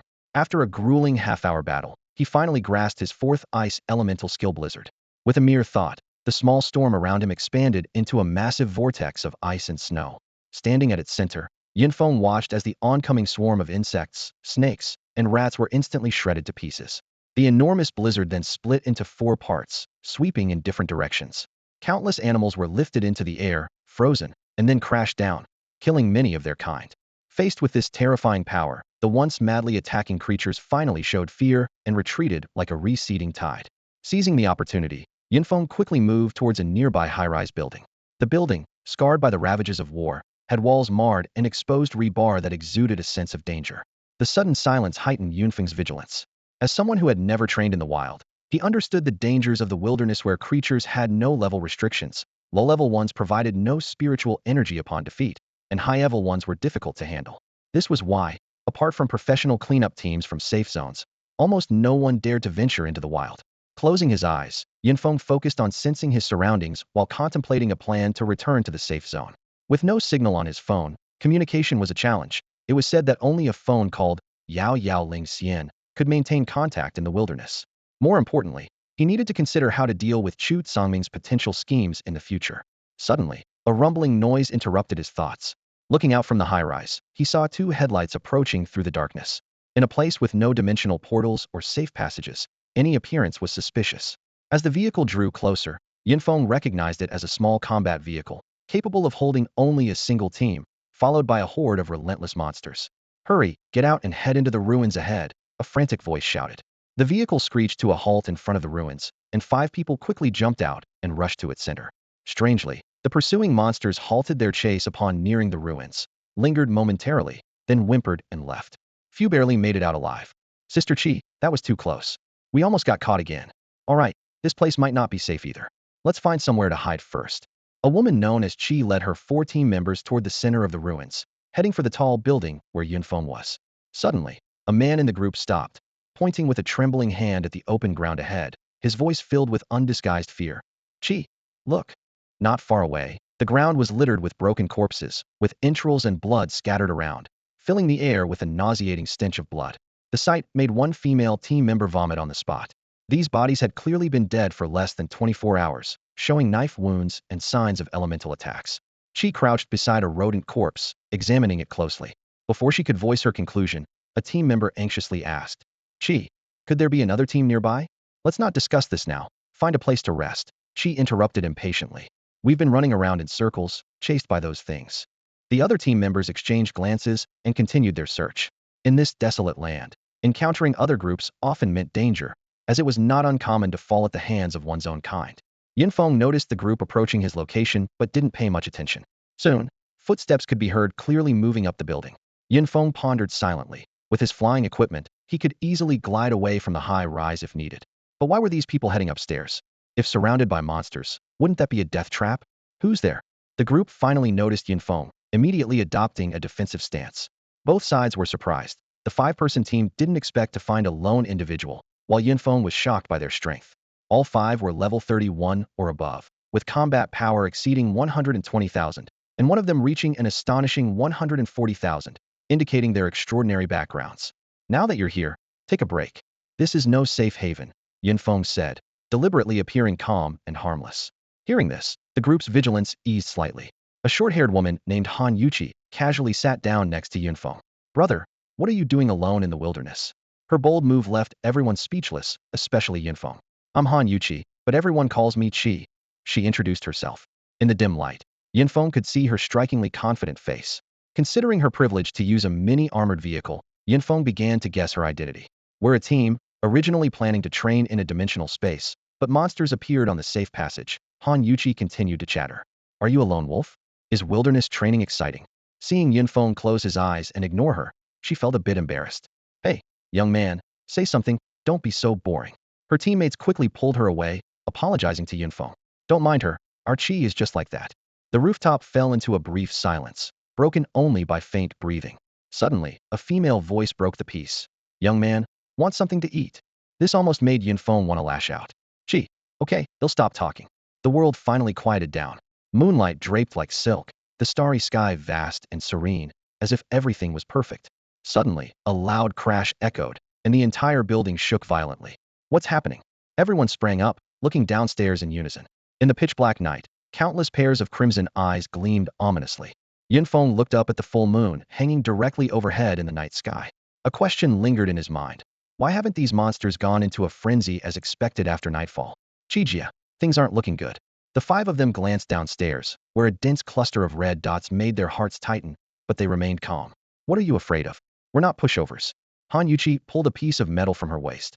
With a flick of her wrist and a few crisp mechanical sounds, the metal unfolded and transformed into an elegantly shaped longbow. Yunfeng's eyes lit up. A silver-grade weapon. This bow would fetch at least 5 million huabi on the market. He silently admired Chijia's generosity. The other team members also revealed their weapons, all gleaming with the cold light of silver equipment. Little brother, stay behind us and keep yourself safe. Seeing Yunfeng's displayed combat power was less than 100,000, everyone instinctively regarded him as someone in need of protection. Yunfeng was happy to oblige, taking the opportunity to observe the team's strength. The ground began to shake violently, causing the entire building to sway as countless red dots surged upwards like a tide. When the creatures reached the top floor, they finally saw their true forms, mainly snakes, rats, and bugs, but much stronger than those encountered before. A burly team member immediately raised a giant shield, securely guarding the top floor's entrance. Han Yuqi knocked an arrow, and as she released it, it transformed into a rain of arrows in midair. The sound of arrows piercing flesh was incessant, accompanied by the monster's shrill screams. Great shot, Chijia. As this volley of arrows dimmed many red dots, another male team member was not to be outdone. Holding a purple crystal ball, he summoned a thunderous roar, and a lightning serpent leaped from the ball, weaving through the swarm of monsters. As the lightning flashed, one by one, the monster's red eyes gradually extinguished. Yunfeng silently marveled at the team's formidable strength, yet he remained inactive. These monsters lacked any spiritual power, leaving him uninterested in fighting. Although they had been attacking for a while without absorbing a trace of spiritual energy, they had no choice but to continue facing the endless red dots. Chijia, we can't keep this up. Our spiritual power is running low. Don't you think I know that? Han Yuqi snapped. Linger, stop standing around. Give me and Aoyang some energy. Chijia, is it finally my turn? A crisp voice rang out, belonging to the youngest girl in the group. She began to emit a soft glow, which fell on Han Yuqi and Aoyang. Instantly, the two regained their vigor. Yunfeng watched from the back, stunned. This team's setup was perfect, two main attackers and a support, each with outstanding talents. The lightning element was always the strongest among elemental attacks, and the refined Aoyang had a talent level that was undoubtedly high. As for the support capable of restoring both physical and mental strength, it was exceedingly rare among different talents. Yunfeng guessed that Han Yuqi's abilities were likely on par with Bailey Luyan. As the red dots on the screen gradually diminished, everyone's tension began to ease. Han Yuqi strolled over to Yunfeng, raised her head confidently, and said, "Little brother, as long as I'm here, you'll be fine." "Thank you so much, Sister Chi. Good to know. Once it's dawn, let's head back to the safe zone." "It's too dangerous." Her words were cut off by a thunderous explosion. The entire building shook violently, and debris started falling. "Sister Chi, look." Yunfeng pointed downstairs, his voice trembling. "No need to panic." Han Yuqi turned around, and was stunned by the scene. As the moon set and the sky began to lighten, a terrifying sight unfolded. Countless monsters were crawling out of the ruins. Their eyes, no longer blood-red, appeared unusually clear. The data from the goggles indicated that these were not the easy-to-handle little creatures from before. Although all were below level 40, their sheer numbers were intimidating. "Sister Chi, what should we do?" Everyone instinctively gathered around Han Yuqi. "What else can we do?" "We run," Han Yuqi said with a bitter smile, retrieving a metal box from her storage space. With a light press, it transformed into a giant mechanical bird. "Little brother, this bird can only carry 5 people. You'll have to find another way." "It's all right, no one expected this." Yunfeng replied with a cheerful smile. Han Yuqi gave Yunfeng a deep look, then, with her companions, grabbed onto the mechanical bird's legs and flew towards the vehicle parking area. "Sister Chi, that handsome guy is probably done for." Linger teased during the flight. "Stop daydreaming. At times like this, we leave it to fate." Despite Han Yuqi's carefree nature, she remained remarkably calm in critical moments. As they neared their destination, a deafening explosion echoed through the ruins. "What's happening?" everyone exclaimed. "That kid's not simple. He must have a backup plan." Han Yuqi glanced at the rising smoke and the chorus of monster roars behind them. "Sister Chi, should we go back and check?" "You go if you want. I didn't prepare a second mechanical bird." With that, Han Yuqi stepped on the gas and sped away. Watching them leave, Yunfeng smiled softly and began executing his plan. One by one, he hurled explosive beads into the monster horde, causing a series of explosions and scattering monster flesh. System notifications came in rapid succession. Spirit Power 9. Spirit Power 14. Spirit Power 24. In a short time, Yunfeng had amassed thousands of spirit power points. Naturally, the commotion attracted the attention of higher-level monsters, which charged the building with roars. Yunfeng focused on dealing with the monsters below, channeling ice elements to cast spells. The level 20-something monsters that reached him posed little threat now. Half an hour later, Yunfeng's level had risen to 24. Suddenly, an unusual sound emanated from beneath the ruins. Monsters below level 30 retreated, replaced by more formidable foes. "Time to go," Yunfeng muttered, retrieving a pair of glider wings. After equipping them, he leaped off, flying in the opposite direction from Han Yuqi. As he soared, He continued to toss explosive beads downward, provoking angry roars. You're too generous, giving me so much spirit power already. That's enough for now. I'll come back for more another time. The darkness finally vanished completely, and sunlight once again shone upon the desolate land. Yinfeng had just left when the creatures in the ruins seemed to receive some invisible command, retreating uniformly from the tall buildings and quickly disappearing into the dilapidated structures. The towering building, barely standing, finally gave way under its own weight, collapsing with a deafening crash and sending clouds of dust into the sky. At this moment, Yinfeng had safely landed several kilometers away from the ruins. He frowned as he looked back at the eerie ruins, certain that something was amiss there. Although he wasn't particularly familiar with the ruins, he had encountered similar scenes during his training in the dimensional space, and the current situation was clearly unusual. My strength is still too weak, he muttered to himself, shaking his head as he began to search for a route back to the safe zone. Meanwhile, elsewhere, how's the situation? That kid definitely won't survive. Uncle Tai, rest assured, there's absolutely no problem. Uncle Tai waved his hand, satisfied, indicating for the person reporting to leave. A hint of anticipation flashed in his eyes. The young master is about to emerge from the dimensional space. This time, he should reach level 21, and he'll be thrilled to hear this news. Deep within the dimensional space, Bailey Luyun stood before the corpse of a level 20 rare creature, feeling a surge of accomplishment. This was her first time defeating a rare creature on her own. If it weren't for the potions he gave me, it wouldn't have been so easy, she mumbled to herself, then hesitated. Should I go back? Although awakened ones usually needed to return to the safe zone regularly for supplies and equipment maintenance, going back always meant facing family pressure.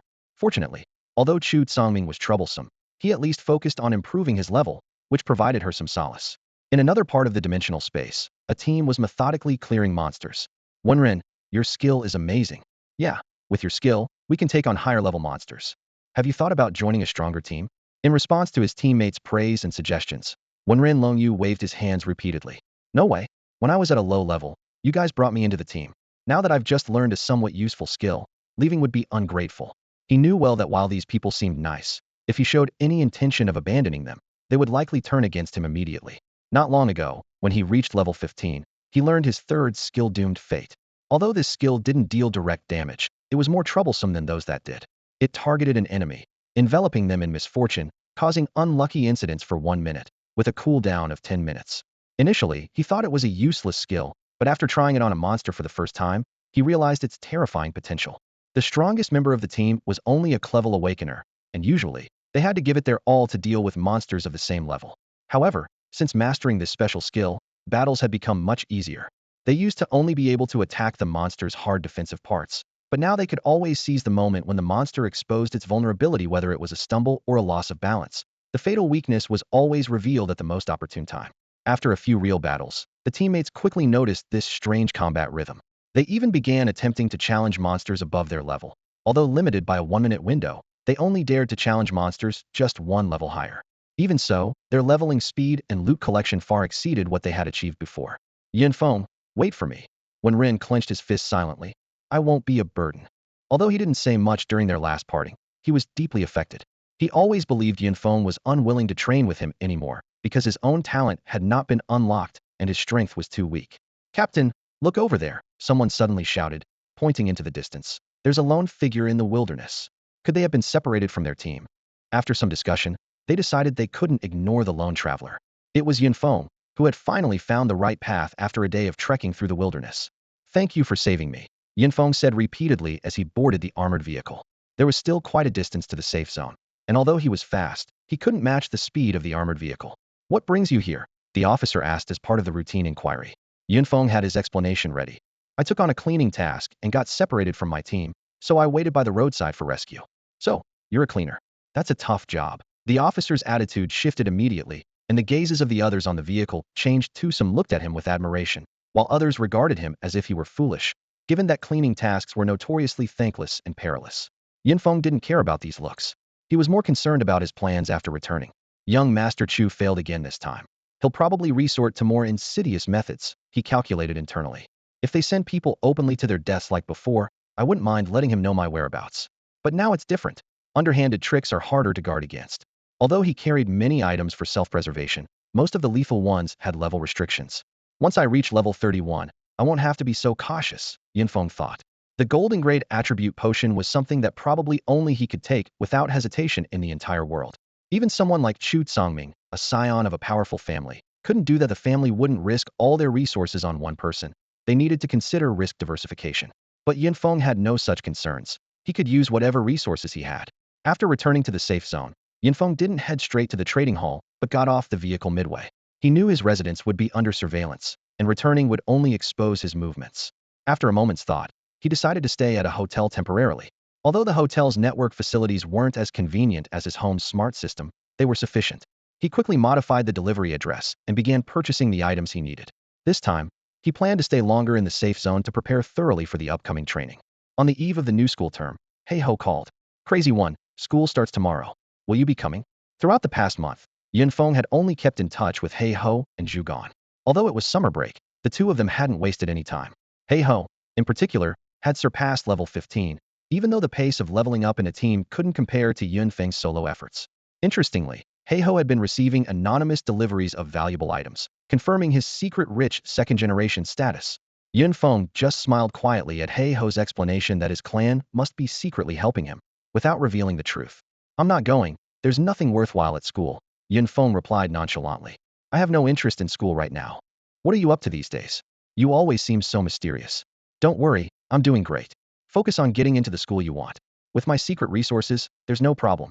After hanging up, Yunfeng set off. He pondered to himself. It's been a month. Surely no one is still after me. First, he took the bus to the exchange, selling off all his materials.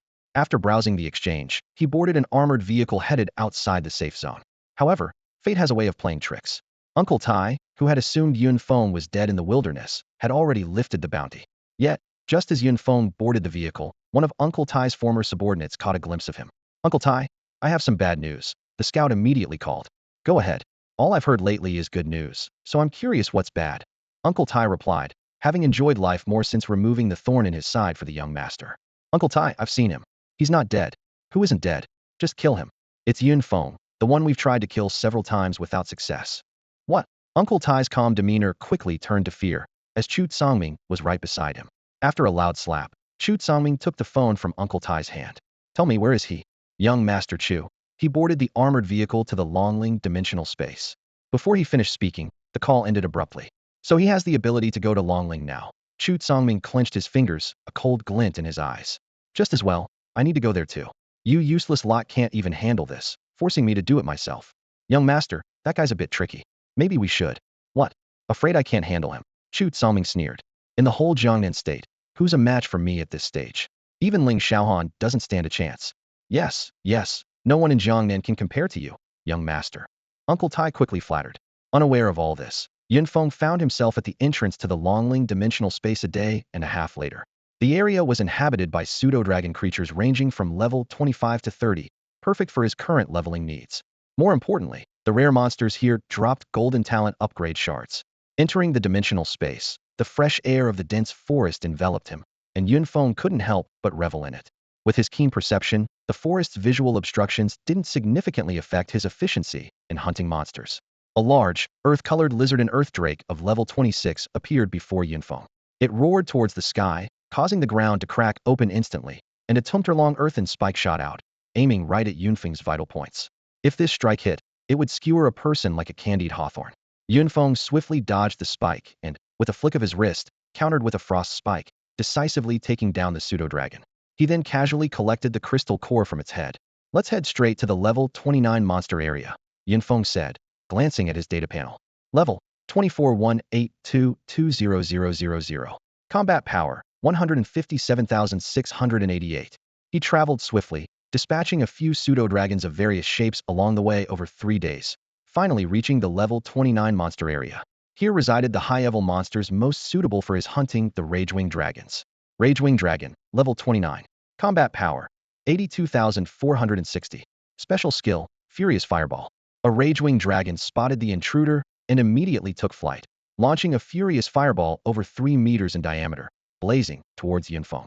Quite the temper. Yunfeng smirked, countering with an ice dragon break.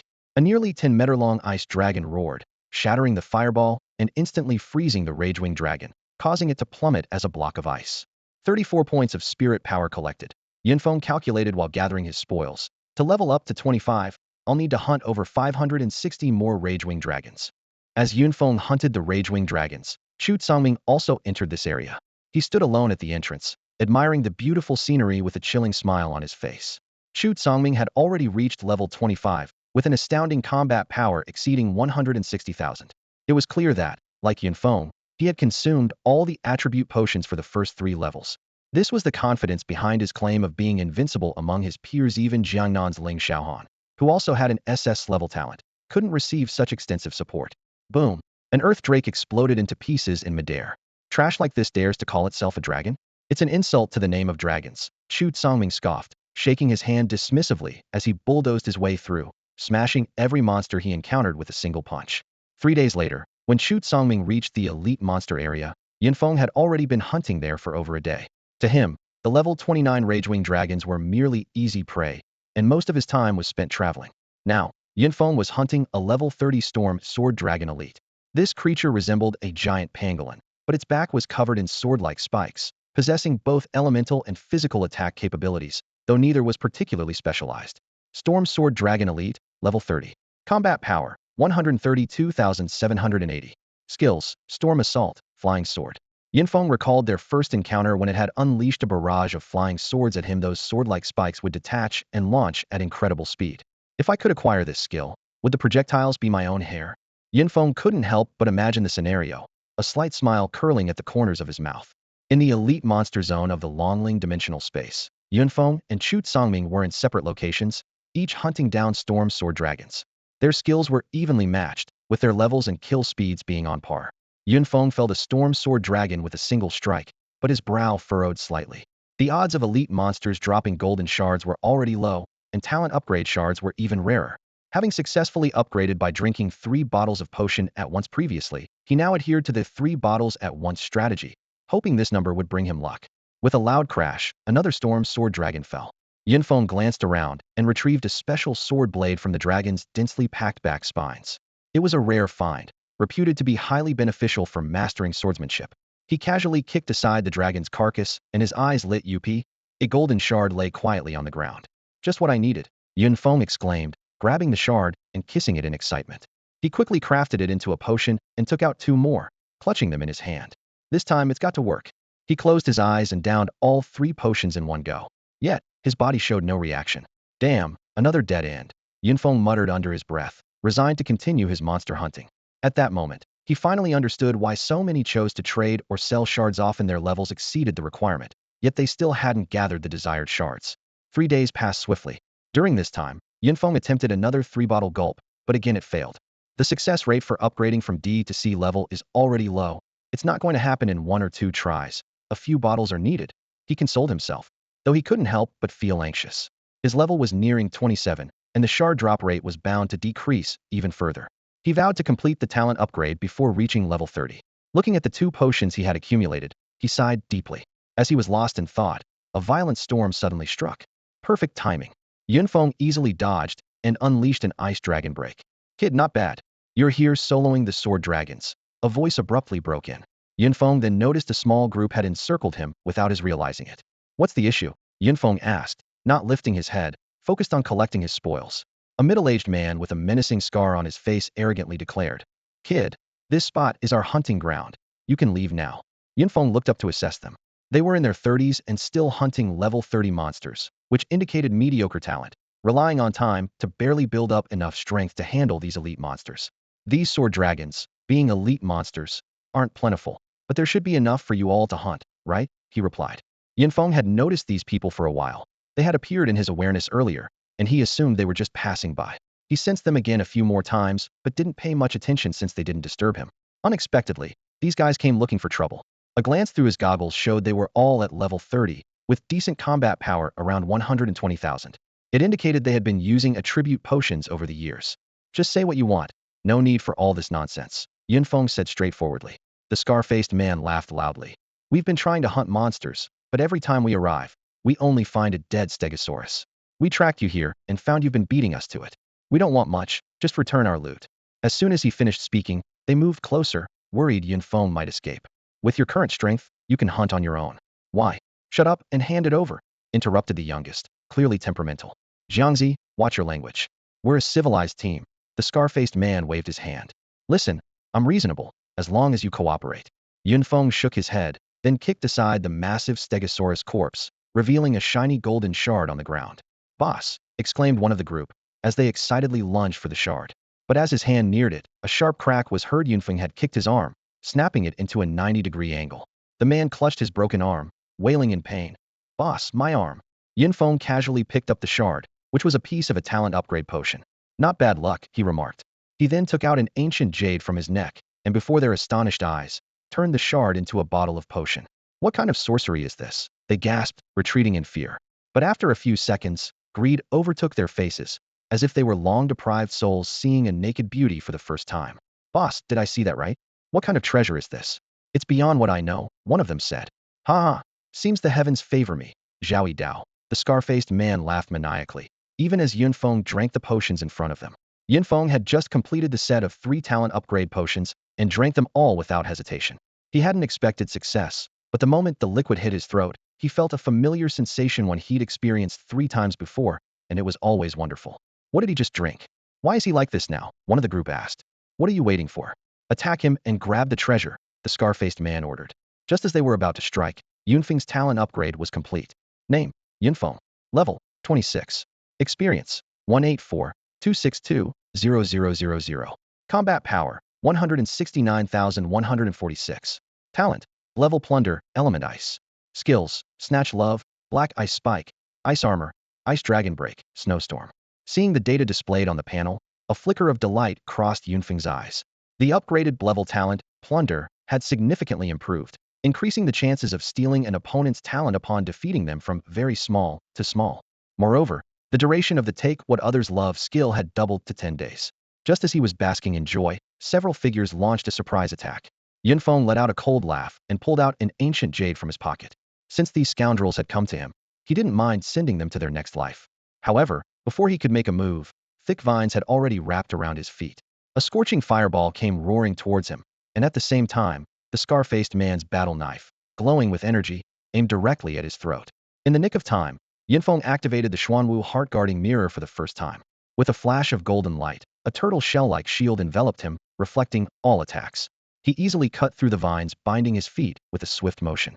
Brother Dao, save me. The scout in the group had barely shouted when Yunfeng appeared right in front of him. A flash of cold light, and the man's head flew into the air. Brother can. I can't. The remaining 4 cried out in anguish, their shouts echoing through the forest. Kid, I'll kill you. The scar-faced man growled through clenched teeth. Brothers, bring out everything we've collected over the years. A barrage of various items came at him like a storm. The Xuanwu heart-guarding mirror's defense had faded, but Yunfeng didn't want to waste the remaining 2 uses. He quickly cast an ice armor spell on himself and employed the 8 trigrams dragon step to dodge, countering with several high-level items. In no time, the 4 were writhing in agony in pools of blood. The scar-faced man, covered in blood, crawled towards Yunfeng with difficulty. Master, I was wrong. Spare me. I'll be your dog. Sorry, I don't need a dog, Yunfeng replied coldly. 4 ice spikes formed in the air, piercing the men's chests with precision. While tallying up his spoils, Yunfeng found that he had only gained 1,000 spirit points and hadn't plundered any talents.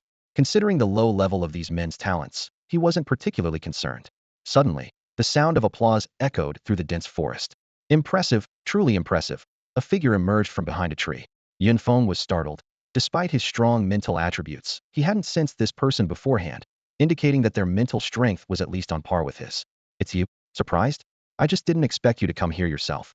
The newcomer was none other than Chu Songming. Both individuals in the field were intensely focused on battling the sword dragons, and as time passed, the distance between them gradually decreased. The sounds of Yunfeng's fight caught Chu Songming's attention. He approached slowly, the dragon claw blades on his fingertips glinting coldly in the sunlight. Why not play with a little mouse for a change? Chu Songming sneered. He had observed Yunfeng's previous battle thoroughly, and although the opponent was indeed formidable, Chu Songming felt there was still a significant gap between them. Before you die, can you satisfy my curiosity? Before you die, I might just satisfy your curiosity, Yunfeng replied with a smirk. Through his goggles, he saw Chu Songming's stats. Level 27. Combat power 172,134. These numbers did give him some pressure, but they were still within a manageable range. From the data, it was clear that the opponent, like him, had taken full attribute-enhancing potions and had just leveled up to 27. Chu Songming laughed loudly. with a hint of arrogance in his voice. Arrogance. I like it. I saw the second half of your battle just now. As far as I know, you don't have any ice element talents. That question. Yunfeng drew out his words, then suddenly launched an attack, striking with the first move of his powerful blade technique directly at Chu Songming. I'll tell you once you're dead. Humph. I thought you were someone of importance, resorting to sneak attacks. Chu Songming scoffed, catching the incoming blade with his dragon claw while his other claw swiped at Yunfeng's abdomen. At this point, who cares about honor? Yunfeng mocked, quickly withdrawing his blade to evade the sharp dragon claws, while simultaneously conjuring an ice spike aimed at Chu Songming's face. Roar! Chu Songming let out an inhuman roar, instantly dissolving the ice spike. The sound left Yunfeng momentarily stunned, and though he quickly regained his composure, his arm had already been grazed by the sharp claws. Both retreated, and Chu Songming frowned, saying, "Your combat power is peculiar." Yunfeng's displayed strength clearly exceeded the 120,000 combat power shown on the goggles, and his rapid recovery from the mental attack of the dragon roar indicated a strong mental attribute. Ha ha, peculiar is good, Yunfeng replied, watching as his combat power fluctuated wildly in Chu Songming's goggles, from tens to hundreds of thousands. So it's the effect of a disguised potion, you coward, Chu Songming sneered. Yunfeng took a sip of a healing potion and then pulled out a conch to blow. A magical sound wave spread out, and taking advantage of Chu Songming's brief disorientation, Yunfeng immediately launched an ice dragon blast at him. However, Chu Songming only took a few steps back, brushed off the ice shards from his chest, and remained unharmed. I didn't expect you to have such tricks, but unfortunately, elemental attacks are ineffective against me. Upon hearing this, Yunfeng was alarmed. Damn, this guy has mastered a skill like Dragon Force? He immediately activated the skill to steal another's abilities, and 5 skills appeared in his mind. Black Dragon Tear, Dragon Roar, Black Flame Breath, Power Amplification, Elemental Immunity. Feeling the presence of these 5 skills, Yunfeng frowned slightly, realization dawning upon him. He had been mistaken. The opponent hadn't mastered the power of the dragon, but rather, it was the elemental immunity at work. The skill had already been activated, forcing him to make a choice. Yunfeng's gaze locked onto elemental immunity. This passive skill could negate 80 of elemental attacks. Although it wasn't as formidable as pseudo-dragon power, the figure was still intimidating. Seize it. Yunfeng acted decisively, and immediately a fierce ice dragon break roared out. Ugh! Chu Songming was sent flying like a kite with a broken string, spewing a mouthful of blood midair. Staggering to his feet, he hurriedly gulped down a healing potion, incredulously checking his skill slots. My skills. Chu Songming stared at Yunfeng in horror. What did you do to me? A cold smile appeared on Yunfeng's lips. Your skill was a bit of a nuisance to me, so I made it disappear. Gone. Those words echoed in Chu Songming's mind. That was a skill he had only comprehended at level 25. When he first obtained it, he was overjoyed, as it perfectly compensated for his weakness in elemental attacks. Die! Chu Songming roared, his fear transforming into overwhelming rage. A jet-black dragon breath erupted from his mouth, his third skill, Black Flame Breath. Yunfeng stood motionless, allowing the dragon breath to engulf him. Scared stiff by my dragon breath, fool. Chu Songming sneered. However, when the dragon breath dissipated, Yunfeng remained standing, merely with slightly singed hair and a layer of ash on his face. 80 immunity isn't full immunity, but the remaining damage was absorbed by my silver grade team uniform, Yunfeng said coldly. Elemental attacks are ineffective against me. At that moment, true fear gripped Chu Songming's heart. The opponent had indeed stripped his skill away. Yunfeng wasn't one to show mercy. Seeing his opponent in disarray, he immediately launched a fierce attack. Frost Spike, Ice Dragon Break, and Blizzard Storm rained down like a torrential storm upon Chu Songming. Chu Songming snapped out of his shock, hastily retrieving a mini golden bell from his storage ring and throwing it. The bell expanded instantly, enveloping him and blocking all attacks, which eventually dissipated into nothingness. This is a nice item. Yunfeng's eyes flashed with interest. He was particularly keen on life-saving tools now. Damn, to think I'd be forced to this point. Chu Songming silently thanked the on-use per day golden bell shield. His legs transformed into dragon form, launching him like a projectile towards Yunfeng. If elemental attacks are useless, then let's fight up close. Beast types excel in melee combat. Bring it on. Yunfeng also yearned for a thrilling battle. But after drawing his sword, he used the Bagua Dragon Step to dodge, launching another barrage of ice-based skills. Close combat. Not a chance. With the upper hand in elemental attacks, why engage in melee? The battle had reached a fever pitch, with the two fighters evenly matched and locked in a stalemate. Having lost his ice and fire breath abilities, Chu Songming was forced into a defensive stance. Every attempt he made to close in was skillfully dodged by Yunfeng, who moved as nimbly as an eel, followed by a barrage of fierce ice attacks. Chu Songming's SS Glass Beast transformation into a dragon was indeed the pinnacle of close combat, with his strength, defense, and speed all at top levels. If Yunfeng hadn't previously stolen his ice element and defensive skills, facing him heat-in would have been a lost cause. Let's see how long you can keep dodging. Chu Songming, in his dragon form, was a terrifying sight, with black scales covering half of his body. Yet, now covered in ice shards, he looked somewhat comical. His proud dragon scales, though able to resist some elemental attacks, were rendered ineffective under Yunfeng's fierce onslaught. Regret filled Chu Songming. He wished he had learned some movement techniques instead of focusing all his energy on attack skills. I'll keep dodging. Hit me if you can. Yunfeng taunted while unleashing his skills, driving Chu Songming into a rage. You'll regret this. Chu Songming roared as he activated a tool. Suddenly, Yunfeng felt a pressure enveloping him, rendering his Bagua dragon step unusable. Damn, you're not the only one with tools. Yunfeng quickly activated the Xuanwu Heart Protector to block Chu Songming's advance, simultaneously pulling out the Phantom Conch and a Golden-class Soul Separation Cannon. His actions were seamless as he blew the conch and threw the cannon. Chu Songming was caught off guard by the high-level items his opponent had hidden, and he was immediately ensnared. A sea of blood surged before him, with countless arms reaching out, wailing for help, wrapping around him tightly. Seizing this once-in-a-lifetime opportunity, Yunfeng launched a triple attack without hesitation. If all three skills hit, Chu Songming, stripped of elemental immunity, would be gravely injured. However, just as the skills were about to strike, a green light flashed across Chu Songming, and the skills mysteriously dissipated. My protective jade, Chu Songming began to say, but before he could finish, a golden rope had already bound him tightly. With the tool battle initiated, Yunfeng held nothing back. Who are you really? Chu Songming finally realized that his proud lineage and strength were no match for this seemingly ordinary opponent. Ask in the afterlife, Yunfeng said, unleashing 3 more skills. Facing the incoming fatal strike, Chu Songming's eyes finally showed despair. He recalled that their feud had started from his momentary jealousy, and the subsequent pursuit was, in his eyes, like casually crushing an ant. However, this ant was now crushing him. With a deafening crash, the gold-class immortal binding rope left Chu Songming with no escape, forcing him to endure the 3 skills heat-in. As the storm of snow and wind subsided, he was left battered and bruised. His black dragon scales were completely shattered, with exposed flesh and blood oozing from his mouth. Spare me, he begged incoherently. Spare you? Yunfeng sneered. Did you ever think of sparing me? After Yunfeng finished speaking, he swung his giant blade horizontally, the fierce energy slicing through the man's neck and sending his head soaring into the air. Just as he was about to collect his spoils, an invisible force suddenly swept over him, rendering him immobile. A thunderous dragon's roar exploded in the sky, its echo reverberating between heaven and earth for a long time. Yunfeng felt a splitting pain in his head, as if something was trying to burst through his skull. Once the pain subsided, he quickly summoned his data panel to check. Name: Yunfeng. Level: 2742620000. Combat power: 169796. Talent: SS level Beast System Black Dragon, level Plunder. Element: Ice. Skills: Elemental Immunity, etc. Did I really plunder an SS level talent? Yunfeng repeatedly confirmed the panel information, so excited he could hardly contain himself. For 10 years, he had been disheartened by his level talent, and now he had suddenly acquired the highest level talent. Eager to test his new abilities, he focused, and a dense pattern of black scales appeared on his palm. Although his talent had just awakened, and he could only partially transform, even this small change made him feel a remarkable increase in strength. Time to learn new skills again. Yunfeng sighed theatrically, but the proud smile on his face was unmistakable. He retrieved Chu Songming's storage ring, erased the original owner's mark, and examined its contents.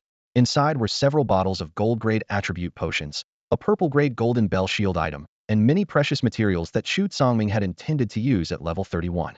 Now, they belonged to Yunfeng. After tidying up the scene, Yunfeng headed towards the rare monster area. Along the way, he focused on studying his newly acquired black dragon talent. After a day of research, he could fully transform one hand, and had developed a flying skill called Cloud Step. Once my talent is fully developed, the sky and sea will be no obstacle. Thinking about the potential for growth, Yunfeng was filled with anticipation. Roar! A thunderous roar interrupted Yunfeng's thoughts. Looking up, he saw a massive Tyrannosaurus Rex standing proudly before him. A system notification appeared. Monster: Tyrannical Trex. Level: 30. Combat power: 145730. Skills: Tyrannical Charge, Iron Tail Relentless, Majestic Aura Passive. No wonder even Chu Songming avoided this place. This Tyrannical Trex is not only a pure physical attack monster, but its majestic aura is a nightmare for melee fighters. As Yunfeng approached, he felt his strength and defense attributes significantly weakened. However, after this period of growth, Yunfeng's arsenal of attack methods had become quite extensive. Along the way, while studying new talents, he also mastered the final ice skill, Ice Prison. Now he possessed 3 attack skills, 1 defense skill, and 1 trapping skill, making his combat system nearly complete. As he pondered, the Trex charged with a tyrannical aura. Yunfeng quickly sheathed his sword and transformed his right hand into a dragon's claw. This would be his first battle after acquiring the SS level talent. He deftly dodged the tyrannical charge and activated the Cloud Leap skill to soar into the air, his dark dragon claw striking at the creature's abdomen. Screech for deep, bone-revealing gashes extended from the Trex's front abdomen to its hind legs, over 20 meters long, with blood gushing out. Just as Yunfeng was about to smile in victory, a tail as hard as steel swept towards him. In haste, he could only raise his arm to block, causing his ice armor to shatter, and he was sent flying by the immense force. Such a large creature, yet so agile, Yunfeng thought in shock. Glancing at his black dragon claw, he decisively cancelled the dragon transformation at its current development stage. The attack power was still inferior to his golden-level swordsmanship. Abandoning the idea of showing off with his new talent, Yunfeng switched to his most proficient tactics, simultaneously casting ice skills and engaging in close-quarters swordplay. Although the majestic aura affected melee combat, the damage was still considerable. More importantly, the slowing effect of the ice skills created favorable conditions for his close combat. Ice Prison. At Yunfeng's low command, numerous ice pillars erupted from the ground, trapping the Trex within. The beast furiously smashed and thrashed at the icy prison. Although ice shards flew, the cage remained sturdy. Seizing the opportunity, Yunfeng launched a fierce assault. As expected, the ice prison was soon shattered by the massive creature, but a round of fierce attacks had already left the Trex severely wounded. Having lost its original speed, the Trex became an easy target for Yunfeng, and it quickly fell under the relentless barrage of Frost Spike attacks. As an entry-level elemental skill, Frost Spike had a very short cooldown, and combined with the newly mastered Ice Prison, it perfectly compensated for Yunfeng's lack of locking skills. The victory in this battle gave him even more confidence in his skill combination. Yunfeng skillfully wielded basic magic skills, effortlessly casting ice spikes, fireballs, and wind blades. These abilities, akin to basic attacks, allowed him to hunt with ease. He quickly approached the fallen Trex's body to collect his spoils. Each Trex could provide 10 drops of essence blood, a valuable material beneficial to beast-type awakeners. Yunfeng meticulously gathered it, planning to find someone to refine it later. The essence's overpowering aura was too intense and could harm an awakener if consumed directly. After safely storing the essence in his storage ring, he continued his monster hunting routine. Meanwhile, the luxurious estate in Safe Zone 5 was bustling with activity. It was the 60th birthday of the Bailey family's patriarch. Although not a top-tier family in the Jiangnan state, and the patriarch himself not a celebrity, his exceptional son made this birthday party particularly lively. Guests, dressed in their finest and bearing exquisite gifts, streamed into the estate. Cousin, a young girl suddenly emerged from the crowd, clinging to a stunningly beautiful woman. I thought you were training in the dimensional space. Swear, since you started high school, you barely recognized this home. The girl addressed as cousin playfully tapped her nose, leading her into the boudoir. These cousins were Bailey Luyun and Shangwan Shui. Cousin, I haven't seen you in 6 months, and you've developed quite well. Shangwan Shui teased, gesturing at Bailey Luyun's chest, causing the latter to blush deeply. You cheeky girl, you're getting more unruly, Bailey Luyun retorted, playfully retaliating. Your figure is even more impressive. Mercy, cousin, I was wrong. Their playful scuffle was full of youthful exuberance. By the way, congratulations on awakening an S-grade talent, cousin. And you've been personally taken as a disciple by the principal. After their playful exchange, they began complimenting each other. Suddenly, Bailey Luyun changed the subject. I heard there's an F-grade awakener at your school? There seems to be someone named Yunfeng, Shangwan Shui mused. But after awakening, I trained separately with my teacher, so I haven't really seen him. She scrutinized her cousin. You usually only pay attention to those with high talent. Why ask about F-grade? Could it be, he's handsome, and you? What nonsense, Bailey Luyun scoffed, though her cheeks reddened slightly. Really? Tell me how you two met. Stop it. Aren't you always pining for Ling Xiaohan? Why not pursue him? Don't mention him, Shangwan Shui sighed, shaking her head. He's always surrounded by girls and only focuses on leveling up. By the way, cousin, isn't the young master of the Chu family pursuing you? Why haven't I seen him today? At the mention of Chu Tsangming, Bailey Luyun's expression immediately soured. What's wrong, cousin? He's the Chu family's young master, with high talent and a good family background, a dream guy for many girls. If you like him, go after him. I'm still more interested in Ling the Handsome. The banquet was about to begin, and the two of them playfully hurried to the main hall. Inside, the hall was already filled with guests. Bai Li Jingcheng, along with his wife Qin Feiping and daughter Bai Li Luyun, stepped forward first to congratulate the old man on his birthday, saying, "Wishing you longevity as eternal as the heavens, father and grandfather." Good, good. Little Yun, you haven't visited Grandpa in a while, the old man said affectionately to his granddaughter. Grandpa, that's why I'm here to see you now, Bai Li Luyun replied sweetly. Afterwards, other guests gradually came forward, offering their gifts and birthday wishes. The old man greeted everyone with a smile, but his eyes kept glancing towards the hall's entrance, as if he were expecting someone. Just as the birthday greetings were drawing to a close, a tall figure appeared at the doorway. With his entrance, the entire atmosphere in the hall seemed to pause. The newcomer was in a sharp military uniform, a sword at his waist, his face set and determined, and his gaze piercing.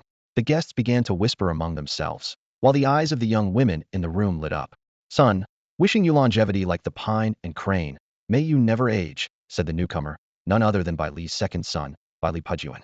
"Ah, my second son, why are you still coming alone?" the old man asked, relieved to see him. "Father, you know me." All right, I know. I'm just happy you could make it back. Come, take a seat." "Second uncle, you're back," Bai Li Luyun exclaimed, bounding towards her uncle like a happy lark. The stern-faced soldier finally broke into a smile, gently patting his niece's head. "Yunner, you've awakened such a good talent. Make sure to use it well." "I know, second uncle. I want to be like you. Being like me isn't all good, living rough all the time. Train well, and you'll surpass me." After the banquet, as the guests departed, the family finally had time to sit down and talk. "Pujuan, how long are you staying this time?" "Father, I'm just passing through. I have to leave soon." "Second brother, is the situation really that tense?" "Brother, there are things I can't discuss, but several dimensional spaces are indeed having issues right now." Bai Li Pujuan's words reminded Bai Li Luyun of the strange events she encountered while training with Yunfeng.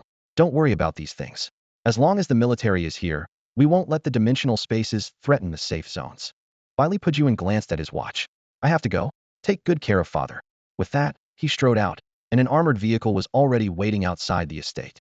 "Yunner, you should be grateful to your second uncle. If it weren't for him, the Chu family might not just be economically suppressing us," Qin Feiping said pointedly, looking at Bai Li Jingxing. "Why are you looking at me like that? We can't rely on second brother forever. I'm also trying to find a way out for the Bai Li family." "Useless talk, trying to sound so righteous," Qin Feiping snorted, pulling Bai Li Luyun away, leaving Bai Li Jingxing standing there, his face flushed with embarrassment. "Uncle Tai, we've been waiting here for almost half a month, and there's still no sign of young Master Chu," said a scruffy man dressed like a street punk, anxiously watching the entrance of the dimensional space while making a phone call. "Keep an eye on it. The young master might be leveling up inside," Uncle Tai replied over the phone, wiping the nervous sweat from his forehead.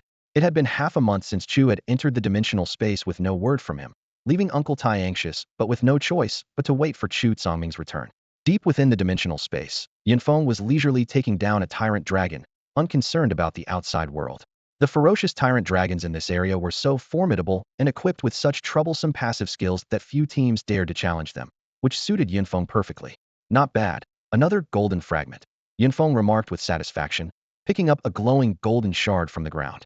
He had spent 10 days in this area, reaching level 29 with 11202000 experience points, and his combat power had soared to 181,820. His system panel displayed his attributes. Name: Yunfeng. Level: 29, 11202000. Combat power: 181,820. His talents and skills included Black Dragon Roar, Ice Prison, among others. Even though he had this area to himself, leveling up was no easy task. A typical team might take over a month to gain a level, so his progress of 2 levels in 10 days was quite impressive. As his level increased, the drop rate of fragments decreased. Purple Eagle level talent upgrade fragments were even rarer, typically dropped by 3-star leader monsters or rare monsters above level 40.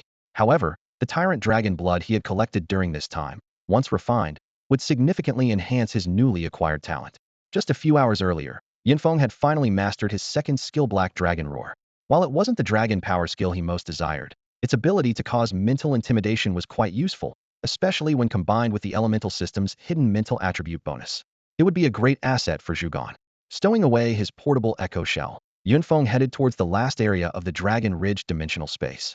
He had cleared most of the rare monsters here, and it was time to confront the leader-level creature. At the edge of the forest, a massive cave loomed atop a steep cliff. Yunfeng looked up at the cave entrance and unleashed a thunderous dragon roar, his newly mastered Black Dragon Roar skill. There was an eerie silence from the cave at first, then a deafening roar echoed back, followed by a colossal figure soaring out of the cave. A western fire lizard dragon suddenly emerged from the clouds, its entire body a fiery red, with scales glistening blindingly in the sunlight. This level 30 flying red dragon leader was clearly disturbed by Yunfeng's dragon roar. With an earth-shattering roar, it opened its massive jaws and unleashed a torrent of flames, instantly transforming the ground beneath Yunfeng into a sea of fire. Damn, the elemental immunity just wore off, Yunfeng muttered regretfully. He quickly formed a thick layer of ice armor on his body to barely counter the searing heat. Using his cloud stepping skill, he swiftly dodged out of the fiery zone. Let's see if I can pull it down from the sky. With a thought, Yunfeng conjured a massive ice prison to trap the red dragon. However, this brief victory was fleeting. The red dragon's body erupted with intense flames, instantly vaporizing the ice prison into a mist. It seems the difference in innate levels is too great. My ice element is completely countered by its fire, Yunfeng realized. Although he had gained considerable strength in the ice and snow dimension, the level gap remained a challenge. He continuously launched ice spikes, trying to deplete the red dragon's fiery shield. This leader-level opponent was far more troublesome than ordinary rare monsters, with its relentless fire breath turning the ground into an inferno. Yunfeng kept using his cloud stepping skill to dodge until he noticed a slight weakness in the red dragon's fiery shield.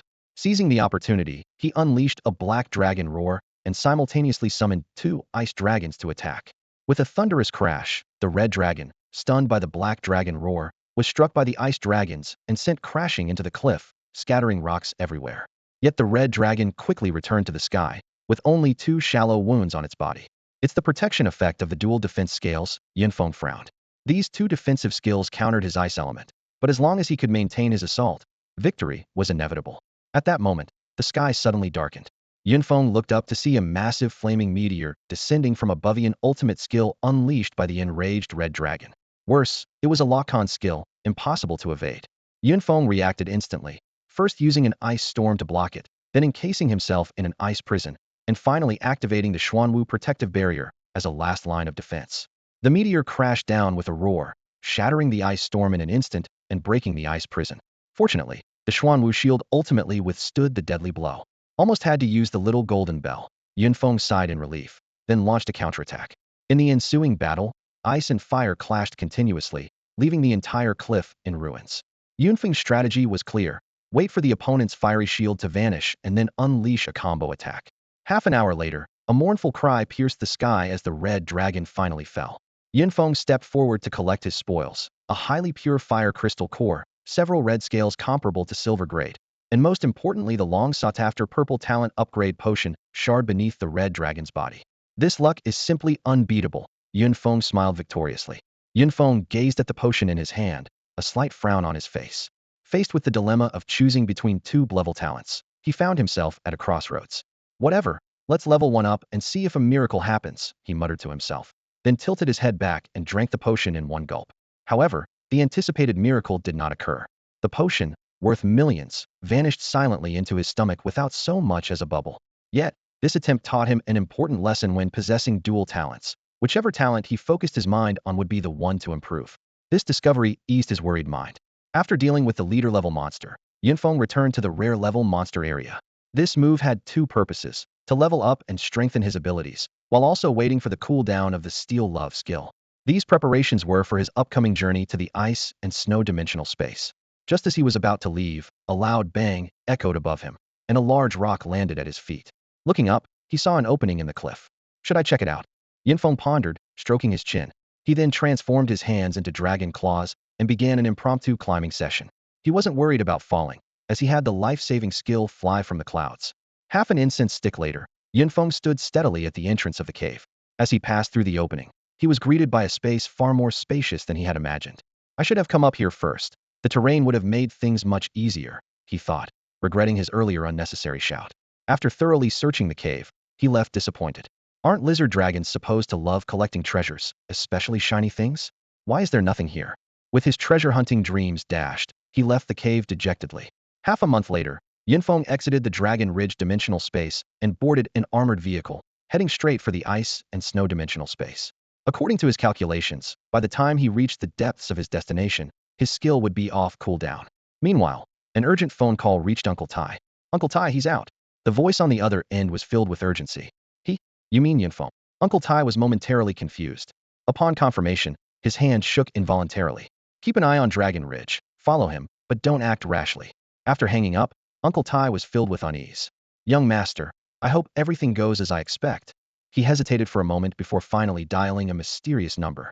At that moment, Yinfeng had already stepped into the ice and snow dimensional space, surrounded by a vast expanse. He could feel the ice element talent within him stirring. As he contemplated the laws of the ice element, he resolutely advanced deeper into the space. Ice and snow dimensional space. I'm back, he murmured softly. Without any hesitation, Yinfeng swiftly navigated through the area populated by level 2025 monsters. To him, these creatures were no longer a challenge. For days later, he returned to the ice lake surrounded by mountains. The thick ice still covered the lake's surface, and the scene was unchanged from his first visit, as if the intense battle had never occurred. As soon as Yunfeng stepped onto the icy dragon serpent burst through from beneath the lake, lunging at him with its fearsome claws. A slight smile appeared on his lips. She had grown much stronger since their last encounter, his abilities now far surpassing the ice serpent's. Even its repulsive pseudo-dragon power was no threat to him. With his SS-grade close combat talent, this battle was destined to be a breeze. Hey, wait up, brother. A clear voice suddenly called out. Before the words had fully landed, a figure swiftly appeared on the ice. Yunfeng sidestepped to dodge the serpent's attack, while cautiously eyeing the newcomer. The young man was evidently a student as well, youthful and strikingly handsome, with a disarming, gentle smile. You're at level 30 now, the young man said. There's no gain for you in fighting this creature. Why not let me have it? I'll gladly hand over the loot. Yunfeng was taken aback. Had his disguise potion worn off? Sensing Yunfeng's wariness, the young man quickly explained. Don't worry, I can see your true information because my talent is related to my eyes. Suppressing the urge to seize the beloved, to investigate further, Yunfeng made a gesture of invitation. Indeed, at his current level, defeating the ice serpent offered little beyond the loot. Thanks, brother. I owe you one, the young man, Ling Xiaohan said. The name struck a chord with Yunfeng. He recalled reading about him in recent research this year had seen an unusually high number of awakenings of SS-grade talents. In Jiangnan province alone, there were two, the deceased Chu Songming and Ling Xiaohan, who possessed the divine eye talent. Yunfeng watched Ling Xiaohan battle the ice serpent with interest. At level 24 with a combat power just over 120,000, it was clear he hadn't used a full set of potions, suggesting his background wasn't as privileged as Chu Songming's. The serpent's massive tail smashed the ice, sending cracks in all directions. Yet Ling Xiaohan's movements were eerily precise, as if he anticipated the attack's trajectory. Even more astonishing, his ordinary bronze spear easily pierced through the serpent's tough scales. Wow, Yunfeng muttered to himself. The power of the divine eye seemed even more formidable than Chu Songming's dragon transformation. Suddenly, he felt a bit less smug about his own SS-grade talent. Roar! The ice dragon let out a pained roar as a gaping wound appeared on its body, the result of Ling Xiaohan's spear thrust. The enraged ice dragon opened its massive mouth, unleashing a breath of icy air capable of freezing the atmosphere. Yet, this lethal attack hit nothing but ere Ling Xiaohan had already flashed to another position. Yunfeng squinted, observing the scene closely. It wasn't a simple flash. It was reminiscent of the spatial fluctuations he experienced using a space capsule, as if Ling Xiaohan had momentarily traversed to another dimension. This discovery piqued Yunfeng's interest, and he rubbed his chin thoughtfully. In the midst of battle, Ling Xiaohan suddenly felt a chill down his spine. At that moment, the ice dragon unleashed its ultimate skill, the ice seal domain. Within a 50-meter radius, the world transformed into a realm of ice and snow, with countless ice shards forming in the air. This isn't fun anymore. It's time to end this, Ling Xiaohan murmured. His eyes glowed with a golden light, and the massive ice dragon froze in place like a sculpture under his gaze. He steadily walked up the dragon's body towards its head, swung his spear, and ended the battle. The ice dragon's corpse crashed to the ground. Ling Xiaohan quickly collected the short horn and heartblood, and found a precious purple item beneath the body. He approached Yunfeng, offering the spoils with both hands. Big brother, I don't even know your name yet. I'm Yunfeng. Yunfeng replied openly, facing Ling Xiaohan's sincere smile. After a brief farewell, Ling Xiaohan departed. Yunfeng watched his retreating figure, pondering how this young man, who had awakened some sort of ocular ability, seemed to have undergone a complete transformation. Yunfeng turned and headed towards the center of the ice lake. After slaying the ice dragon, the mysterious ice dragon had not appeared, leading him to wonder if their last encounter was merely a coincidence. He stomped on the ice surface, dropping a thunderfire bead to probe, but received no response. Ultimately, Yunfeng leaped into the ice lake. Thanks to his ice element affinity, the frigid water had no effect on him. In this crystal-clear, glass-like water, his presence seemed out of place, as if he had shattered the eternal tranquility of the lake. As Yunfeng continued to move forward, the light below grew dimmer, as if he was about to leave this place and enter an abyss. Just as the light was about to disappear completely, his gaze was caught by a special Gloa Xian ice dragon, coiled at the lake's bottom like an intricately carved ice sculpture. His goggles immediately displayed the dragon's detailed information. Epic level, juvenile stage, level 30, combat power 159760. Skills: Ice Dragon's Breath, Dragon's Roar, True Dragon's Power Passive, Xian Ice Prison, Seal the Sky, and Earth Ice. In the instant Yunfeng examined the information, the dragon's golden eyes suddenly opened, locking onto him like two full moons. The next moment, the previously motionless ice sculpture transformed into a beam of cold light, charging toward him. Without hesitation, Yunfeng turned and swam toward the lake's surface, simultaneously activating the skill Steal the Beloved, targeting the Xian Ice Dragon's prized True Dragon's power. This passive skill far exceeded the False Dragon's power, maintaining 90 elemental immunity and boosting physical attack immunity by an additional 40. The Xian Ice Dragon, unaware it had lost an important skill, let out a thunderous roar. Yunfeng responded immediately with a Black Dragon's Roar, the evenly matched dragon cries clashing and intertwining in the water. This unexpected counterattack left the Xian Ice Dragon momentarily stunned, only regaining its senses as Yunfeng broke through the water's surface, hurriedly thrashing its tail to follow.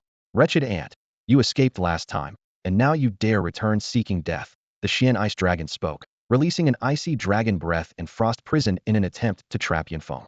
Yet Yunfeng was unafraid, instead launching an attack from within the ice prison. In this icy domain, two ice dragons and countless Xian ice spikes formed.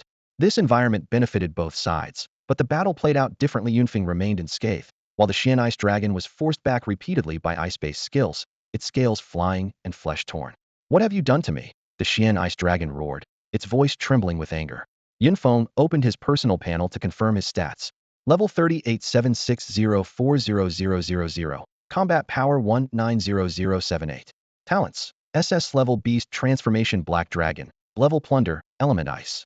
Skills: True Dragon's Power, Steal the Beloved, From the Clouds, Black Dragon's Roar, Comprehensive Amplification, Xian Ice Spike, Ice Armor, Ice Dragon Break, Ice and Snowstorm, Ice Prison, Ice Meteorite Descent. After half a month of training in Dragon Ridge, he had not only reached level 30, but also mastered two new skills: Comprehensive Amplification boosting all 4 attributes by 20 for 10 minutes, and Ice Meteorite Descent. While the Xian Ice Dragon was still in shock, a massive black shadow appeared in the sky. A colossal ice crystal meteorite was hurtling from afar, crashing down toward the icy lake. Damn it! Upon seeing the meteor fall, the ice dragon let out a furious roar. A massive ice meteor descended from the sky with an overwhelming sense of oppression. A resolute glint flashed in the ice dragon's eyes as it instantly activated its ultimate skill, heaven-sealing, earth-locking ice. This time, it chose to target itself with the seal. In an instant, the air above the lake seemed to be compressed and solidified by an invisible force. With a thunderous crash, the falling ice meteor collided with the invisible barrier, shattering into countless fragments that scattered across the lake's surface. Spiderweb-like cracks appeared in the air, visible to the naked eye, before shattering and dissipating. Yunfeng gripped his battle blade tightly, inwardly marveling at the unexpected power of a single skill to heavily injure the epic ice dragon. Without hesitation, he activated a comprehensive amplification skill, feeling a surge of heat coursing through his body. The sensation of amplified power made his blood boil, and as his basic attributes increased, so did this power. Compared to casting spells from afar, Yunfeng preferred the thrill of close combat. He charged at the ice dragon like an arrow released from a bow, his battle blade striking the dragon's back with a heavy blow, sending sparks flying. However, this powerful strike only managed to dislodge a few dragon scales, causing blue blood to seep out. Without the power of a true dragon, it's hard to break through its defense. If I had that true dragon power. Yunfeng's mind flashed back to Ling Xiaohan's previous battle, where his spear pierced the ice serpent's body with ease, like a chopstick through tofu. If only I could acquire his talent. Meanwhile, as Ling Xiaohan was leaving the dimensional space, he suddenly sneezed, rubbing his nose and muttering, "Who's plotting against me? They better not let me find out." The ice dragon, having lost its true dragon power, could no longer fully withstand Yunfeng's attacks with its scales alone. Under relentless assault, its body quickly became covered in wounds. Pushed to the brink, the ice dragon roared, "Human ant, using despicable means to ambush me. Just you wait." With that, it turned and dived into the icy lake. Yunfeng followed closely, diving into the lake. The blue dragon blood spread in the clear water, creating an eerie hue. "Calling me an ant, and you run? Come back here, little eel." Yunfeng's taunt successfully provoked his opponent. Enraged by Yunfeng's words, The ice dragon turned abruptly, unleashing a blast of icy breath. Yunfeng smirked, thinking this young dragon was easy to provoke. Little eel, did you forget? Your spit doesn't affect me. He continued to taunt while seizing the opportunity to launch a fierce attack. Although the water dampened the attack's power, the severely injured ice dragon had lost its chance to escape. As they neared the lake's bottom, the epic ice dragon finally fell in its own territory. At that moment, a familiar sensation washed over Yunfeng, and the surrounding water began to freeze, encasing him in ice. Moments later, the ice shattered explosively. Yes. Yunfeng let out a deafening roar towards the sky. His data panel flickered, and his eyes were fixed on the talent section. His Blevel Ice Element talent had just skyrocketed to S level. This was the first time he had triggered the plunder effect after killing an epic monster, and his heart was almost bursting with excitement. The Ice Dragon originally had an Ice Element talent equivalent to a human's level, but now Yunfeng's talent had reached S level. This discovery thrilled him. The same type of talent could actually stack. He could already envision a future where he possessed a screen full of SS-level talents. He quickly swam to the ice dragon's corpse to collect the most valuable material from this epic monster. Professor Bai had once mentioned that this material was key to humans breaking through level 50. A tennis ball's-sized, ice blue, transparent bead floated quietly. The ice dragon pearl, an epic material containing all the essence of the ice dragon. Unlike leader-level monsters that have multiple materials, this epic monster had only this one. The crystal-clear dragon pearl emitted waves of dragon aura, and Yunfeng carefully stored it away, ready to use once he reached level 49. Turning over the dragon's body, a red glowing fragment caught his eye. This was the first red glory fragment he had obtained, and the pattern displayed on it left him stunned. It was a green hat. A flash of ancient jade green light appeared, and a seemingly ordinary green felt hat materialized in his hand, with a design and material that were quite unremarkable. Who would dare wear a hat like this? Not me, Yunfeng muttered, but he unhesitatingly placed the hat on his head. It felt surprisingly nice. The system displayed, Sea King's green hat, red glory level item. Passive skill, Vanished Love cancels level suppression within 20 levels. Active skill, Love is a light. The item can automatically absorb attacks and convert them into special energy, which, when fully charged, can be released to put the target in a sluggish state, reducing all attack and defense by 50 for 30 seconds. This item deserved its red glory title, not only boasting a defense capability that absorbs attacks, but also featuring a unique skill that reduces both attack and defense. Yunfeng vowed silently. Anyone who says this hat is unattractive will feel the power of love's light. After collecting his spoils, he swam happily towards the lake's surface. Just as he was about to break through the water, a chill ran up his spine, and a sense of dread made his blood run cold. Looking back, the ice dragon's corpse, which had been resting at the lake bottom, had vanished into thin air. Run! The fear of being watched by some unknown presence made Yunfeng's scalp tingle. He immediately burst out of the lake, activating his full amplification skill, and sprinted towards the dimensional space entrance. Only after reaching a spot dozens of kilometers away did he feel a semblance of safety. As Yunfeng made his escape, a figure slowly appeared where the ice dragon's body had disappeared. This figure, with a dragon's head above the neck and a human-like body, exuded an aura of authority with its golden vertical pupils. Quite the quick escape. I never thought Ho Qing would have a day of failure. It seems this human is indeed remarkable. As the words faded, the figure vanished without a trace, as if it had never been there. 2 days later, Yunfeng appeared, panting heavily, at the dimensional space entrance. I hope it's safe now, he muttered, patting his chest for reassurance. Over the past 2 days, he had raced against time, using his full amplification skill the moment it cooled down. Although he suspected he had been detected by that terrifying existence again, he had no other choice. Ho Qing's deadly strike still haunted him. Exiting the dimensional space, Yunfeng headed straight for the armored vehicle, preparing to return to the safe zone. The vehicle started slowly, with only a few people sparsely seated inside, which made him wary. Although he didn't look deliberately, as the vehicle moved, Yunfeng keenly sensed several faint but growing murderous intents. He sighed inwardly, understanding the situation. After all this time, he had returned from the dimensional space, but Chu Songming had not appeared. These people were clearly here for him. Unperturbed, Yunfeng put on his goggles and was instantly shocked by what he saw. 5 formidable individuals were hidden on the vehicle, each above level 40, with combat power exceeding 300,000. The murderous intent was emanating from these 5. Without hesitation, Yunfeng abruptly opened the door and leaped out. Didn't expect the kids' senses to be so sharp. The eldest man among them smiled slightly, looking composed. Let's get off too, and not keep the young fellow waiting. The 5 of them jumped off the vehicle in unison, their movements graceful and calm. The driver and escort officer seemed oblivious, continuing to drive forward. As Yunfeng was fleeing, he suddenly saw a massive earth shield rise in front of him, followed by several more shields springing up, surrounding him completely. Let's see where you run now. They approached with smiles, only to find the shielded area empty. Impossible. We clearly saw him surrounded. One of them said incredulously, dismissing the Earth's shields. Kid, you think you can escape? The leader waved his hand, sending a dagger flying through the air. Sparks flew from the seemingly empty space, and Yunfeng's figure appeared. They can see through my invisibility potion, Yunfeng thought in surprise, as he had used a high-grade invisibility potion. Not running anymore, are you? You must know why we're here, the leader said with a knowing smile as Yunfeng stopped. Meanwhile, at the Chu household, Uncle Tai nervously reported the frontline situation to Chu Guanglong. Useless. A bunch of useless fools. If anything happens to my son, you're all dead. Chu Guanglong, Chu Tsangming's father, roared in fury. The young master should be fine. I've sent people to search Long Ridge.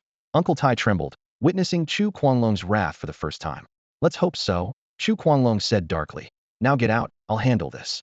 These 5 were death soldiers sent by Chu Guanglong to deal with Yunfeng, tasked with handling the Chu family's unsavory business.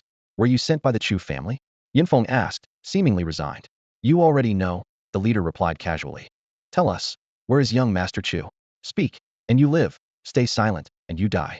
The reason you haven't killed me yet is to find out Songming's whereabouts from me, Yunfeng pointed out directly. Kid, don't be too clever, and do you really have a choice? The leader squinted, his tone filled with impatience. Yunfeng earnestly replied, is there another option? I'm not too satisfied with the 2 paths you've offered. You want to die, kid? The Earth Element Awakener's eyes flared with anger. Having been tricked by Yunfeng earlier, he felt humiliated. With a swift motion, a sharp earth spike shot up from beneath Yunfeng's feet. Bang!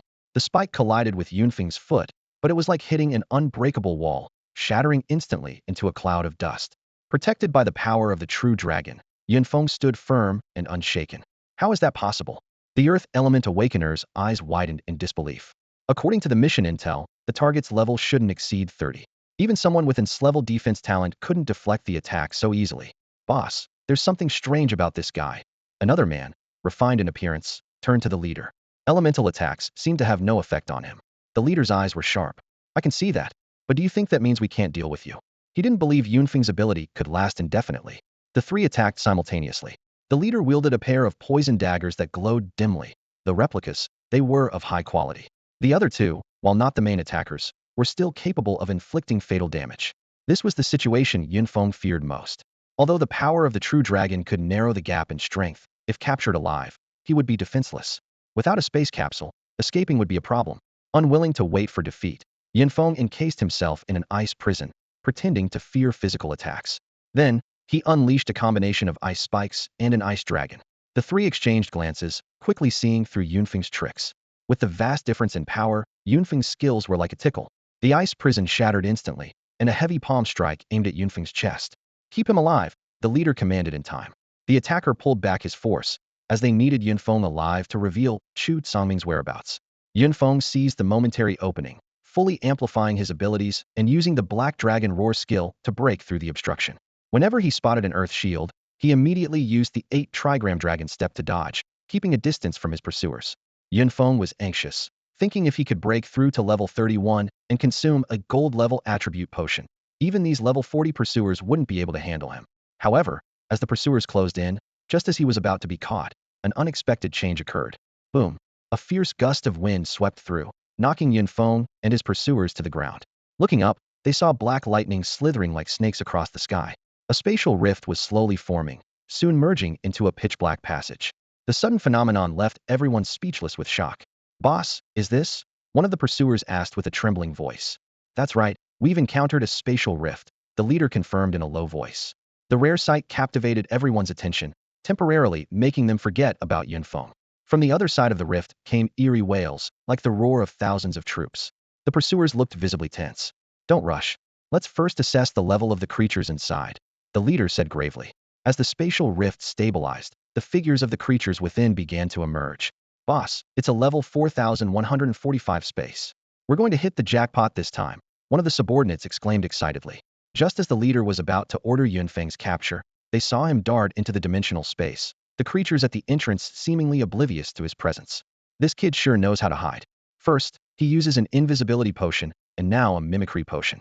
But in 30 minutes, he'll meet his end, the leader sneered. As the first wave of creatures surged out of the spatial rift like a tide, the leader signaled his men to stand back. Once the monster horde dispersed, They followed them into the space. By then, Feng had already roamed through the level 41 creature area. Thanks to the Sea King's green hat passive skill, these monsters posed no threat to him. Empowered by the true dragon's might, he even considered farming monsters to level up. Ahead, a level 41 white-clad wraith floated in the air. It had long black hair obscuring its face, skeletal arms with sharp claws, a spitting image of a legendary ghost. Monster information, white-clad wraith. Level, 41. Combat power, 245768. Skills, piercing scream, aura of resentment. 2 skills, huh? Feng thought warily, preparing for battle. Although this is a world of awakened individuals, Feng still doesn't dare to take the legends of ghosts lightly. At that moment, the ghost in white let out a piercing scream. Feng felt a thunderous roar in his head, and his spirit was severely damaged. Before he could fully recover, the ghost in white was already upon him, clawing at him with frenzy. Damn, even with a 10-level difference and so many potions, I still got hit by its mental attack. Feng gritted his teeth. Fortunately, the subsequent physical attacks of the ghost did not cause him any real harm, only enveloping him in a strange gray aura. This was thanks to his turtle shell-like passive skill and his special green hat. If hitting me doesn't make me bleed, then don't blame me. Feng smirked, drawing his blade to strike at the ghost. However, as the blade passed through the ghost's body, it was like slicing through smoke, having no effect. Immune to physical attacks? Then let's try my upgraded ice element. Ever since his ice element talent improved, Feng's skills had become much more powerful. The ice spike that was originally only half a meter long now extended over a meter, and more importantly, its speed and hardness had been greatly enhanced, significantly increasing the skill's accuracy and damage output. Zing, the ice spike pierced through the ghost's body, severing one of its arms. Elemental attacks are effective, but my damage still isn't enough. Even with the green hat of immunity to level suppression, the vast power gap left Feng's attacks falling short. The ghost in white let out another mournful scream, launching another fierce attack on Feng. This time, he felt a sharp pain in his back. So this gray aura is resentment, and it can weaken my defense. As Feng pondered his strategy, he suddenly noticed an unusual sensation from his hat. The energy is finally charged. He looked up at the ghost in midair, and a green light shot from his hood, enveloping the ghost in white. Instantly, the ghost was covered in an eerie green, especially its black hair covering its face, which turned a chilling green. The once aggressive ghost suddenly became weak, hanging its head and listlessly floating. This skill is incredible, Feng thought with delight. Taking advantage of the hat's energy depletion and recharge time, he decisively unleashed his ice dragon break. A massive ice blue dragon, over 20 meters long, soared into the air, vividly lifelike. The dragon's tail lashed out, instantly wrapping around the defenseless green-clad ghost, tightening its grip. With a final, anguished wail, the ghost in white dissipated into a wisp of smoke. 2 items fell from the air: a soul crystal much larger than the loot from the skeleton dimension, and a golden fragment. No wonder it's a new dimension space. The first kill already yields loot. After collecting the spoils, Feng had already planned his monster farming strategy. Although limited by the hood's energy recharge time, the pace wasn't fast, but killing a single level 40 monster yielded 50 points of spirit power, which was quite substantial. By this calculation, he only needed to kill over 600 of these ghosts in white to reach his goal.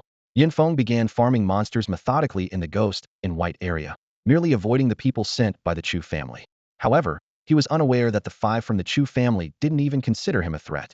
These level 42 experts bypassed the level 41 monster area entirely, heading to hunt in higher level zones, not believing Feng could survive among these monsters.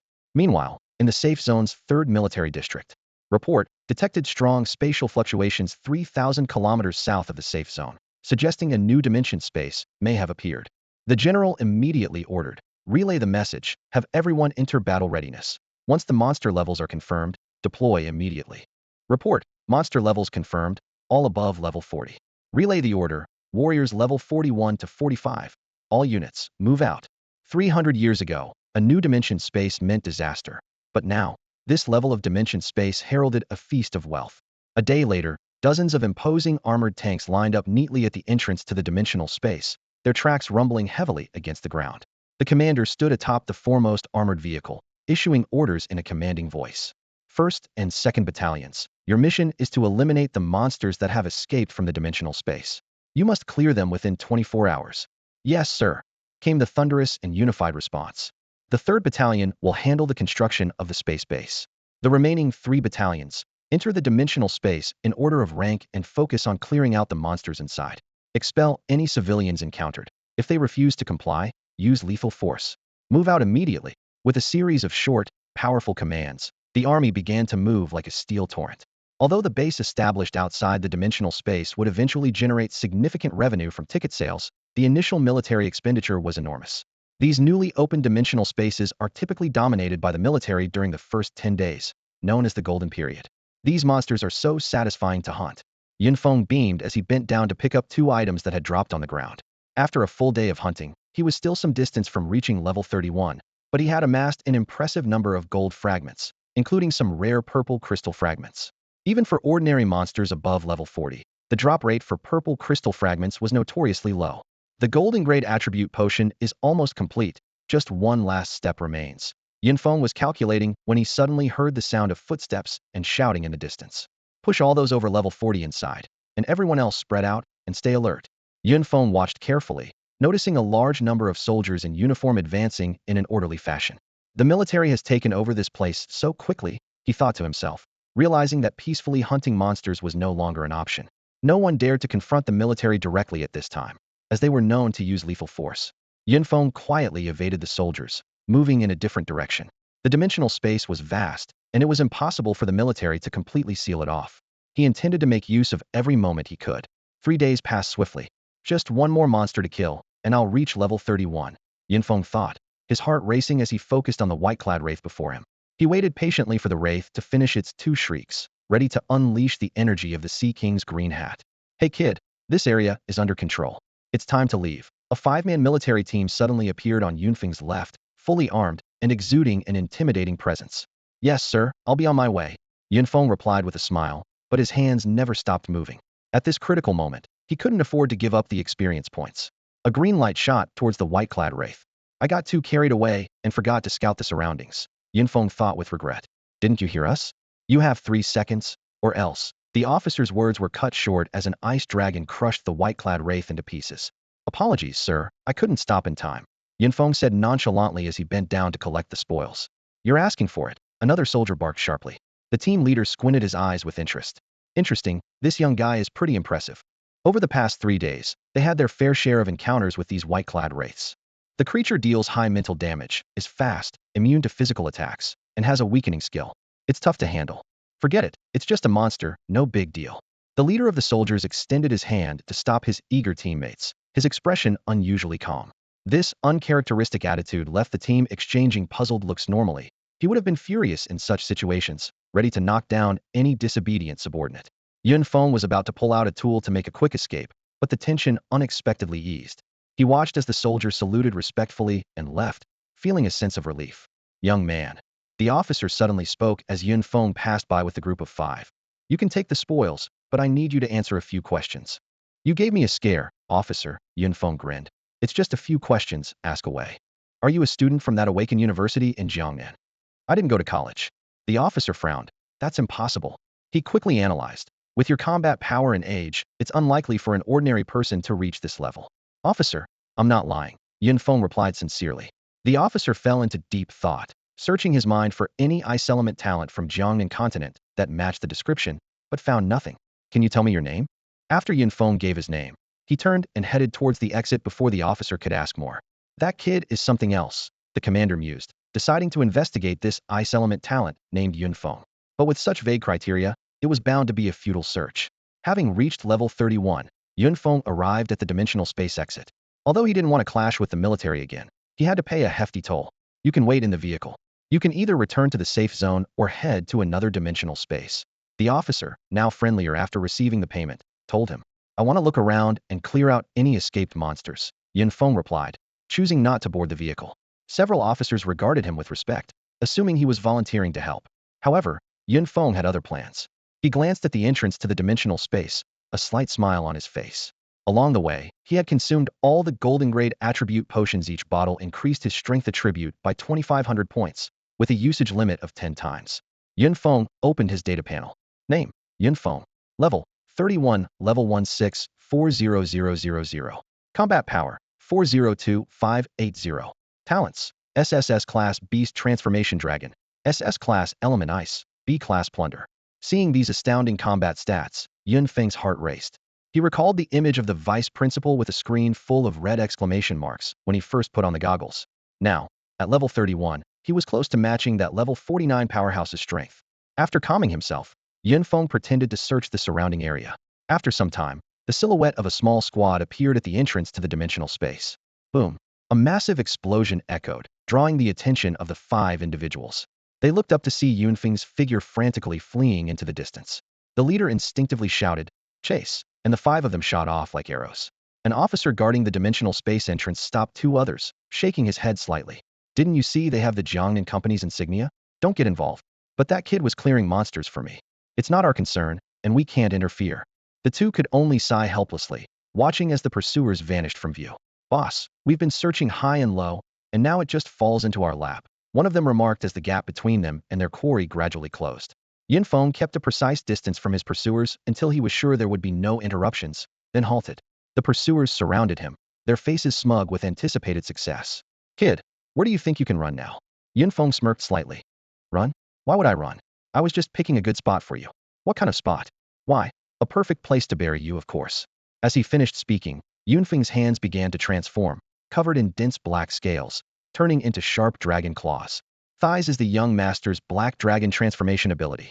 How is it on you?" The leader's voice trembled. In an instant, Feng slashed off an entire arm of one of the pursuers with a single claw. He activated a full enhancement skill, warmth flooding his body, his combat power soaring.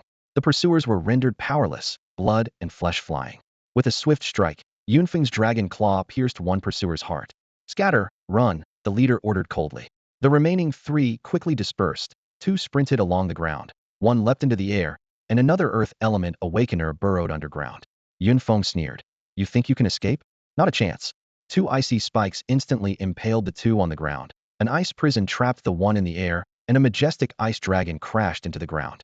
Amidst the swirling dust, a massive pit 10 meters wide and 2 meters deep appeared, with blood seeping from it. In this dramatic reversal from hunter to hunted, within just a few days, Feng demonstrated a fearsome increase in power. The pursuers could never have imagined that the prey they hunted would bring them such a devastating end. Who are you?" The captain, trapped within an icy prison, trembled as he watched his comrades fall one by one into pools of blood. Feng's eerie dragon transformation and ice abilities filled him with fear, unable to comprehend the being before him. "Go ask your young master Chu down below," Feng replied coldly, lifting his wrist as a shimmering ice spike pierced the captain's chest. He intended to finish off the rest with his dragon claws, but they reacted swiftly, fleeing into the night. Feng stood there, deep in thought. The captain's ability to sense hidden presences was rare and intriguing. If only his own talents were a few levels higher. He shook his head, dismissing the thought.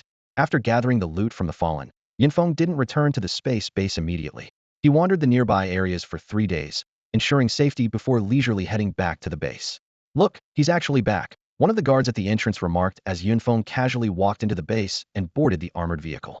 "If those 5 come back asking, we didn't see anything," one guard whispered, to which his companion nodded emphatically. Earlier, he had wanted to stop them, but was thankfully dissuaded. The armored vehicle started, heading towards the safe zone. The past month of training felt particularly long.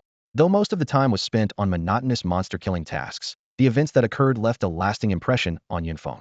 By mid-October, the sun was still bright, though less scorching and more refreshing. The distant green meadows, speckled with yellow patches, hinted at the changing seasons. A day later, Feng finally reached the safe zone. Exhausted, he headed straight to his rented hotel room, collapsing into sleep without even setting up defenses.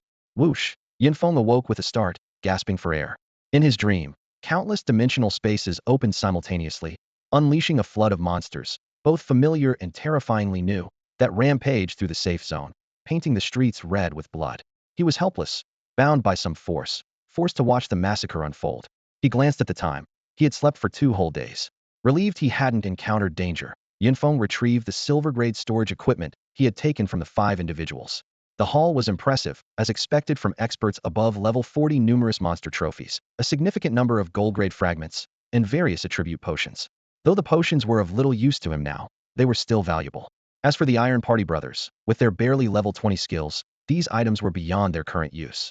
Just as Feng was transferring the loot to his storage ring, a phone rang suddenly. It was from the captain's storage ring, and the screen displayed 2 words, "Boss." Should he answer or not?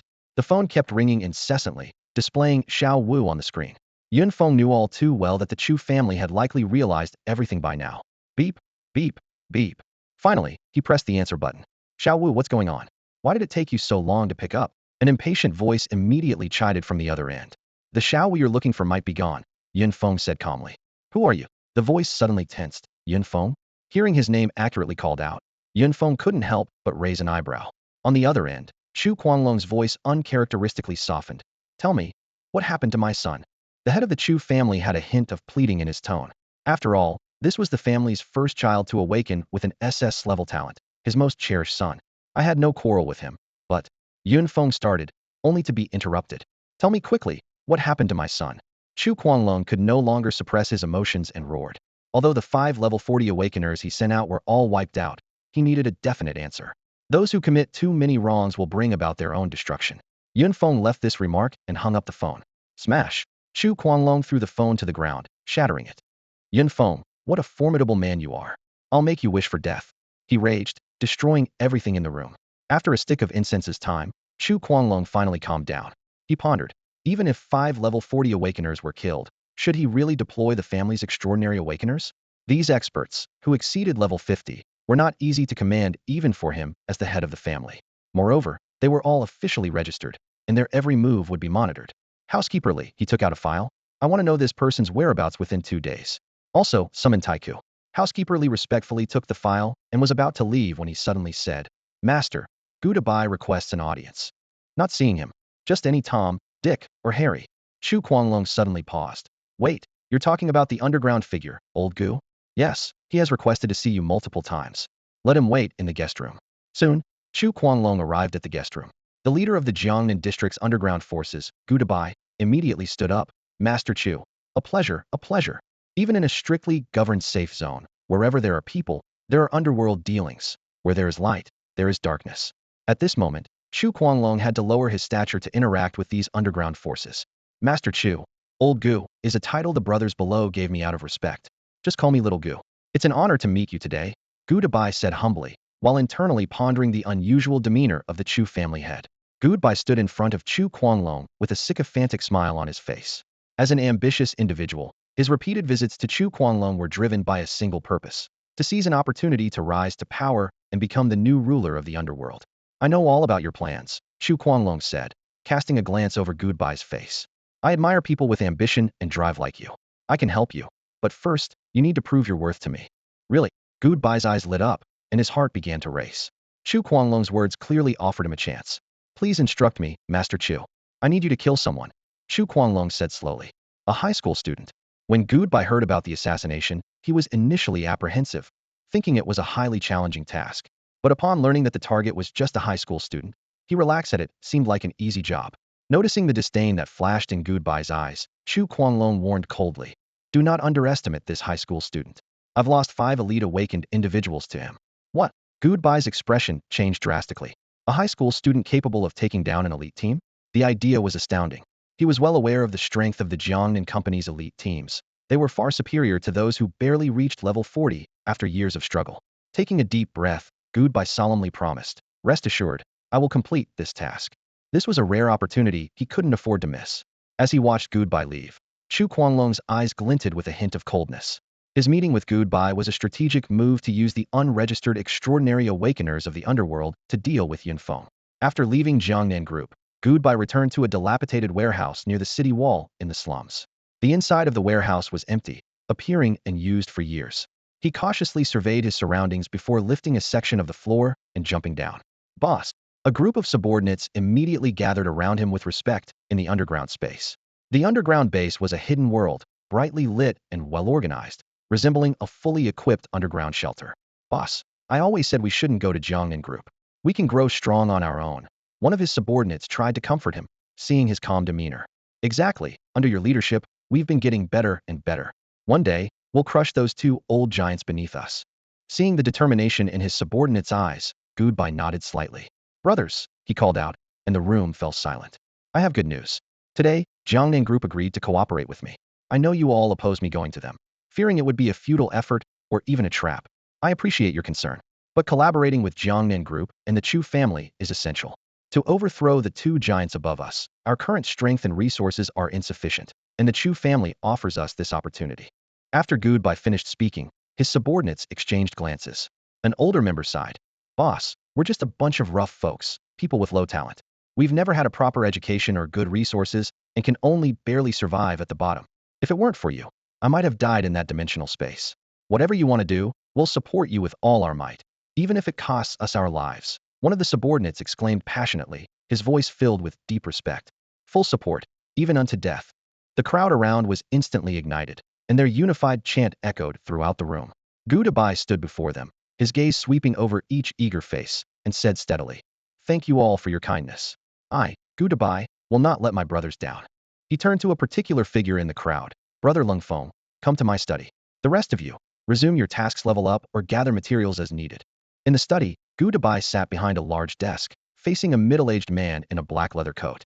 Lung Feng's expression was stern, his eyes sharp, exuding an aura that warned others to keep their distance.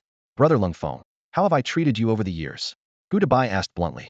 Lung Feng immediately clasped his fists, his demeanor respectful. "Master Gu, just say the word. If it weren't for your help back then, I wouldn't be here today." "Brother Lung Feng, let's not dwell on past trivialities." Gutabai waved his hand dismissively, his tone sincere.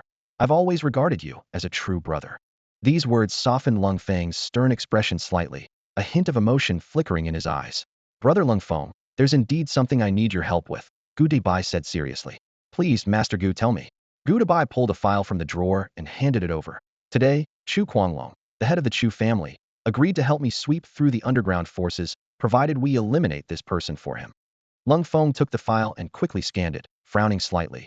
"A high school student who awakened less than a year ago?" he asked, puzzled. "Is it really necessary to call me in for a high school student?" "He wiped out an elite team from Jiang and Company," Gutabai stated calmly. Hearing this, Lung Feng's hand holding the file visibly trembled. He took a deep breath and said briefly, "Understood." With that, he turned and left the room. Watching Lung Feng's departing figure, Gutabai stood by the window, his gaze turning deep and cold.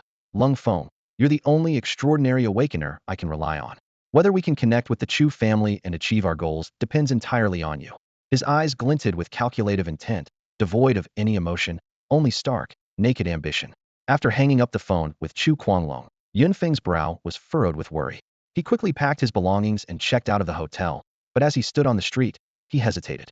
The once safe zone was no longer secure for him. The Chu family had discovered he killed their most important heir. Yunfeng calmly analyzed the situation. Against awakened individuals below level 50, he was confident he could escape even if he couldn't win. However, it's easier to dodge an open attack than a hidden one, and if they sent an extraordinary awakened, his eyes brightened as he thought of a potentially safe place. He took out his phone to make a call, but was met with "The number you have dialed is currently unavailable" message. "Must be busy," Yunfeng thought as he put his phone away, deciding to try again later. For now, the safest place was among crowds, so he headed to the exchange by bus. In the task hall on the second floor of the exchange, Yunfeng dialed another number. "Uncle Zhao, are you at the exchange? I've got some materials here." Soon, Zhao Huai appeared with an expectant smile on his face. "Ah, young Yun, I heard you had materials, and I came as fast as I could. The soul crystals from last time were a huge help. Our research has made new progress." Yunfeng handed over the soul crystals he obtained from the dimensional space, along with the elite squad spoils. Zhao Huai joked, "These weren't obtained by you alone, were they? Such large soul crystals required defeating monsters at least level 40 and above." Yunfeng neither confirmed nor denied, simply asking him to tally up the value. "These soul crystals are large, but the quality isn't as high as last time. I'll give you 2.1 million huabi for them." Zhao Huai stated the price. "Thank you, Uncle Zhao." Yunfeng accepted the receipt, casually asking, "By the way, how's that batch of corpse poison I sold you last time?" "Corpse poison? We buy quite a bit every day, nothing special about it." This response confirmed Yunfeng's suspicion. The batch he sold contained top-quality corpse poison from a Corpse King level, which should have been exceptional. If it had truly reached the company, Zhao Huai would have known. The person in charge of purchasing was surnamed Chu, which made the answer clear. "Uncle Zhao, there might be some issues with your buyer surnamed Chu," Yunfeng said meaningfully before turning to leave, leaving the matter at that. In the corner of the first floor purchasing area, Yunfeng noticed that Uncle Zhang's stall was manned by an unfamiliar face. Just as he was about to inquire, someone approached him. "Young man, finally. I've been waiting for you here for a whole month. Old Zhang sent me to find you. Let me take you to him." Yunfeng followed this person to a larger, better located stall. "Not bad, you've upgraded," Yunfeng genuinely praised. "It's all thanks to you, young man," Uncle Zhang laughed. "I have a daughter in second grade, if you don't mind." "Come on, stop it, or I'll leave," Yunfeng said with exasperation, thinking this father was too unreliable. "Come on, don't stop there," said old Zhang. waving his hand with a glint of anticipation in his eyes. What good stuff do you have this time? Yunfeng casually tossed over a silver-level storage bag. Just a few things, you can handle it. They're leftovers from those 5 people. Good stuff, all good stuff. Old Zhang praised as he examined the items. Soon, the goods were converted into several million huobi in earnings. After the transaction, Yunfeng began to wander around the bustling exchange. Amidst the crowd, in an inconspicuous corner, someone was whispering on the phone. Master, I've located the target, right here in the exchange. Meanwhile, another person was making a similar report elsewhere. Mr. Gu, we've found the target. It's almost impossible to make a move in such a crowded place. It's up to you how to proceed. Gu Debai understood well that taking action in the exchange was unrealistic. Even though he had a favor with Lung Feng, it was unlikely the other party would risk their life for him. Continue to follow and report their movements, he ordered. As evening approached, Yunfeng made a few casual purchases and then dialed a number. You rascal, what favor do you need now? A hearty laugh came from the other end of the line. Professor Bai, you'll hurt my feelings talking like that, Yunfeng replied with a grin. I'm really interested in the Talent Research Institute. Could I visit? Of course you can. Professor Bai interrupted immediately. Wait, I haven't finished yet. You just want to visit, right? I'd be very happy to have you. Professor Bai's voice was filled with barely concealed excitement. Yunfeng felt a bit apprehensive. You're so eager, you don't want to study me, do you? What are you thinking, you rascal? Professor Bai laughed. You helped me a lot last time, and I haven't properly thanked you yet. Plus, I'm really curious to meet you, the little prodigy. Since studying the silver fox, he truly understood how challenging it was to defeat such a creature at that level. After arranging the address, Yunfeng hailed a taxi to the center of the safe zone. As he got closer, the security presence on the streets noticeably increased, with surveillance equipment visible everywhere. Half an hour later, the car stopped in front of a grand building. So this is the Talent Research Institute? Impressive, Yunfeng mused, as a woman in a white lab coat approached him. She wore gold-rimmed glasses, her features were delicate, with no unnecessary adornments. Her high heels clicked crisply on the ground. You must be Yunfeng. The professor asked me to bring you in, she said, adjusting her glasses with a neutral expression. Under the guidance of the woman in the white coat, Yunfeng entered the skyscraper. Outside, a lookout immediately reported this movement to Goodbye. Boss Gu, the target has entered the skyscraper. The skyscraper? Goodbye was taken aback. Could this kid be with the government? The Chu family never mentioned that. As a leader of the underworld, he was well aware of the consequences of a direct confrontation with the government. As he hesitated, a message from Chu Guanglong arrived just in time. Rest assured, he has absolutely no ties to the government. Keep an eye on him. With this assurance, Goodbye felt much more at ease. Inside the building, Yunfeng followed the woman, who maintained a cool demeanor, down a long corridor. As they ventured further, the lighting grew dimmer. The woman remained silent throughout, and Yunfeng wisely chose to do the same. Soon, they arrived at an iron door. This scene reminded Yunfeng of his first video call with Professor Bai. A room had the same mysterious setup. Ling Yue gently touched the door, revealing a hidden panel. She leaned in close, allowing a red light to scan her eyes, and the iron door slowly opened. All this secrecy for an elevator? Yunfeng mused to himself. The elevator began to descend rapidly. Ling Yue discreetly observed the young man beside her, slightly surprised. This kind of descent speed usually left first-timers flustered, but this kid remained unfazed, seemingly different from ordinary people. Initially, upon meeting Yunfeng, she thought he was just a rich kid looking for a thrill, but now she found herself intrigued. The elevator finally stopped. At this speed, we must be at least 3,000 meters underground, Yunfeng marveled. As the elevator doors opened, a vast underground space unfolded before Yunfeng. Bright overhead lights illuminated the area more clearly than daylight. A passage stretched into the depths, flanked by various glass enclosures filled with an array of dazzling instruments and equipment. Some rooms displayed trophies and organ specimens from creatures, while others housed live monsters in specially designed cages. At the door of the deepest room, Ling Yue rang the bell. Ah, Yunfeng, my young friend, you've arrived. Came a familiar hearty laugh from inside. When the door opened, it was the elder from the video. Yue, I'll catch up with my young friend. You should go check on the research in room 308. Okay, Professor, Ling Yue replied as she left. Professor Bai led Yunfeng into the room, one of the few divided by frosted glass. Professor Bai, it seems like you're a bit afraid of her, Yunfeng teased, pointing in the direction Ling Yue had gone. That's not true, don't say such things, Professor Bai retorted, bristling like a cat whose tail had been stepped on. So, what brings you to my place? The professor inquired. Naturally, Yunfeng wasn't about to reveal he was on the run. Oh, just curious, thought I'd drop by for a look. You cheeky boy, I don't believe you. Professor Bai said, shaking his head as he led Yunfeng to a workstation. Professor Bai stood in the laboratory, pointing at the lifelike silver fox corpse inside the glass container, his expression suddenly turning grave. His demeanor made Yunfeng's heart skip a beat. Professor Bai, your expression is a bit unsettling. What's the problem? Yunfeng asked. Don't worry. Professor Bai waved his hand dismissively. It's just that the research results are somewhat unexpected. Yunfeng looked at Professor Bai's tense face and thought to himself, you're the one who's nervous, yet you tell me not to worry? Professor Bai moved to the lab bench, lightly tapping the glass container with his fingers. Ever since you brought this silver fox, I've been studying it. I've discovered something astonishing. This silver fox's life characteristics are entirely different from the other creatures I've studied. He paused, choosing his words carefully. It's as if it's the only one that truly exists, while the others seem fictional. What do you mean by that? Yunfeng frowned. Aren't they all creatures? What fundamental difference could there be besides their rank? Professor Bai adjusted his glasses. I've long suspected that creatures from the dimensional space aren't made of flesh and blood, but are generated through some special means. The research findings on this silver fox further support my hypothesis.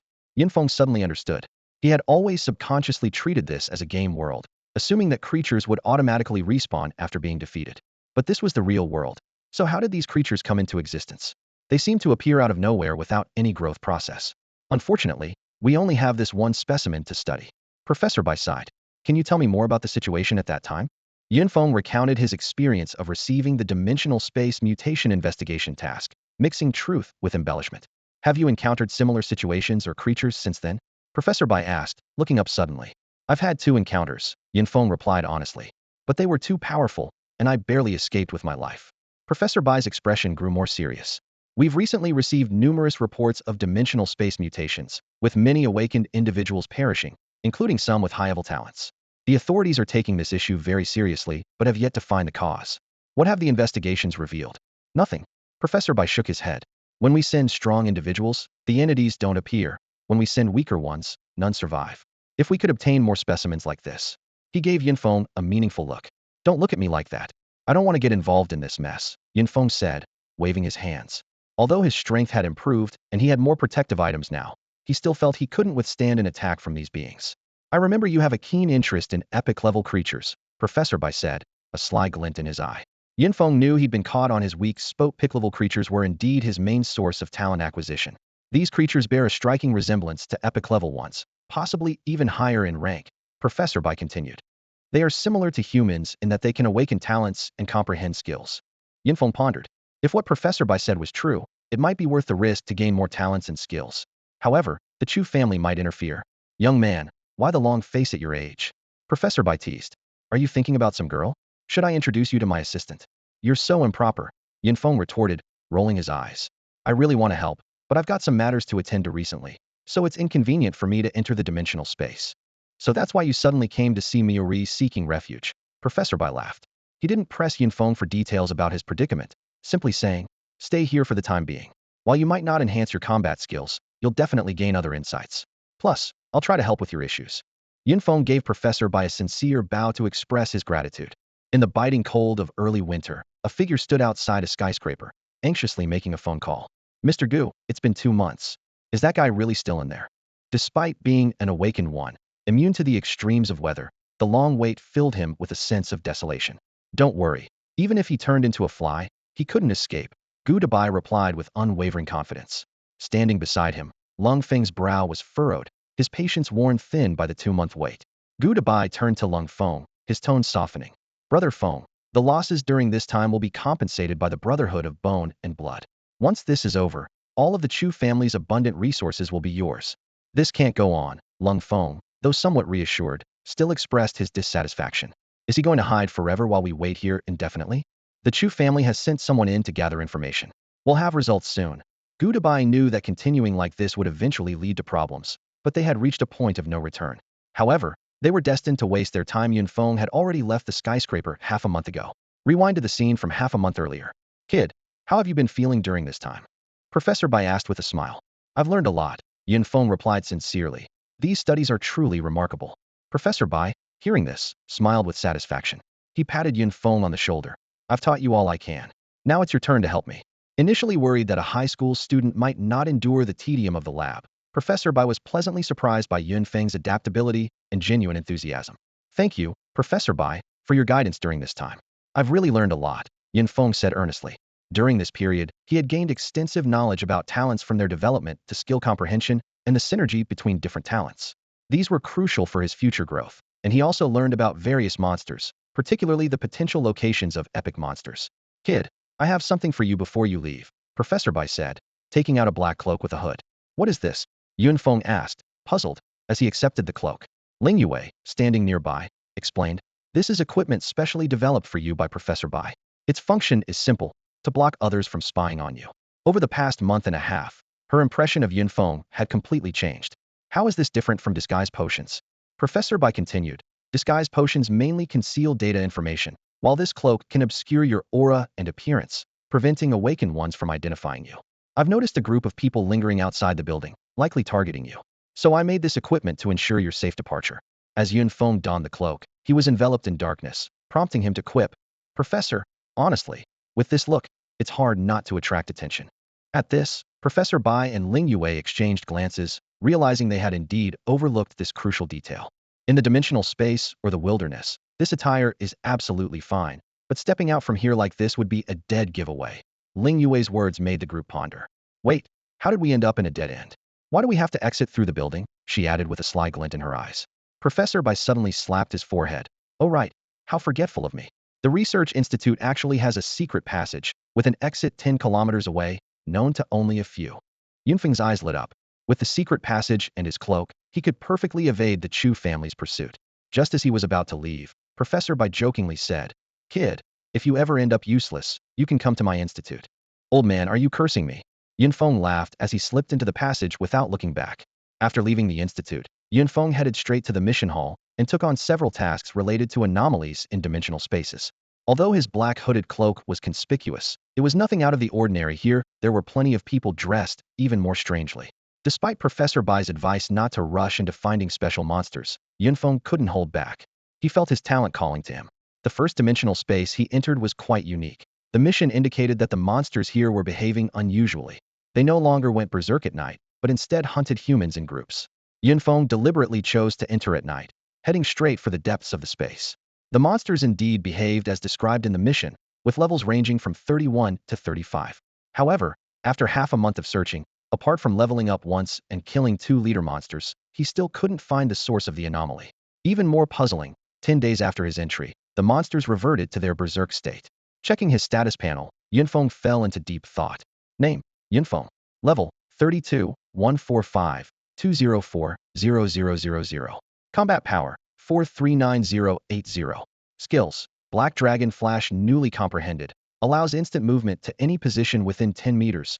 Not a space-type blink, but a visual illusion created by extreme speed, with a 5-minute cooldown. As dragonification progresses, the burden gradually lessens. Recalling Professor Bai's suggestion that these monsters might possess the wisdom to avoid danger, Feng decided to move to a higher-level area. A level 35 leader monster had a combat power of around 250,000, so even if a special monster reached epic level and level 40, it probably wouldn't surpass his current strength. With this in mind, he left that dimensional space without hesitation. In the 2 months that followed, the outside world underwent dramatic changes. Jiangnan Group publicly announced that the SS-level talent Awakener heir, Chu Songming, had perished under mysterious circumstances. This news caused a huge stir among the Awakener community, with many linking it to the space anomalies, leaving people on edge. Did Chu Songming really die just like that? Bailey Luyun was shocked, her intuition telling her that Feng was somehow involved. She had been trying to contact Feng without success, even worrying at one point that he had been executed by Jiangnan Group. Meanwhile, the black monkey, just out of a dimensional space, was on the phone. Bamboo, any news? No news at all, but I noticed his house seems to be under surveillance, Bamboo replied, puzzled. Did the madman get himself into trouble? The black monkey was worried. With the help of his elders, his combat power had skyrocketed, making him second only to Shangwan Shui in school. Immersed in training, he had indeed rarely contacted Feng. The madman will be fine, he murmured to himself. The desert dimensional space. This is Feng's second target. As he stepped into the space, he was met with a vast expanse of swirling sand. A massive sun hung in the sky, seemingly within reach. Feng quickly donned his gear, a black hooded cloak, and headed deeper into the space.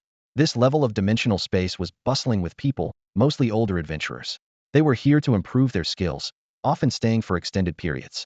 Some less naturally talented teams could spend months just to level up once, relying on slaying monsters and collecting loot to gain resources and strengthen their abilities. Suddenly, the sand churned violently as an unseen figure rapidly approached. Roar, A gaping abyssal maw filled with sharp teeth emerged from the sand, oozing a nauseating slime between its fangs. What kind of insignificant creature dares to ambush me?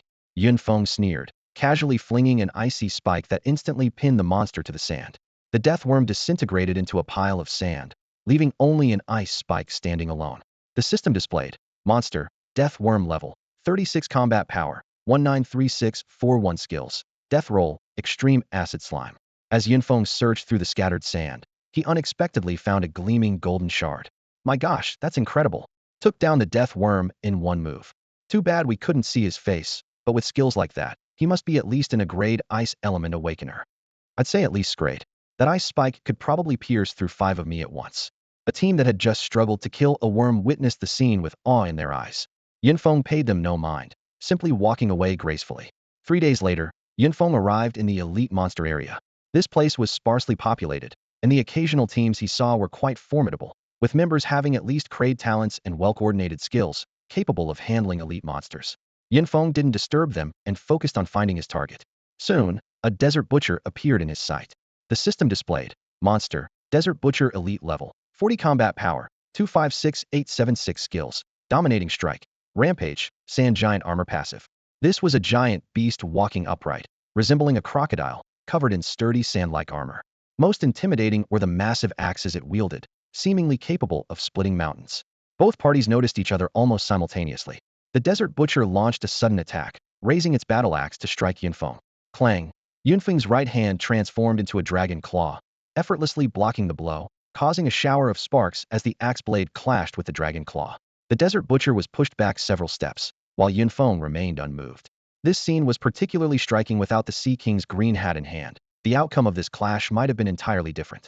What might be an ordinary piece of armor for others became a weapon akin to a divine artifact in Yunfeng's possession, allowing him to effortlessly handle a level 40 elite monster without any level suppression. Hiss! Yunfeng gasped as he checked the absorbed spiritual energy data. Even though he had anticipated it, the numbers still shocked him. Defeating a monster 8 levels higher yielded a base of 40 points of spiritual energy. With the 5-fold bonus from an elite monster, a single kill could earn him 200 points of spiritual energy. For a regular team, to earn this amount of spiritual energy for each member, they would have to battle all day. As Yunfeng continued to hunt monsters and advanced towards a higher level area, a faint cry for help reached his ears. Help! Looking up, he saw a figure running in panic, with a swirling mass of sand behind them. The situation extremely dire. Hey, you up ahead, please help me, the person shouted, sprinting desperately towards Yunfeng. Yunfeng initially had no intention of intervening. Choosing to hunt in this area meant accepting the risks involved. But sensing the pursuer's aura made him frown. It was 3 desert butchers. No wonder the person was in such a predicament. This scene reminded him of a previous encounter in a dimensional space. Seeing the escapee about to be overtaken, Yunfeng raised his hand and conjured a massive ice prison that instantly formed around the person. With several loud crashes, both the 3 desert butchers and the fleeing individual slammed into the ice walls due to inertia. Watching as the fearsome axes merely chipped away at the ice, the person finally breathed a sigh of relief. Thank you. The rescued individual was a young man in his early 20s with a slightly student-like appearance. Yunfeng discreetly assessed the person's data panel. Level 36, combat power nearing 280,000. If not for encountering 3 elite monsters simultaneously, he wouldn't have been in such a dire state. Wrapped in a black robe, Yunfeng's appearance was obscured, so the person could only offer a simple thanks. Yunfeng didn't respond, instead focusing on the 3 desert butchers. She had a feeling that this time, he might encounter a special type of monster. To avoid drawing attention, Yunfeng only showcased his ice elemental talent. 2 ice spikes, combined with an ice dragon blast, precisely hit the 3 monsters. Instantly, their sand armor shattered, and their bodies were flung several meters, covered in sharp frost. When they attempted to counterattack, they found their speed significantly reduced. Seizing the opportunity, Yunfeng unleashed several more ice spikes, and the 3 monsters soon lost their vitality. Amazing! The young man was dumbfounded as he watched Yunfeng swiftly finish the battle. Master, my name is Long Zihan. Thank you for saving me. No need. It was nothing. Yunfeng's calm voice came from beneath the robe. Surprised by the youthful voice, Long Zihan was taken aback. Yunfeng simply advised, if you're okay, you should head back. This space has undergone changes and is very dangerous. I actually took on a task to explore the dimensional space, Long Zihan explained with a sigh, piquing Yunfeng's interest. Upon learning that Long Zihan possessed stealth skills, Yunfeng's eyes lit up. Such abilities were indeed rare, and he became curious about the talent that could manifest such a skill. Sensing Yunfeng's unusual gaze, Long Zihan felt uneasy but continued. I discovered that the monsters in the distance seemed to be under some sort of command, forming groups. Just as I was about to investigate further, my stealth technique suddenly failed, which is why I had to flee so desperately. Show me your stealth, Yunfeng said directly. Long Zihan nodded in agreement, and his form gradually blurred until he disappeared. Even so, Yunfeng's spiritual power still sensed his presence. Master, how is it? Long Zihan's voice seemed to come from all directions. Not bad, Yunfeng remarked, grabbing him from his stealth state. Master, how did you detect me?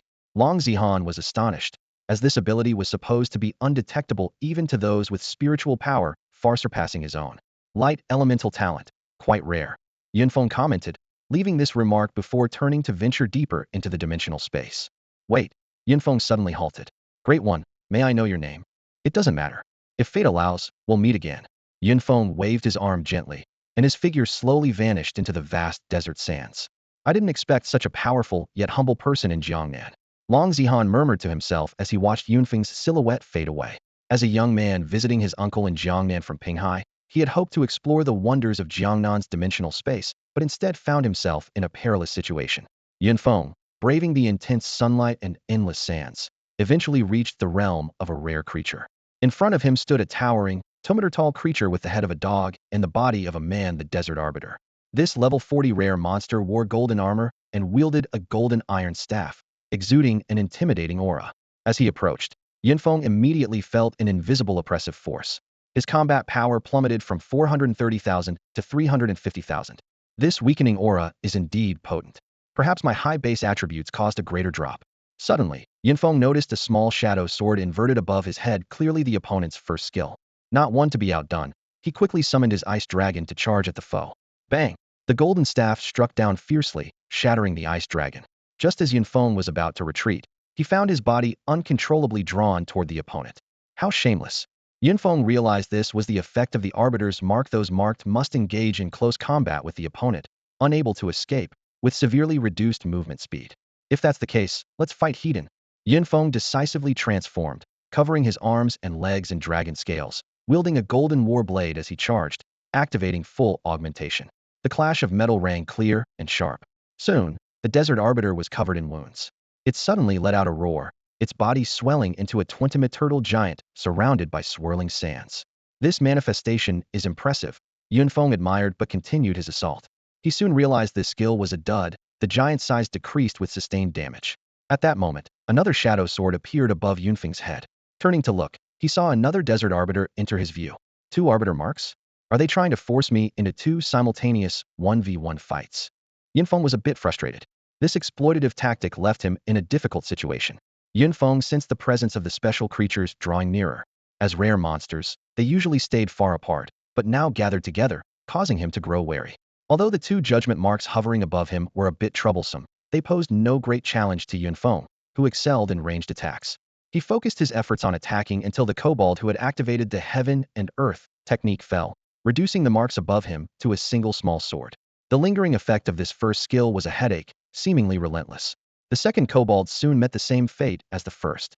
The 2 creatures contributed 710 spirit points, greatly lifting Yunfeng's spirits. However, desert monsters have a peculiar trait. Regardless of their size, they turn into a pile of yellow sand upon death, making it particularly troublesome to search for dropped items. What was even more frustrating was that these 2 level 40 rare monsters dropped nothing but 2 Earth-type cores, and not even a fragment of the expected purpling level. Yunfeng decided to continue hunting monsters in this area to collect fragments and enhance his power. After all, if he encountered opponents above his level, the battle would not be easy. 2 days later, his level increased to 33, and after another 5 days, he reached level 34. Just as he was about to resume hunting, the area where monsters should have appeared was eerily vacant. They've stepped up their game, huh? Yunfeng murmured with a smirk, heading straight towards the depths of the dimensional space. In the deepest part of the desert dimensional space stood a colossal pyramid. Above its peak hovered a massive disk resembling the sun.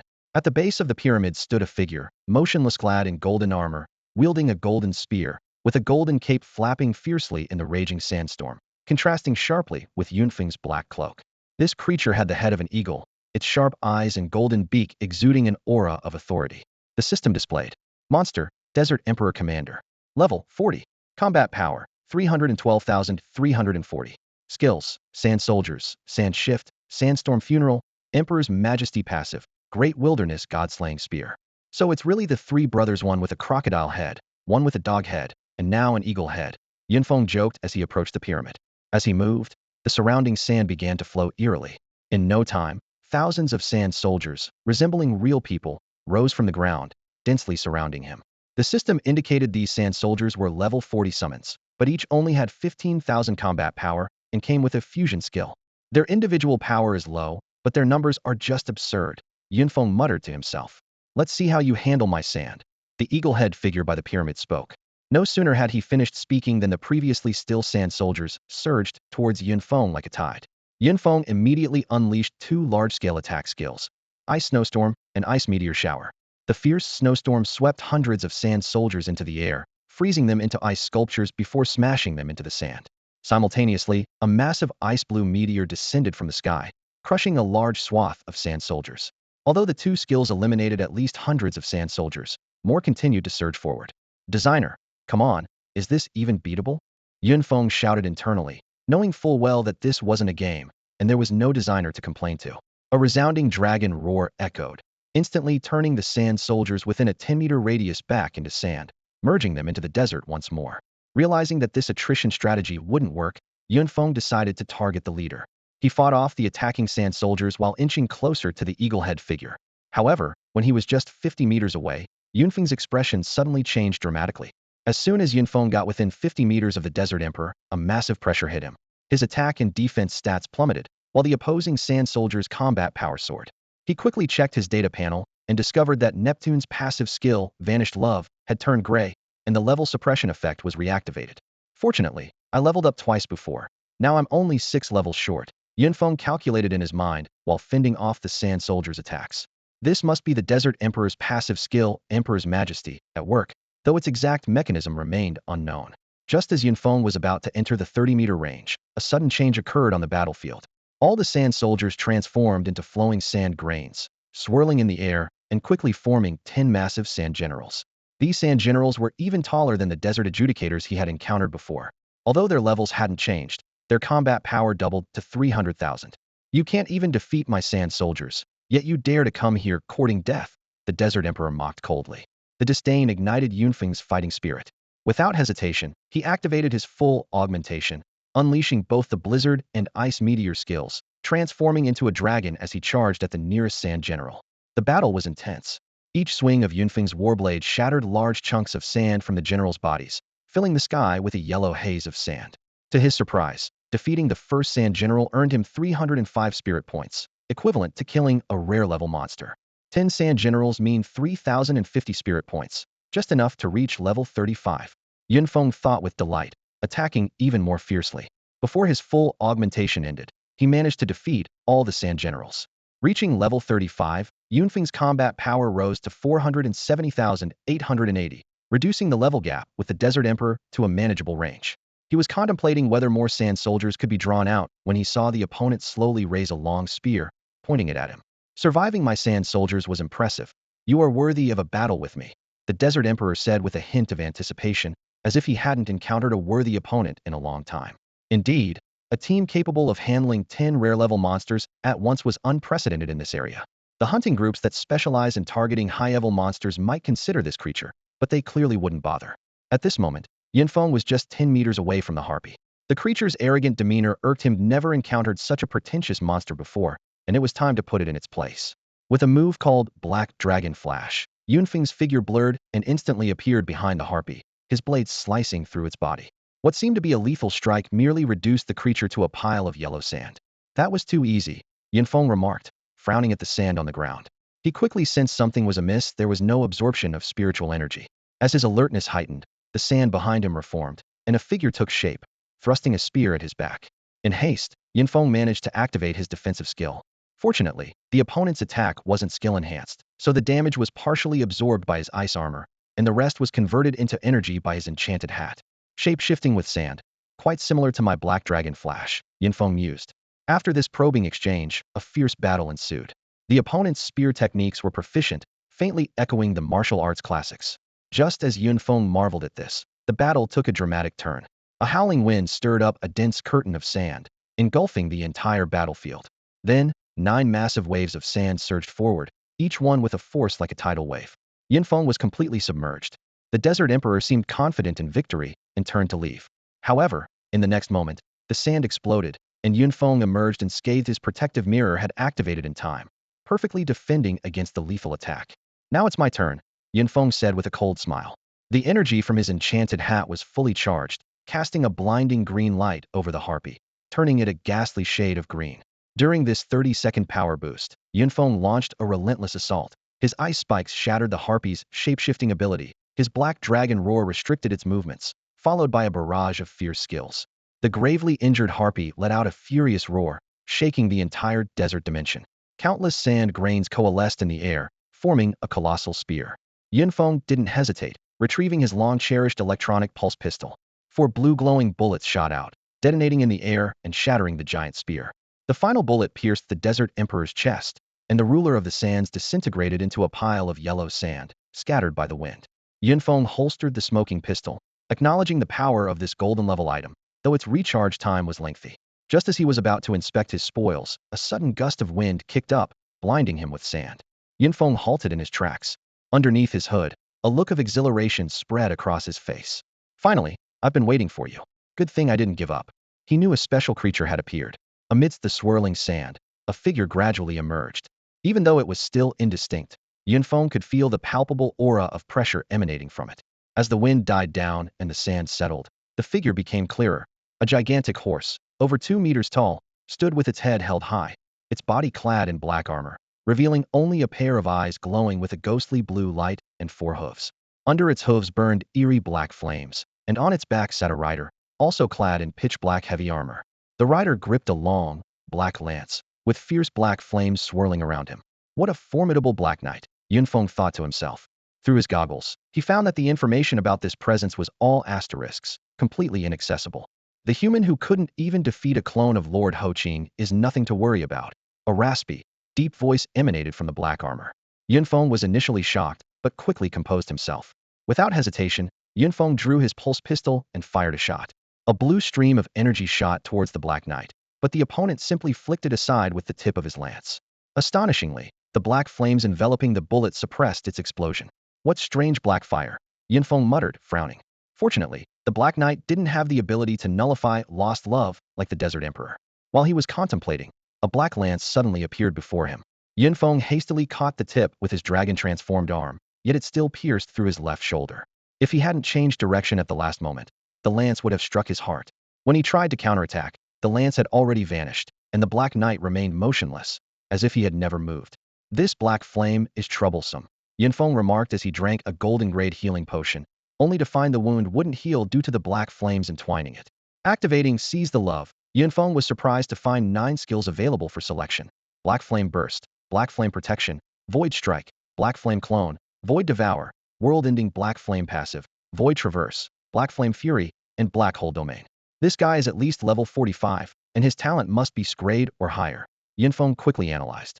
Considering the power loss due to talent differences, he ultimately focused on the passive skill, World-Ending Black Flame, which wasn't affected by talent. Once activated, the World-Ending Black Flame appeared in his skill list. The passive effect of the World-Ending Black Flame is truly fearsome. It accompanies every attack and defense with its mysterious black fire. Each strike randomly inflicts one of 3 negative statuses: burn, corrosion, or weakness, each stacking up to 10 layers. When attacked, the black flame forms a protective shield and heals injuries. Yunfeng watched the black flames burning on his opponent, a clear sign of the burn effect. The versatility of this skill amazed him. It encompassed attack, defense, and healing. While each effect seemed minor on its own, stacking up to 10 layers could have catastrophic consequences. The skill's mechanism allowed for easy stacking. With a thought, the black flames on Yunfeng's body dissipated and reformed.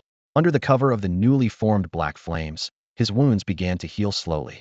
Meanwhile, the flames that had been raging on his opponent started to wane and eventually vanished. Though Yunfeng couldn't see the opponent's face, the slight tremor in his body revealed his shock. The black flames had transferred to Yunfeng. Yunfeng unleashed the mystic ice spike again, noticing that the ice spike was also covered with black flames, demonstrating the power of the passive skill. However, this attack seemed ineffective against the Black Knight. Although blocked successfully, the expected negative effects did not manifest on him. The Black Knight's figure blurred, splitting into 5 clones made entirely of black flames. With a flick of his finger, the clones launched a fierce assault on Yunfeng. Losing an important skill did not deter the Black Knight's killing intent. Yunfeng, unwilling to back down, coveted such a powerful talent, knowing well that the stronger the talent, the tougher it was to deal with. 5 mystic ice spikes cloaked in black flames met the clones, while Yunfeng himself gripped his battle knife, following the ice dragon to strike directly at the Black Knight's true form. Suddenly, a black spear thrust from the void. This eerie attack was hard to guard against, but Yunfeng, fully alert, detected the void's disturbance and blocked it with his battle knife. Just as he breathed a sigh of relief, countless black spears rained down from all directions, encircling him. With no choice, Yunfeng used the Black Dragon Flash to appear beside the Black Knight. However, the opponent's talent involved void attributes, far surpassing Yunfeng's Black Dragon Flash. The Black Knight vanished instantly, reappearing elsewhere. His reaction suggested a clear wariness of the world-ending black flame. The void attribute was indeed troublesome. Although frustrated, Yunfeng had no choice but to try and exert control. Given the situation, he decided to seize the opportunity to comprehend a new skill. His Ice Element talent had only 5 skills, leaving 2 slots open. Even a last-minute effort was worth a try. While engaging in battle, Yunfeng also attempted to grasp a new skill. However, mastering an ice skill in this desert terrain was no easy feat. As the fight dragged on, the Black Knight seemed to grow impatient, forming a massive black hole in the sky, covering a kilometer-wide area. Yunfeng looked up at the gaping abyss, its depths unfathomable, emitting a powerful suction. Soon, countless weapons forged from black flames poured down from it. With the passive effect of the world-ending black flame, these attacks were not overly threatening. The main issue remained the inability to reach the opponent's true form, rendering skills like Love is a Light useless. This approach was unsustainable. Yunfeng frowned, yet the breakthrough he sought eluded him. As time ticked by, Yunfeng resisted the black hole's pull and the relentless onslaught of black flame weapons, all while dodging the spears emerging from the void. Finally, within the black hole's domain, delicate ice flowers began to bloom. Seeing the new skill appear in his skill bar, Yunfeng's face lit up with a delighted smile. The 6th skill of the Ice Element, Absolute Zero Ice Seal. Yunfeng's lips curled slightly. This lock-on control skill was his most satisfying trump card. The black hole domain lasted for the time it takes an incense stick to burn, and its power was truly terrifying. Yunfeng remained calm, patiently waiting for the right moment within the domain. Just as he locked onto the Black Knight's figure, his new skill suddenly activated. The Black Knight was about to slip into the void, but it was too late. His body instantaneously turned into a glistening ice sculpture, crashing heavily into the black hole domain. Then, a strange scene unfolded. The black armor within the ice began to emit an eerie green glow, indicating that the opponent's defense had been halved. Using this skill for the first time, Yunfeng didn't dare waste any time and immediately launched a fierce assault. The ice spike combined with regular attacks rained down like a storm, layering triple negative effects on his opponent. He then pulled out his pulse pistol and unloaded all his ammunition without hesitation. 3 bullets, wrapped in a blue aura, hit their mark precisely, causing deafening explosions on the Black Knight. Taking advantage of the lingering smoke and dust, Yunfeng unleashed a barrage of skills like Ice Dragon Break and Ice Meteor Fall. Roar! A few moments later, a thunderous roar erupted. Sand and ice shards flew in all directions as the Black Knight's figure emerged. His steed lay fallen nearby, the ghostly blue light in its eyes gradually fading. The knight's armor was in tatters, with half of his helmet shattered, revealing a handsome face now twisted with rage. Black flames erupted violently from his body, but this fury was futile. Yunfeng launched another fierce attack, determined to take him down once and for all. However, the Black Knight suddenly turned towards the black hole in the sky, beginning to absorb the descending black flames. These were his last 2 skills: Black Flame Fury and Void Devour. During the devouring process, the Black Knight's injuries gradually healed, and his damaged armor rapidly repaired itself. Yunfeng wanted to intervene, but found himself immobilized. The black holes in the sky disappeared one by one, while the Black Knight's form expanded continuously, ultimately transforming into a giant 10 meters tall. I underestimated you before, but now you will die. The Black Knight looked down, his voice dripping with disdain. The black lance in his hand radiated an overwhelming aura, its tip larger than Yunfeng's head, targeting Yunfeng's vital points. Faced with this terrifying momentum at its peak, Yunfeng knew he couldn't take it hidden. He swiftly activated the Xuanwu Heart Shield and pulled out multiple defensive items like the Golden Bell. Though offensive tools had limited effect on the Black Knight, these defensive measures still held value. Bang! The outermost Golden Bell shattered, turning into a shower of fragments. The lance's momentum remained unchecked, smashing through all the defensive tools. Finally, Yunfeng's dragon-transformed hands gripped it tightly, but the lance's tip still broke through the last line of defense, stopping just before his brow, drawing a bead of blood. A low sigh emanated from the armor of the Black Knight, filled with regret for the failed strike of Ba Tianju Di and remorse for his own powerlessness. Yun Feng keenly sensed his opponent's sudden drop in momentum, knowing the time to counterattack had arrived. His right hand transformed into a dragon's claw in an instant, launching a rising dragon overlord punch like lightning towards the Black Knight's jaw. This was the fifth skill of his dragon transformation talent. Black flames gathered around his fist, forming a ferocious dragon head that lashed out with violent force from below. With the full power boost, this punch could shake mountains. With a dull boom, the Black Knight, having exhausted his strength with the previous strike, could no longer perform his void traversal and crashed heavily to the ground. This was Yun Feng's special move for dealing with large monsters, and its success signaled the end of the battle. Although the previous Void Devour seemed to heal the Black Knight's wounds, it was merely a last gasp, leaving him with only one final strike. Moments later, the Black Knight finally fell under Yun Feng's warblade. At that moment, in another dimension, a pale figure murmured to himself, "I didn't expect my avatar to fail once, and Xiao He to die there." Very well, very well. If Yun Feng were present, he would undoubtedly recognize this as Ho Qing, who nearly took his life. Whoosh! Yun Feng braced his hands on his knees, panting heavily. This victory was hard-won, nearly exhausting all his strength. Most of his pre-prepared tools were effective only against opponents below level 40, proving ineffective against the Black Knight. Suddenly, Yun Feng burst into laughter, his fatigue momentarily lifted. This monster not only provided a staggering 5,005 points of spiritual energy, achieving an astounding 100-fold increase, but more importantly, he successfully seized the opponent's talent. Eagerly, Yun Feng checked his data panel. Name: Yun Feng. Level: 3558904000. Combat power: 472388. Talents: SS level Beast Transformation Black Dragon, Void Black Flame. Skills: World Destroying Black Flame, Love Snatching, Rising Dragon Overlord Punch, Absolute Zero Eye Seal, others omitted. With another SS level talent in hand, the mere name filled Yun Feng with excitement and anticipation for mastering new skills. This was the site of the former Desert Emperor's corpse. Yun Feng used his foot to sift through the sand and quickly found a highly pure earth element crystal core, followed by a purple shard of strength attribute potion fragment, usable only above level 40. Quite a fortunate find. Since his goggles couldn't display the loot on the Black Knight's corpse, Yun Feng decided to store the entire body in his storage ring. Luckily, the golden storage ring he inherited from his parents had ample space. Otherwise, it wouldn't have fit.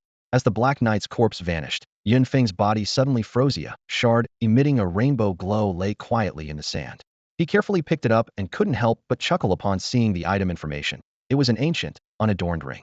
He had just been thinking about replacing his storage ring with a larger one, and his wish came true so quickly. Although the artifact's plain exterior was somewhat disappointing, once Yun Feng put on the ring and imprinted it with his mental signature, a delighted smile spread across his face. The space was truly breathtaking. This expedition was a double blessing, with gains far exceeding expectations. That's all for today. Thank you so much for watching. I hope you guys enjoyed. If you wish to have another part of this recap, please give us at least 1,000 likes. Please don't forget to comment and subscribe to our channel for more content like this. Until next time.